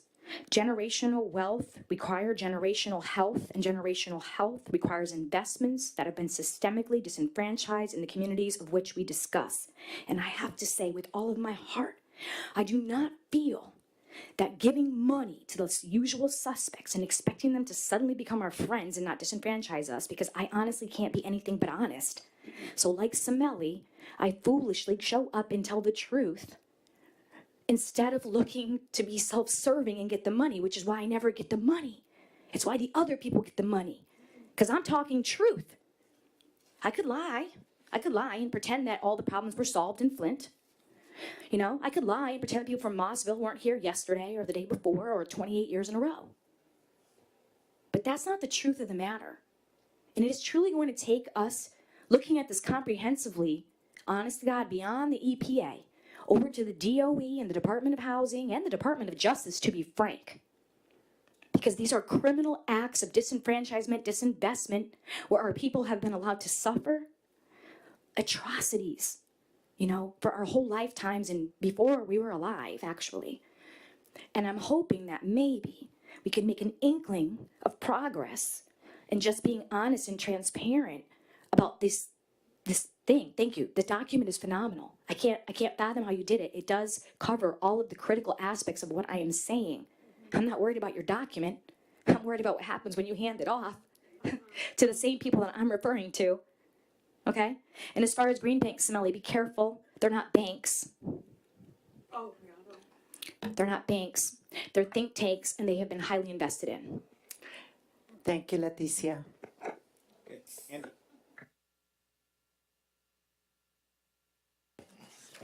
Thanks. Thank you. Well, first of all, thanks to Dr. Wilson, Dr. Batiste for your excellent report and your great work.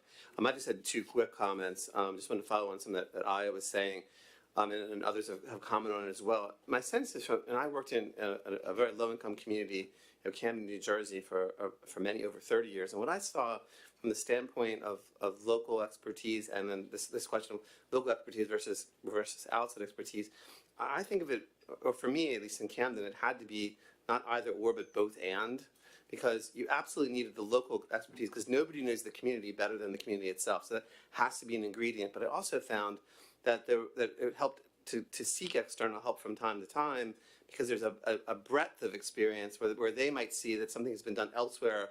Like a lot of the things we did in Camden were borrowed from other communities that I didn't know about, none of us knew about. So I think the combination initially is, at least, the ideal combination is getting the depth of experience from the community combined with the breadth of experience from entities that can bring experience from other cities, and you get the best of both worlds. But you've got to choose wisely, make sure that you're choosing people that won't just appropriate your knowledge, but actually will bring true knowledge out externally as well as acknowledge the information and knowledge they're getting from the community. And the other thing I want to say is that it is important, again, to borrow what I had said, it's essential really that we get the best short-term combination of skills and expertise, breadth and depth initially, because we owe it to the community that lives there now. But in parallel, we also should be working toward long-term training to build the capacity of the community so that in X years, they'll be able to do even much higher percentage of it themselves. And those are my suggestions. Thank you. Thank you, Andy. And thank you, Dr. Batiste and Dr. Wilson, and thank you for a great dialogue with the council. I'm sure that we could have gone on for much, much longer, but we've got another important session ahead of us related to our NEPA charge, and I'd like to give a round of applause to our co-chairs.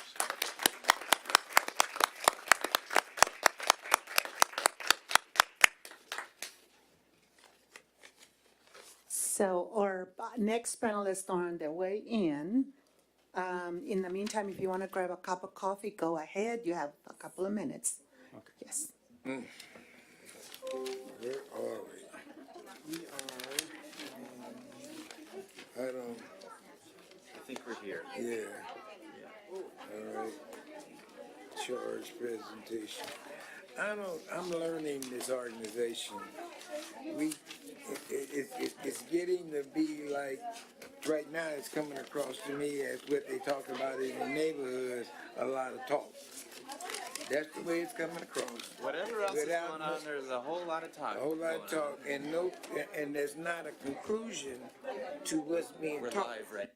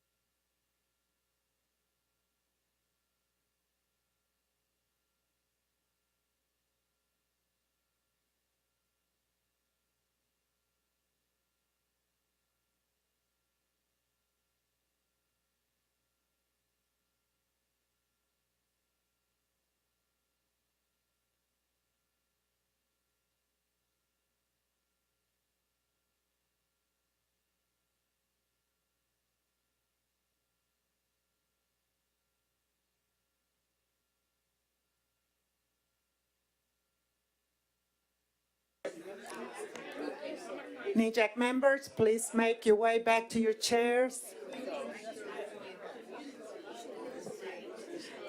NEJAC members.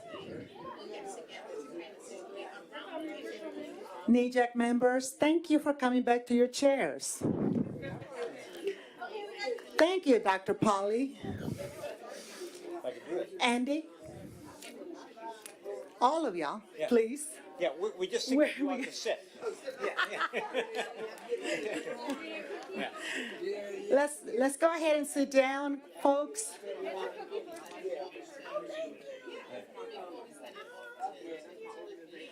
Thank you. All right. And Andy is modeling great behavior by sitting down. Yeah. Thank you for that. We do have our two next panelists in the room waiting for us. So I'm glad that we were able to wait, just walk around for a second. I know we've just been working on seconds, not even minutes, right? Yeah.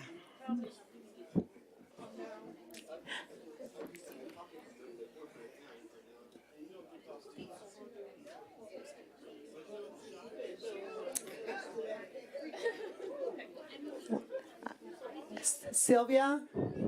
Nataki? My chairs?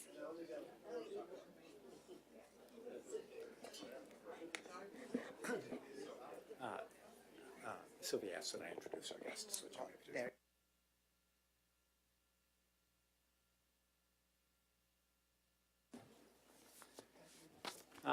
Thank you, and we want to welcome our next panel. We have Vicki Arroyo, who is the Associate Administrator for the Office of Policy, and Robert Tomiak. Robert, I actually don't know your title. Can you help us with that? Yeah, sure. I'm the Director of the Office of Federal Activities. Office of the Director of Federal Activities. And our purpose of this next session is to receive a charge related to the National Environmental Policy Act. And we're delighted you're here, and the floor is yours. Thank you so much, and really great to see you all again and in person. Really delighted to be here, and thank you very much for your assistance that you provide to EPA and recommendations to help advance our work in addressing environmental justice concerns through all of our programs. I am here today, as you heard, with Rob Tomiak, who leads our office that does NEPA, and also Dave on his staff, Dave Magnol, and we have some folks on the line as well to help answer questions.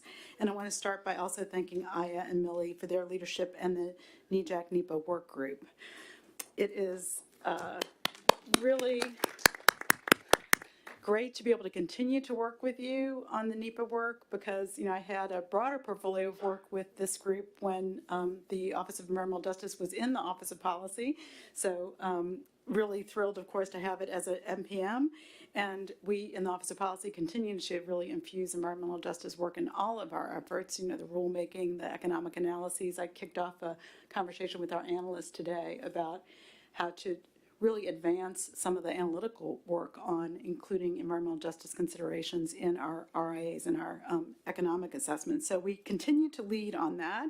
I also serve as EPA's senior NEPA official, and that includes the NEPA compliance for our own actions and, importantly, EPA's role under Section 309 of the Clean Air Act to review other federal agencies' environmental impact statements for sufficiency with NEPA and to make those written comments public.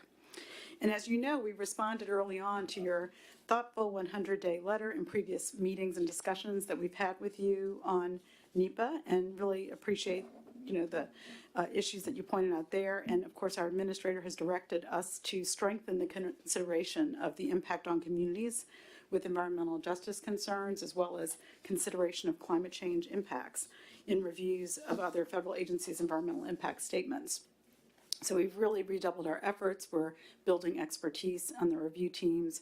We're pulling in expertise from different parts of the agency when we do those comments, and we're engaging with other federal agencies to promote robust consideration of environmental justice and climate change.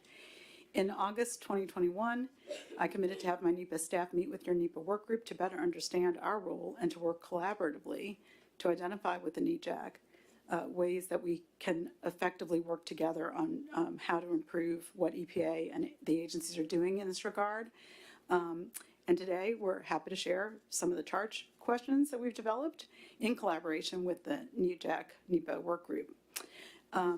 Also, I want to share with you some of the progress that we've made since we came into these offices in January of 2021 to meet the vision of the president and the leadership of Administrator Regan to protect public health, address the climate crisis, and promote environmental justice.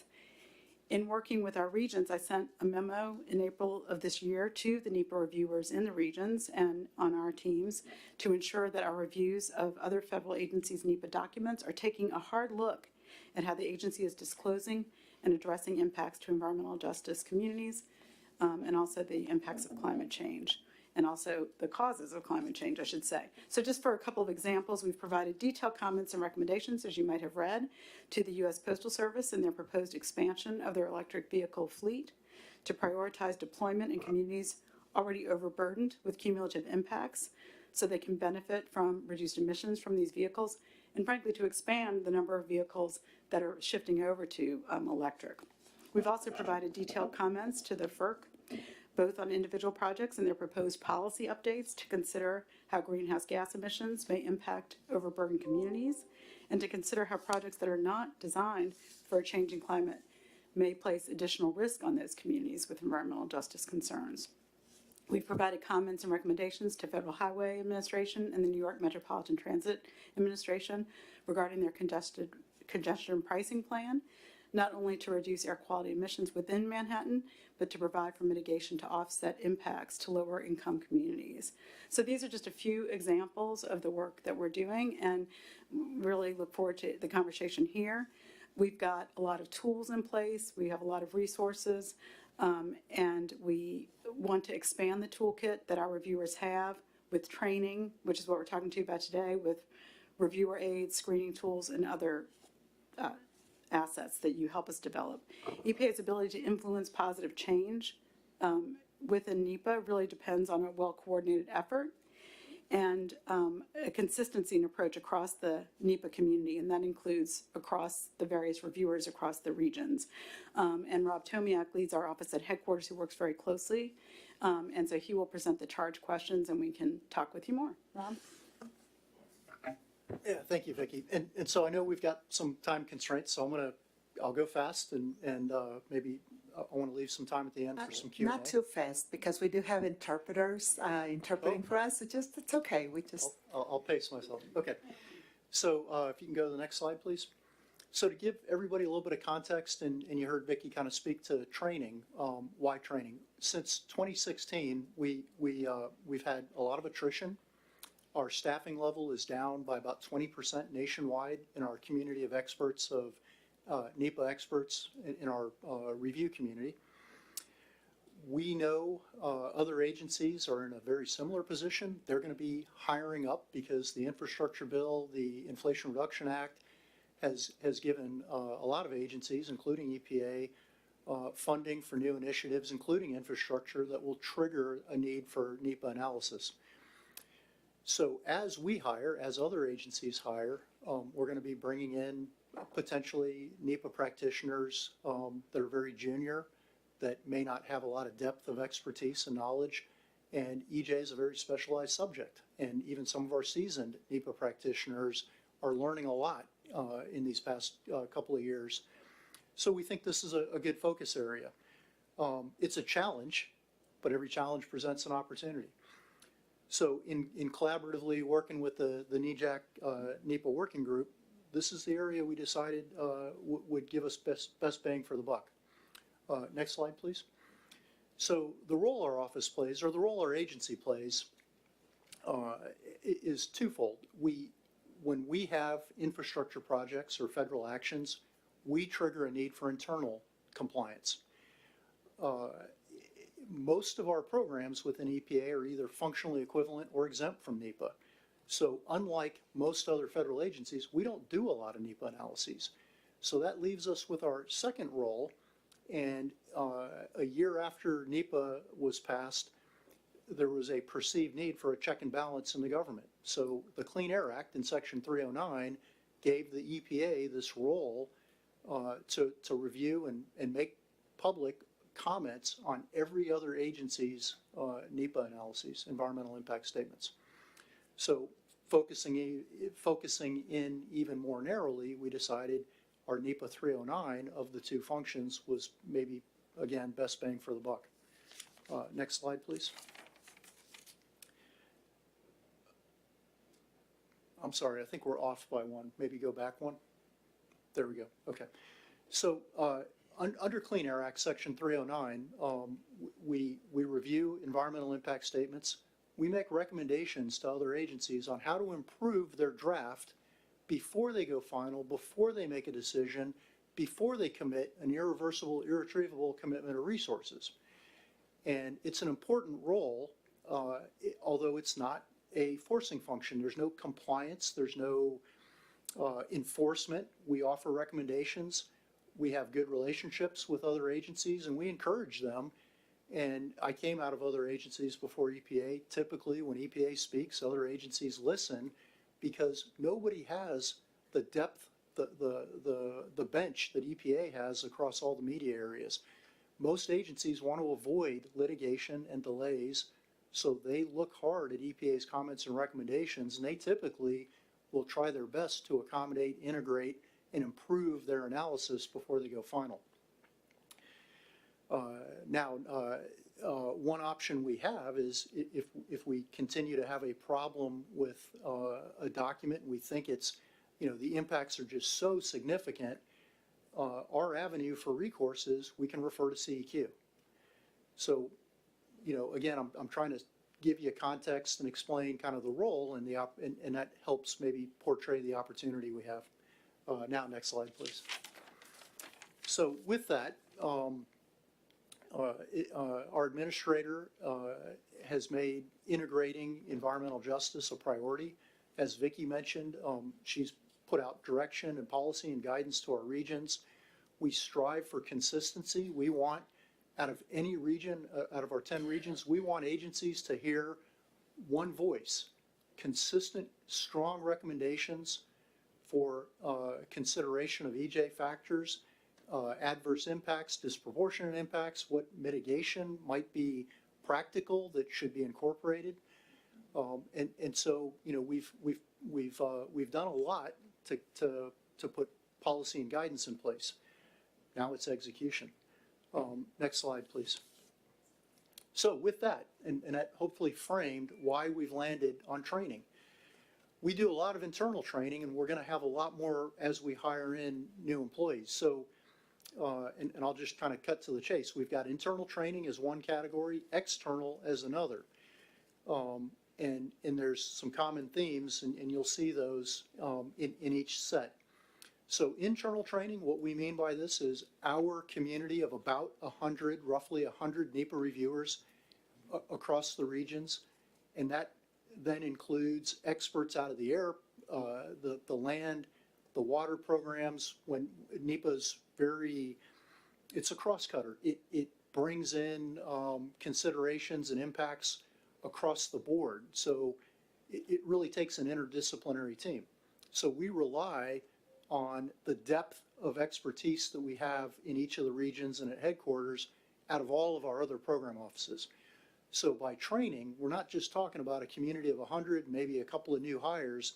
We're talking about new hires in all of these other program areas that would contribute to reviews. So the first question is what approaches or strategies would the NEJAC recommend that we incorporate, that we apply as we consider an improved and enhanced training for our NEPA community and associate reviewers. Next slide, please. The second charge question, what topics or content, how would we build out the curriculum and what would that messaging be? And would we focus on examples? Would we focus on case studies? So that our reviewers have a good, consistent understanding, and then likewise our comment letters when they go out on the receiving end, federal agencies are receiving really good, strong recommendations that they can incorporate. Next slide, please. The third charge question is if anything's worth doing, it's worth measuring to determine if we're being effective. And so one thing we always try to apply to our programs is how do we measure, how do we determine the effectiveness of our training program? So we think that might be another area that we could get some help with. Next slide, please. So external training, about 15, 16 years ago, EPA used to do training across the entire federal government for a NEPA practitioner in any federal agency that has anything to do with drafting a NEPA analysis for their agency on a federal action. As we suffered attrition and had turnover, we lost some really talented individuals, and we stopped doing it, frankly. And in recent years, we've resurrected the discussion with our colleagues in the resource agencies to include Fish and Wildlife, Marine Fisheries, CEQ, Council on Environmental Quality, ACHP, the Advisory Council for Historic Preservation. And there's just been a wide consensus that other agencies are hiring in new NEPA practitioners. They may be junior, they may be inexperienced, and there's really a need in the federal community for good training. So the charge questions are identical. One is approaches and strategies. Next slide, please. 2 is content topics. Next slide, please. And 3 is how do you measure the effectiveness of our training program? And you know, just kind of anecdotally, and I don't remember what agency I was with, but about 25 years ago, I took the EPA Crosscutters training that was offered across the federal government, and it was the best training out there at the time that you could get. So we are kind of excited. Again, every challenge presents an opportunity. I think we've heard from our colleagues in other agencies, we really want to get to the point where we have colleagues in other agencies that maybe are influenced in a positive way because we've offered some really good training. So I'll pause there. That's the end of the slides. I think the next slide is just a queue up for Q&A.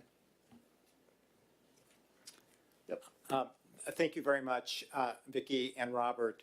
I think moving forward, so we're going to receive a charge, but I thought that the process going forward would be, I want to give Aya, you, and Millie a chance for any kind of wrap-up comments or additional comments. We want to look at the charge as a council, have opportunity to discuss the charge as a council, and then I think we have to take a vote. We'll just by consensus accept it. Consensus to accept the charge. So, Aya, do you want to start, please? Hi, thank you so much. My name is Aya, and I come from Region 9. I represent an organization called Common Vision. I wanted to first, well, thank you for coming and presenting the charge to us officially. We've been working on it for a while, but we really enjoyed working with Cindy Barger, Julie Romley, David McDungle, who was right there, Stan Boozell of OEJ, and of course the contractors, Eric Reuter and Carly Harris, I think her name is. But our work group members are Sophia Owen, Dr. Jill Harrison, Van Uganta, who was sitting over there, or Mr. Dennis Randolph, I think you're a doctor too, and Cheryl Johnson, who is not able to join us today, Ivanka, and Dr. Lauren Hopkins.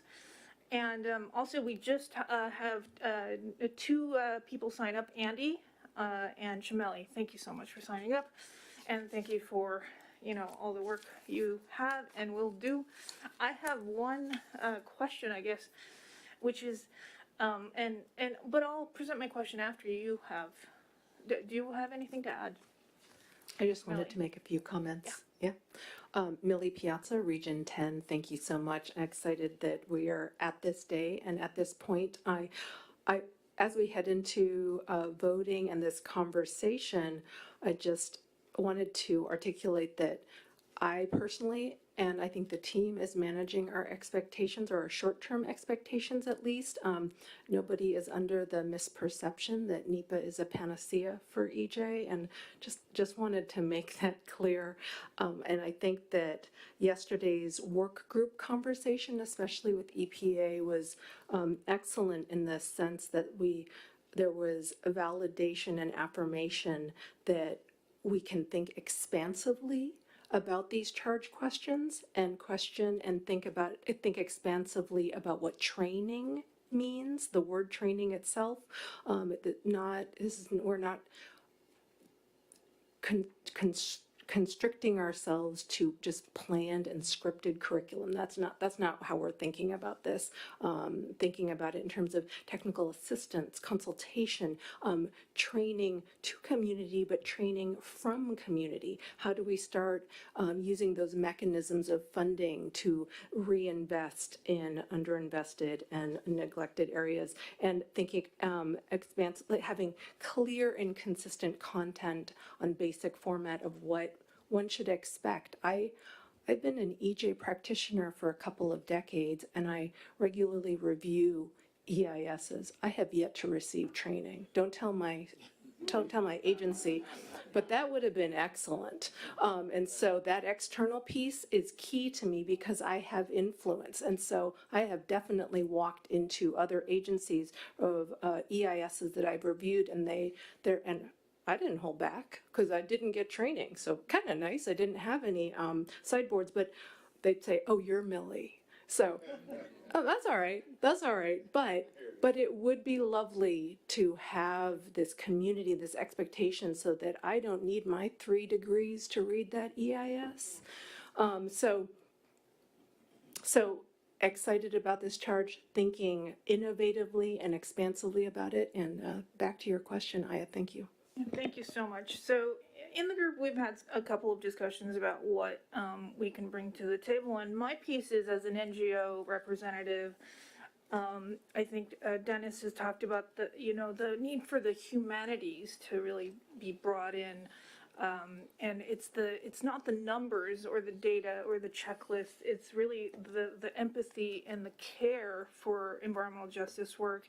And in the nonprofit industry, we've done a lot of decolonizing work, we call it, or anti-racist trainings, where we talk about how racist and baked in the racism is in government, in our legal system, in our daily lives, and the brunt of it is suffered by the frontline communities. And a lot of what we struggle with is, there is a memo called Promising Practices for NEPA. There are ways to do the outreach. There are examples, but unless a person wants to do it right now, they don't. And they give you a one-page cursory checklist, kind of a one-pager as an EIS. And it just, there's been no consistency, right? So part of my homework is how to get people to care. And I think, to Letitia's point, that people, no amount of training will turn a racist person or a person that doesn't care to actually care about this work. I'm wondering, I don't work in government, right? I don't actually. I live in a bubble called Berkeley, California, by the way. And so, my assumption was, well, we can do these I can bring these ideas from the nonprofit industry and maybe apply them, like these trainings, the anti-racist trainings. But maybe there needs to be more. And I'm all ears from my colleagues if you have other ideas about how to get people to care. Thank you.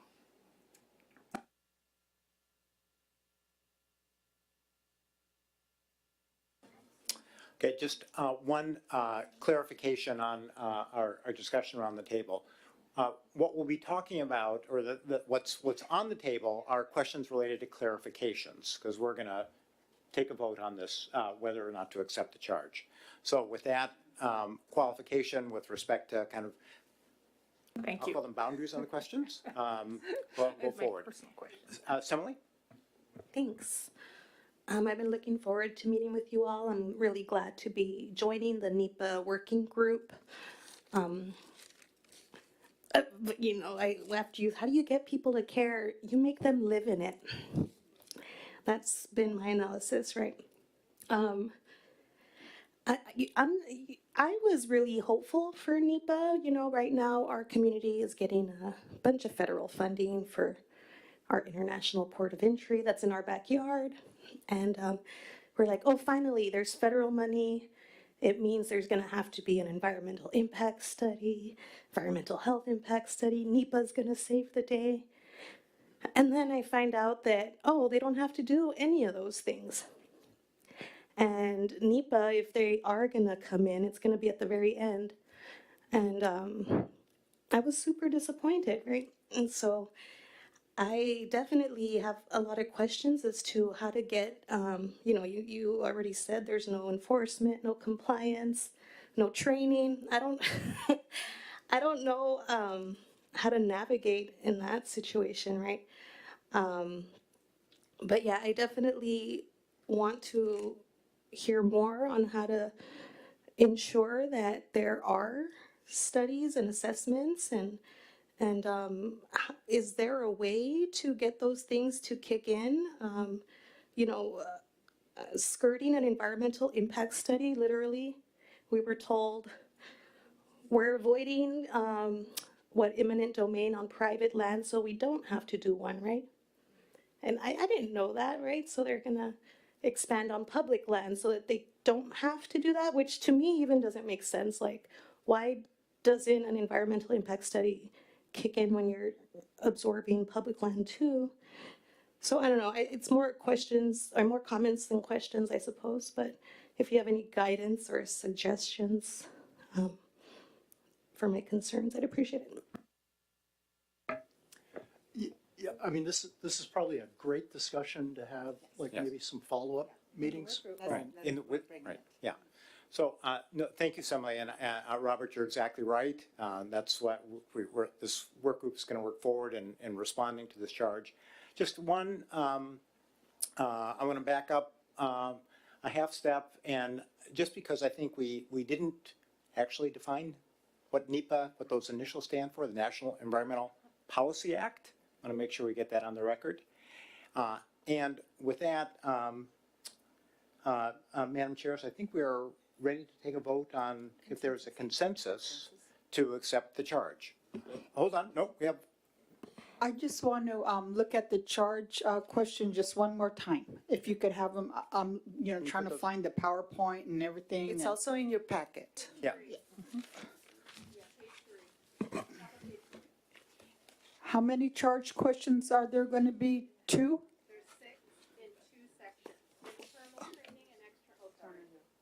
This is Millie Piazza, Region 10. It's the top of page 3, and there's 6 questions, 3 internal training questions and 3 external training questions. If those questions are also in the slides, can we go back to the presentation and put those slides up? There's Get them. also the handouts. The impacts. Here they are. Oh. Here, I'll give them back. Here are yours. Pass it over. Charge question, internal training. External training. Oh, okay, sure. All this stuff. Oh, okay. Would this mean a work group to deal with the charge? We already have. Do we have a limit on the number of work groups? Because we have several suggestions. This is a standing work group, it already exists. Yeah, so we're not proposing, this is one of those work groups that is not about to be sunsetted. This is not a new one, right? But, Jen, there is opportunity for more members to join as long as we don't go over the capacity. So, and Millie and I are going to talk about that once we take our consensus vote. Thank you. I found the charge questions and looked at them again. Thank you.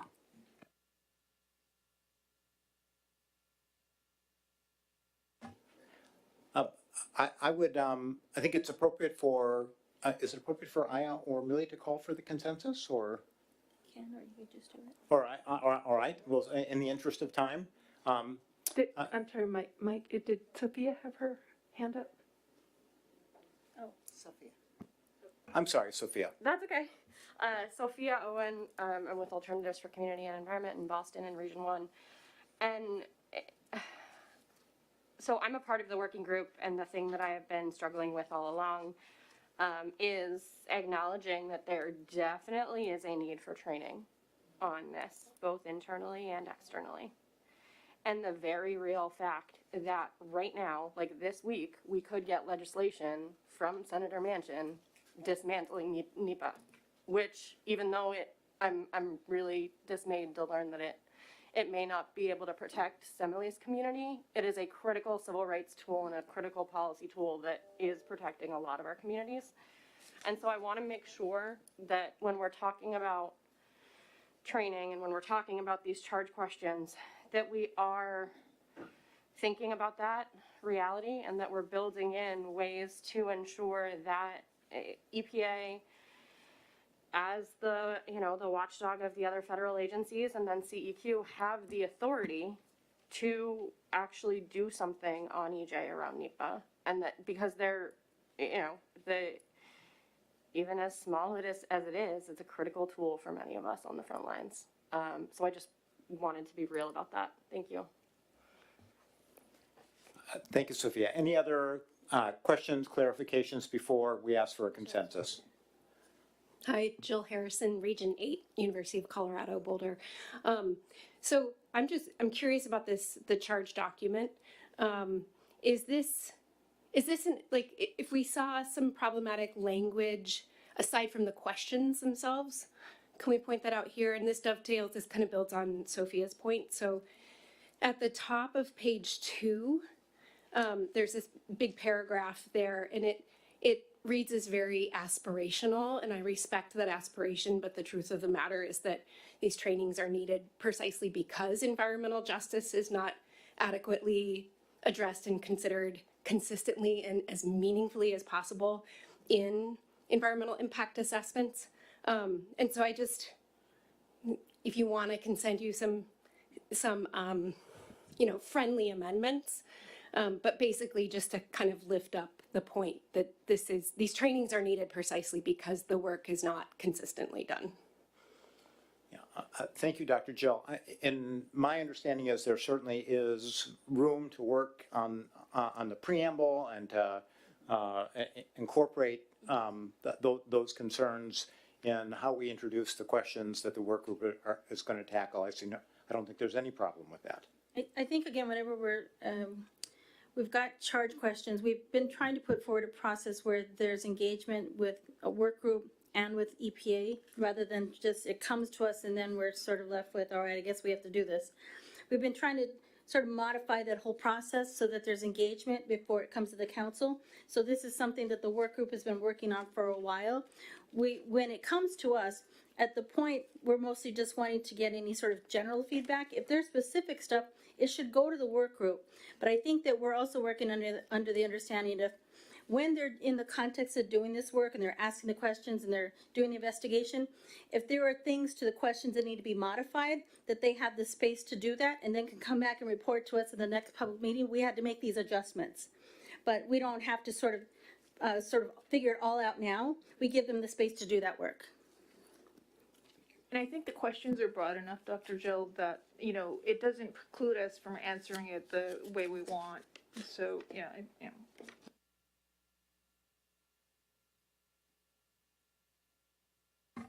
All right, with that, I'd like to, by show of hands, ask for a consensus to approve this charge for going to the NEPA work group.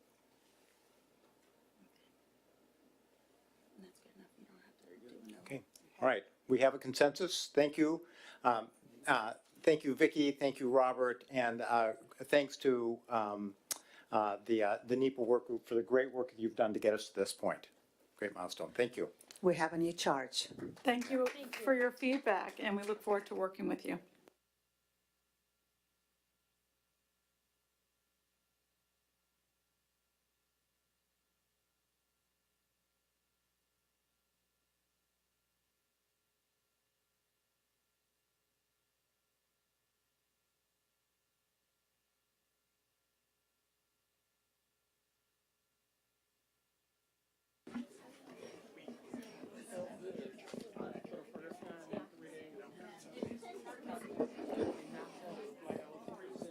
Excuse me, Mike. Mike, excuse me. Question on previous business. With regards to the finance and investment, were we supposed to deliberate and vote on that as well? Bring it in now. Oh, okay. Right. We made some time adjustments. Yeah, we deferred that to our business meeting. Okay. No, thank you for bringing that back up, Jerome. That's actually very helpful. All right, so we are transitioning now to our, bear with me, our public business meeting, where we've got a number of work group updates. We're going to talk about where we're going with new work groups and upcoming events, essentially planning our work for the year ahead. And we are going to ask for your indulgence to, we had initially identified 7 o'clock as our endpoint. We're, just to get our business done, we're going to extend that to 7:30, and I hope that that's not terribly inconvenient for anyone. So with that, can I turn it over to you, Nataki?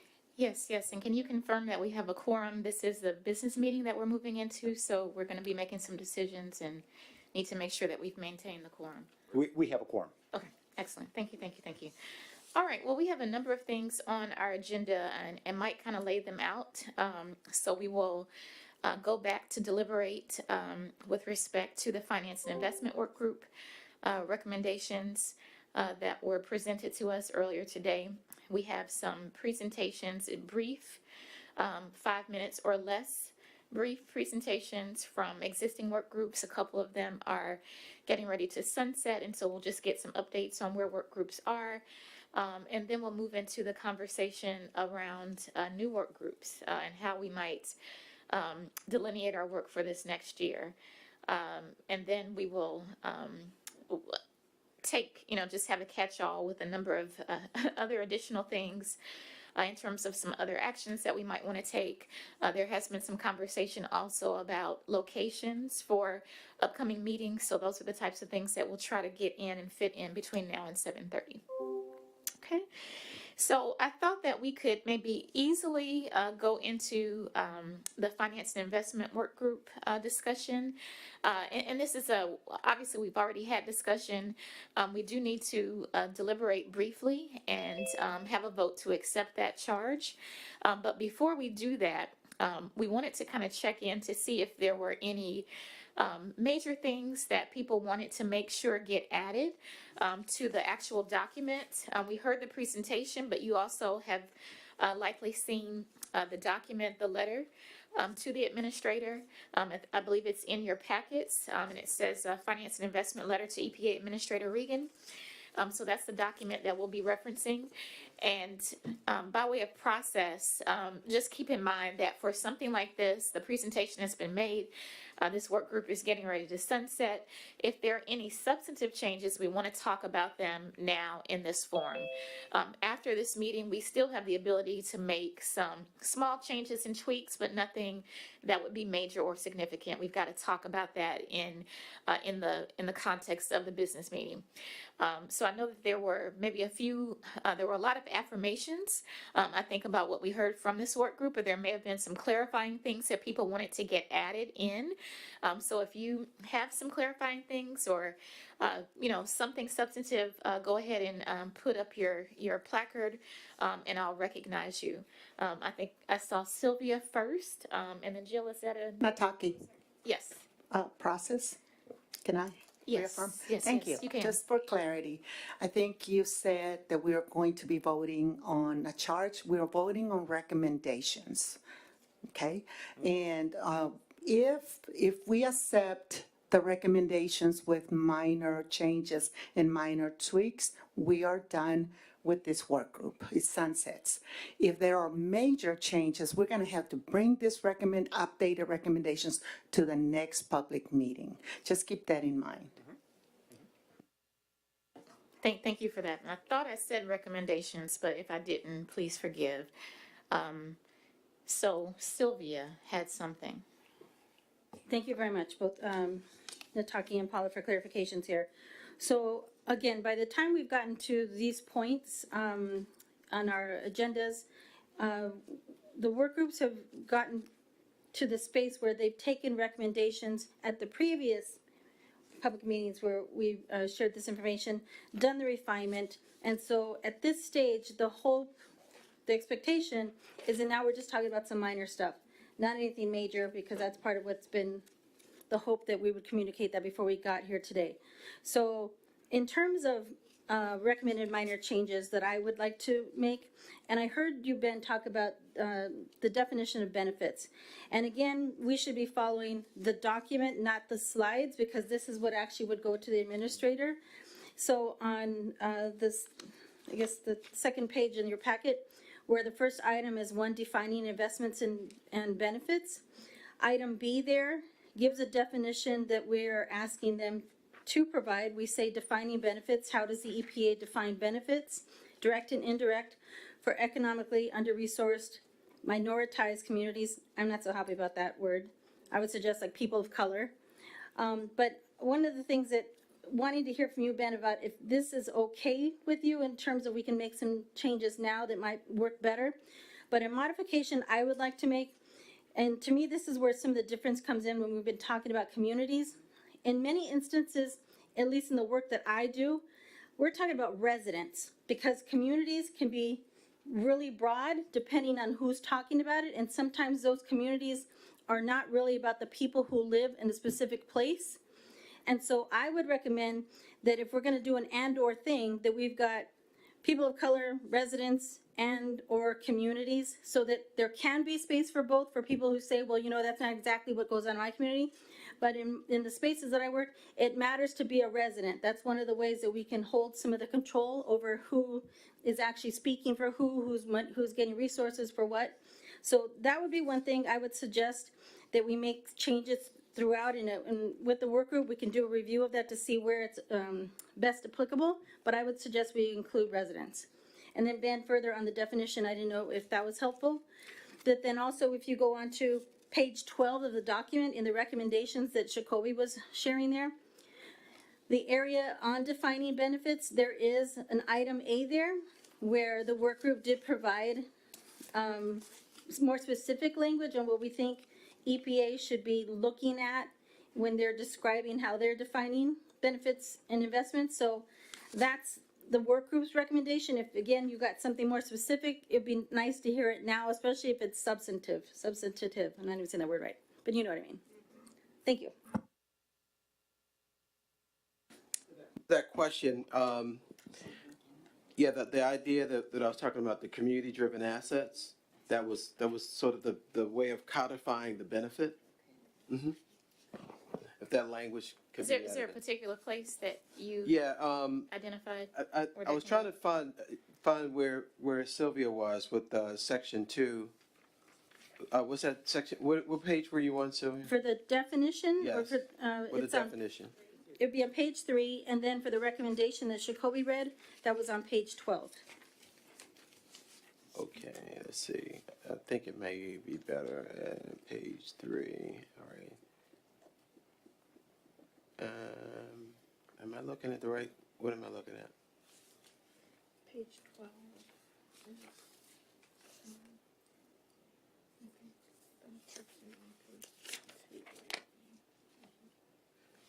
You said page 3 and page 12? Yes, I'm referring specifically to defining. Defining benefits. How Yes. does the EPA define benefits and indirect economically? Yeah, let's put it there on B1. So it should say, let's see. Let me go back to my points, my notes. All right, community. Okay, let me go back to B1.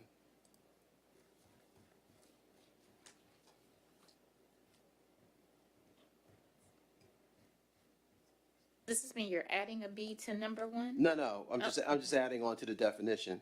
Okay. Of defining benefit. How does the EPA define benefits, direct, indirect, for economically under-resourced?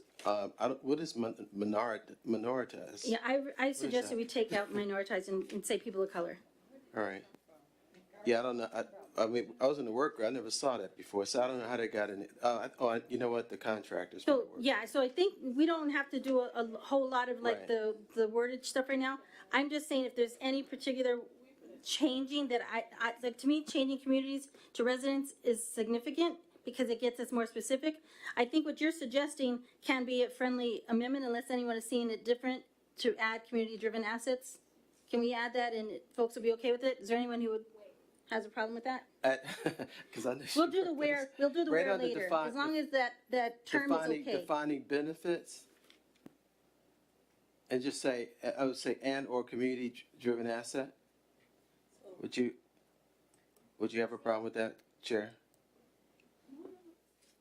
No? Right, and we absolutely do have the flexibility to submit edits after this evening's meeting.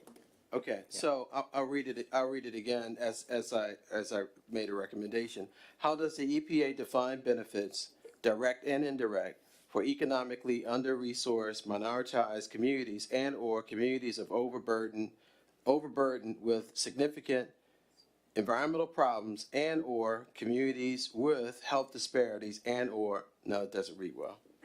Hey, No. Jerome. Yes, Hi.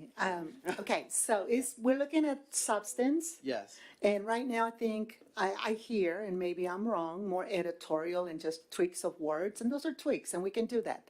So, and if we're gonna look at the whole document, we're gonna be here all night. I Right. just want to remind you all. So, if you haven't read it, read it tonight, and then send any tweaks to the chairs. But if you read it and have something that it's still very much could change the content, speak now. Substantive. Right. So, All right, but- so in this particular process, are we able to add the language, modify it later? We can What add the we- language that you're talking about, because we got some folks here saying that's not a problem, the wordage Okay. you're saying. Yeah. To me, I thought that changing communities to residents might be more significant if people had a different interpretation of that, and so my sense is people are cool with it. So then that's why we're good with it. But All right. now I think we just need to know, is there any major stuff, right? Because I'm going off the assumption you all read this, right? In some way over these past few months. And so right now, this was just about a refinement in the presentation. If there's something big in here, you're like, oh no, I don't agree with that at all. We need to cross it out and move on. But we're not reworking the document at this point. Right, no, right. It was only just two things that Oh, that and came it's to totally mind good. through the conversation. It was that, and it was also this whole idea of what we were tracking. We had this conversation about tracking localized employment. That would be part of the tracking system, I would imagine. We didn't add that. We never talked about that in the work group, but it came up in our discussion. That's significant, right? Because if you want to track, then that's one of the things you want to track. I would want to know if. And most is of the- everyone good with most of that? the We contractors add that Are specific. local, right? All right, All right, so those are my two. all right. I'm done. Jacqueline. Thank you, Jacqueline Shirley, RCAC, Region 6. This really ain't about the document. This is more like a learning question out of, because I'm into, writing for the audience. So how does this work? Okay, so I know we send it to the administrator. And I know this administrator just won't put it in his back pocket, right? So how do our recommendations flow through the agency? Does Administrator Regan read the recommendation, then pass it on to one of his assistants, and then it gets passed on to Matthew's office because he's a friendly audience? Or does it go to what happens with these recommendations? Thank you. As soon as, like, even when we got the air quality ones, right, when that was finalized recently and signed, we put it into this really boring bureaucratic machine called the correspondence management system that I don't even have a password for, and it flows through a system for 2 months until it makes it to the administrator's office, and then they try to figure out who needs to write a response for it, and 3 people say no, and they pass it off to somebody else until it finally comes back to us, and then we draft a response for it and send it back through the system. But immediately, when y'all finalize this and sign it, I get a copy of it and I start working it across the EPA. Right, because as soon as you finalize it, I can start carrying it around the agency. So 2 things happen at once. So as soon as y'all finalize this, I know who at EPA needs to see it, and I start shopping it around the agency. That system that you don't have a password to? So that's the first place, or is it simultaneous? Simultaneous. Does that system, does it scrub things that are not, are unfriendly to the agency or the political parties? It's the same system, like if any citizen or anybody else sends correspondence into the agency, it is, that document is the document that filters through that system. Thank you. Yeah. Dr. Pam. Pam Talley, Region 7. My question is, so how much time do we have to make some edits in some of the wording and get it back to you all? Because, I mean, I was in the work group and some of the language I just never saw until I saw this. And wondering how the minoritized and why are you looking like that? Did you change that on the last minute or something? I don't know. My fearless leader over there is looking confused. Record, my work group members saw this word. However, they may have glossed over it at the time. I'm not going to blame Eric and Gina for this, who are our consultants. No, please don't blame them. This was something that we put in. Yes. And probably in our work by committee, because we were under the gun and trying to get our recommendations in, we may have glossed over the word. Thank you. I'm totally fine with removing the word. Thank you. No Thank problem. you. So how much time do we have to do those kinds of changes? We really need to check back with the chairs, because again, they lead this work, but in my estimation, this should be off and gone by the 16th, right?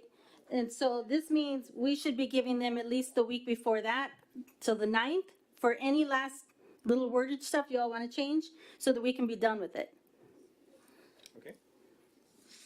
Thank you, Sophia. This is just maybe this is wordsmithing, and you can tell me if I should just give you written feedback. Sophia, Region 1, sorry. To the minoritized point, I'm not, no. I'm just, I want to be clear. I think, because I think we dug into this in the working group conversation the other 2 days ago, right?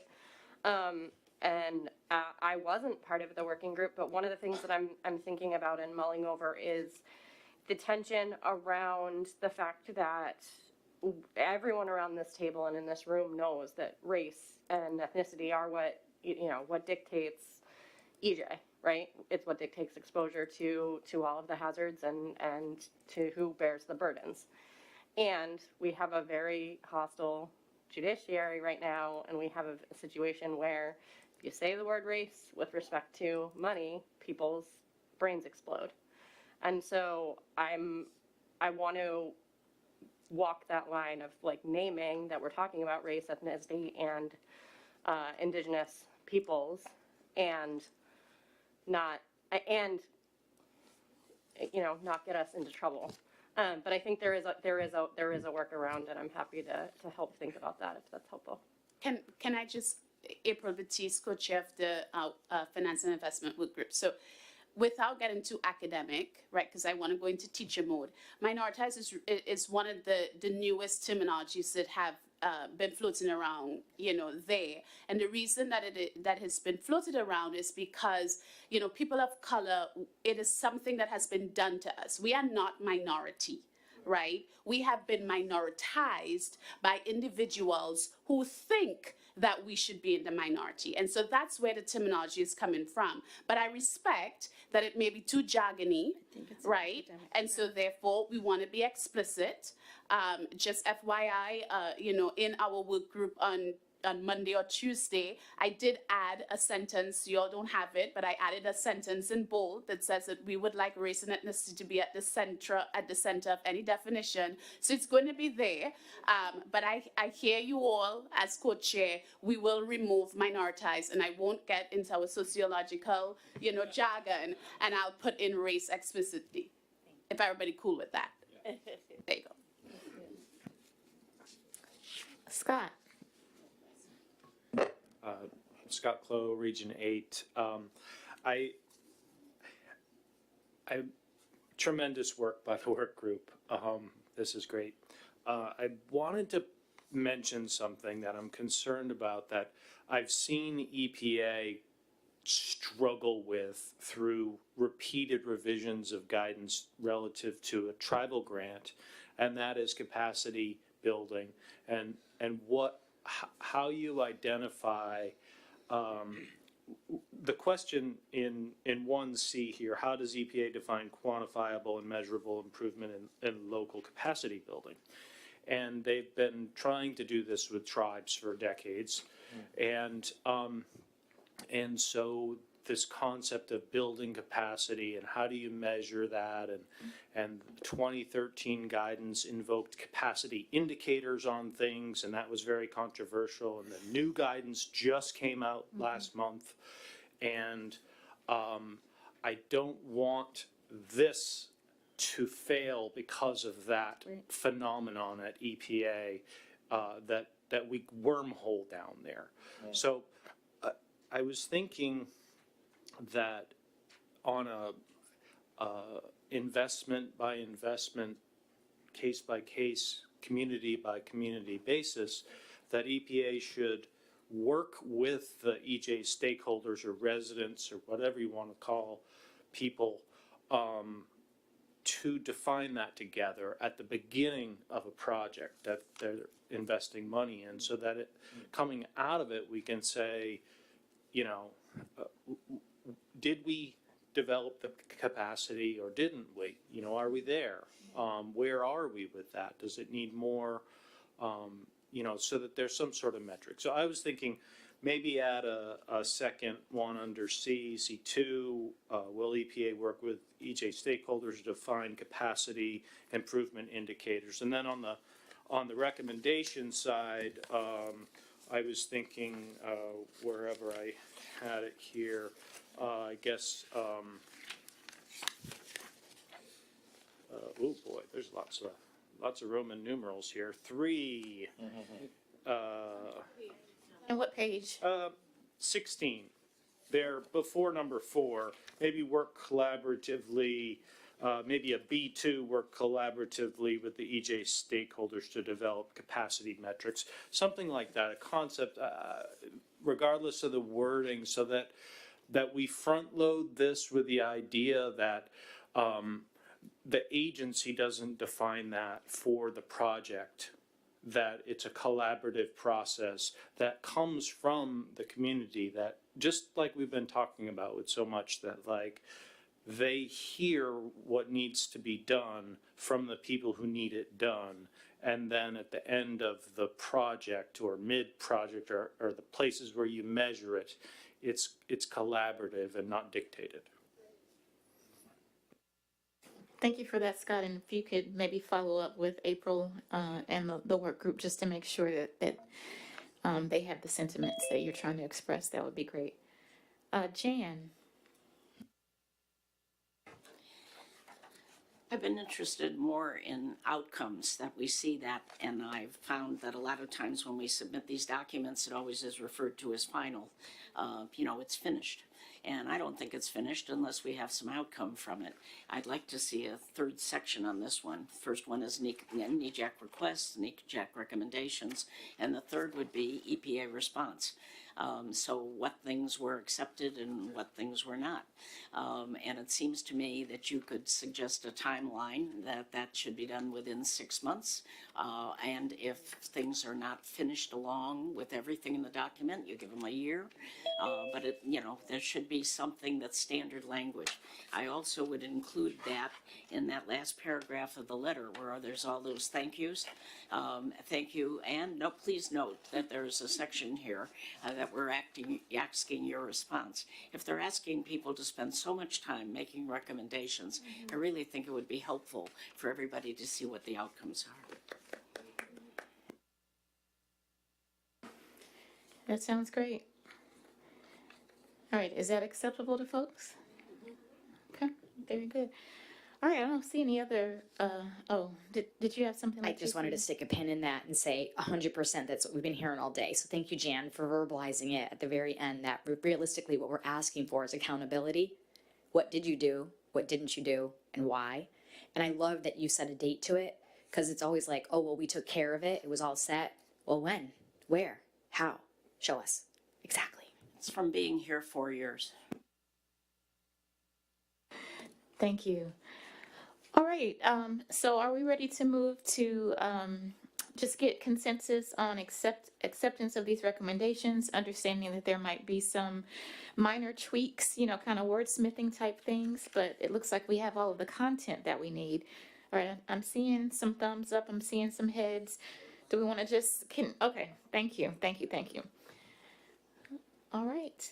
Thank you so, Nataki, oh, yes. John Doyle is on the line with us, so we may want to ask him for his feedback. Okay, thank you. Sorry about that, John. I did not know that you had joined us. Welcome. But please let us know if you have any specific feedback on this finance and investment work group recommendations. We definitely don't want to exclude your feedback. No, I don't have any comments. Okay, so do we have your consent to move forward with this document and sending this to the administrator? Yes. Thank you so much. All right, well, thank you again, Dr. April, Dr. Jacoby. We appreciate your work on this. And to all the members of the work group, thank you, thank you, thank you. All right, so now I think we can move forward and just have some brief updates from other work groups. So I think first up we have Mike in the air quality and community monitoring. Yes, thank you. And before I begin, I want you to know that Simile and I arm wrestled to see who was going to give this presentation. And I lost, so I'm giving the presentation. Yeah. So first of all, I want to thank the entire, certainly the air quality and community monitoring work group and the great partners we had within OAR who were really full participants in this process. But I want to put one comment. We were driving. We were never not driving, even though it was very collaborative, but NEJAC was in charge. Just want to make sure that there's no confusion about that. And since we last spoke about this, we did make some changes between our meeting on September 28th because we got such great feedback from the council. And we were able to incorporate that feedback. The letter was finalized, signed by Sylvia and Nataki and submitted into that system that Matt does not have the password for on November 23rd. So it is en route, whatever that route is, to the administrator. And just picking up on, Matt clearly did the work that he said he was going to do because I had several side conversations with members of EPA OAR. And it was actually very positive. It was how much they appreciated the work and that they wanted to engage with us further. So they'll come through you. And I just want to make one more comment, and that is, and I want to pivot off what Dr. Jan said. I see the submission of these letters of recommendation or responses to a charge as a beginning, not an end. And that the real work is to engage with the agency and press, support, continue to collaborate in any way we can be helpful to make sure that our recommendations to the maximum extent feasible. And they'll say, no, we want to do these 12, and we need clarification on these 4, but we don't want to do the remaining 7. That's okay. That's actually a very healthy process. And I think that's where we are right now. We've got an affirmative response that they want to engage with us to move forward with this. And I'm very appreciative of that and very appreciative of the council, both the work group and the council. So thank you. Thank you, Mike. And I'll just add too that when Charles Lee was here with us on yesterday, he also referenced your work. So it's already moving into different pieces of what's going on at EPA. So thank you also, Mike, for your leadership of this work group. Thank you, Simile, and thank you to all the work group members. All right, next up we have Sandra and Ben from the PFAS work group.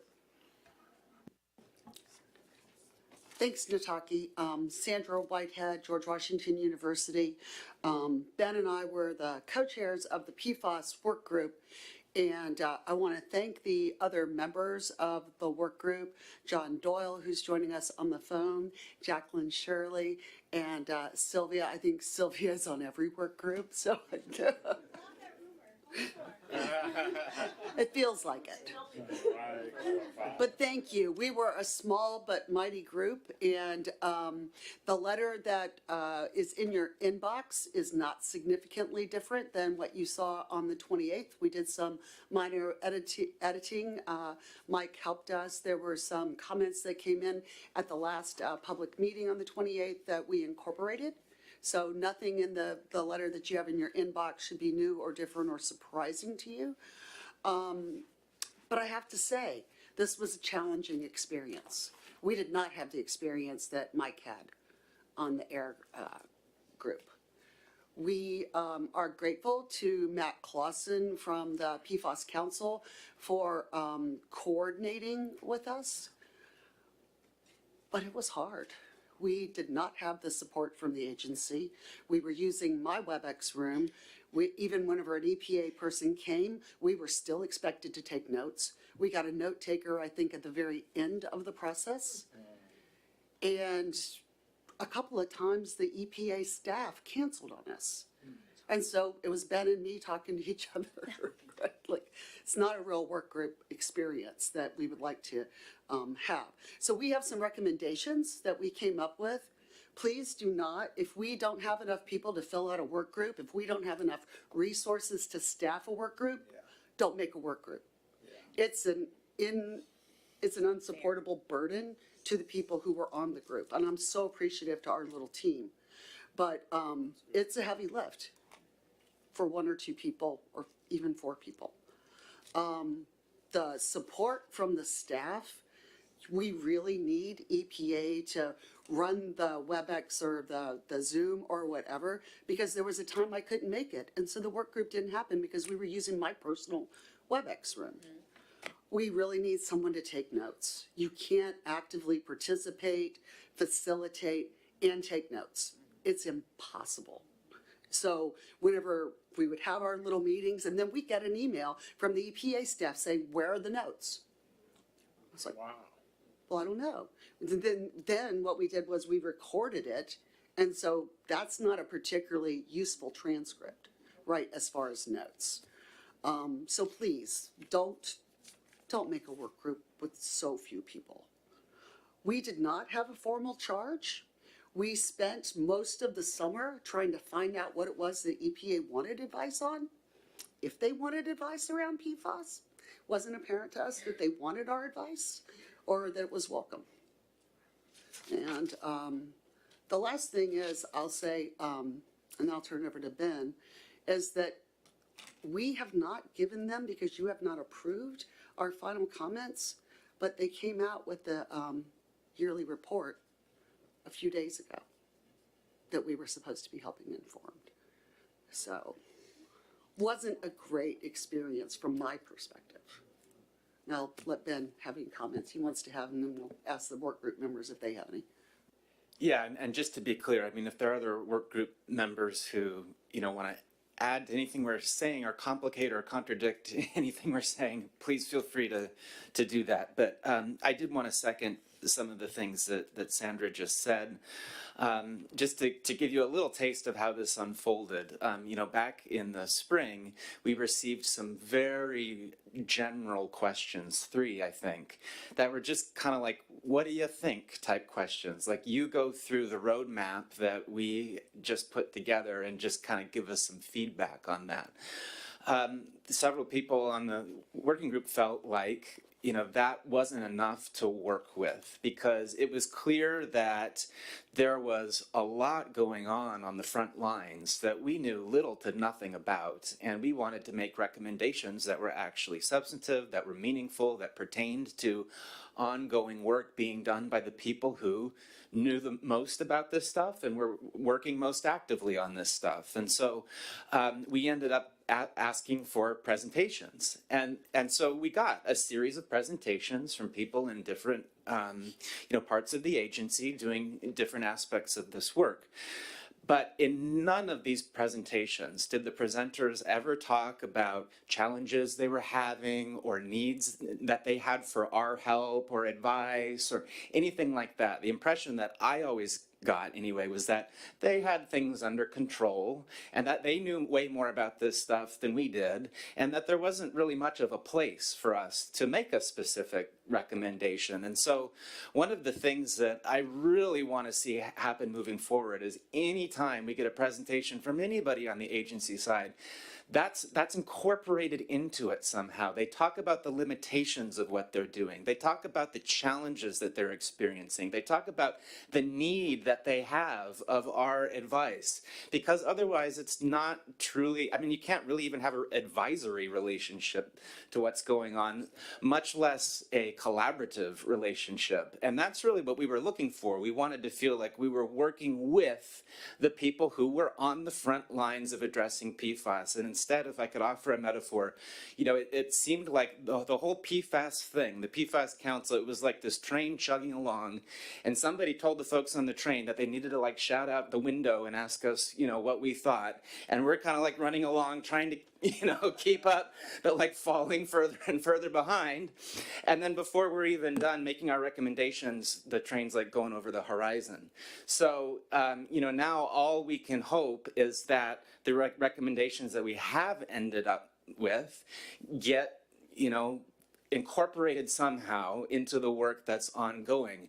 But it's not really clear at this point what the outcome is going to be, because we thought we were going to be informing the production of an updated roadmap that would be a public document that would in one way or another respond to these recommendations. But they've just put the update out. So it's not clear like if there's going to be any documentation of these recommendations being used in any way. And so, you know, I want to make sure that we get that in one form or another. And hopefully there will at least be kind of an official response to the, you know, the letter that we've authored here. But anyway, so that, I hope that wasn't too much. But, you know, I do think that we, you know, in this experience identified some broader issues that, you know, we should have in mind when we, you know, with respect to these other work groups and the relationship they're trying to establish with the agency folks. So thank you. Thank you. Did you want to say something? Thank you so much, Ben and Sandra, for your leadership on this. I think I just want to add a little bit more context too. So this work group was another one of those that got started out of the 2020 in-person meeting we had. We had sent a letter as NEJAC to the previous administration, right? So this would have been Wheeler, discussing many concerns we had about PFAS in the communities, right?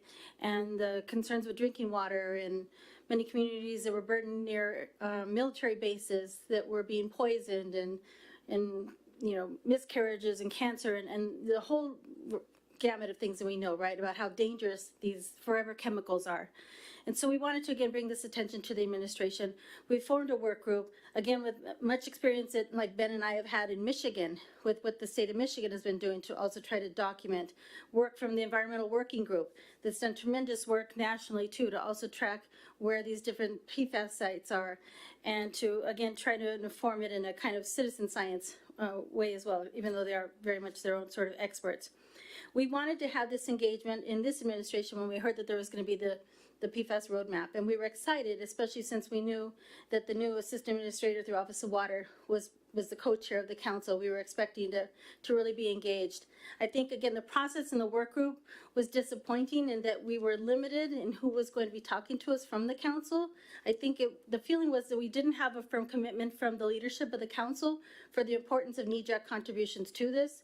We were told at the start of it that they had a pressed timeline on this, and so we knew that we were going to be challenged with that. We were going to, again, try to do the best we could, but the process and the engagement was lacking. And so I think what ended up resulting here was a set of conclusions based off what was different from what I think they have done. A lot of the PFAS work, like many other things, but this is, again, this specific experience, very much scientifically directed, right? So we have no way of, again, knowing the details of the science. In many ways don't want to, couldn't be able to take it all in, right? Some of the presentations I'd just be kind of like the deer in the headlights, right, with all the science. But in the end, what we were trying to decipher out of that is how will we understand what they are doing to, again, improve the drinking water conditions now in communities, right, that are contaminated? What is being done in integration with other agencies like the Department of Defense, right, to protect communities? And so the recommendations that we ended up coming out with were in part based on like our stakeholder work and knowledge of knowing what is it the communities are asking for now. John was really important too in his contributions and telling us about what's going on in his community, how they've got PFAS and everything, right? They have to go out miles away to buy bottled water, right? That it's affordable, and it's costly, right? And it's life changing when you don't have that reliable, safe water in your community, right? So many of us experience this in so many different ways. So what we were trying to hit at, and even get in the conversations with the one or two EPA people that we had some time with, was to say, what can you do in the immediate relief? What can EPA do beyond all of the research, beyond all the science that we know you're going to continue to do, the additional studies of where this is happening in places, to provide immediate relief to people now? What is within your capacity? Because people need solutions now. They can't wait 30, 40, 50 years to know, yes, this is bad. We already know it's bad, right? What can we do now? What is in the EPA's capacity now to do to help communities? What is the new technology, right? What can reverse osmosis do? Whatever it is, right? So the communities have at least some answers. We couldn't get that kind of feedback, so we ended up just sort of like figuring it out for ourselves and having to do our own research to say, this is what we've learned, right? And so it wasn't, again, very productive. And in many ways, we still need to figure out how to still have that conversation with the folks that are doing the PFAS roadmap. But again, the experience in knowing that even what we did get wasn't going to get included at, at this point, it's a little bit frustrating. Thank you. I'd like for Jacqueline and John to chime in before we have a larger discussion. Thank you, Jacqueline Shirley, RCAC Region 6. And I appreciate Sandra's comment about not forming a work group if we don't have the manpower, maybe even some charge questions, because I don't know how many times I ask, what are we doing? What is our charge? But see, my experience, because again, this might sound very ignorant, it's because I had a very different experience being a member of this working group, because I joined this working group on a selfish level, because I know nothing about PFAS and I wanted to learn about PFAS because I was developing a PFAS resource guide for Alaska tribes. And so for me, the working group and those scientific and all those PowerPoints that were shared and all the websites. And so as on the personal level, because, professional level, because I'm in communities teaching moms and kids what PFAS is and stuff like that. And so, on a personal level, it was very educational, but that is not the purpose of a working group unless it is designed to be an informational exchange group. But that, so I was always asking, well, what's the charge? We never had the charge. And then it was like, talking about the 3 R's in the roadmap. I said, well, the roadmap's already designed and it's already moving forward. Some of the things I found out were very nice to me about how aggressive and ambitious that roadmap is, which, and then I doing my own personal research, finding out that it's not only EPA that has a PFAS roadmap.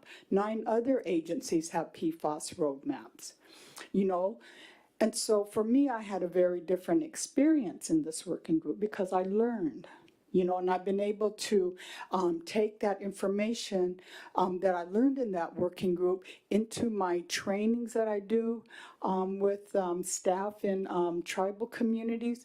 So, but still, that's the process question. So when our working groups formed, why, how, all that process. Like I was teasing Mr. Lee last night when he was waiting for his Uber, when he presented us with all those bazillion charge questions. He just saved that, if we decide to go for a working group, a whole year of work, going back and forth, figuring out, having this, he just saved us a year worth of work, giving us charge questions, and we get to choose. He gave us a menu, which is well, he's NEJAC grandpa, so he knows, you know. But so I did have a different experience because I joined the working group for a different agenda. And so it was very informative, and I used that information to share with tribal communities. But I understand that because I had the first, what are we here for? And me, I'm kind of blunt that way, and I did ask. So I'm sorry sometimes when I'd get annoyed, Sandra, because I didn't know what we were supposed to be doing, but I was learning. It's just that I felt so selfish about that or guilty or something. Thank you. Thank you. So I don't want to stifle the dialogue because I think it is helpful as we're going to talk in just a few minutes about new work groups. So a lot of important things I think are coming out here, but I just wanted to, kind of do a time check. I think, Richard, were you trying to say something? Okay. Okay. John, did you want to share? Well, like Jacqueline, I also learned a few things that were troubling to me.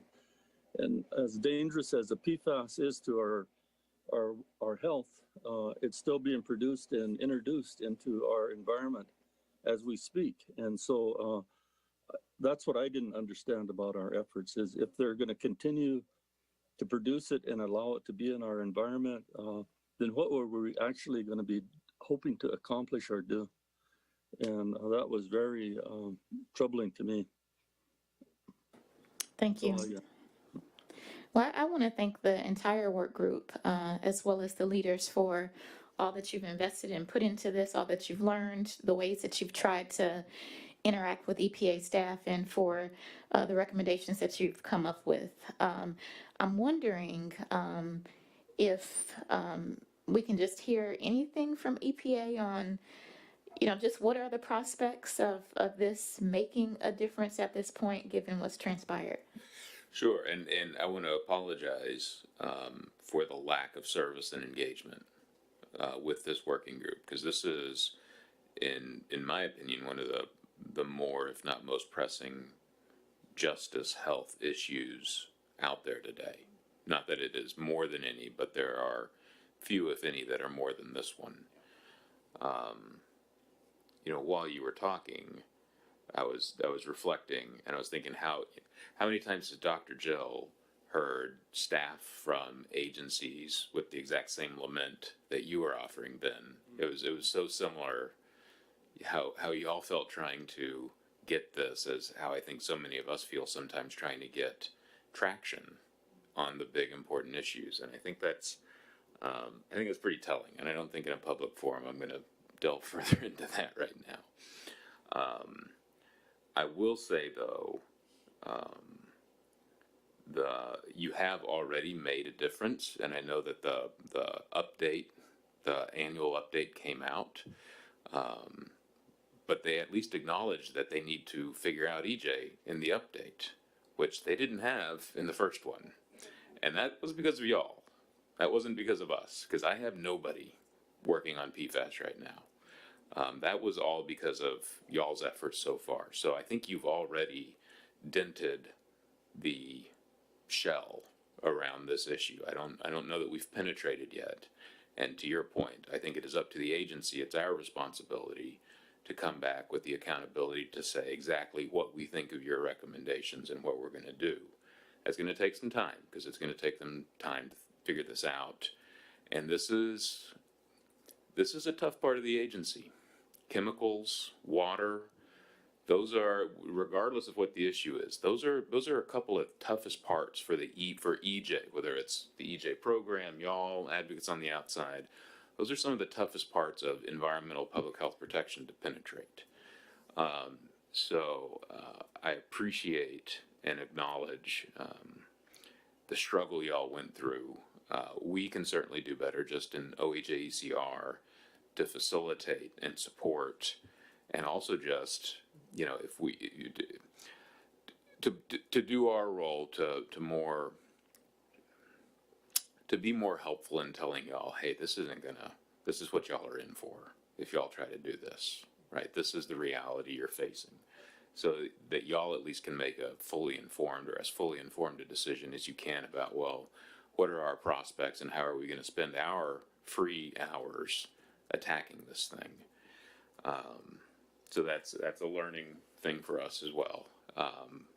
But I do not want any of you to think that this was for naught, because the only way that the PFAS endeavor at EPA is addressing EJ right now is because of your efforts. And I do think that over the next year or two, as these annual reports continue to come out and as plans continue to emerge about what EPA is going to do about PFAS, anything that we do on EJ, whether y'all will be able to see it or not, I'll be able to see it, that it traces back to your efforts over the last year.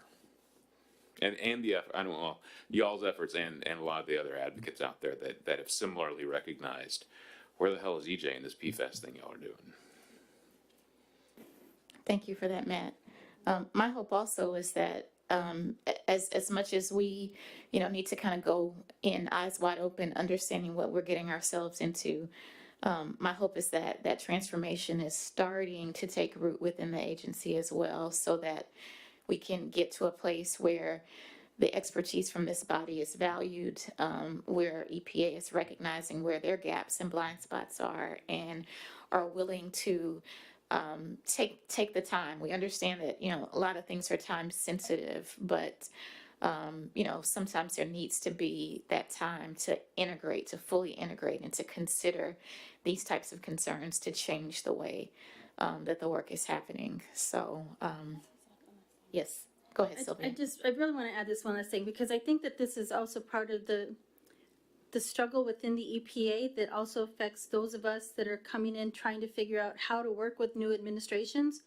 And I say this again, and I've mentioned y'all, like I came in at the end of the Obama administration, right? So I've seen some things along the way with how different administrators have come through. But also what I see are the differences, again, in the staff that are brought in as the politicals and the ones that are career.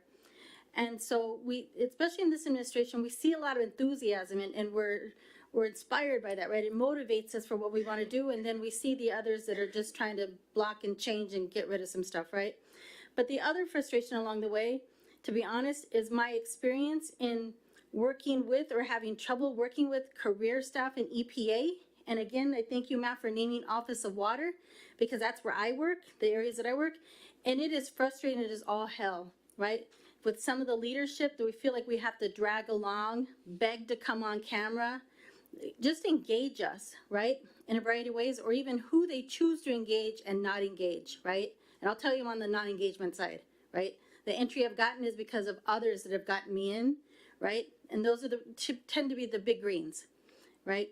And so I'm trying to understand too, like how it is that we maneuver EJ, even within all of the staffing structures you all have, right? And it's another layer of, I think, of where we have to try to figure out how we can work. And this work group experience showed how there are complications within it. Thank you. Thank you, Sylvia. I'll let you pause, but you're up next. For the farm worker and pesticide workforce. This one's easier because you all heard the. Oh, I'm sorry. I apologize. It's okay. I did not see you.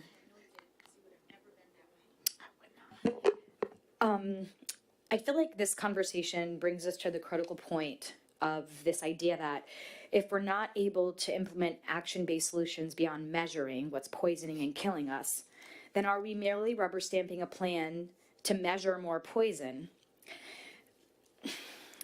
So should the forward thinking be that we specifically have working groups that are staffed properly And what are the decision-making metrics for staffing these working groups? Because we're going to move on to this discussion next on working groups, right? And everyone's having this panic attack about, oh, this PFAS working group wasn't improperly staffed, and it was not a clear charge. And I have a really burning in my gut. And I'm so concerned that this is going to lead into the next conversation and dampen something that, in all seriousness, is the most important thing on earth. And the idea that we couldn't find funding after we just sat through how many days of presentations on how well funded you are right now? Is there funding for another work group? And could it be staffed and take notes? And could we do more than measure poison, but create some sort of specific action-based plans through that working group? And could it be done before the other money goes out the door on specifically the Inflation Reduction Act and climate change, which is what right now is being discussed across the street while we're over here? I'm worried about the overlaps. Because are all the staff over there? Is that the most important room to be in? Am I in the wrong room now after I waited my whole life to be here? And what does it mean when we make these major changes at the last minute that are honestly, in my opinion, exclusionary of experts, you know, that have been waiting to have a moment to talk about this and who are experienced in it and are now over here? So I felt like that just has to be said before we start talking about, you know, where are the additional EPA funds going to support this NEJAC body beyond a pat on the backside? And how do we hold metrics that measure beyond the outcomes to ensure that the research is utilized, not just collected, but that it's utilized in a meaningful way in the communities in which we're researching and collecting data? Those are actual questions also, so I'm hoping someone can answer. Well, I think we're going to spend some time talking a little bit about that shortly. We kind of need to get through. We are having that conversation. Let us get through this. We did develop an agenda with intent. So we are going to have that conversation. It's not, your comments are just, are giving us a preview for it, but we are having it. Sorry, thank you. Thank you. And also, as we close out, before we go on to Sylvia for the Farm Worker and Pesticide Work Group, let's go ahead and get some consensus on the PFAS recommendations. You've received the recommendations in your email. We've heard from, oh, did you have something, Jan? Okay, I'm sorry. It's okay. I thought we were closing that out. Go ahead. You're looking straight ahead. No, I hear you. Point well taken. I just wanted to say, I thought it was very well done, but I would suggest taking a look at the last paragraph of your letter, which I think is too nice, given the situation. And you could either say you were sorry we didn't have more contact, or it wasn't earlier enough, or you could say something about the deadlines, but you should say that you noticed that the committee noticed that this report came out before you're receiving these, and therefore you're very interested in how this is going to be used. And I would also mention the quote that he has from the annual review about, you notice the importance of this topic, and we'd be happy to continue a conversation with you, and then include that standard paragraph about outcomes, you know, which I'm hoping is developed in the first something. Thanks, Jan. We will take that friendly amendment. Yes, maybe we'll throw some angry emoticons in there too. There you go. So with that, are there any other, like, just real, you know, minor yet substantive things that we need to get down? If not, just like the finance and investment work group recommendations, we'll just ask that you get other kind of wordsmithing, small tweaks, you know, into the work group within the next week so that they can finalize things and we can get things hopefully sent into that system, whatever it is, by the 16th of this month. So I'm looking around. Anybody have anything, Andy? You're ready to say yes. Okay. All right. Well, do we have a consensus on these recommendations? Okay. All right. Looks like we have it. John, want to make sure you're in sync with that? Yes. Okay. Yes. Awesome. Thank you so much. All right. Thank you again to Ben and to Sandra for your leadership. And to other members of your work group. Okay, Sylvia. Thank you very much, Nataki. I don't think we really have anything else to report. I really appreciate all of the feedback and participation that you gave very closely to the panel that we had this morning. Just want to again let you know that we're intending to do some follow-up this month and all through January, with the intent of closing, if not at the end of January, the first week of January. We're going to be having some meetings that we're hoping to ensure we can get scheduled with different offices in EPA and the regions. If there's anyone who's interested in joining, let us know. I think especially if you think that you want to be in the conversation when we have any specific region meetings, let us know and we can at least add you to those. But I'm glad to know that we've got a healthy work group right now and appreciate again all the support. Yes, and we have Adelia Ormiz here. And so again, thank you so much. You took time away from your families and your work and your lives to come here and travel and share your stories. And again, like someone was saying earlier, these are very much stories of trauma, right? And I can't even imagine how many times you've told them over and over, right? But please know that we're really going to do all we can within whatever abilities we can here through the NEJAC to really try to bring that visibility. And you know that we've got a lot of fighters here, right? So we're not letting this go. And so again, we're going to enjoy working with you in the work group and talking with you more soon. And thank you so much. Yes, thank you.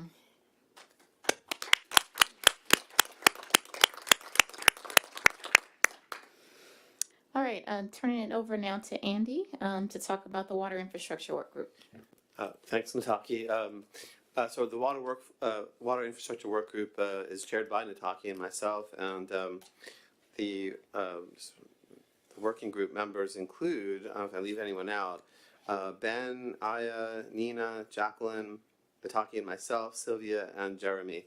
Lisa were at the last meeting that we had.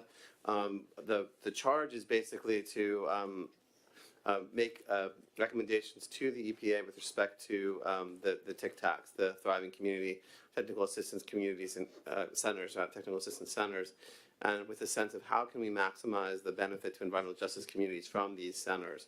And so, we're obviously a water group, water infrastructure work group, but we want to also focus on issues like of air and brownfields and sort of be as said earlier, like a center for advice to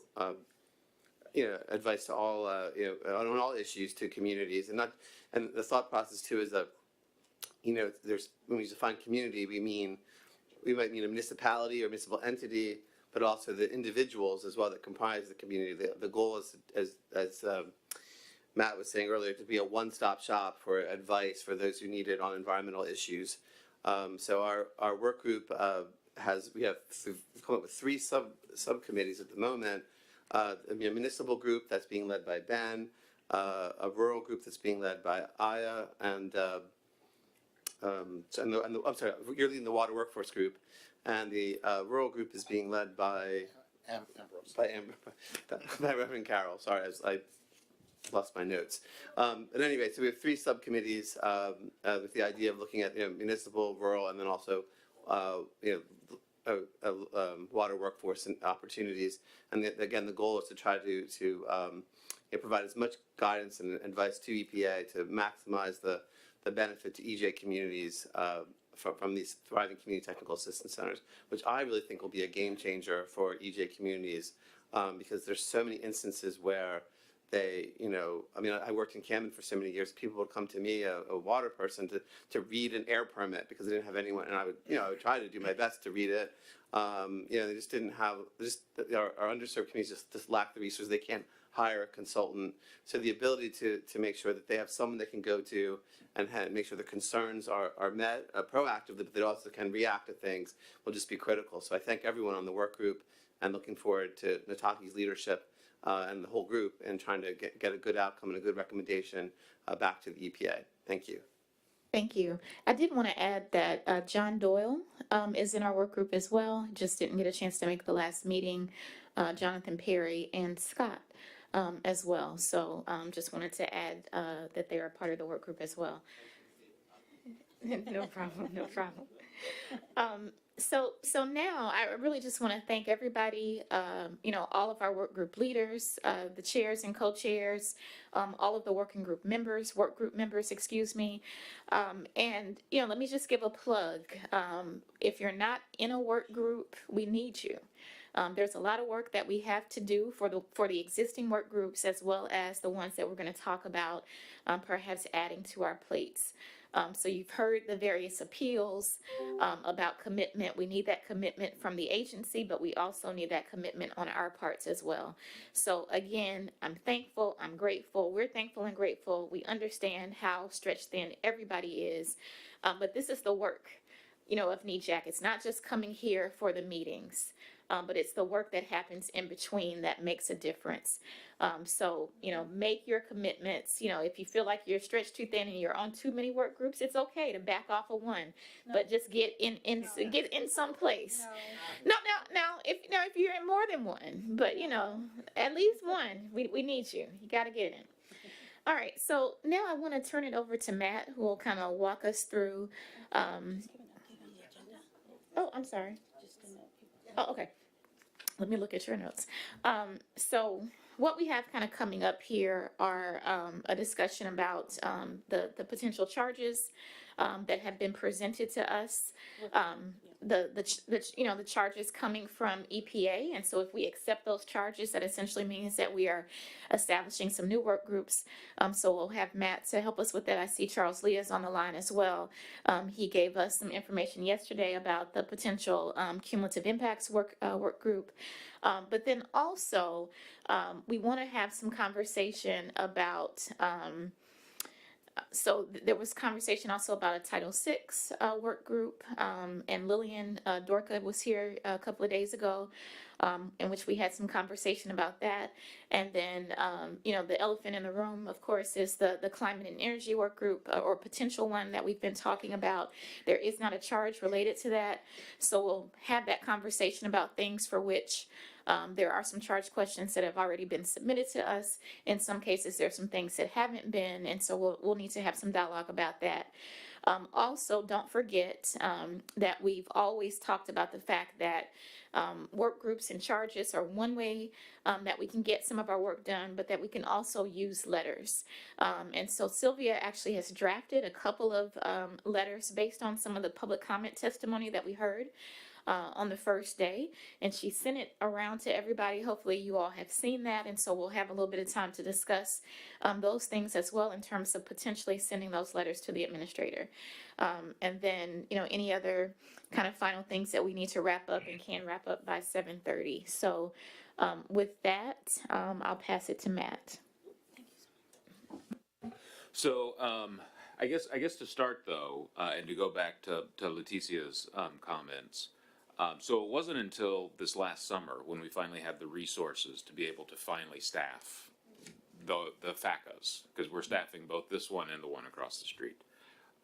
If I had to choose, if I was still in your seat, I'd want to be in this room. It's just my personal preference. I don't think one is more important than the other, and I think we do have enormous opportunity for them to start to coordinate, right? So that we don't have to think, well, what are they saying? Who are they saying it to?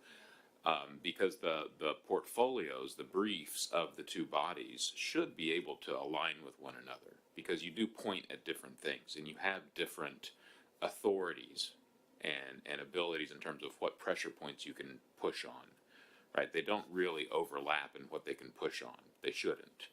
And if we coordinate them well, they won't. So resources now are not the issue.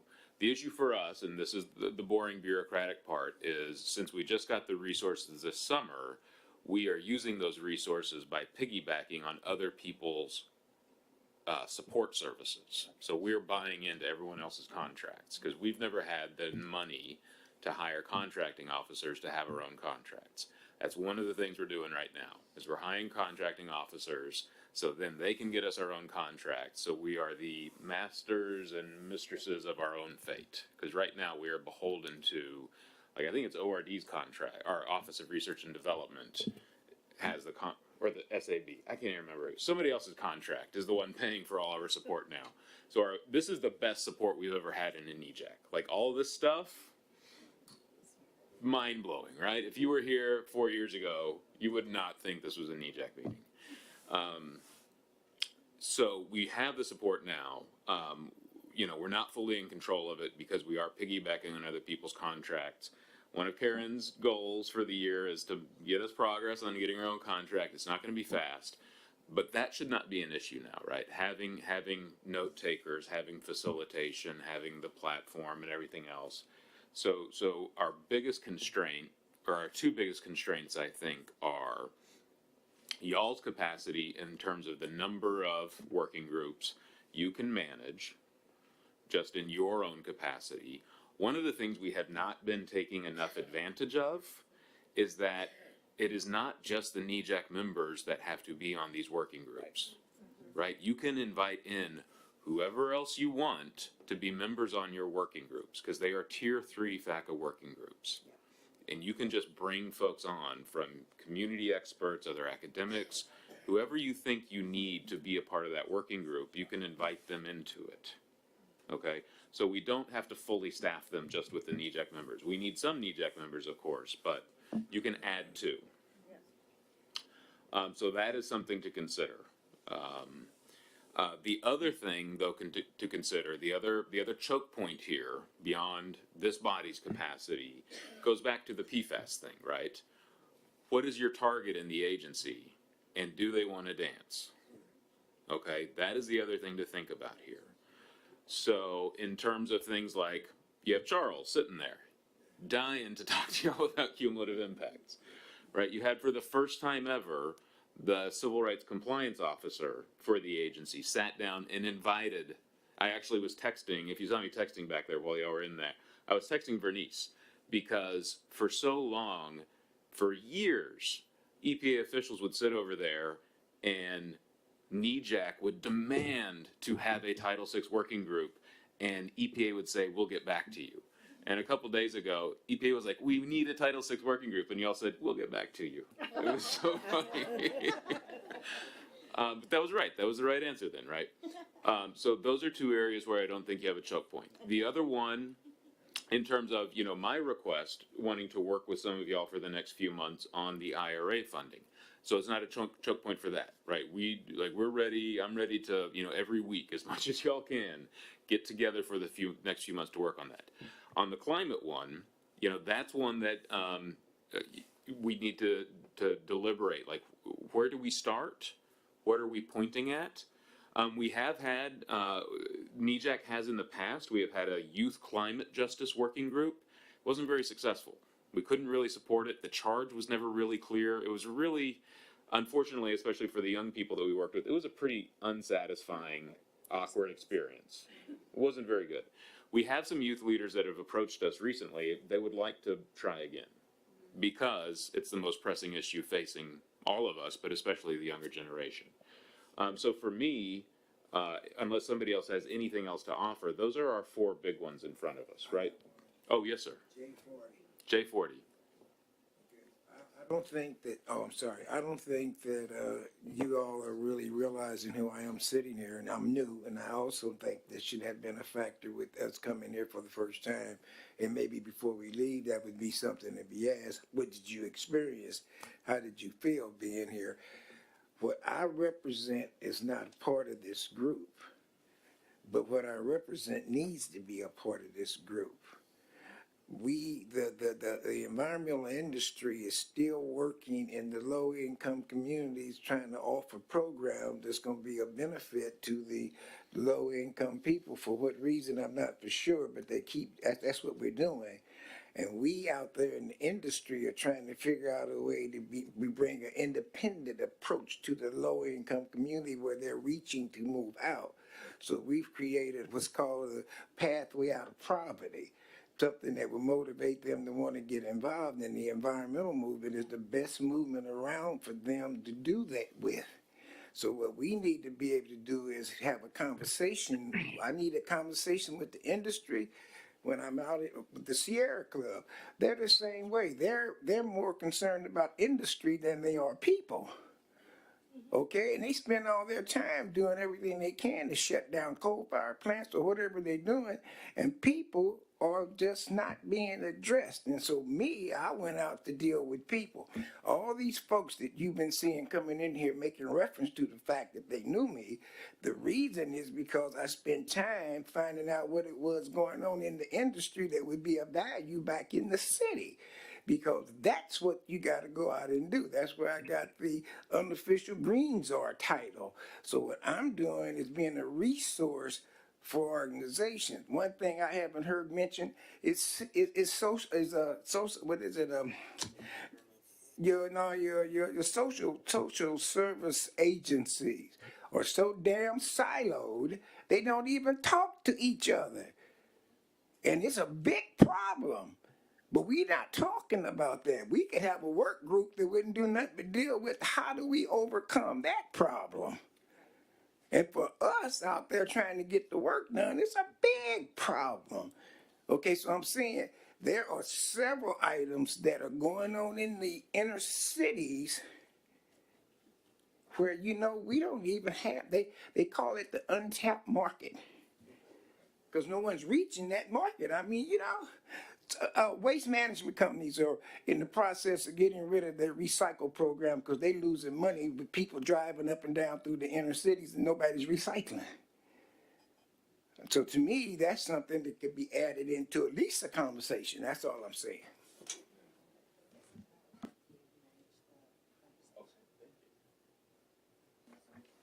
Thank you, Richard. I think the next person was Sophia, Andy, and Leticia. Could I just real quick? I was trying to get some information. So to Richard's point, I was asking if Karen could actually speak to it. Because we might have an idea. Okay. I don't like it to be just pushed off. I'm not saying this for my... No, I hear you. I hear you. I was trying to figure out some information. That's why I think we might have something here. Okay, great. So one of the things that Sylvia asked was if a NEJAC member can participate on a WEJAC work group on issues that the WEJAC is working on. The WEJAC, people are able to join a WEJAC work group, but there's some other guidance and regulations we have to do. So you have to go through a White House kind of clearance process to join the WEJAC. So it's actually a little easier for a WEJAC member to come over and be a part of one of your work groups to kind of do some cross-pollination versus you all. It's possible to do it. It just takes a little bit more effort and you have to go through that clearance process. And then in terms of jurisdictions, right? So when we formed the Finance and Investment Work Group, we were calling ourselves Justice 40 or, AKA Justice 40. But again, like that is something that came out of the White House, right? Again, like our territory really is EPA. So we were trying to kind of jump on it, even though we had to name it differently, knowing that we could only really speak to the EPA. But again, as Karen is also sharing, that they just finished something, right? Right. Our Justice 40 work group had a charge in the very beginning back in March 2021. So they completed that first phase and then they had a follow-up charge just focusing on implementation to wrap that up. So they wrapped that up earlier this year. So that work group is pretty much phasing out. And then anything else that they start to do on Justice 40, it'll be a new work group. So they don't have a standing Justice 40 work group at this time. And then, as you all know, under FACA, we're not allowed to have work groups extending for a long amount of time. It's really supposed to be take care of the charge and move on to the next issue. So they've been in existence for like a year and a half. So they've kind of closed that out. And then, so whatever the agencies come back with, if there's more implementation, when that interim guidance is final, they'll probably reconstitute that group to respond to the final guidance. With all that, I'm wondering if you can maybe help us through OEJ ECR, to get it right, figure out that opportunity then to figure out how to have the Justice 40 conversation with WEJAC folks. And I'm wondering if you might be willing to be that point person for us so we can figure out how more to be able to respond to those issues, right? Because I think again they're connected Right. to the finance and investment stuff. Right. based on what I've experienced these last 2, 3 days, got in touch with my folks that are interested in the J40 group. It can't be a government program, but I've been telling Matt what I want to be able to come in here and talk about is not with them. Now, it can't be. What I wanted to come in and talk about is how the EPA could be given the support behind this group forming. I have a whole host of business folks, and in Dr. Lee's presentation last night, he talked about having a facilitator that's forming the type of group that needs to be formed to make something work. The reason that particular program has become of value is not because it's a government program, but because the inner city needs jobs. And that program is focusing it on job training and creating a workforce development. We don't have that going on. I So hear you. this But could what be you're a talking perfect about place. is a slice of something, like, we've been talking a few times here, but if I'm understanding still, you're talking about specifically how it is that we get those benefits in workforce development and economic development for residents, right? Yeah. To me, that's a slice of the Justice 40 stuff that I think that we could have the opportunity to talk Right. about through the NEJAC. And right now, where we do have a charge specifically on that is through the Office of Water. Yeah. And so that's this committee that Aya is going to be leading up within the water infrastructure work group. And so to me, because we now have a formal charge on that, we can actually spend some time on it. It would make sense for me to ask if you would join that committee, even if you don't want to join the whole work group, just that committee to talk about workforce development. Well, I would, if possible, I like to think about it now, especially after sitting here and hearing what's been going on today. Their presentation that I was going to answer on was to say that's how I was feeling, that I got something here that nobody really knows what I'm talking about. So how is it that I work on this to come back to the group and say, this is what we've been able to develop, to consider. I need that time now. Well, and Rich, and we talked about this during the break, and I jumped over it when I was making my presentation, but one of the eligible activities that we want the help of the NEJAC on from the $3 billion we received, Congress put in there explicitly workforce development. Yeah. In the Environment and Climate Justice Block Grant. That's another piece of what we're gonna design. In the IRA piece Yes. that we need help on. So Okay. there's two places for you to investigate. In the near term, if we choose, I mean, we already have the one, and if we choose to help me with mine, then there's two places for that. That would be great. And just to sort of name these spaces then. So again, like for folks who remember last November, we had a group of people get together, calling it a committee really. We had to work in a really short time frame, like 6 weeks, right? In order to provide recommendations on the strategic plan. To me, this is another one of these really short window things, not like a work group. And so I'm calling them, yours is 3 months, so okay, well, work groups are like a year, right? All right, so, and so just so that I'm also clear too, because I sometimes name things, I don't know if you're naming them the same thing. We're gonna call it a committee, is that right? Sure. So we have a thing to name it, all right. So then if folks wanted to join this IRA committee, in part it's about workforce development, there's another space for workforce development specific to water, then we have two places where we can work on this. It's come the March meeting, and then we can actually look at some specific recommendations toward them. Cool? All right. Sophia? Mike, did you want to go because you haven't spoken a lot? I feel like okay. Thank you. So I'm just trying. I'm thinking about capacity, and there's so much on the IRA that I have additional questions and feedback about. So I'm interested in that. I think I've also just been thinking about the presentation we got yesterday on cumulative impacts and thinking about the ways that relates to climate change. And so I'm wondering if we might be able to find a way to combine those two things, because in my mind they're linked. And then I want to go back to the point that was made about Title VI. And I know, and I agree with people saying that we need to be integrating that into all of the working groups. But there are some really urgent questions, I think, around Title VI and around guidance that can be provided that are urgent in this moment that I would like to see feedback from NEJAC on. I'm a little biased on that, obviously, because I'm a lawyer and I want to think about Title VI, but I think it's important to get feedback from people who are not lawyers on all of these things, who are doing the EJ work, to make sure that we're getting it right.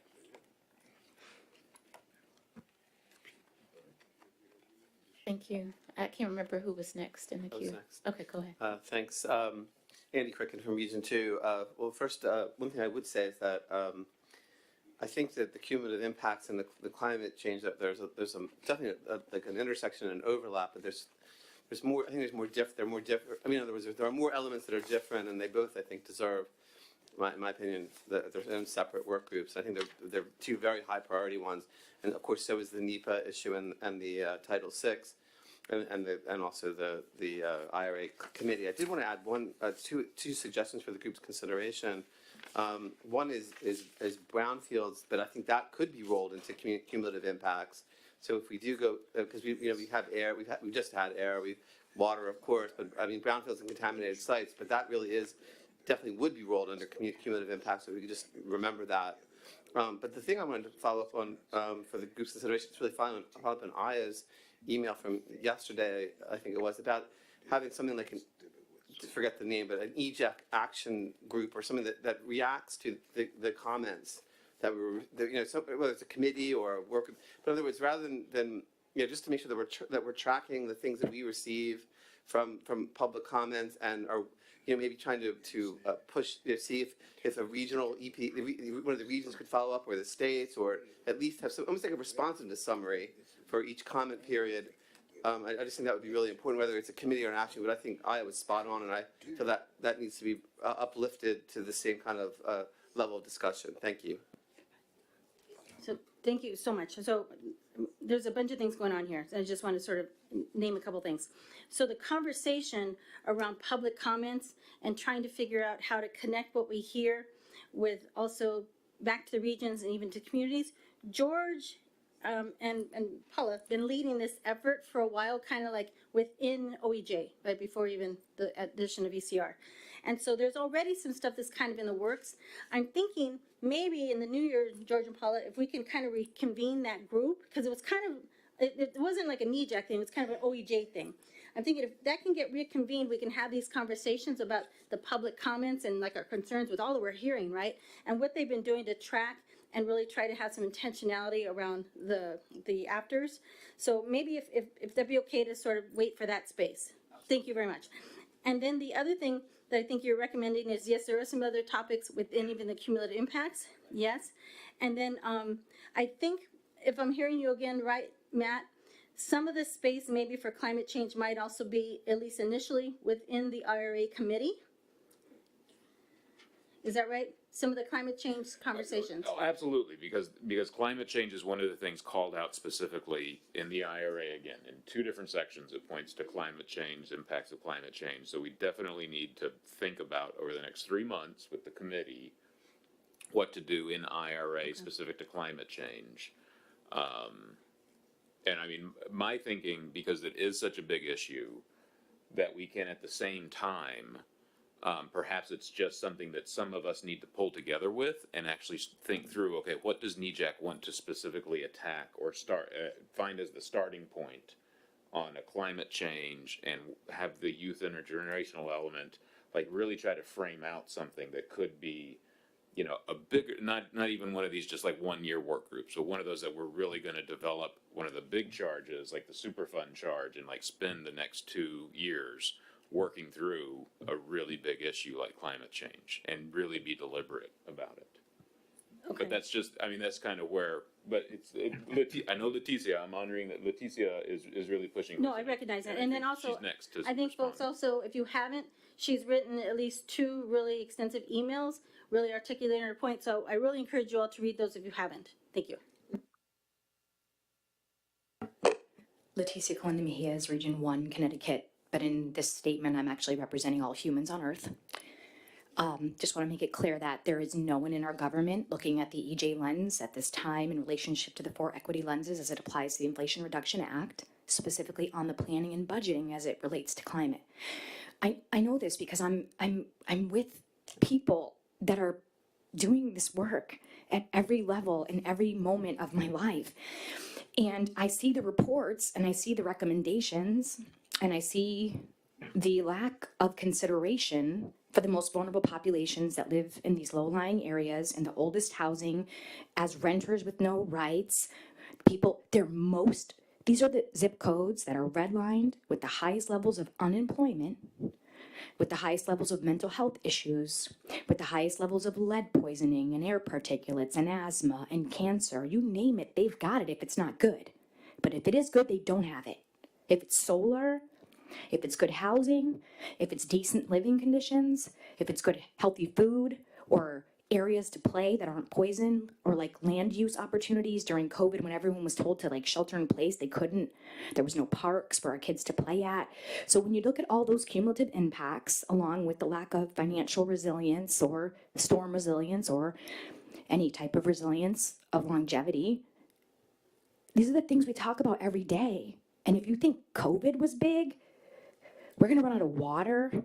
The cost of energy is literally unaffordable, yet we're allowing people to continue to make decisions like, let's pay the electric companies the difference, pay their arrearages, instead of spending that same $30 million, actually it's $120 million a year in my state to pay arrearages. Rather than using that money to install, let's say, solar or retrofit housing, we pay arrearages. Or we don't, we shut off their electricity and we take their kids away. So I just want to say that if everybody here cares about environmental justice, then this is the crux of environmental justice. It's air, water, land, human health, the ability to pay your bills, shelter in place or not. Like, these are real things, and we are the experts on those things with the lived experience, or we're the professors that have, seen these things and tracked them. We're the ones here to represent our people. And I'm all for Title VI. I think it's important. I'm not against any of these other things. They're all important. They're all important, But ultimately, I don't see other people focusing on the plans. We heard all these presentations about electric vehicles and infrastructure for electric vehicles. How will we get jobs if they're trying to give us electric vehicles? What we want a hand up, not a hand out. Our people want to work, and we can't if we don't have the skills to do so. So that's what we're looking for, I want to just throw my 2 cents here. My perspective on this is that we've got an opportunity right now to spend money on those issues that you're talking about through the IRA. Matt is offering an opportunity to do direct engagement with the NEJAC to say, look, tell us how you think this fund should be spent. We heard what EPA folks were thinking about in terms of design, and many of us were like, I don't know about that, right? So for 3 months, we get the chance instead to reshape some of these designs, right? In conversation with the folks that did some of the presentations. Forming a climate and energy work group is more of a medium-term plan. This is a very short-term plan. Let's get in and have conversations on where the money is moving right now. So we could form the work group and not participate here, and the money's gonna get spent anyway. And then later when we finish the work group in a year, we're gonna be like, hey, we need money. Oh, we missed that 9 months ago, right? I'm saying we can figure out how to do both, but we need to figure out how to prioritize for what's in front of us now, right? And the processes aren't always gonna be the way we would want them to be, or the timing for sure, right? We've wanted these monies years ago, but they're here now. Let's figure out how to make it work in this committee with the IRA funding and design, maybe redesigning, right? Once we get through this process, it's my sense that we'll have a clearer understanding of what is still missing there, right? What can get funded, hopefully in the short term through this committee's work. And again, I'm gonna be trusting Matt's leadership on this. And then what more, those of you who participate in this committee are gonna say, look, there's still a whole bunch of stuff that didn't get addressed that's not gonna get funded, and we need that work group to be able to continue on with the rest of the conversations that didn't get had here. So I see this as almost like a two-step thing. But again, giving the space for this one to take off where the money is now, right? We're not waiting for the money, it's here. And then being able to work on the work group, and when in March, when we have our public meeting, we can formalize the work group in that public meeting if folks are believing there's a case to be made for it. That would be my opinion on how to move forward, right? And so part of it is, again, like, in coming out of this pandemic, and this is the conversation I've had many times with the folks in OEJ and with the chairs, it was hard, right? These past 2 years of working online, not being able to work like we have here, be able to talk and get to know folks that I'm meeting with for the first time online, and build relationships and trust so that we can work in these work groups. I'm on 4 work groups, not because I want to or because I have time, right? I got lots of other stuff to do. I'm trying to uphold work, right? Because it's important for my community. It's important to the issues that I work on. And I know that Aya and at least a half dozen of y'all in here are working on at least 4 work groups as well, right? It's exhausting. We don't do this because we want to. We're doing it because we're committed to the issues here in this council. And I'm going to tell you also, in terms of some equity stuff, some folks in this council aren't pulling their weight, right? And if you're on one work group, thank you, that's your job, to be on this council. You're not doing anybody a favor. It's your job to be on this council, to be on at least one work group. But some folks aren't even representing on even one, or they're on paper only. That's not good with me. I can't do anything as chair to make you do it. That's an OEJ decision if they want to actually make something about it. But to me, these are equity issues, right? These are respect issues, right? About how we all represent here. So when we start having these conversations about how many new work groups we're going to form, who's on which ones, and we just heard the whole conversation about PFAS, where there weren't enough people, right? Too few people carrying the load, wasn't a good experience. Who wants to do that? We don't want to set up ourselves again for more frustrated spaces. So again, I think if we have, I'm going to get there. Slow down. Oh, I'm sorry. You probably don't want to translate this stuff. And and sorry about that. So when we start thinking about these next work groups, we really should be conscious of all these things, right? And I think we want to do a lot, and believe me, we've heard you, Leticia, and you are one of the most powerful speakers I've ever known, right? And you are very convincing on what you say, and I have no doubt we're gonna figure out how to make that happen, but I think it's also about how we pace ourselves, still coming out of this pandemic. My asthma got worse out of having COVID twice, right? Lost half my hair, all kinds of stupid stuff, right? Lost people in my community, right? Folks are still dying, right? And so in some ways, we got to give ourselves a little bit of slack while we're perseverant here, right? And so trying to figure out like how we manage what we can right now, knowing that 2023 is going to be a kick-ass year, right? We're ready. There's a lot to do, a lot to be said, and I think we're up for the challenge though, right? I'm inspired again by like working with y'all, and I think we can do this, but I'm just saying at least right now as we're closing out this year, and we've learned a whole heck of a lot right now about what the funding streams are, and we're trying to figure out how to be better prepared for next year. Let's at least give ourselves some time to work between now and March to get some of these things straight. Come March, we're rolling, right? But I think that we can do all of it. It's just, I think it needs to be paced a little bit. What about changing the name to the Inflation Reduction Equity Climate Group? Like, what's the point of talking about Inflation Reduction Act if you're not talking about equity and climate? Okay, sounds good. I think Mike was next, then Jill. Nataki, Mike, Jan, Jacqueline, Jill. Yeah. Mike Kilchin, Jacobs Engineering, Region 3. A lot of the points that I was going to make in a much less persuasive way, Sylvia just made. But I do have, when we're making, I think there's room for creativity. Leticia just, I think, was a prime example of that. Yeah, we're going to work on the IRA and it's going to focus on climate and energy. And the dollars are there right now and the need is there right now.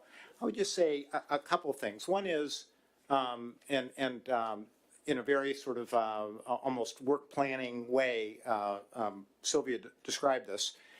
What the decisions we make on what groups, what committees we're going to form today on December 1st, although it absolutely will drive our work over the course of the next year, we get to revisit this in March. We get to revisit this in July. We get to revisit this in December. This is a dynamic process. We're going to be, we're not, this is not static. It's not that we're going to make decisions today and we have to just stay within those lines over the course of the next year.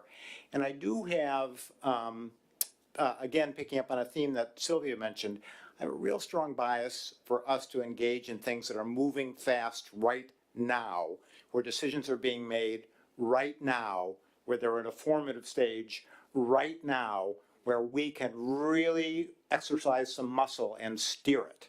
I hope our decisions take that into consideration. Thank you. Thank you. Jan? I was just going to suggest that instead of calling it climate change, you call it a climate crisis. Jacqueline? Thank you, Jan. Jacqueline Shirley, RCAC, UPIC from an Arctic region. So climate change is my thing, but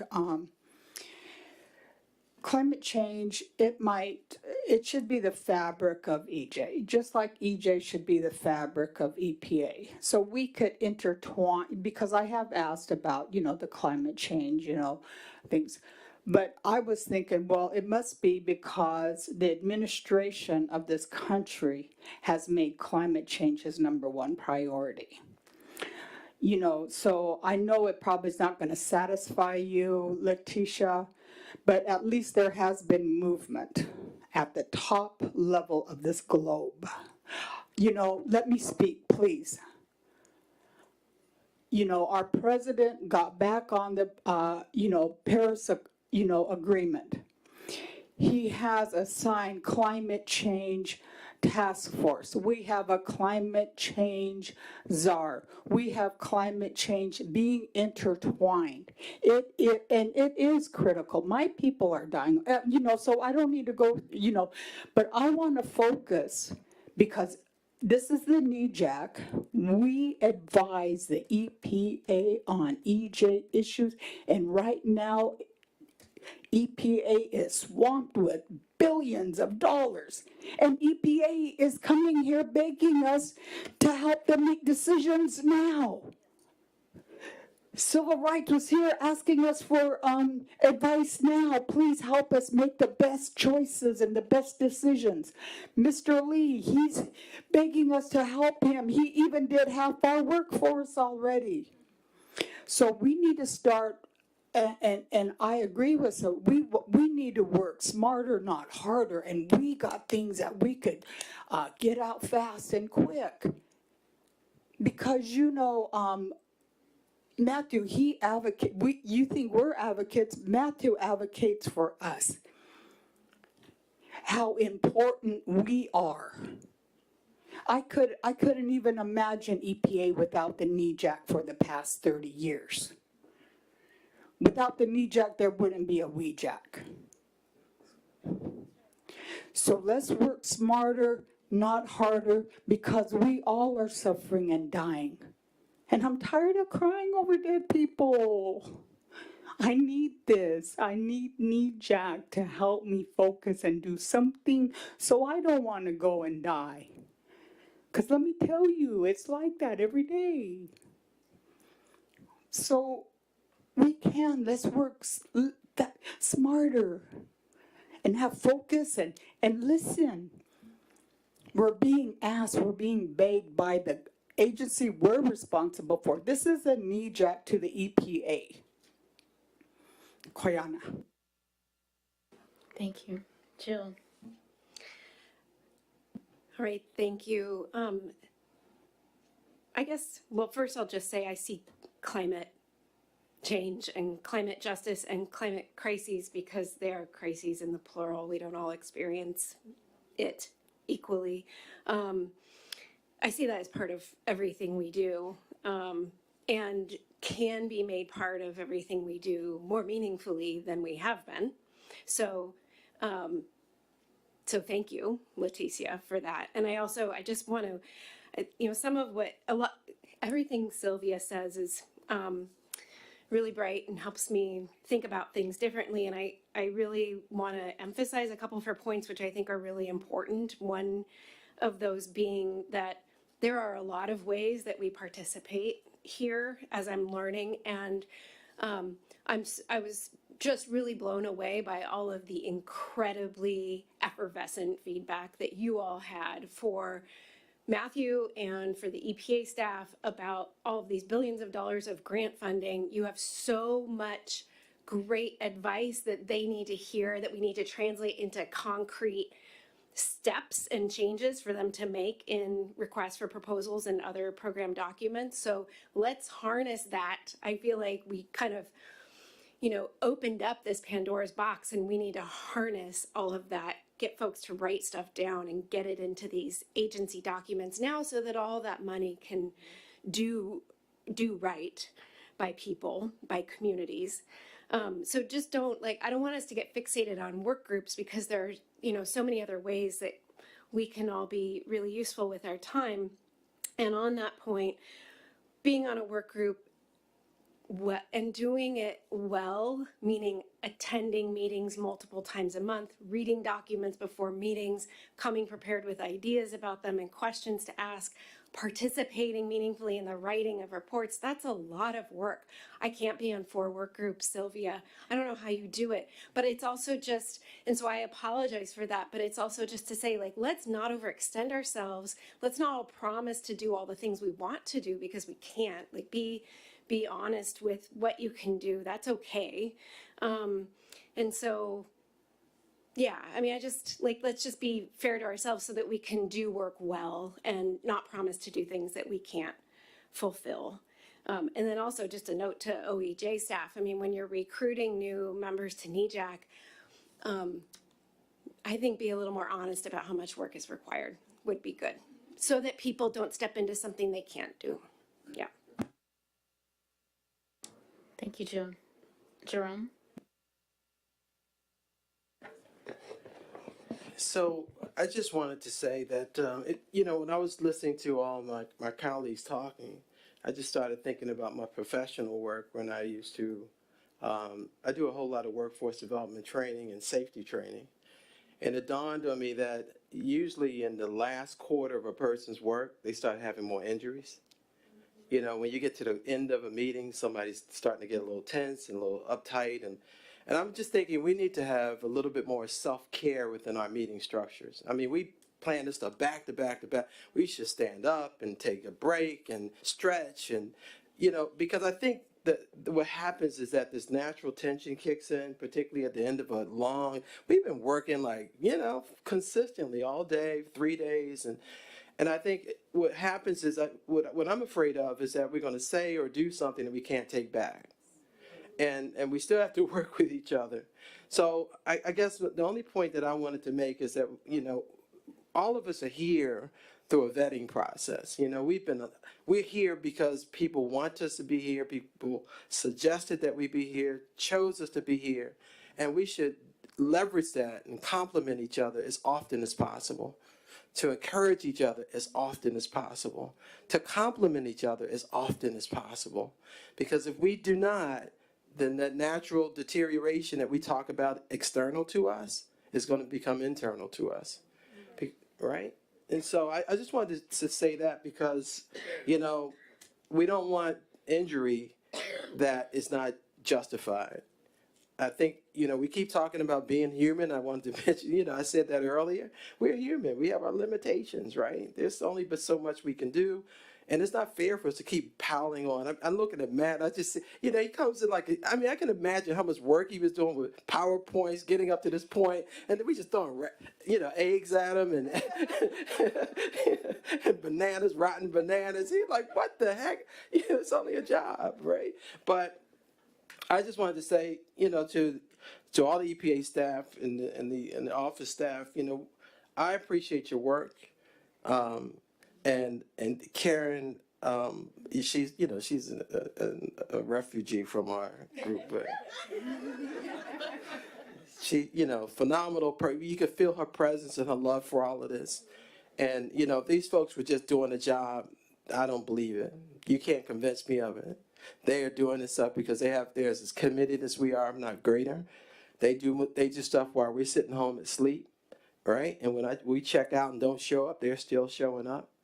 So I think that it should be said. Congratulations and thank you for pulling this off for us. Let's give them a round of applause, right? And I hope that our chairs have the wisdom to get us out of here quickly. I'm trying to clean it up so we can get out of here. But thank you all very much for your leadership. Our chairs, we want to thank them, right? Because I told my wife, I said, I don't know how Sylvia and how, she like drives me into the ground. I know I work hard, but I can't keep up with this woman. But no, we have a lot of hardworking folks and really smart people and really engaged people, and we just need to honor each other. I think we need to find a way as we move forward to build in our process a little self-care, whatever that means, right? We need to build some self-care in so we can take advantage of all of our good attributes and be able to, give each other a hug if we need it, because sometimes we need it. But I just wanted to make that point. Thank you all very much for your work. Thank you, Jerome. Simile. Hey, Semeli, I just, as we're all celebrating all this money, I was reminded, just like our schools never got any of that American Rescue Fund. It was the historic funding, like even the term historic funding has lost its luster for me. And so I think that diligence needs to precede our celebration, right, or our excitement.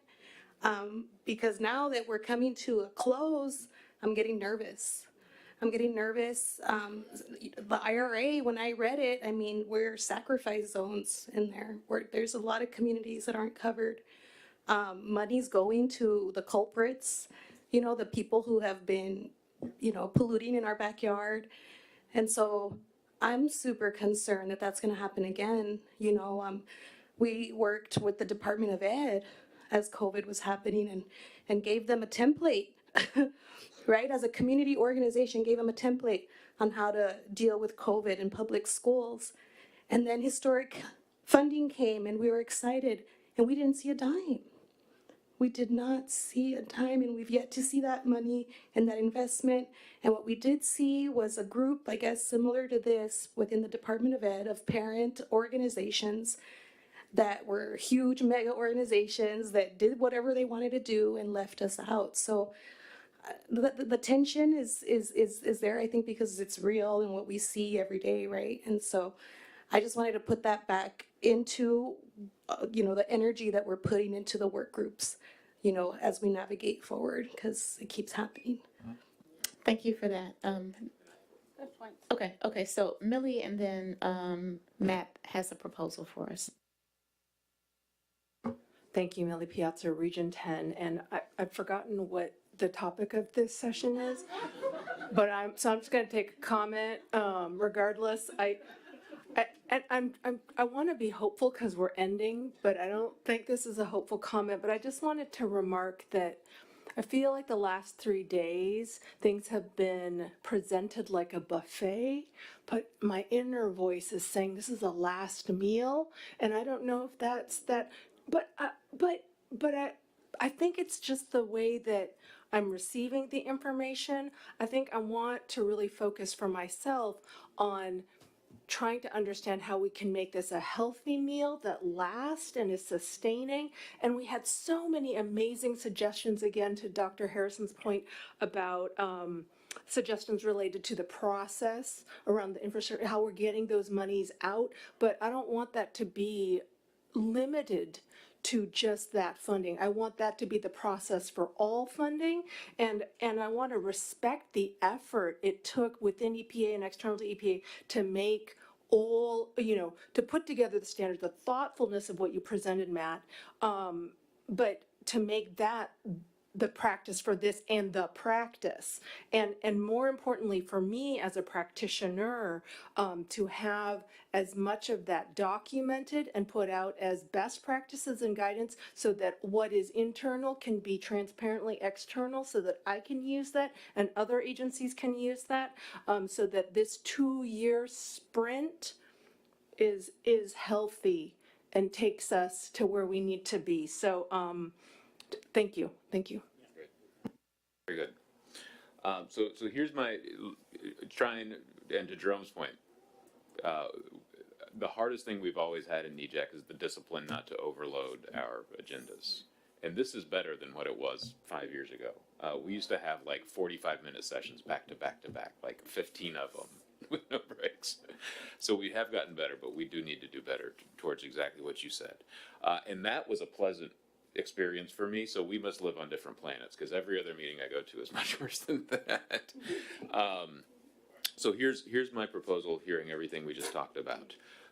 We have a need, as Sylvia kind of framed it, as a committee to do some quick work with me and our group on the IRA, and y'all can choose the name for it. However y'all want to style that is fine with me.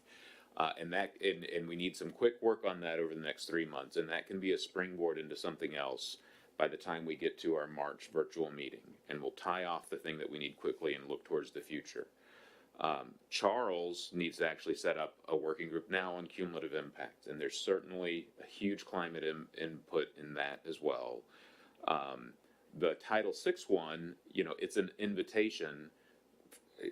We could take a couple of members to work with Lillian and the Civil Rights Compliance Office to scope that out over the next few months towards March, right? Not launch the working group right now, but have a couple folks who maybe that's what they volunteered to do for the next 3 months, is really just in a very small group, sit down with Lillian and her team and really scope out, what are you going to start with? What do we really want to achieve here? And have a really tight little proposal by the time we come back in March. So that kind of gives us some bite-sized chunks for the next 3 months.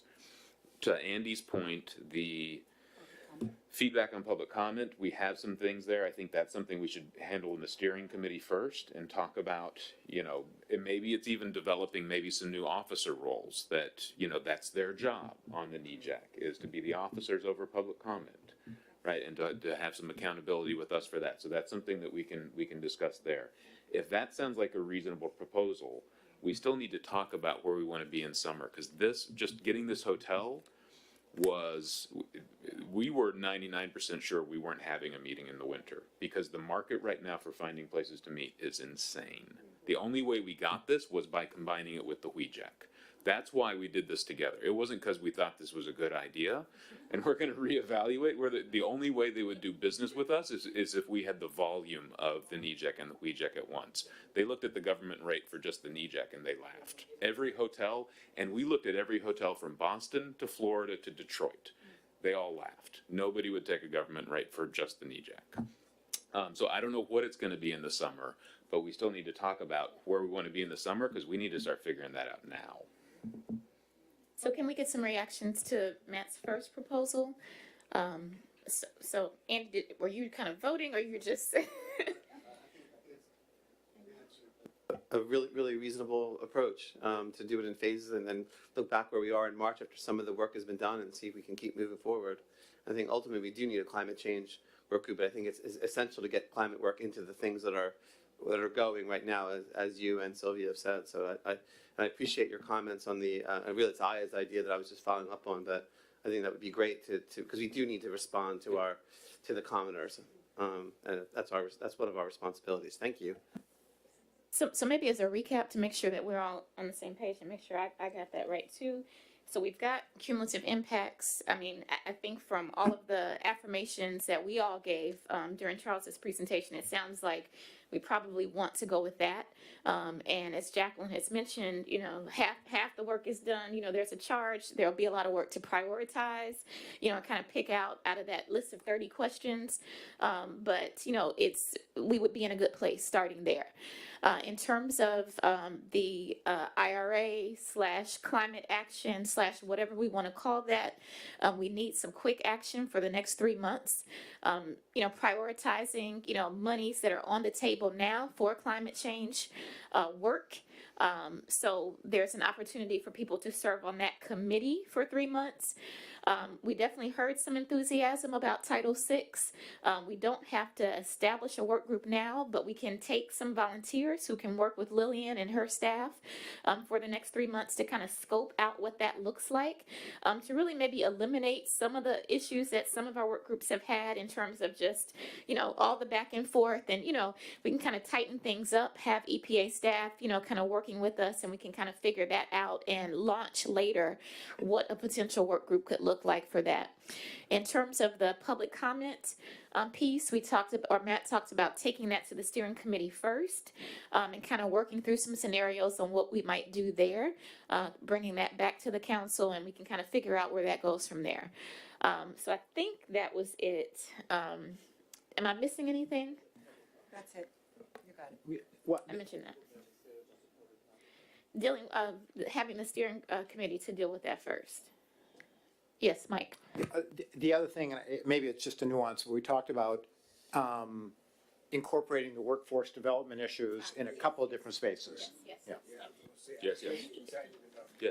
No, you gotta join the IRA climate. Yeah. We need you on that. So yeah, thank you for that, Mike. So the interest in workforce development, 2 spaces, the water infrastructure subcommittee led by Aya, and then the IRA/climate change, climate action committee for the next 3 months is a good place to start for that workforce development interest. Also, and I see you, April. Well, let me get your comment first, and then I think we maybe do need to formally just kind of see what interest there might be in that cumulative impacts work group before we officially, kind of say that we're going to do it. But April, go ahead. Yeah, I just had a quick question in terms of you're getting to it, whether we're going to be expressing our interest here. Are you going to get people to register for the different areas so we deviate up here?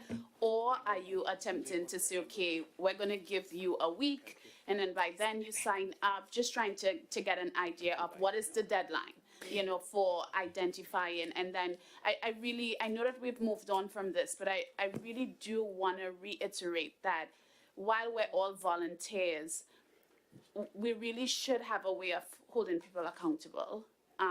Because when we don't hold each other accountable, as you all mentioned, people get burnt out, and then the work doesn't get done. And we're all here in this together.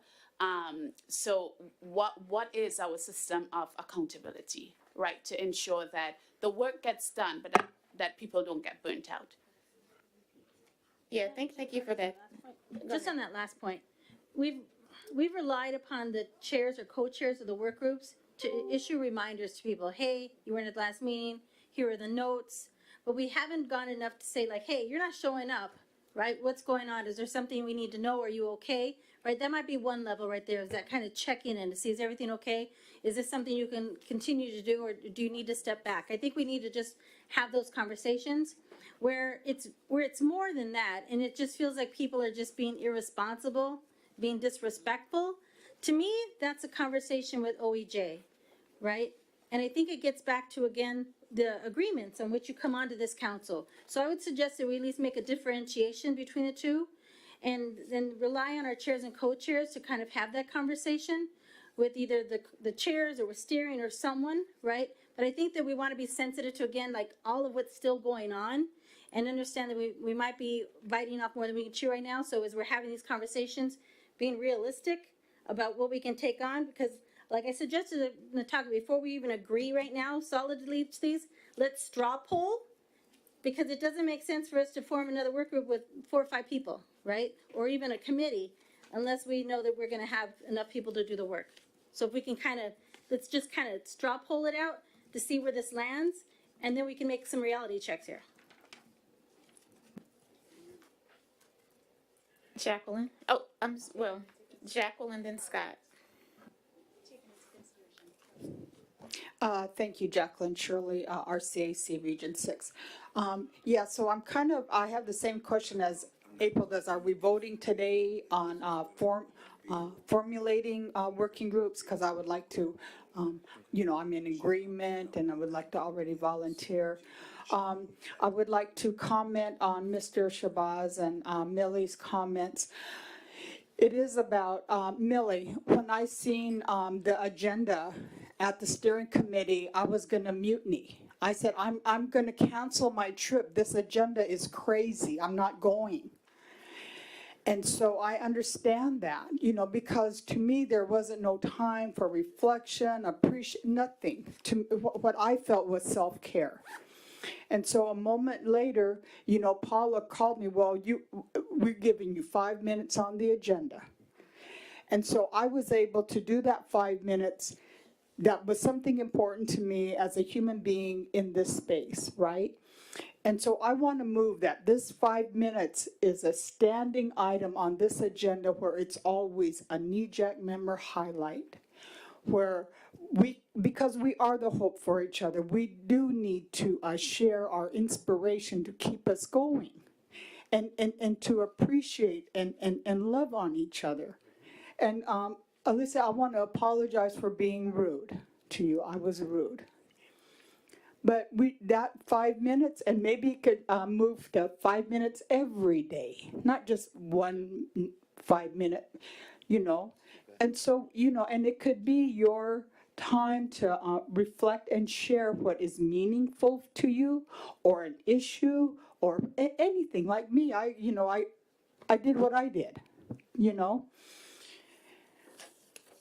And so I understand that. I didn't want this crazy. Yeah, thank you. Thank you. Scott? Yeah, I just had a couple questions kind of procedurally. And first of all, so moving public comments forward, that's going to be first tackled by the steering committee and then brought to the rest of us? Is that That's the proposal. procedure? Okay. 'Cause That's the proposal. I'm thinking about Mr. Mueller, who I think he's called into, 3 or 4 meetings in a row now on the fluoride issue. He's got a very specific request. He's asking us to send a letter to the administrator with a very focused, I mean, he's told us the same thing for a year now. It seems pretty simple. We can draft a letter and circulate it. It doesn't seem like a tall order. And, sorry, Scott Clow, Region 8. So anyways, if it's a steering committee, let's do it. Let's help him and give him a little closure with the NEJAC, at least temporarily. And if nothing happens, he'll be back. Just one example of many we've heard repeatedly. I guess the other one, Sylvia, is I heard you, no way I can do 4 work groups. And I'm just, is saying 1? Okay, good.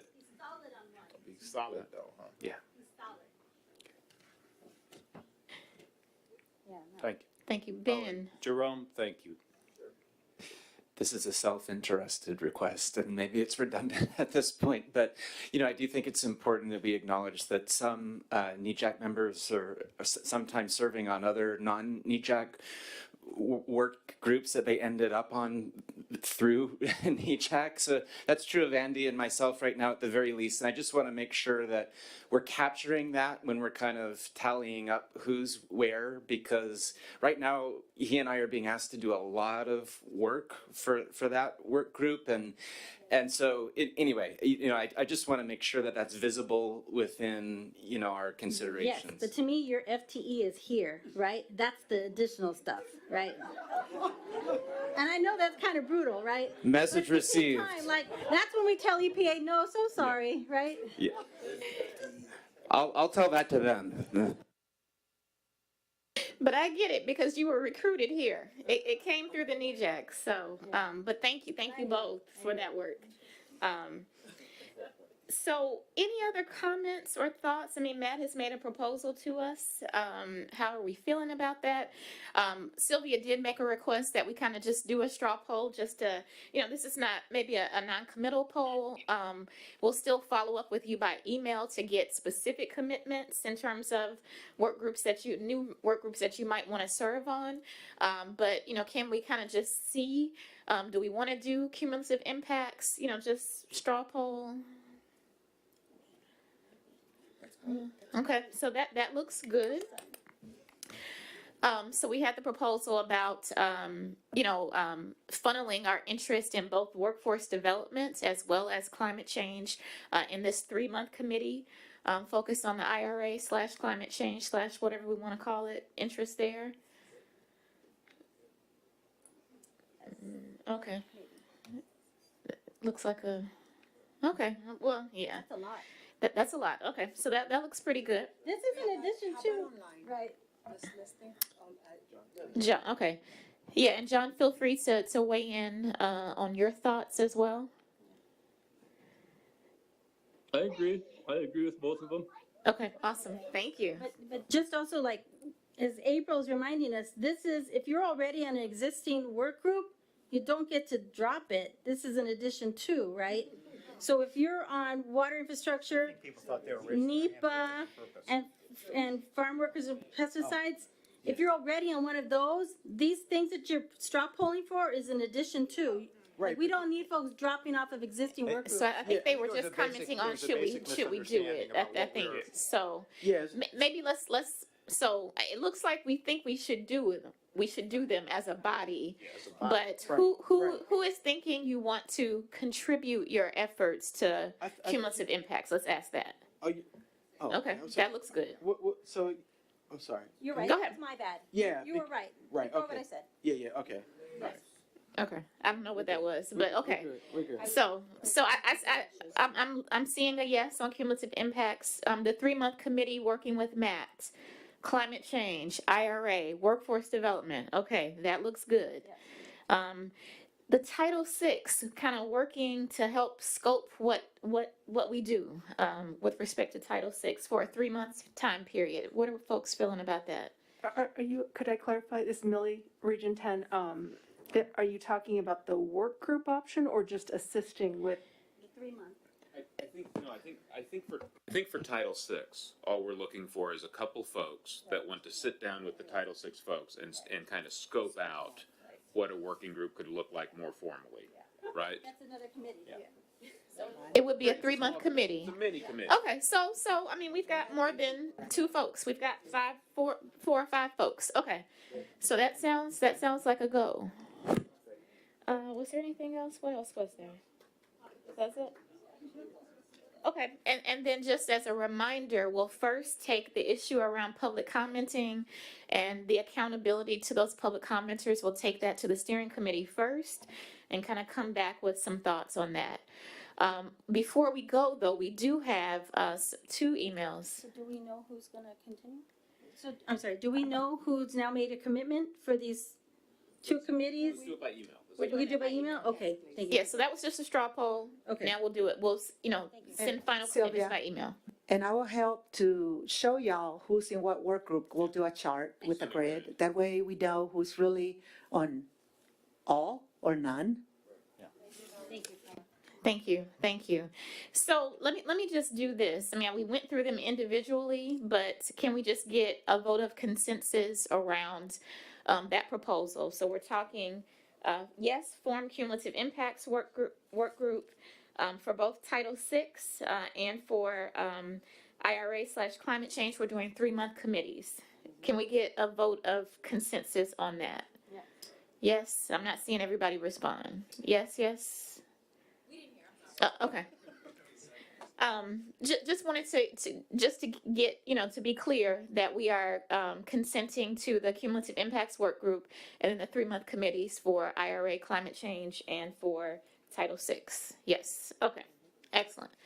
All right, so I think we have our work cut out for us. We'll be following up by email in terms of specific commitments to serve on these work groups. Before we leave, Sylvia has sent to you all 2 potential letters. Wait a minute, I'm sorry. Matt, you also talked about the location. Maybe you want to get just quick suggestions on that before we go? You're the chair. You're the chair. That's more of a happy ending, I think. Okay. All right. All right. So well, let's maybe not, I shouldn't say that. Anyhow. Well, on the topic of responding to public commenters, Sylvia has drafted 2 letters that she sent to each of you all in response to 2 sets of public commenters that we heard on Monday. So I'll turn it over to her to talk about that. Okay, and so just briefly, so again, we heard from folks from Manchester, Texas that have been here several times before, say that they've been trying to get EPA attention for many years, right? They even were part of the stop along the Justice Tour, Journey to Justice Tour. And so again, one of the things that, and then we also had some other folks from the Newcastle community in Delaware. And so one of the things that we had been able to do in previous in-person meetings is that we would kind of get some teams of folks together who would draft a letter to some things that we had heard and then kind of bring them to the council before we closed out. It was another way to sort of have kind of another small action step, right, in response to public comments. So I took the initiative this time, was talking to some chairs and some other folks around doing this, and drafted something, and I also shared it back with those public commenters and said, hey, did we capture this adequately? Is this something that you want us to send up to the administrator, right? So the drafts that you have there are the ones that we got, they're good with this, right? So I want to just confirm with you all, if you feel good with this, with being able to send these to the administrator, if there's any minor tweaks, again, we can do that, right? It's not a thing. But again, like they support these letters as they are right now. They've also had a chance to even offer some edits to them. And so I just want to know if this is something that you all feel we can do in terms of a small way to respond to public comments, send it up to the administrator, see what kind of responses they get, because in the letters, they both ask for a 60-day response for to those communities, right? They're not responding necessarily to us. Maybe we'll get something, but we're asking respond to those communities within 60 days. And so this could be something, again, that we could be doing in future NEJAC meetings again, if we just figure out a plan for this kind of engagement, especially with the conversation we're having with steering. But again, trying to offer a little bit of intentionality. So is there anything that folks wanted to say more by the letters? I'm hoping you all got to see them. Do we need to read them, or are you feeling it's okay to move forward? I did not read them. That's amazing, Sylvia. Thank you. I have not read them because I've been in here, but I will. Yeah, tomorrow. Okay, well, I'm looking for approval now. That would be the thing. Would it be helpful if we just read them? Yes. Okay, then I'm gonna ask for you all, a couple of volunteers to read them. Who has access to it right now? All right, Andy, if you'll read one, and then who can read the other one? All right, Sophia? Thank you.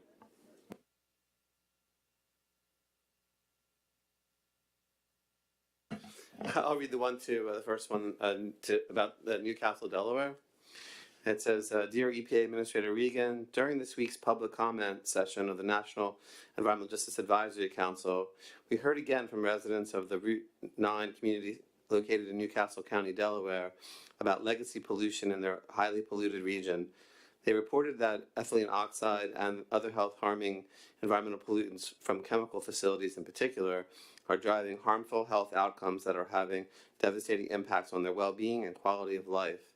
In particular, Ms. Dora Williams, Ms. Sandra Smithers, and Ms. Jeanette Swain reported that there is growing documentation of cancer cases among people of color that is not receiving adequate attention and response from state environmental quality regulators regarding resident complaints.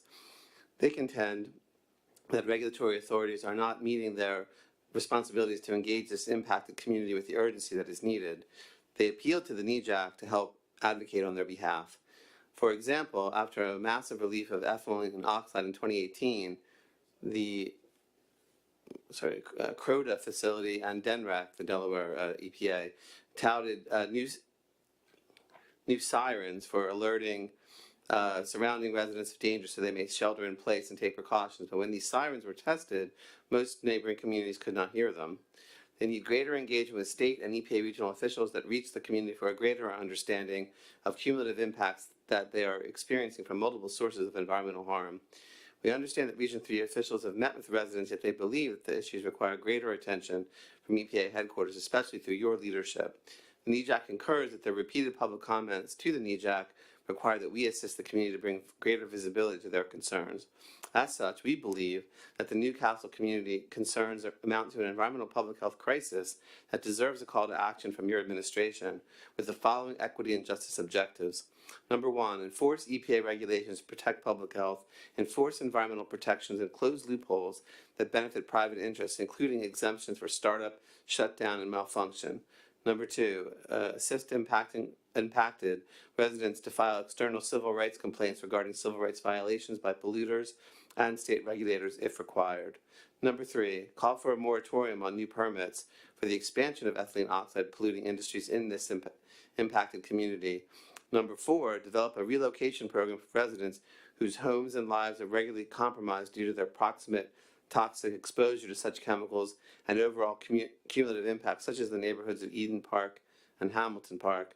Number five, conduct a public health assessment health study of the neighborhoods along the Route 9 corridor from Claymont, Delaware to Delaware City, Delaware. We ask that your administration meet immediately, i.e. within 60 days, with members of Delaware Concerned Residents for Environmental Justice, Newcastle Prevention Coalition, and the Route 9 Monitoring Committee, local residents and Region 3 officials to reiterate their environmental justice concerns, immediate needs, and to draft a response plan that meets the public health needs of this impacted community. Lastly, we appreciate your timely response to these long-standing issues, and we'd be pleased to discuss this more at length if you would like. With appreciation and regard, the NEJAC. Wow. Sylvia, that is awesome that you wrote that in in between all this. I've been too tired. I'd be working on that for a week. Nice job. No, it came out well. That's awesome.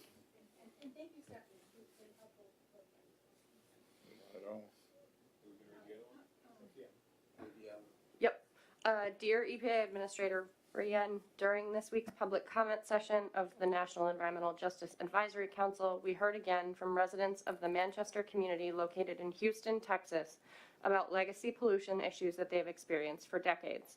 They reported that the source of the environmental pollutants are derived from an industrial 50-mile stretch of gas, chemical facilities, plants, and waste sites whose products and practices are having devastating impacts on their health and quality of life. In particular, leaders from the Texas Environmental Justice Advocacy Service, TEJAS, reported that for 28 years they have engaged Region 6 staff and national program leaders regarding the health harms experienced by low-income, Latinx, and other people of color in the Houston area. Among the industry polluting consequences in this community are kidney cancer, debilitating asthma, and childhood leukemia. We understand that you and 3 previous administrators have visited the region and met with residents in this toxic corridor to meet with impacted residents and learn about their environmental justice concerns and solutions. Moreover, your Journey to Justice tour in the fall of 2021 demonstrated a meaningful intent to bring greater visibility and attention to legacy environmental justice community, and to date, it seems we again are being placed on the back burner. Nonetheless, we are greatly concerned that the long-standing cumulative impacts on Manchester residents are not being addressed by EPA with the urgency that is needed. We believe they amount to a public health crisis that rises to a call to action from your administration with the following equity and justice objectives. 1. Enforce EPA regulations to protect public health, enforce environmental protections, and close loopholes that benefit private interests. 2.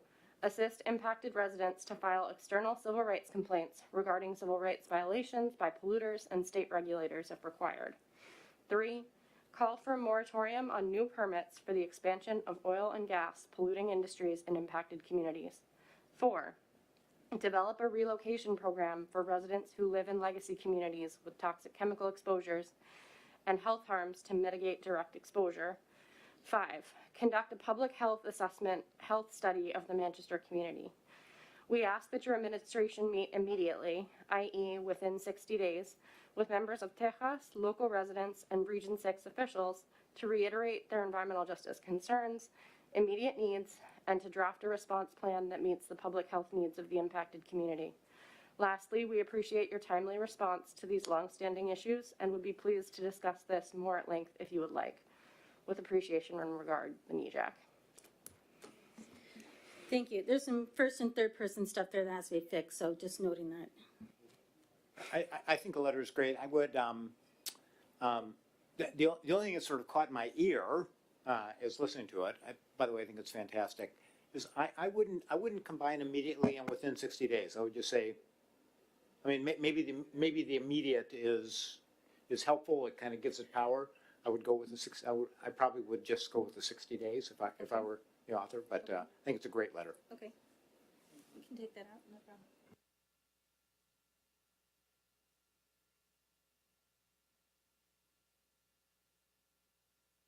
Scott?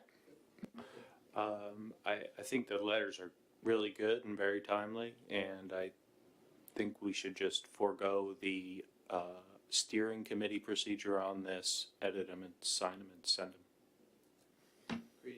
So moved. Thank you. There Jen you has go. a comment. I like the letters very much. I wondered if you wanted to put where it came from in Delaware and where it came from in Houston at the top. And I would suggest not making the first paragraph and the last paragraph of them the same. Just tossing words around a little bit. Otherwise, people get it's a form letter and they'll start to go to the middle. Yeah, so just changing it up a little. Sometimes I make a letter one date later, so it's not that on the same date, December 1st, and the next one December 2nd. And sometimes I make the second letter indented, the paragraphs, 5 spaces. It just makes it look different. Yeah. No problem. It just, if you want somebody to read it, otherwise they just go to the center. Wow. There's a few tweaks that we should go with it, I'd say. This is handout. Is it 2 or 3? On Charles? Oh, okay. Vote on this thing or what? Charles Lee, did you have something? When you get done, I wanted to just say, ask a few questions and say a few words. Okay, wonderful. We'll come to you in just a minute. Go ahead, Ivanka.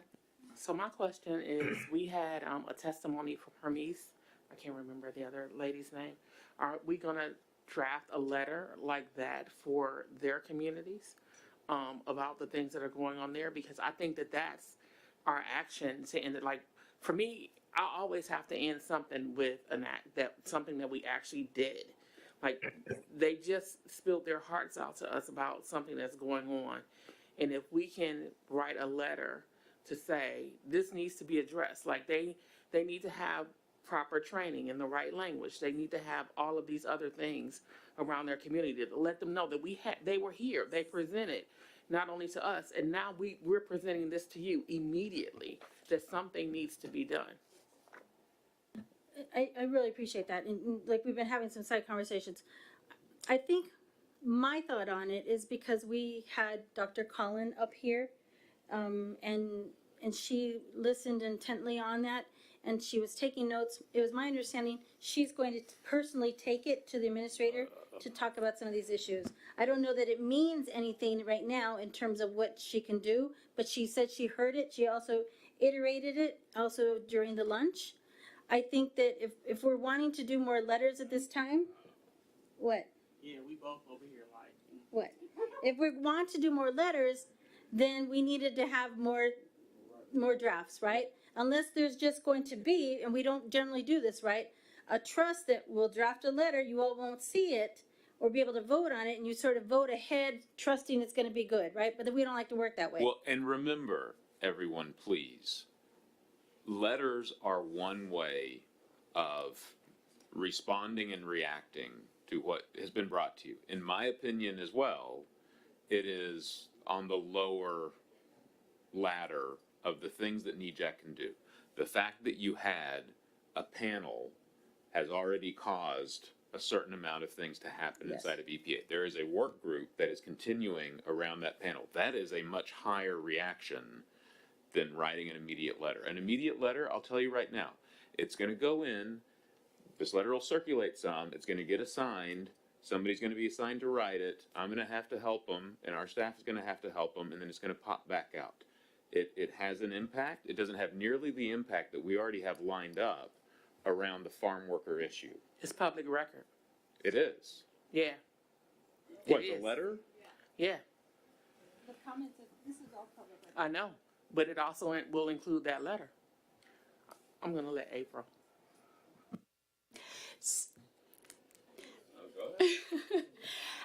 I hear you, Matt, and I love that you explained to us the mechanics of how this would, because where I sit, I'm coming from what's going to lead to action. And so I want to trust you when you say that because Ramid was sitting in front of us and heard these, testimonials directly, that would lead to direct action. My ask is that we have a way to follow up with her, or maybe it's Sabrina, to be able to determine what that action is.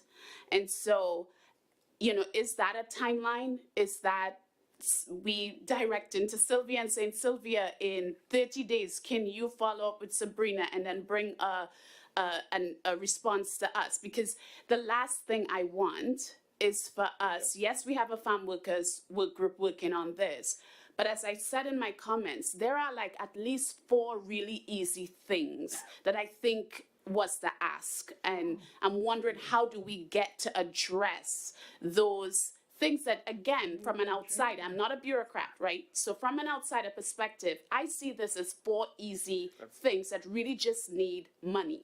But then maybe you might be saying, from the insider perspective, it's not easy because maybe there are laws and all of these other things that we're not seeing.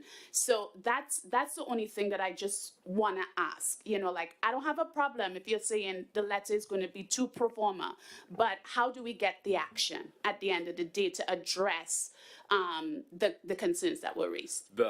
Those 4 things and the people that will raise those and that would have to, look at and respond to a letter that you send in doing those 4 things are the same people that are working with you all on the work group. All right, so engaging in that process that you already have set up, and we can absolutely make sure in the work group and following up that we can put that before them, and we now have Robin's involvement in it to say, hey, these right here we need to come back with before the next meeting, right? These were easy. Writing another letter to it is I just don't want their concern. This is Ivanka Hall, Right. Region 5, Northeast Ohio. I don't want the concerns that were addressed here to be dismissed, and then next year they're dismissed, and then next year they're dismissed, and then next year they're dismissed. Like, my thing is, whatever it takes to make sure that their concerns that are going on in their community and in communities across the country are addressed by whatever means necessary. If it requires a letter, if it requires another meeting, if it requires a phone call, an email, like whatever. If it requires me to fly from Cleveland back and have a meeting face to face, I will pay to have a meeting face to face. Because the last thing somebody wants is for me to fly somewhere on my dime and have a face to face. Because you're not going to like the face that gets there. Because you're not going to get Ivanka Hall, the homeowner in Cleveland, Ohio. You're going to get Ivanka Hall, Executive Director of the Northeast Ohio Black Health Coalition. Myself and my attorneys will come with me. Like, I think what I have witnessed over these last few days of people providing their testimonies and sitting here crying their hearts out about things that are going on in their life. And let me tell you, the real deal is this, that I'm sitting here with you because 14 years ago, I went to a doctor and said, I think something is wrong. And it was ignored for year after year after year after year. And I have cancer because it was ignored for year after year after year until I finally went in and said, this is what I want you to do for me now. So one day I'm not going to have a voice because I'm slowly being robbed of it. And so while I have my voice, I want to make sure that they have a voice, and it's me. My card is up too. And even though I get skipped and everyone goes around. That said, I want to say that I feel the same exact way as Ivanka Hall. I want to second what she just said. I find it very frustrating that we've been called here as experts on environmental justice. When we make suggestions to do something specific, it's like, oh, there's this way, there's that way. What about the way we want to do it? Isn't that why we got appointed to be here? What if it's meaningful to us because it's the last thing we'll do? What if it's meaningful for us to have a letter that says, we heard them today and this is what they said and these are the things that we suggested as a group to do for them? Is your choice what this body wants to do. I do not have a voice. I do not have a vote. My job, and the reason my job was created, was to give you all the benefit of my perspective on the inside. That's all I'm trying to do. I'm not trying to talk you out of it. I'm giving you the benefit from the person that was placed on the inside by the EJ movement to give you the inside perspective. I do not think a letter right now gets you anything more than what you've already got set up by having the work group and having dedicated staff time out of the program to addressing these issues. If you want to write a letter, that is y'all's prerogative. I'm just giving you the benefit of it, okay? And if we want to write a letter, we need somebody to write it. So keep that in mind as well. I think also, and I appreciate that. Believe me, you don't have to convince me, right? Like I'm up in the middle of the night writing letters, And so, but I think in part, again, like not being together for more than 2 years has challenged a lot of the ways that this council could work, has worked. We're having to relearn some stuff, even trying to educate on some things and how we can do this, right? And so, as part of what's going on too, there's a transition process, right? With me and Nataki, so we can like share, teach, prepare the next chairs, right? There's some things that like we're taught in the FACA workshops or the training that we had earlier. Other things that are more informal about how this all goes. I'm trying to see again, like how we can better inform each other about the things we can do. So maybe one of the things we could prepare for in that March meeting, we have a dozen letters, right, that we want to bring forward with all kinds of stuff in the public comments and say, administrator, look, this stuff could get ignored. Here's another letter, and so on, right?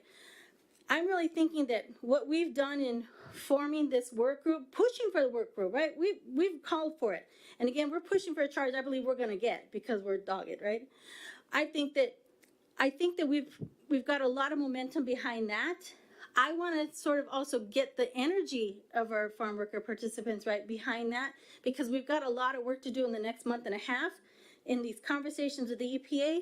More stuff that we can even add to a next letter, right? In terms of if we need to do some reporting about what's not working or what's going well, right? So I agree with Matt that I think that we had a really great forum that's gotten attention. There were already folks that were in the room, that I'm watching them too, taking notes, other people that were online, people that know we're coming for them in many regards, right? Because we said, we're gonna be meeting with you, right? And if you're not showing up, I'm one of those will call people out, and I know you are too, right? So I think that we've got a lot of things going for us in the work group that we can be prepared for. I think in terms of immediate issues, to me, you had some really good ideas too, in terms of like what it is we can do to maybe help folks get some grant money outside of EPA too, right? And figure out how to do some immediate support stuff for the immediate needs of people we're working with. We do this all the time, right? Like you're gonna be in my community, let me see how I find you a washing machine for somewhere, right? We can do some other things off to the side meanwhile, but I think the things we're looking at more systemically that need to be provided through the regions or through the states or from the darn employers, right? We can start putting more calls for action for that through the work group. That would be my sense.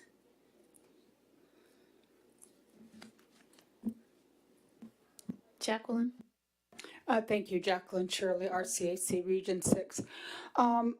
Another question, mechanic thing, is it on the public comment? Because NEJAC is very unique in the way we respond, rebuttal, have conversations with the public comment.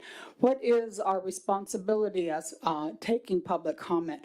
Because the NEJAC, they don't ask questions. You come in, you say your public comment, next please.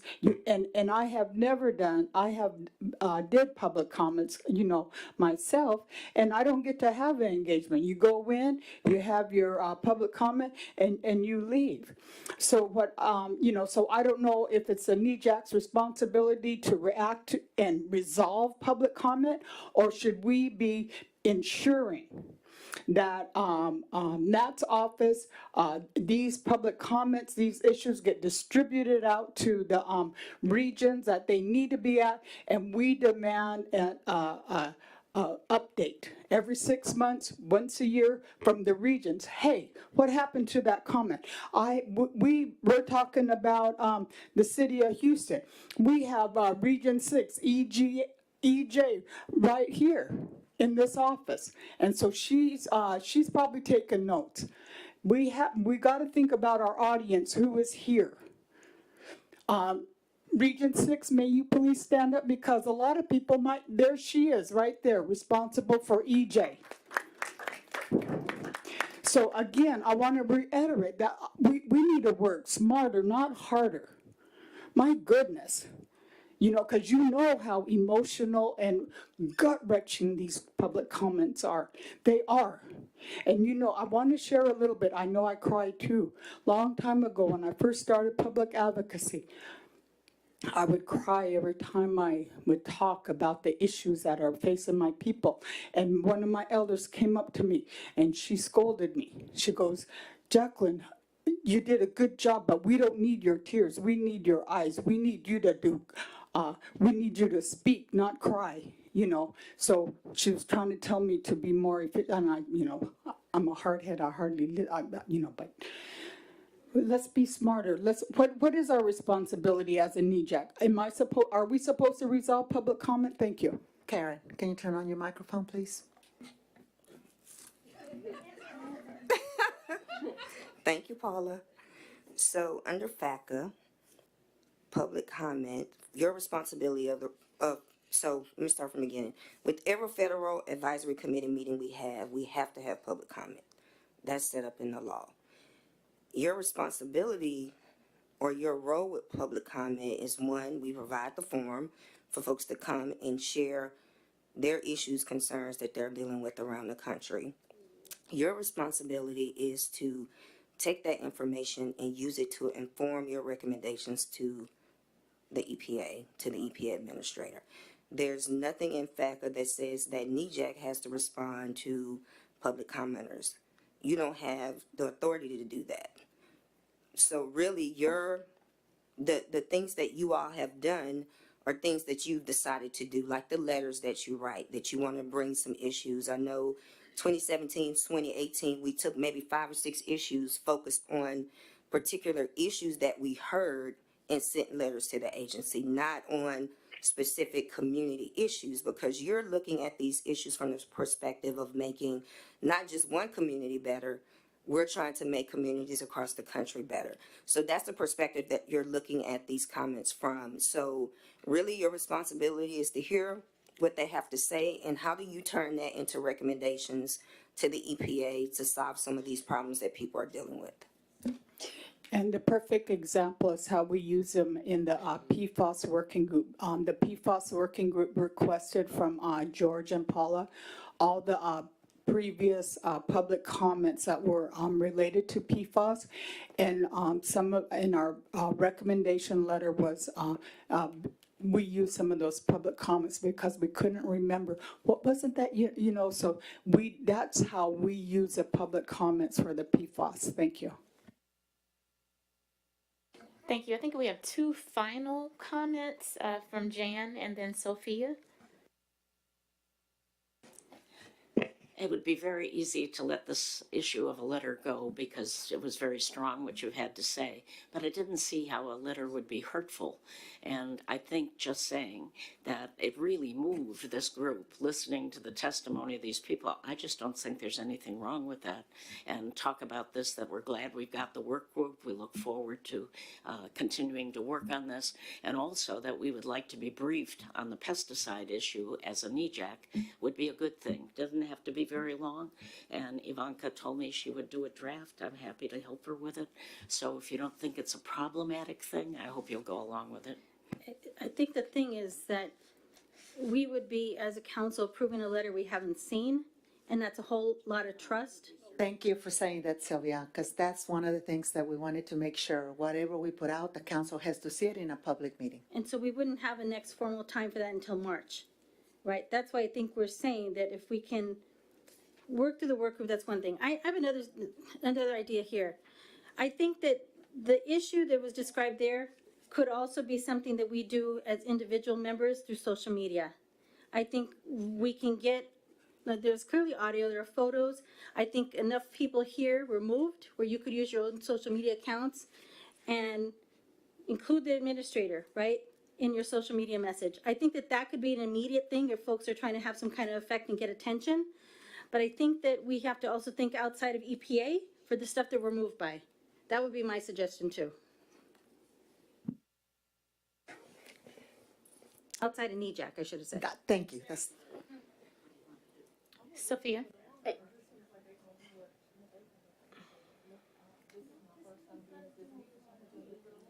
Did she say you?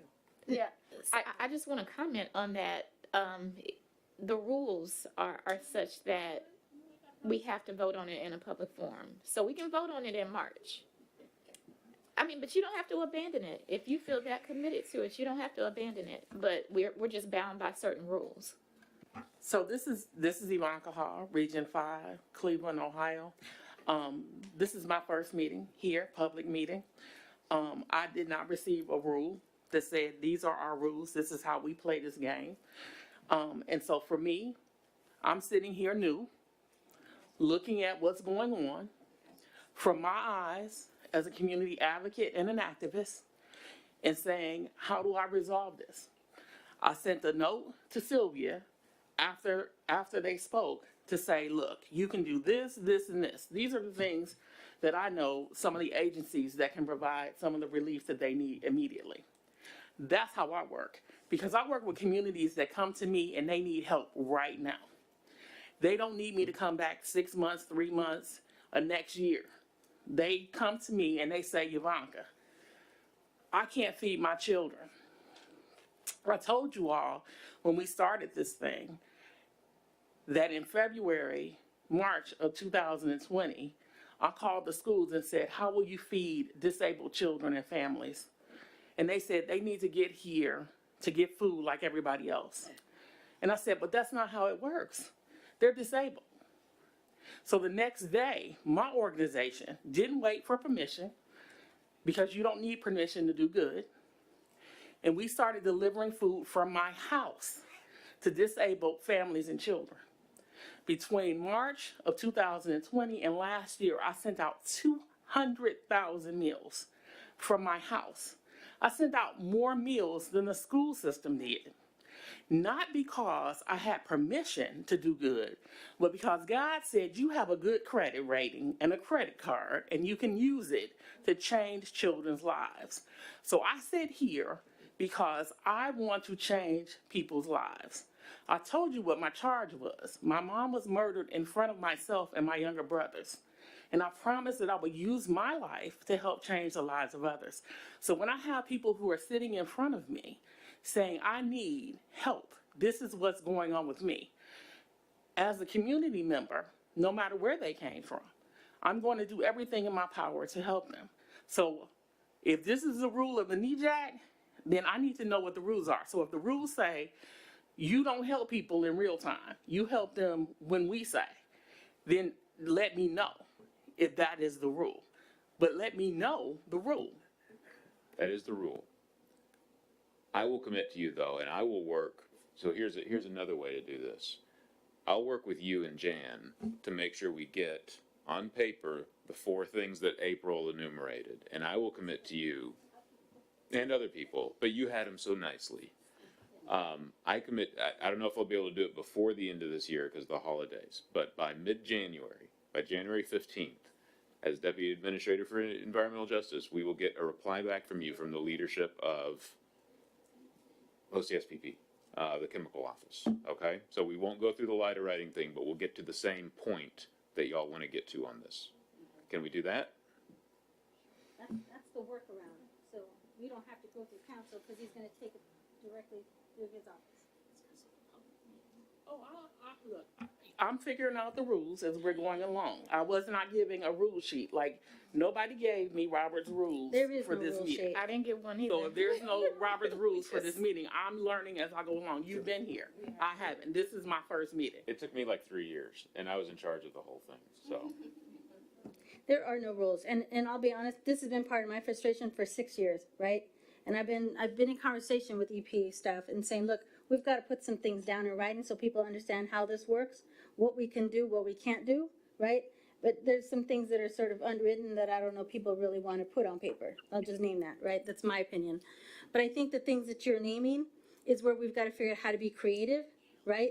And so I appreciate, Matt, that you're stepping up and saying, look, I will figure out how to do this under my authority, right? It's not within our authority as a council to do, because it won't mean for S, right? To be honest, right? I think if we were to do the letter, but I'm convinced, and I'm saying this, right, as someone who will also be doubtful in many regards, I'm convinced we can do something through this work group, right? And I'm really especially convinced because of who's on this work group, right? And with the amazing members that we have from the farm worker community, it's gonna be different this time around. And so that's what I'm holding on to right now. Sylvia, or interpreters are asking when are we going to wrap up because we do have contract. Paula, can I just? Oh, yes, Sophia, go ahead. Thanks. Sophia, Region 1, Boston. The facilitator in me is dying a little bit right now. And that is no disrespect to anyone here.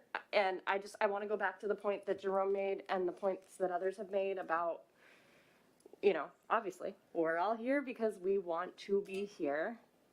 15-hour days and then 2 12-hour days. As much as I am happy to be here in person with everyone and starting to, make those connections that we know we need to do this work in a trusting way, we have to figure something else out. If not for ourselves, then for the respect of the EPA staff and the interpreters and the people who are taking notes who, they're doing that. They're here because we're here. And they're not volunteers, but we need to honor their time.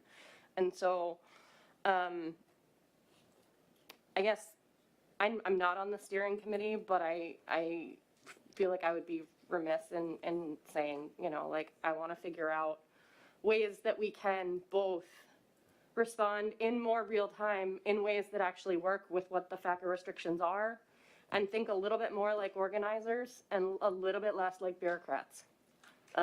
So I want to end on that note because I know things have been contentious, but I think there's a lot that we can do together, and we can think creatively and do things differently and get people what they need right now. There was a lot of pressure on this meeting, right? After so long and after the pandemic and all we wanted to do and all we were hoping would be possible. And we might have sort of taken on too much, which put upon us as well. I think as we're thinking about the next in-person meeting in the summer, we can definitely think about it in a more sort of healthier way, right? Healthier approach. We do have an online meeting coming up again in March, so we can even think about what that means in terms of how much time we're spending. But I think that, again, like, part of this is really trying to figure out when we're having the conversations in whatever the work group spaces are, the steering committee spaces, whatever other engagement you're doing with OEJ stuff, I think it's important to figure out, again, the balance, right? And I think that we're also expecting a lot of ourselves. At the same time, we're saying we need to be kinder, right? So we've got a lot of unevenness even just in the conversations right now. But I think that let's spend the time, right? Let's make the intentionality towards what you're describing there, Sophia, and I appreciate that too, Jerome.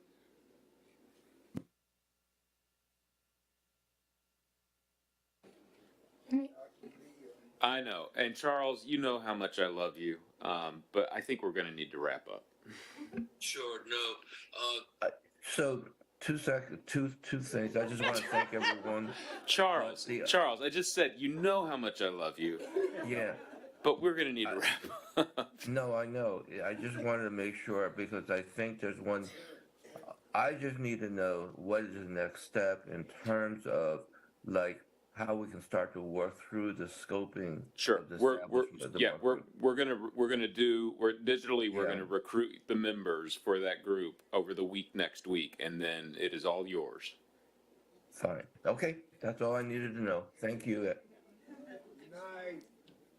All right, well, thank you, everybody, for the additional, we first added 30 minutes, now we're up to an additional 17. So I'm gonna turn it back over to Paula, hopefully, and I see people pointing, I don't know what that's about. Oh, you're Stephanie. Consent for the letters? I thought we had consent, did we not? Did we? We didn't take a vote. Do we have consent for the letters? We need to ask. Does everyone consent to the letters? All right, thank you, everyone. This concludes our public meeting. Thanks to everyone who made this happen, to all our contractors who stuck around even though we went over the amount of time, and our volunteers, and most of all our members. This concludes this meeting.